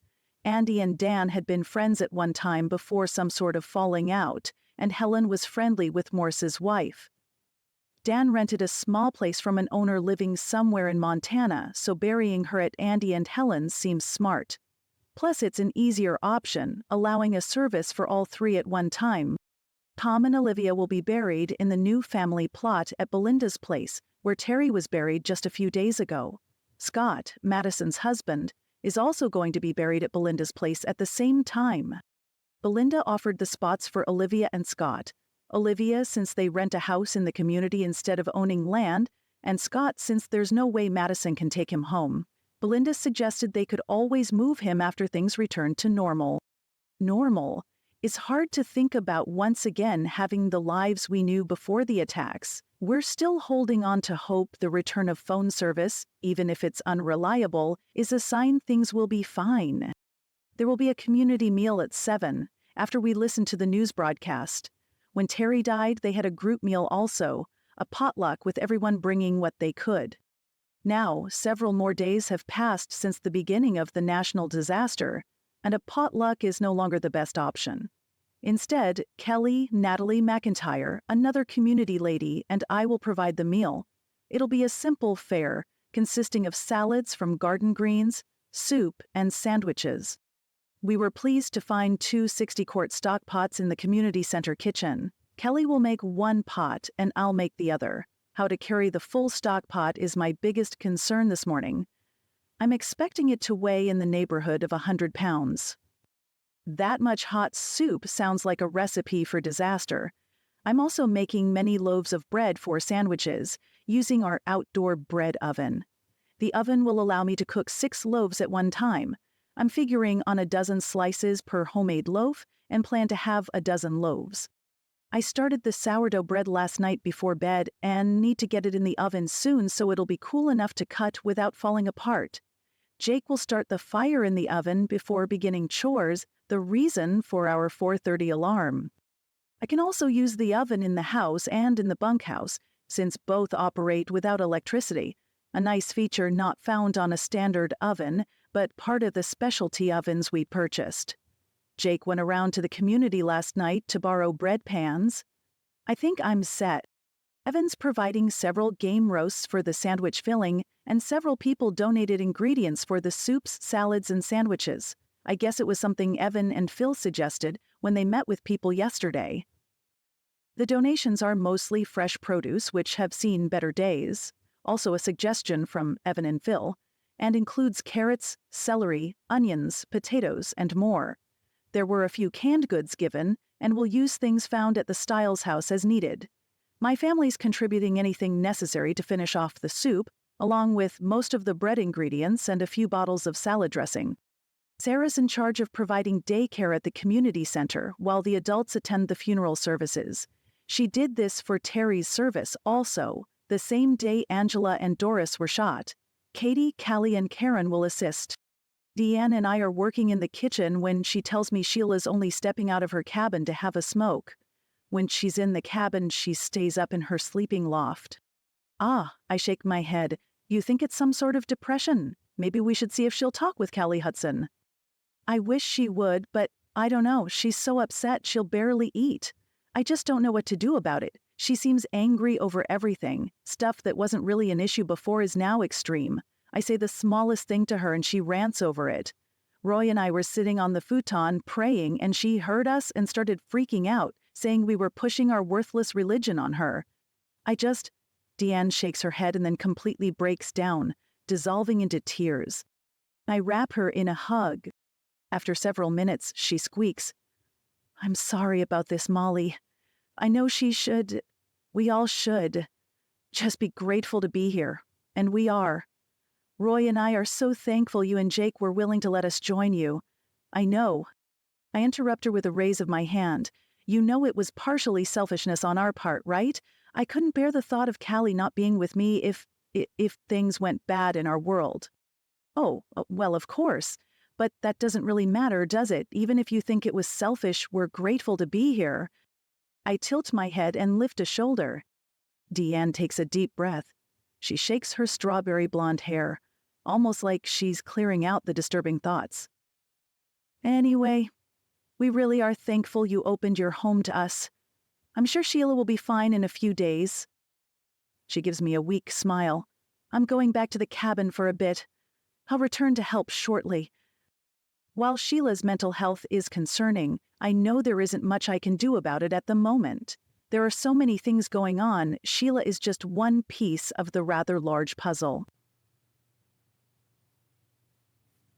Chapter 38. The clean-out of the Stiles place went well yesterday. I was amazed at the amount of food and other usable goods brought back. I have yet to start the organizing and inventory. Jake told me about some of the finds, which will be very useful. We made a cache of some of the personal things we found, assuming they'd want to have them. The general consensus is, anything left at the house could meet an undesirable end. I'm pleased they thought to pull out the potatoes found in the pantry, just starting to grow eyes, to use in the soup. Of course, the items left in the fridge and freezer weren't salvageable for humans. Some are fine for livestock. Other things just need to be burned. They brought those things back in garbage bags. Today, they plan to go to the Hamiltons' house and repeat the procedure. Those goods will go to Kelly, so I have time to deal with the mess I already have. Jake also made a few more caches for us. We'd already set up a few in various spots on our land, the adjacent public land and up in the national forest. When I asked him why, he had no good answer. Just a feeling. I'm one who operates by my gut a lot, so I understand. He drew rudimentary maps of the new caches and stashed them in our gun room, beside the maps of the originals. At 10 o'clock, Sarah, Callie, Katie, and I are going to pick up Angela. Originally, Tim was going to go, but it was decided his time is best spent helping get the security measures in place. Callie and Sarah, who helped with those tasks yesterday, were also planning to stay home and continue their work, but I felt like the 5 of us needed a little time together, even if it's just driving a few miles down the road loading Angela into the car and driving home. I know it sounds silly, and Jake even pointed that out to me, but I just want a little time with my children. Malcolm will be staying here. I asked him if he wanted to go along, but he wanted no part of our girl time, as he called it. My day started with a detailed to-do list so I can have everything I'd like to accomplish today on paper. Well, that's not entirely true. My day started with a rush to the bathroom to alleviate my upset stomach. Ugh, when will this stop? While the bread is baking, I work on the freezers. We've made a good dent in the freezer truck food, and with what I emptied out of the basement freezer yesterday for canning, along with our little portable hunting freezer, we're able to fully empty the truck. The rest, minus what will be today's lunch, is in the basement freezer. When I return from picking up Angela, I'll fill all 4 pressure canners. Each will hold 7 quart-sized jars, and each jar holds about 2 pounds of meat, making a 50-pound dent in the meat. Huge progress. Getting the meat shelf stable as quickly as possible will be a relief. When the bread's made and as much prep as possible for the soup has been completed, I decide to spend a few minutes getting ready to go. While I'm feeling better today, I'm still not completely myself. I'm tired and notice dark circles under my eyes. My head is slightly achy and my stomach, my stomach. I reserve makeup for special occasions but decide I'm in need of it today. A little concealer, foundation, and blush along with a whisk of mascara seems to help. I dress in my favorite pair of leggings, which sports small bubbles in a variety of colors, a long, flowy dress in turquoise, to pick up the turquoise bubbles in the leggings, with a black tank underneath, and short cowboy-style boots in black with silver accents. Between the tank and the turquoise shirt, I'm wearing a corset holster, with my Springfield nestled on my right hip and an extra magazine on my left. While I do carry every day in my normal life, today I've decided I'm going to double carry. My black tank top isn't an ordinary tank. It's a concealment tank, with my little .380 tucked under my left armpit and a second magazine under my right. Ridiculous? Absolutely.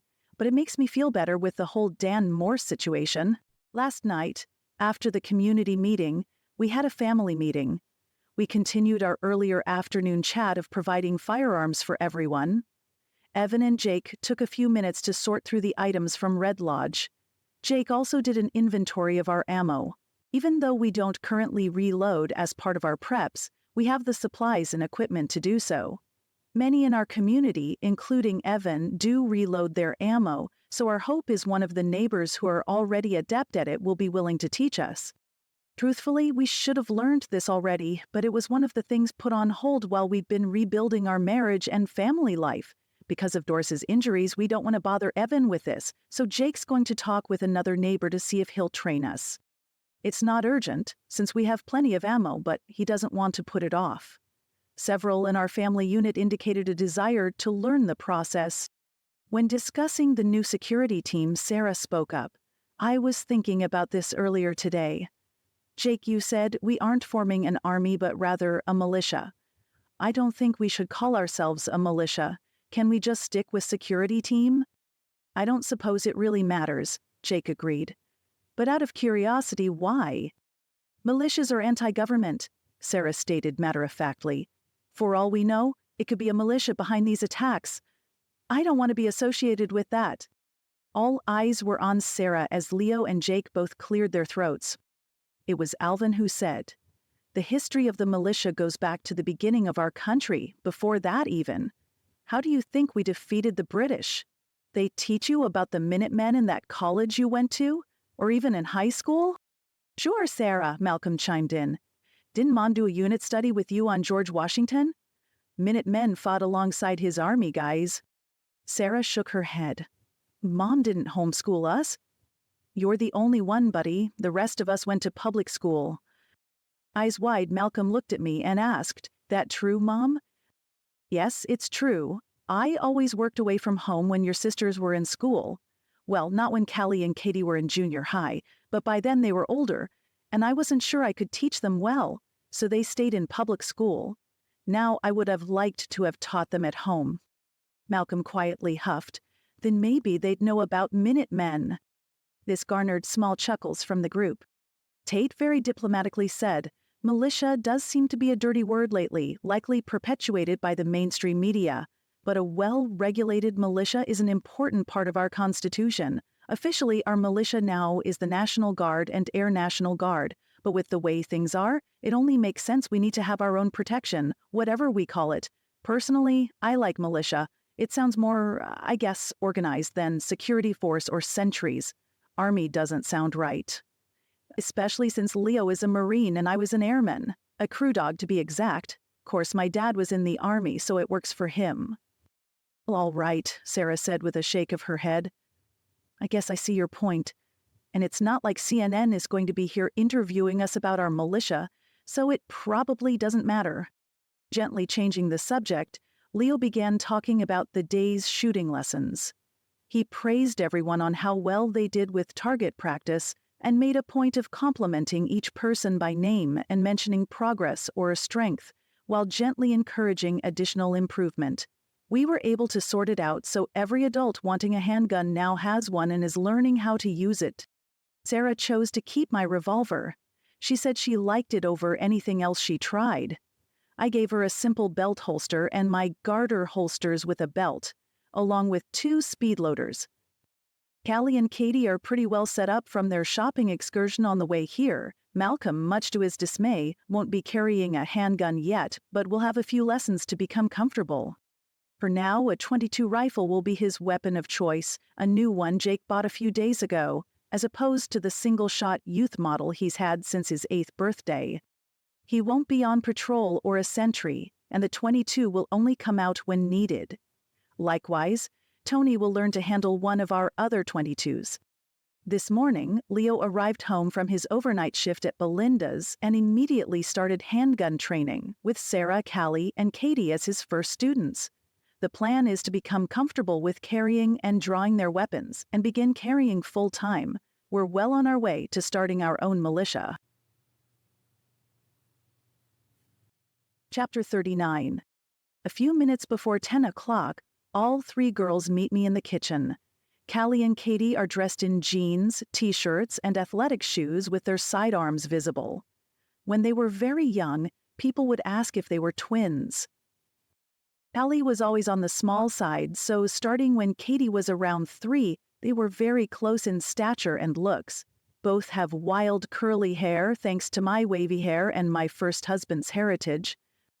Callie and Katie both keep their hair long so it's curly all of the time. Katie sports highlights from a bottle, but Callie has her hair in its natural medium brown color, the same color mine used to be before the gray strands took over and I turned to a bottle to even things out.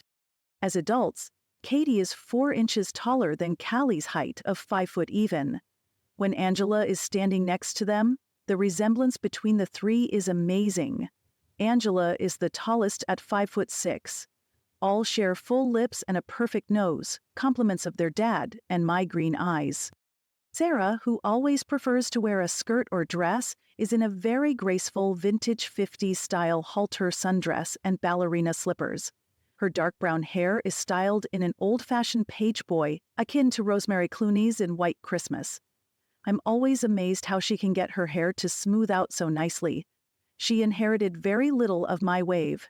Sadly, she did get my aquiline nose with its prominent bridge and lips on the thin side. Sarah knows all of the right makeup tricks to make her less than desirable features fade into the background and bring out her natural beauty. All 3 are wearing light makeup and look ready to go on a shopping excursion, followed by lunch at a top restaurant, rather than to pick up their sister from a pseudo-hospital in the country. After telling Jake and Malcolm goodbye and confirming we'll be careful out there, we're off. We take my little car, the one with the crease in the hood from a rogue gunshot while Jake and Karen were in Prospect. When Jake finally shared the story of how he drove up on some guy taking pot shots from his house while the neighbors watched on, I was so thankful it was just the hood of the car. A few more feet, I shudder to think of it. I'm driving with Sarah in the passenger seat and Callie and Katie in the back. On the return trip, Angela will get the passenger seat and the other 3 will cram in the back seat. Even though it's a 5-passenger car, it's not really roomy enough for 3 in the back. The 2 miles of gravel leading to the pavement is always a slow trip, Driving too fast tears up the car and the road, so I try to keep it around 20 miles per hour. They share snippets from this morning's shooting lesson with me. Leo showed Sarah how to use the speed loader to make reloading the 5-shooter quicker. I had no idea something like that existed, Sarah gushes. It made it so easy to fill it back up. I can see how it'd be important in a self-defense situation to get the cartridges back in as soon as possible. Definitely helped. I'm carrying a speed loader in the extra pocket on the garter. Speaking of the garter, I expected it to be more comfortable. I can feel the strap running from the garter belt to the thigh holster.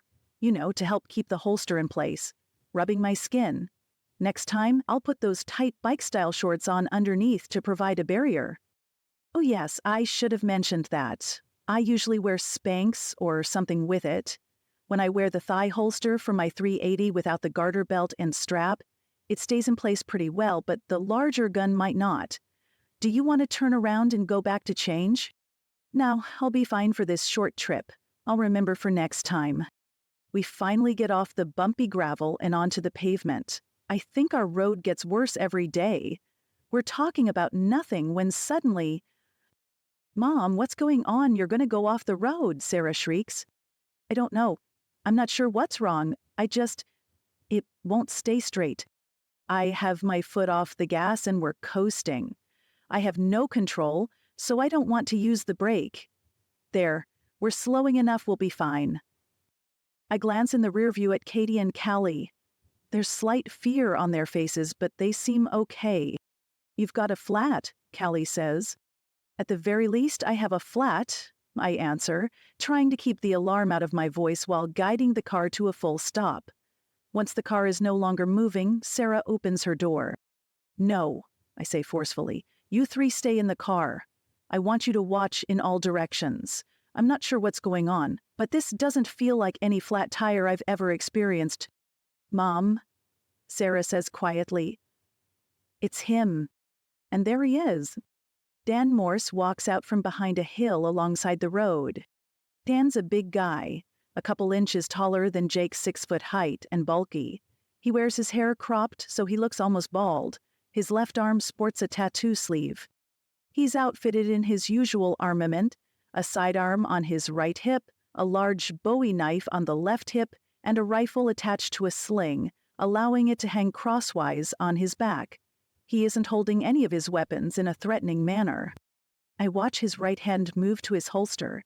He rubs the butt of his gun, caressing it a few times before lifting his hand toward me, almost in a Hitler-style salute. Weird.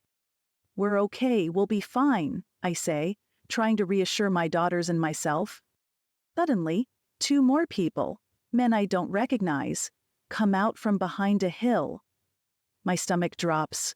I feel slightly dizzy, and my mouth goes dry. They each have their weapons drawn and aimed in our general direction. It's him, Katie gasps. The guy from the river. Which one? I ask. The big one. He's about the same size as Dan, but has a heinous sneer on his face, which makes me think he knows something I don't, and it's not anything good. The other one reminds me of what my dad would have called a dirty hippie, with stringy blonde hair, a ratty beard, and baggy clothes. He looks like he's in need of a shower. Well, well, well. Mollie Caldwell. Surprised to see you here. I heard you were stuck on the left coast somewhere. Figured you'd just stay there and dissolve into the horde. That's where you're from, isn't it? The left coast, Dan says with a guttural laugh, as his minions join in the merriment like it's the funniest thing they've ever heard. I say nothing.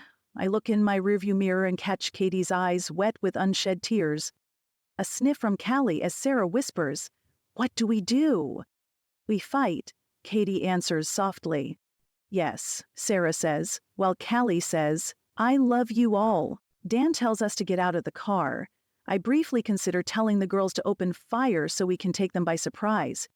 Instead, I whisper, "Stay calm. Do as they say. Keep your eyes open for a chance." The doors fly open, and the minions order us to get out and keep our hands visible or else. Callie and Katie's guns are confiscated, as Dan says. "What do we have here? Your girls have some guts on them and carry guns? I'm surprised by this, Mollie, knowing your aversion to handguns." I have no idea what he's talking about, The look on my face must have shared my confusion. "Oh, you think I don't remember one of the first times we met, when I asked you if you and Jake carry? You both looked at me like I had two heads. You sneered. We haven't found a need for it, like some hoity-toity sorority girl. It was obvious then. You thought I was some low-life thug simply for exercising my God-given right to defend myself. Now I'm extra confused. I'm a huge supporter of the Second Amendment and have never questioned anyone's right to bear arms. Sure, I didn't choose to exercise the right myself until a few years ago, but I never considered him a low-life thug because he did. I thought him a low-life liar because of the stories he told, but that's a different thing. Dan, I've never had a problem with you carrying a gun. If I gave you that impression, I apologize.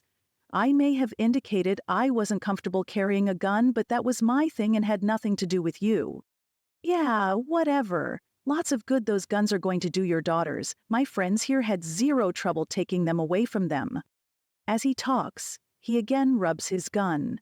Then his holster. I've noticed this about him before. I used to find it intimidating, but then decided it's some sort of nervous habit. Even so, I don't like it.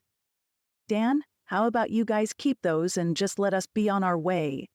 Sure, Mollie, that's a great idea. Not that you can be easily on your way with 4 flat tires. No, you see here, I figure the only person who actually saw me with Olivia is that girl there, he says, while pointing at Sarah. And well, that's a problem. Sarah opens her mouth to say something. I give her a look I hope she interprets as, stay quiet. She must, because she closes her mouth and looks at her feet. I'm grasping at straws now. I'm pretty sure Morse and his goons have no intention of letting us go. Dan, that's not true. Sarah may have seen you with Olivia, but there were other indications of your involvement with the deaths of Olivia and your wife. You leave my wife out of this. It wasn't supposed to happen the way it did. She just... Never you mind. I loved her, and we'll just leave it at that. Dan, just disappear. We all know you're an amazing outdoorsman, and you could take off in the wilderness and no one could find you. You should just go. Start a new life somewhere else. Oh, I plan to. Once I tie up this little loose end. We'll be taking you ladies along with us. For a spell, anyway. My friend Beau here has been keeping an eye on your place and noticed your daughters. Of course, it's too bad about the other one, her getting shot and all. I maintain eye contact with Morse but say nothing. Paw. You know, don't you? Who figured it out? Doesn't matter. My guys were supposed to take care of that nosy Snyder chick. Your girl just happened to be there at the time. Course, I didn't expect my guys to be the ones to end up dead, he says with a shake of his head. So it's true. Doris thought she'd seen him earlier in the day, and while there was suspicion he was behind the attack on Doris and Angela, we didn't know for sure. Why in the world is Dan doing any of this? Maybe I get his fascination with Olivia. Several months ago, she mentioned to me he kept stopping by her place when her husband was out of town. She was beautiful and very kind. She said she wanted to discourage his visits, but wasn't sure how to do that without being mean. I told her she should be very point-blank with him and say he was not welcome to visit when her husband was not around and to not answer the door for him. Ever. But all of this, it makes no sense. Even if he is behind the burglaries, why target my family? Why target Doris? I shake my head. Why? I don't understand any of this. He looks at me with a grin I can only describe as evil. Because I can. There are no longer any rules, or anyone who can stop me from taking what I want. Oh, sure, we've got that useless Deputy Fred, he sneers, for all the good he is. A jailer, ha! He's going to protect you all? He doesn't know his head from a hole in the ground. People like you are a dying breed, no way for you to survive in this new world. Deputy Fred's just going to get you killed quicker. Beau, Sanders, and I are the future. We have what it takes to not only survive, but to thrive. I've been waiting for this day. I planned on leading Bakerville into the new world, but your husband and the others think they know better than I do. I almost danced a jig when Loudmouth Terry was found dead. What a surprise to find out his father-in-law did it. I sure got a good laugh out of that one. Course, after I found out Terry was visiting my wife, I wish it would have been me who killed him. Her infidelity cost her. Boy, did it cost her. And Olivia, she was supposed to be my wife's replacement, but the tart wouldn't stop whining about her husband and kids. Can't have that. I already told you why I'm here, for your daughter. We've been keeping an eye on your place, waiting for a chance. Bo was watching this morning. Oh yes, we've been noticing you people, digging holes like you're in the army or something. You know the public land bordering your house? Makes a nice place to watch all you losers.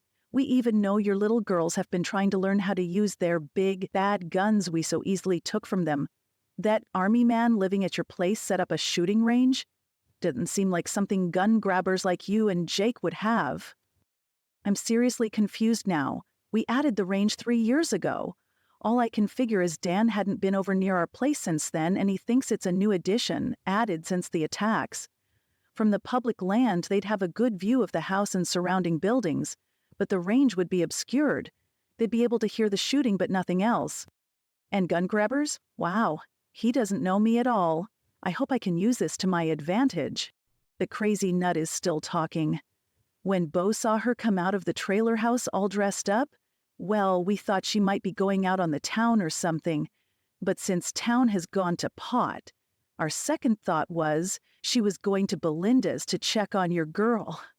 Imagine my surprise to get all 4 of you in one vehicle. Sadly, you and the others are what they call collateral damage. Of course, now that I think about it, I'm okay with it. I suspect poor Jake will be broken-hearted over losing you all, and it seems pretty fitting. He deserves to suffer.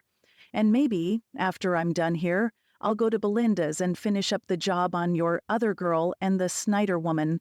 Her ex-jack-booted thug husband deserves to suffer too. You know, that's what's wrong with this place. Too many old cops and too many old military people. This was a nice community to live in before all of those thugs moved in. Before all of those thugs moved in?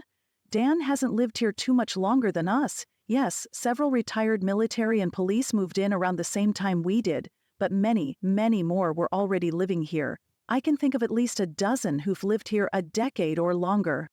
Jack-booted thugs, I say cautiously, thinking if I keep him talking, maybe we'll figure out a way out of this.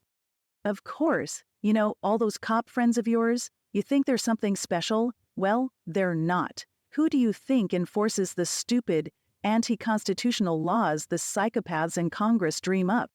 I'm not really sure if he expects me to answer or if it's a rhetorical question, so I give a slight shrug. Those unjust laws are enforced by your jack-booted thug friends. Lousy cops choose their jobs and pensions over doing what's right. Keep him talking. I think to myself, okay, Dan, sure, I see what you're saying. And I agree, there have been plenty of things supporting your view. I remember reading about a no-knock drug raid on a house, in Texas maybe, where they went in without announcing themselves, killed the dog, and when the husband and wife tried to defend themselves, from what they might have believed were criminals, they were killed. Turned out, the drugs they expected to find at the house weren't there. Exactly. That's what I'm talking about, and everyone's like, oh, those poor cops, when the cops were the criminals. And that's not the only time. ATF, FBI, locals, they all do it. You think the ones we have living around here are any different? Nope. So what are you thinking, Dan? The retired LEOs here are going to go door to door and take people's weapons? You'd like that, wouldn't you? Commies like you think only the thugs should have guns? Well, not going to happen. They're going to have to pry my gun out of my cold, dead hands. Enough of this. Let's get moving. Bo, you have those zip ties? I guess that's it. Keeping Dan talking went full circle back to me somehow being the bad guy here. Sure do, boss, Bo answers, as he holsters his weapon and reaches for his backpack.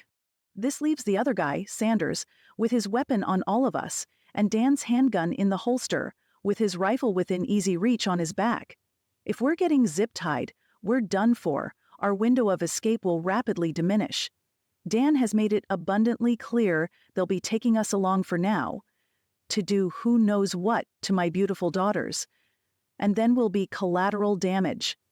No doubt they'll kill us, even though Sarah and I are still armed since they never searched us. I'm under no illusions we can take on these guys and come out ahead. But what choice do we have? Katie said it in the car. We fight. Chapter 40. If we don't fight, we'll surely die. I think Callie knew this when she said, "I love you all." I wish I would have answered, told them each how much I love them, how they've made my life complete, how proud I am of each of them, and Angela and Malcolm also. Or Malcolm, if this goes badly, he'll lose not only me but 3 of his 4 sisters. If we don't stop Dan, he might even go after Angela. And my sweet little grandson, Gavin, he needs his mom. How I long to hug Gavin tight and smell his sweet baby hair. Jake will understand. He'll hate it, but he'll understand and know we fought. He'll be brokenhearted and proud at the same time. With feelings of love for my daughters and family. I catch Katie's eye. She and I are the only ones with anything resembling current training, and that's limited. She's been taking Krav Maga for a couple months. I've been learning Yang Mudo for less than a year. Callie and I took a day-long course a couple years ago. I don't think Sarah has done anything since the workshop we all attended years ago. I can only hope she remembers the training and sparring we did some 12 years back.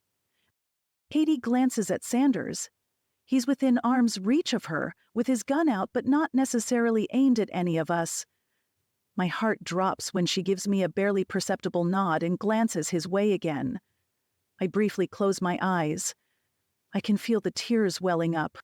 This is no time for tears.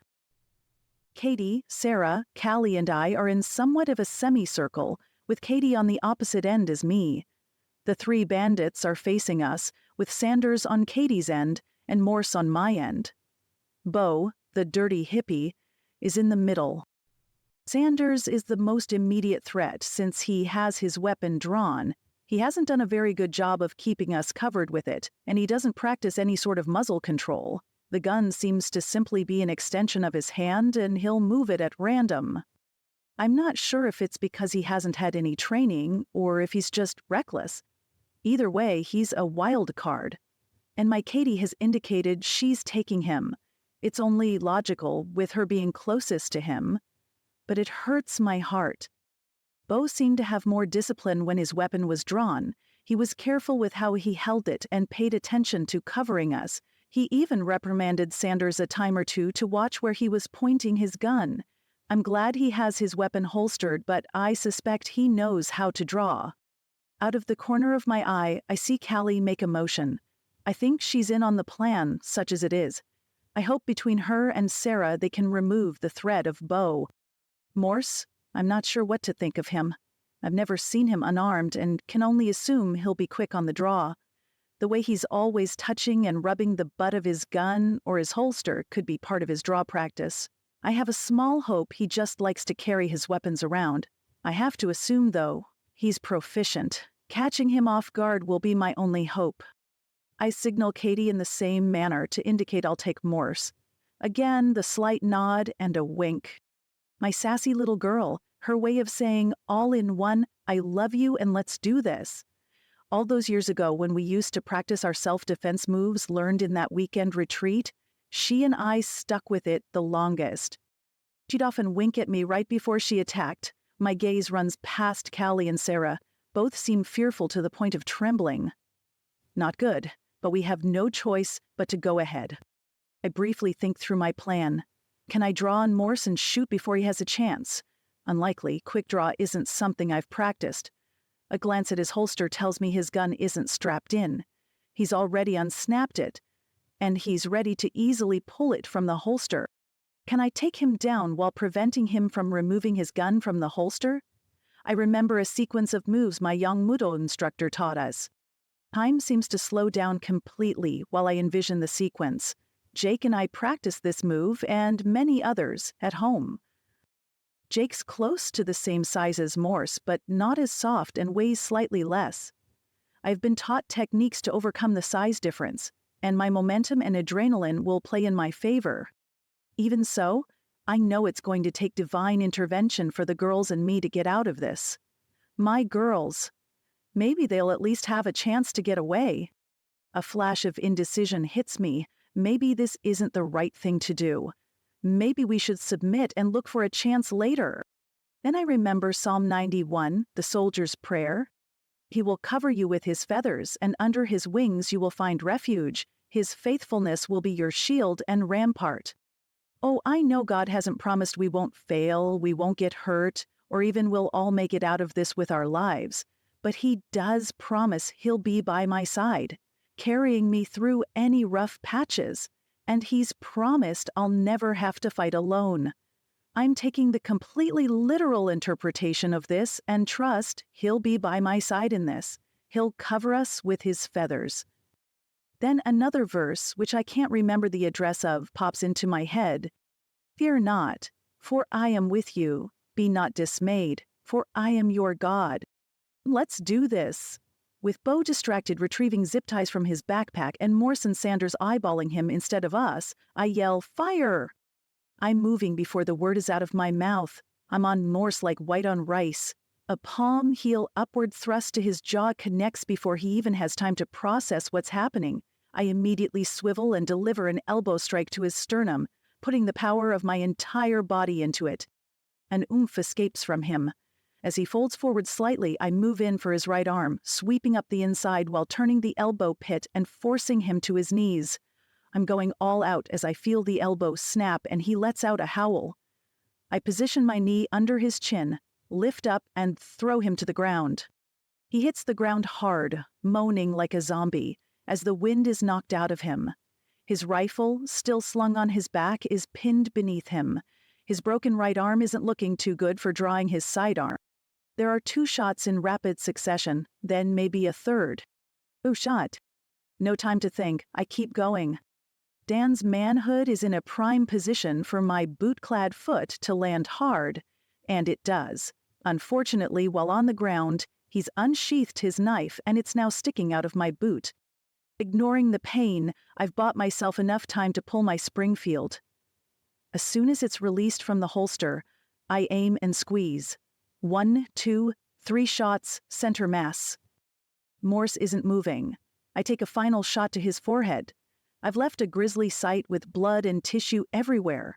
I'm sure he's dead, but remove the handgun from the holster and toss it aside. I crouch and swivel at the sound of another shot. Katie's lying on the ground, curled in a fetal position. Callie's sitting on her butt, holding a large handgun aimed at Sanders. He's on the ground and not moving. Sarah has her gun out and is pointing it at Bo, the dirty hippie. I move toward Bo and tell Sarah, "Shoot him in the head." "No need, Mom." "Do it anyway," I order, then turn to Sanders. The top of his head is already gone. Callie's holding Sanders's gun. She still has it aimed at his dead body. Shot. With his own gun. Seems rather fitting. Sarah's gun barks as I go to Katie. Her blood-covered hands are holding her side. "Callie? Go get the first aid kit out of the back of the car." Callie looks at me blankly. "Callie, now." She shakes her head, sets the gun on the ground, and runs toward the car. Sarah's at my side. "He had a second gun, Mom. I didn't know," Katie whispers. "You should have seen me. I was like Trinity in the movie you like. I got the first gun away from him and had him down. Then he pulled something from his leg and he shot me. But Callie, she took care of him. She was pretty amazing grabbing his gun. They're dead? Morse and the other one?" "They're dead," I answer as Callie runs up with my first aid kit. While it's better than a standard car kit, I'm not sure how much good it'll do. I start opening it up. "We need help," I tell Sarah. "We're closer to home than Belinda's. Take the car and go." "Shouldn't Morse have a car? They wanted to take us somewhere. Let me look really quick and see if I can find it." "It'd be better than trying to drive with 4 flats," Sarah answers through tears. I nod and pull out a zipper bag with feminine napkins. Oh, how I wish I had a compression bandage in this kit, like the ones Madison had. We do have a few in our gunshot kit, but it's at home. Stupid not to have it in the car, but we packed this thinking it'd be used if we came upon a car wreck. The feminine napkins were even kind of an afterthought. Considering I'm supposed to be a prepper, I'm not feeling very well prepared, as my youngest daughter lies on the ground bleeding. "Lift your hands, Katie." She looks at me, pale-faced, and says, "Better hurry. I'm not feeling too well." The hole is smaller than I expect. I quickly press a pad in place. "Callie, hold this here. Katie, I need to roll you over to check the back. I think the shot went through." I don't mention there's an insane amount of blood, and I'm not sure what all it hit on the way through. She was hit on the right side. I try to think what all is there. Liver, intestines. Not good. "Fear not, for I am with you. Be not dismayed, for I am your God." The words again. I glance up to see Prospector Peak shining in the distance. The morning sun doesn't produce the light show the setting sun does, but it's still an amazing sight. My mountain, my quest for home, my safe place. I stifle a sob and continue to evaluate Katie. There's a hole on the backside, almost directly in line. It's slightly larger, but not significantly. I decide to stick with a second pad. Stupid not to have bought the correct supplies when I could. The sound of an engine breaks the silence. "She found it." Callie smiles. "Can we move her, Mom? Take her right to Belinda?" "Yes." "I'm cold, Mom. Can we get you to the truck first? Then I'll get you covered up?" I'm glad we're only 30 feet or so from the road. "Katie, this isn't going to feel very good. We'll be as gentle as we can, but we need to get you into the truck and to Belinda's for help." "I know, Mom," she says softly. "I'm okay. I'm not afraid. Let's go. It'll be okay. Sarah, can you help us carry her?" "Wait," she answers, as I hear the gears on the truck grind. The truck begins to crawl off the road, making its way toward us. Sarah pulls the truck to a stop just a few feet away. She hops out and pops open the tailgate. The three of us carefully lift Katie, with me at her head and the girls at her feet. I stumble with my first step, forgetting there's a knife in my foot. I do my best to recover without dropping Katie. The pain is beyond excruciating. "Mom, your foot," Callie cries. I wave her off.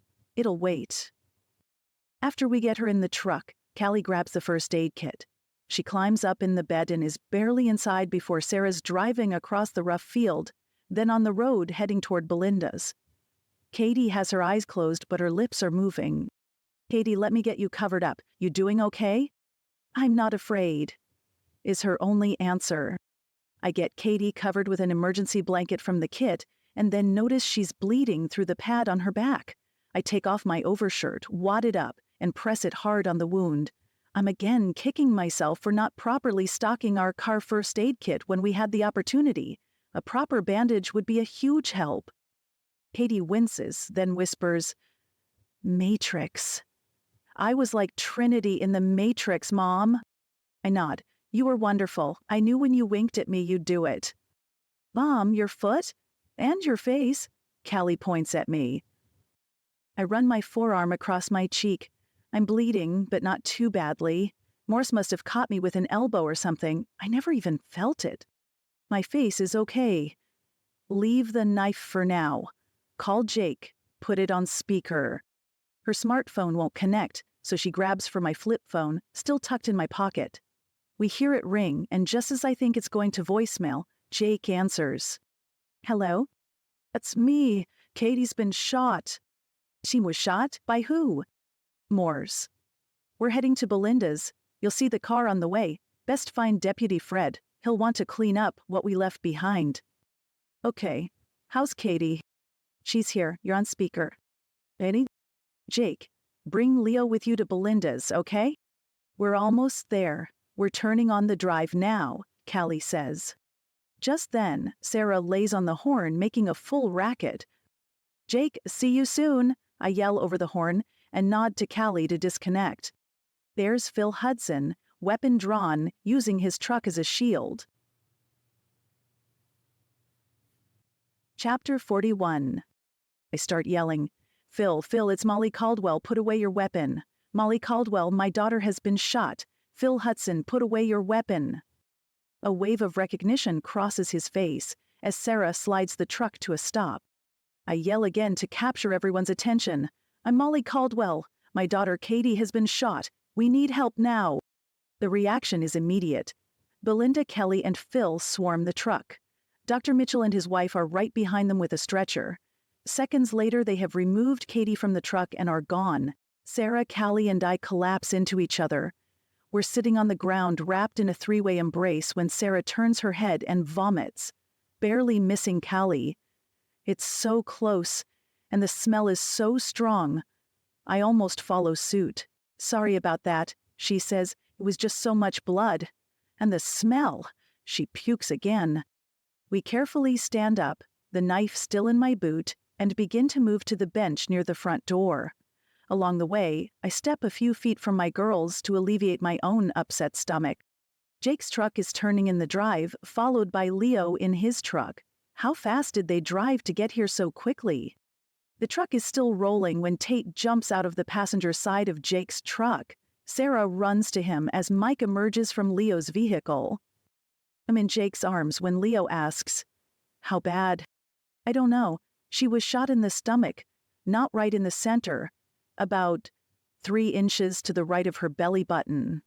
His already ashen face pales considerably more. Through and through? Yes, entrance and exit wound, lots of blood. You should go in. They may need you, but first, can you help me with my foot? I gestured to my boot with a visible knife. Mollie, Jake cries out. It's okay. Doesn't hurt much, but my boot is feeling a little sloshy, so I know there's blood. I remember impaled objects can provide something resembling their own first aid, so it's still there, and with Katie hurt, I didn't really think much about it. Okay, let me get my first aid kit, then we'll take a look. We'll fix your face too, Leo says stoically. I know he'd rather be in with Katie. So would I. He quickly returns, opens his kit and grabs out a few items, then says, "This is going to hurt." It does. Bile fills my throat and blackness swarms my eyes as he pulls out the knife. My boot is off seconds later. The metallic smell of blood fills my nostrils. I swoon for a second, then relax. I'm not sure if I'm awake or asleep. Jake's voice sounds far away, soothing, loving, telling me it doesn't look too bad and I'll be fine. The next thing I know, my foot is encompassed in gauze and things are starting to come back into focus. Leo cleans the cut on my face and applies a butterfly bandage. Dr. Mitchell will need to look at your foot as soon as he can, Leo says haltingly.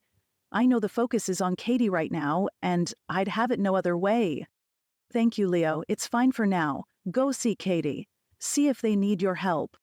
He nods and turns to leave, then stops and says, I'll be out as soon as I know more. Time seems to stand still as we wait.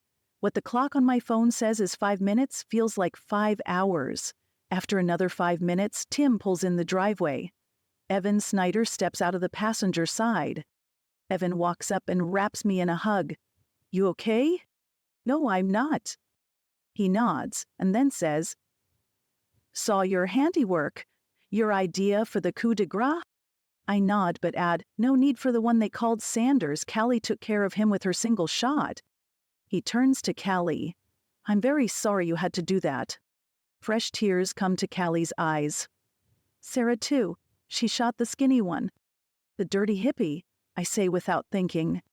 For some reason, this strikes Sarah and Callie as funny. Both say, Mom, in a shocked voice and then bust out laughing. I join them, knowing we really don't find it funny. It's a response to the stress, worry, and killing. Our men give us odd looks and shrug. Like a switch, Callie's laughter stops, and she's racked with sobs. Sarah's trying to hold herself together, as am I. We fail, as our husbands do their best to comfort us. Tim says he's going to go in and see if he can visit Angela. As he reaches for the door, it opens. Phil is there, his face telling a story. I feel my eyes fill with tears again as he says, They took her right into the makeshift surgery suite.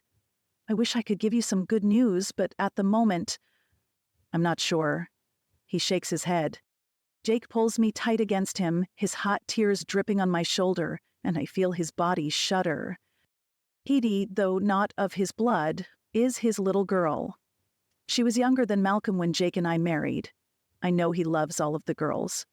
But Katie and him have always had a special bond. Dan Morse, this is what he wanted, for Jake to hurt. I'm suddenly so angry, I'd like to go back and shoot his dead body again. After I kick him in his privates again. There's nothing for us to do but wait, cry, and wait some more. Tim is in visiting Angela, and we all squeeze in her room so we're together. I'm startled by the ring of my phone. It's Alvin. Mollie, what's going on?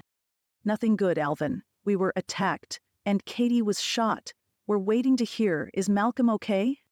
Nope. Bawling his eyes out. He was with Jake when the call came in, so he knows, and he's nearly frantic. I have to admit, most of us here aren't much better. With Angela hurt the other day and now Katie, this is a little much for us old folks to handle. Thought it'd be safe up here in Bakerville. His voice fades off, likely realizing he's saying more than he should at the moment. Truthfully, I fully agree with him. This is supposed to be someplace safe. We thought we were building a haven for our children, our grandchild, and our family. I know, Alvin, it should have been. They've been watching us, Morse and his guys. They were over on the BLM land. They saw us leave and ambushed us. I'll kill them, he says without hesitation. It's so out of the norm of his usual character that it takes me completely off guard. No need, I respond. He says nothing for a few beats, then, I understand now why Jake had Tim get Evan and follow behind. We'll take care of Malcolm and the other kids. Let us know when you have information on Katie. We will, Alvin, I say as I click off. Jake pulls me tight again and asks, Malcolm? Not good. Maybe we should go get him so he can be with us while we wait. Yes, Jake responds instantly. Phil, can I impose on you to get our son? Half an hour later, in Angela and Doris's room, we still have no updates on Katie. Angela had been waiting for us to take her home. She was dressed and out of the bed, even helping to put fresh sheets on it. We're sitting on the made bed and have brought in several chairs. Doris is still in her bed. The room is almost to capacity. I'm surprised to see Madison in the doorway. Mollie, I heard what's happening. I wanted to check on you. Madison, should you be out of bed? I ask. She lifts her uninjured shoulder. Tammy had me walking earlier. Tim quickly offers Madison a chair while Sarah asks about Emma. Asleep. I can't carry her yet while I'm walking. You can get her if you want, she says with a knowing smile. Sarah doesn't need to be told twice and soon has the sleeping Emma in her arms. They both look very content. Chapter 42. Phil returns with Malcolm. Phil must have advised him to be quiet, and he's doing his best to accommodate. As soon as he sees Jake and me, he falls apart. First Angela and now Katie. Why are they hurting us? Shh, shh, I say, trying to soothe him. What happened to your foot? And your face? Malcolm asks. I'm fine, just small cuts, that's all. Leo patched me up and Dr. Mitchell will check my foot after he's done with Katie. There's a rustle at the door. Kelly Hudson. Her face is grave. She gives a slight smile, and I know Katie is still with us. It's not good, she says. She needs more blood. Tammy gave a donation, and Leo's hooked up to her now. We're doing it combat style. Thankfully, Katie is AB positive and considered a universal receiver, so she can receive blood from anyone. I briefly wonder how they know Katie's blood type. We have Eldon cards, self-testing kits we ordered online as part of our trauma kits. Of course, like the combat bandages, they're at home. I really need to rethink our kits. Maybe Leo knew Katie's blood type. I certainly don't remember it. If I ever knew it. Will Katie be okay? Malcolm asks. We pray so, Kelly answers. Her blood pressure is dangerously low. In addition to the blood, she's on an IV for fluids. There was some internal damage, which Dr. Mitchell and Belinda tended to. She'll need antibiotics. We're fortunate Belinda did such a wonderful job of stocking up on emergency equipment. She said she always made a point of having things on hand, since we're so far from the nearest hospital and you never know what can happen with farmers and hunters. Even keeping blood-typing kits on hand was smart. Knowing she's a universal recipient means we don't need to use the kits to find a match for her. Who wants to be the next blood donor? Before anyone can respond, Malcolm says, "Me, I'll give Katie my blood." Kelly smiles warmly at Malcolm and says, "You're the best brother ever. But until you're a little bit older, you need to keep all of your blood. You don't have enough to share. Maybe one of your sister's husbands?" Kelly looks around. Tate quickly volunteers. Sarah, gently rocking Emma, says, "I won't be able to donate. I'm pregnant." My heart swells. I'm a grandma again. "Oh, sweetie, I'm so happy for you," I exclaim. She nods and says, "This isn't how I envisioned telling you." I'd been thinking it was possible for a few days. I finally took a test this morning. I planned to tell everyone once we got Angela home. Tate hugs Sarah. "We'll celebrate later with Katie." "Congratulations, Sarah. When things settle down, you should meet Dr. Mitchell. I'm going to take Tate back. Then when I return, we're going to check out your foot, Mollie. Leo briefed me on it. You want something for the pain?" I think about this. The pain isn't horrible, more like a throb and ache combined. "Tylenol or Advil, nothing stronger," I answer. Some time later, with my foot looked at again and Tylenol on board, we're still waiting. Madison's now laying in the twin bed formerly occupied by Angela so she can rest a bit. Emma is in her arms. Everyone else is either in chairs or sitting on the floor. Angela's propped up against the wall in the corner. Even though she's much improved, the day is taking its toll on her. She offered her bed to Madison, but I now wish she was in it resting. I consider saying something, then Dr. Mitchell, Belinda, and Tate are entering the doorway and the thought leaves my head. "She's critical," Dr. Mitchell says without preamble. "As you know, she lost quite a bit of blood. There was some internal damage we were able to repair. Her blood pressure is still low, but we think it'll come up as her fluid levels increase. Tate's donation went well. We'll hold off on any additional for now. We'd like someone who hasn't been recently injured and isn't pregnant to be here at all times for the next 24 hours in case we need to tap someone else." "Critical, like she'd be in the intensive care unit if this was a hospital?" Jake asks. "Yes, she'd definitely be in the ICU. Will she be okay?" "We're hoping for the best." Dr. Mitchell answers without commitment. "Does that mean yes or no?" Jake asks abruptly. "It means maybe, Jake. She lost a lot of blood. Mollie and your girls did right by applying pressure so quickly, but she was still bleeding internally. A few more minutes, and, well, there's also concern of infection. Thankfully, antibiotics are something we have, for now. We just have to wait and see. We'll know more tomorrow or the next day. Your girl is healthy, and from what I know of her, she's a fighter." "You have no idea," Callie says. "She had already disarmed the guy and taken him down. He pulled a tiny little gun from his ankle. It's a good thing it was a small caliber," Dr. Mitchell says with a nod. "It still did damage, but not as much as something larger would have done." We're all quiet, and then Dora says, "I put off asking while we were waiting to find out about Katie, but I'd be interested to hear what happened." Sarah, Callie, and I all shake our heads. None of us want to relive it by telling the story, but at the same time, I am so proud of all three of them. The story has to be told. Tate, looking a little woozy, steps in and sits on the floor by Sarah. Leo, in the doorway, catches my eye and gives me a small smile and a nod. He needs to hear also. The trouble is, I was so focused on Dan Morse, I have no idea what the girls were doing, only the end result. I start with how we suddenly found ourselves with a car that wouldn't go due to flat tires and how Morse and his goons were on us. I mention how we probably should have opened fire while we were still in the car. Evan quickly says that wouldn't have been a good idea since we were sitting ducks in the car and we couldn't use it for a quick escape. He's right, but I hadn't realized it at the time. When we were in the car, Katie said we needed to fight. They got us out of the car, and seeing Callie and Katie were armed, took their guns. Sarah and I had our weapons concealed. I do have to say, I'm going to rethink how I carry.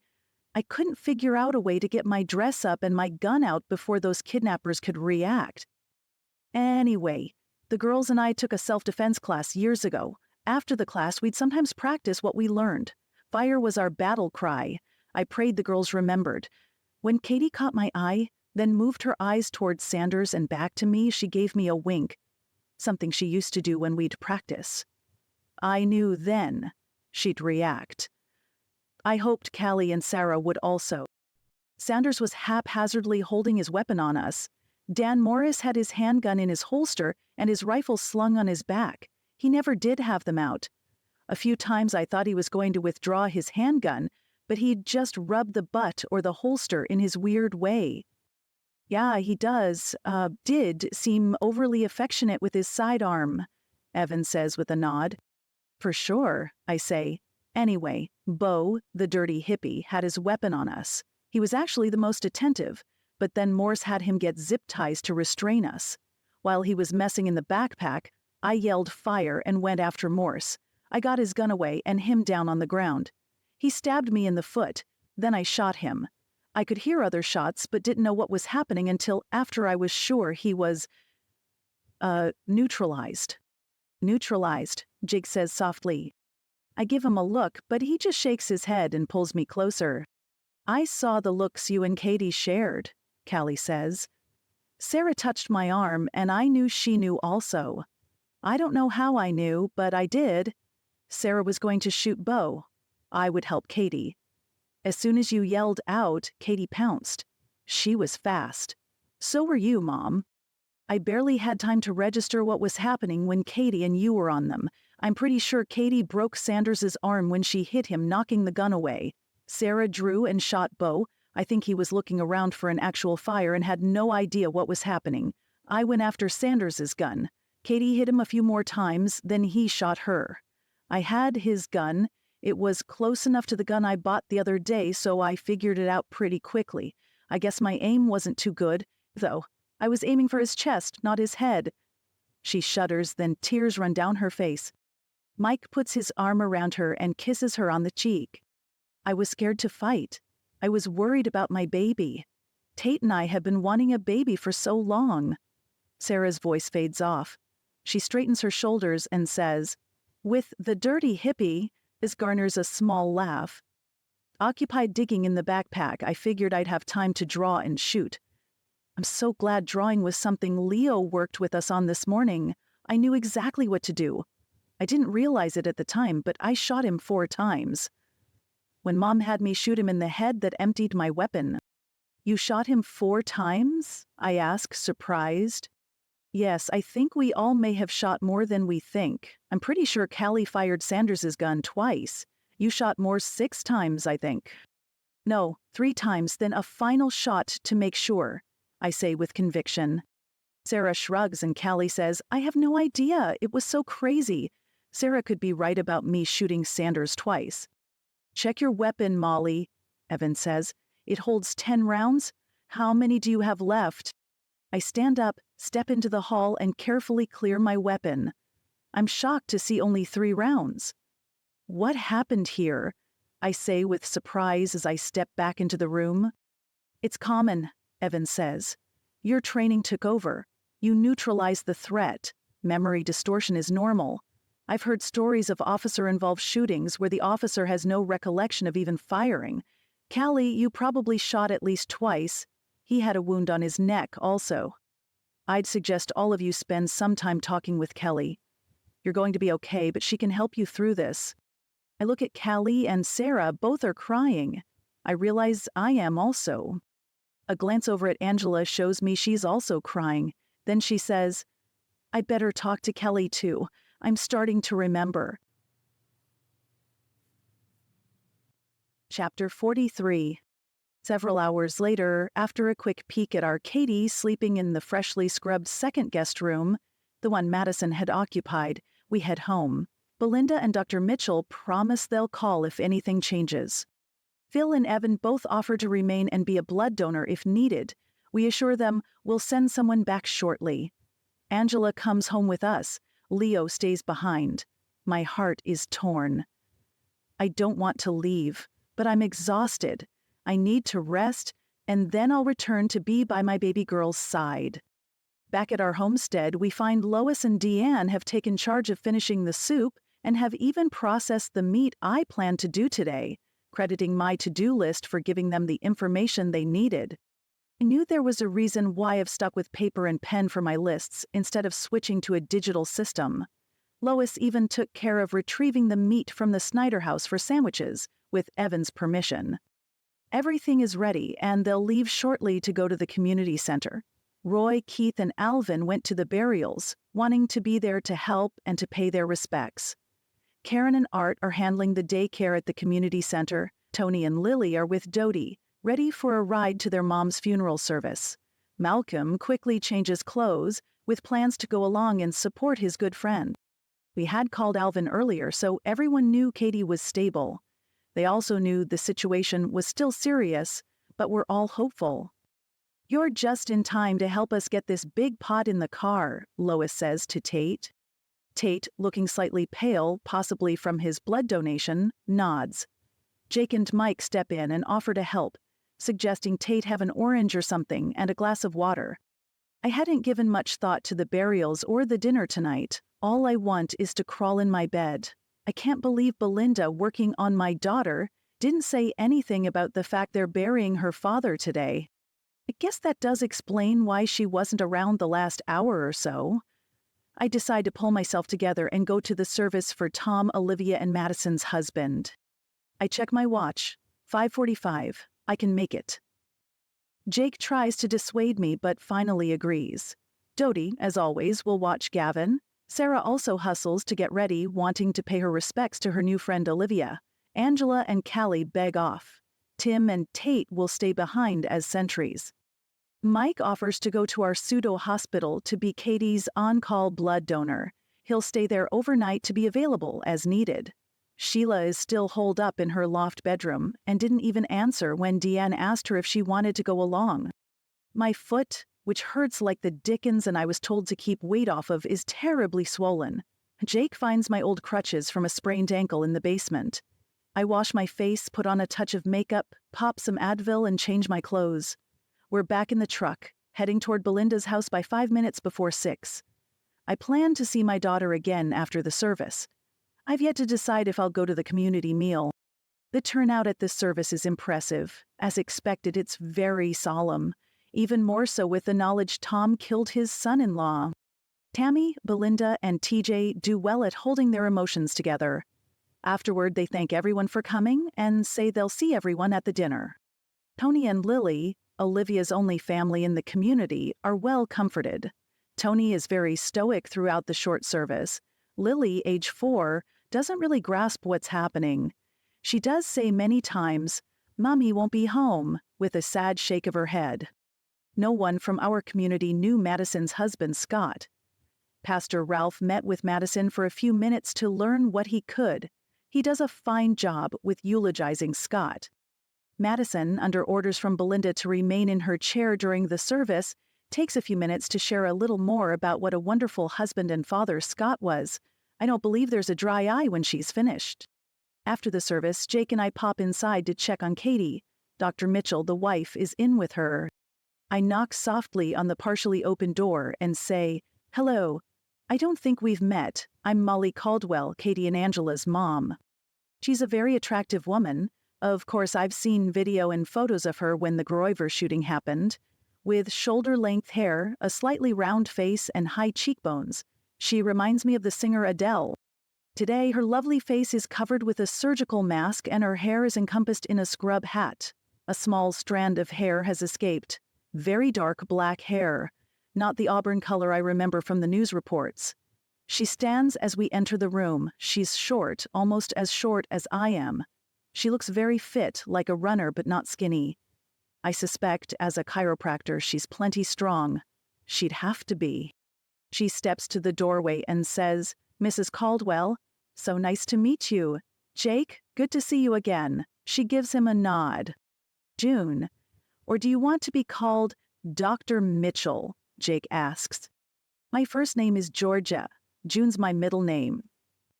"Georgia June," I say with a smile.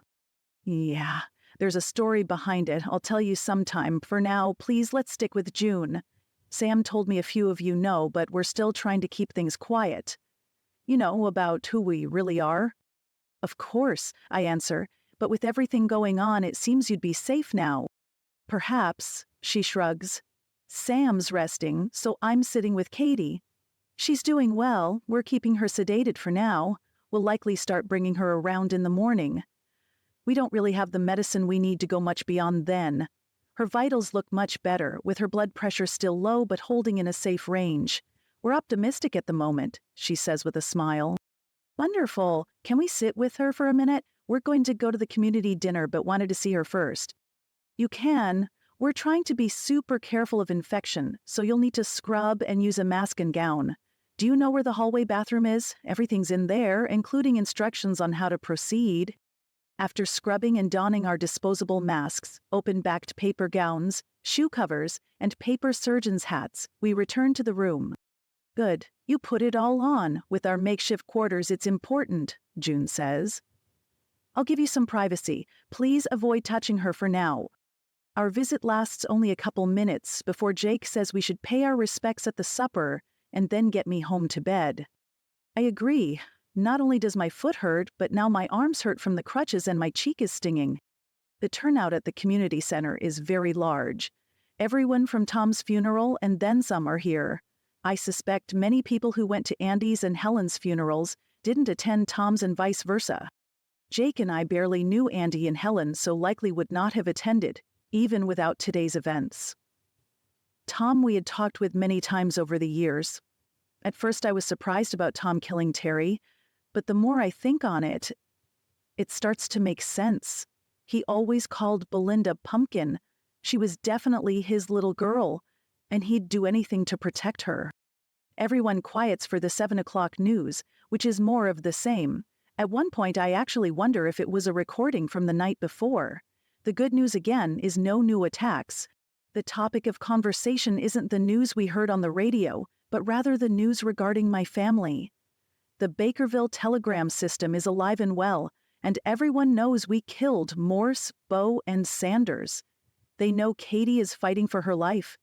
People don't really know how to act around me. I'm a killer. Not only Morse, but the 2 guys on the highway, after they killed Madison's husband. Some people are uncomfortable, while others seem to be in awe. Killing the guys from the highway isn't quite the same as killing Morse. Morse was a local. He lived in our community for 7 or 8 years, even longer than Jake and I have lived here. While most people thought him odd, I'm sure many liked him.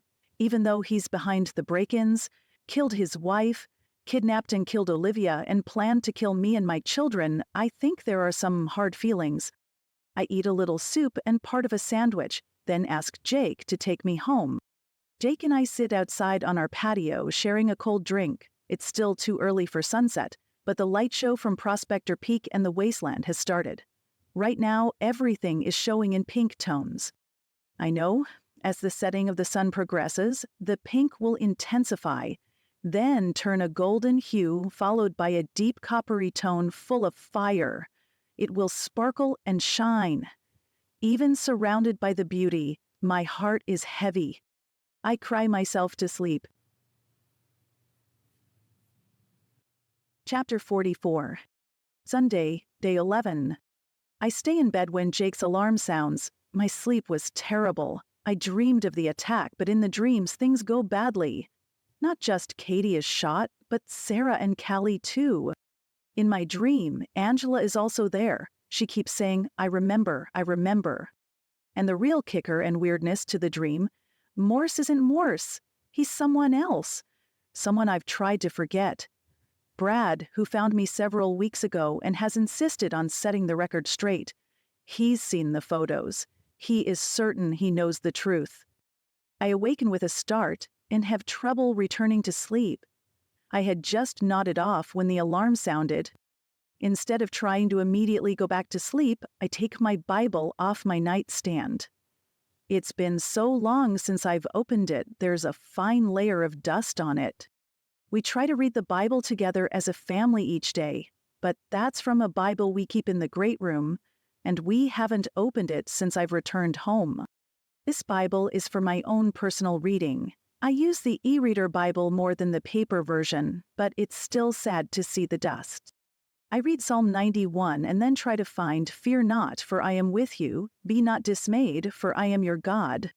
I end up needing to switch to the e-reader so I can use the search feature. I finally find it in Isaiah. I've read Isaiah before, and I've tried to do some memorization, but I tend to give up before really committing the words to memory. I'm actually surprised I remembered it at all. Maybe I had stored up the words in my heart, part of another psalm, if I remember correctly. I read different sections of the Bible, and after several minutes, finally feel I can sleep. A few minutes after 8 o'clock, Jake quietly enters the bedroom. "You awake, honey?" "I'm awake, just resting." "Leo came back a few minutes ago. Katie's doing well. They've upgraded her to Sirius and decreased the sedation. She asked about you when she woke up. You want to go visit?" "Yes, absolutely." The girls and Malcolm want to go too. Leo says we shouldn't all go in at once, but we can each spend a couple of minutes with her. You know, like in a regular hospital. "Give me just a couple of minutes. Can you grab the crutches for me?" "You need some Tylenol or something?" "I just took some." I motion to the bottle of ibuprofen on my nightstand. Jake is very attentive and helps me get ready. The pain in my foot is ratcheted up several notches from yesterday. A look in the mirror shows my entire cheek is swollen and bruised, making the small bandage on it look almost silly. The cut above my eye from my bike wreck in Yellowstone really adds to the effect. I resemble a prize fighter who didn't win the prize. My head aches, and I'm slightly sick to my stomach. The last week or so has been such a roller coaster for my body and my emotions. We take only Jake's truck, cramming Sarah, Angela, Callie, Alvin, and me in the cab while Tate, Tim, Leo, and Malcolm ride in the bed. Mike spent the night at the makeshift hospital in case Katie needed blood. Alvin will be the next on-call donor, spending the day there. Dodie decides to stay behind with the other children, as usual. She does ask if she can visit later in the day. The rest of the extended family also stay behind to work on projects or act as sentries. Driving over, I think about last night's dream, about how convoluted it was and how, right before I killed Morse, he turned into Brad. I know what I have to do. At Belinda's, the back seat and truck bed quickly empty. Sarah and I stay in place as Jake walks around to help me out. Due to space, the crutches rode in the truck bed, leaving me slightly stranded. "Here's your sticks, Mollie," Jake says, holding them up for me. "Thanks, honey." Sarah scoots out and walks over to her husband. I put my arm out to stop Jake. "What's wrong, Mollie?" His eyes search my face. Jake, I was hoping I could talk with you. There's something I've been wanting to tell you." "Sure, of course." "Now? Let's visit with Katie and then get back home. It might take some time, okay?" "Everything all right?" Jake asks, concern lacing his voice. "Yes, sure. I mean, nothing urgent, other than the things you already know about." I give him a small smile. Jay gives me a curious look and says, "Let's go see our girl." Dr. Sam Mitchell greets us at the door and shows us to the living room. The news is much better than it could be. We're not completely out of the woods, as there's still risk of infection or a new bleed. Overall, I'm pleased. There's a collective sigh of relief. "She's going to be okay?" Jake asks. "Maybe, but my maybe is more optimistic than yesterday's maybe. I'll be honest, I didn't think she'd do as well as she has been doing. Her vitals are much better. We've lessened the sedation, but we're still heavily managing her pain." "You have enough pain medication?" Jake asks. "We have what was collected when Doris and Angela were first injured, plus Georgia and I, along with Kelly, had a few things in our supplies. We'll be okay to keep her comfortable, but if you have narcotics, please let us know." "Sorry, Doc, that wasn't something we were able to store," I say. "We have a few topical anesthetics. Might come in handy later." He nods. "Katie should be waking up again. You can go in 2 at a time, but only for a few minutes each. I don't want more than 20 minutes total for visiting. As you know, the risk of infection is high." We scoured the room after moving Madison out and changing the bedding. You'll each need to wash thoroughly before going in, wear a mask, and don't touch her. The gown, booties, and hat also? Jake asks. Just booties. We have enough of those to continue to use them, but we're going to have to ration the gowns and hats. We need to remember we're not in a real hospital and just how precarious our situation is.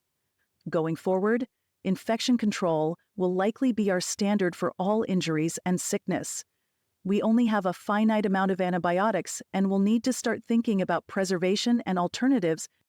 We worked out payment for Angela's care by trading some of our medical supplies and washing laundry since we have a washing machine still in operation. Belinda and Tammy are getting 6 chickens and a pig. The Mitchells asked for canned meat and winter gear, along with fresh meat when we butcher a pig or goat. Kelly asks for an IOU. They have nothing specific they need now but want to be sure we can team up on things in the future, and she wants me to help on the medical team. We have disposable gowns and hats in our supply. Not a lot, but a few. We also have a decent amount of cloth gowns, hats, and masks. Maybe we should contribute some of these things to the hospital. Now is as good a time as any to start making trade arrangements for Katie. Jake must be thinking the same thing because he says, "Doc, y'all want to start thinking about trade items for Katie's care? Maybe some of the anesthetics and—" "We'll work something out," Dr. Mitchell interrupts. "Now, you and Mollie want to see Katie first?" We scrub, don our masks and booties, and quietly step in her room. Katie is sleeping. Tammy's sitting at her side reading a paperback. She rises and says, "I'll be in the hall if you need me." Katie's still pale, but she looks considerably better than last night. I sit in the chair next to the bed and Jake stands next to me. Katie must realize we're there because she opens her eyes and looks over. "What's with the mask? You look silly," she whispers. I smile, which she can't see behind my mask, and say, "Dr. Mitchell wants to make sure we don't give you our cooties." Good thing, I don't think I need to get anything else. Leo said I'm going to be okay. I feel pretty terrible today, so it's hard to believe him. But I want to. "You'll be fine," Jake says with conviction. "You're doing great. We can only stay a few minutes. Your sisters and Malcolm also want to see you. Dr. Mitchell doesn't want us to tire you out. We brought a robe and some slippers for you. Can we bring you anything else? I'm looking forward to a burger and one of those frozen treats. Make sure I'm saved something. I think it'll be a few days before I can have solid food, but maybe ice cream will be allowed sooner." "You got it," I say. "I'd kiss you goodbye, but we're not supposed to touch you." "More cooties?" "Exactly. I love you. We'll come back as often as we're allowed." "Mom, I had the strangest dream earlier. I dreamed I was on your farm and a chicken kept trying to pull me under its wings. Sometimes I was a chick, but most of the time I was me and the chicken was really big. With this chicken all over me, I should have been scared. I mean, it sounds like a nightmare, right? But it wasn't. I felt safe." Tears instantly hit my eyes. Psalm 91. I know this kind of thing sounds, well, crazy, but it's what I felt too during the battle. Then, when my Katie was hurt, I was immediately fearful. And even angry. These last hours, not knowing if Katie would live or die, have been terrible. Even so, I've still felt God's presence and His love. I knew if she died, I'd be devastated and even blame myself, but He'd be there to help me through it. I've tried grieving on my own before, when I lost my first husband, and then when Jake and I lost our dear friends Cherie and Kenny. Learning to lean on Him instead of my own abilities is still hard for me. I have no doubt I'll continue to struggle with this. Before I can say anything, Katie, with tears in her own eyes, says, "It was God." It reminded me of the verse you and I used to read after my dad died, the one about not fearing the terror at night or the arrow during the day. Not trusting my voice, I nod in response and pantomime blowing her a kiss. He hasn't left me, even though I haven't been living the life I know I should. He's still with me. I asked for forgiveness, but I still wasn't sure. Was I forgiven? I know the Bible says, "Ask and it shall be given," but what if? She lets out a big sigh and smiles. He did. He forgave me. With my eyes full of tears, I once again nod. I love you, Mom. You too, Jake. We love you too. See you later, Katie, Jake says with a wave as we leave the room. As agreed, the entirety of our visit takes less than 20 minutes for all of us to let her know we were there and we love her. It's not yet 9:30 and we're getting ready to head home. Dr. Mitchell reappears and addresses Sarah. In the next few days, I'll want to meet with you. We'll get your history and start a prenatal file. Sure, Sarah says with a smile. And Mollie, I notice you're getting around pretty well. How about you let me take a quick look at that foot before you head out? I start to shake my head, but Jake says, Great idea, Doc. It's hurting her quite a bit today. To be expected, Kelly briefed me on the wound. Okay, I suppose. I'm startled by a loud beeping noise. What is that? Jake asks. Sarah and Tate both say, my phone. Callie, Mike, Tim, and Angela are also pulling out phones. I'm surprised all their smartphones are working since it's been so hit or miss. I reach for my flip phone, but nothing is happening on it. Please, God, no, Doris yells from her sick room. Kelly, Phil, and Evan all come running from the back. Evan frantically says, Did you get the alert? Did you read what's happening? No, not this, Sarah wails. Thrusting her phone toward me, she begins to cry. Ballistic missile threat inbound to United States. Multiple inbound missiles detected. Seek immediate shelter. This is not a drill. This has been Mollie's Quest, Havoc in Wyoming Part 3 by Millie Copper. This production is available for purchase at killercozies.com. Be sure to hit the subscribe button to never miss a new story. Learn more about Millie Copper's books at milliecopper.com.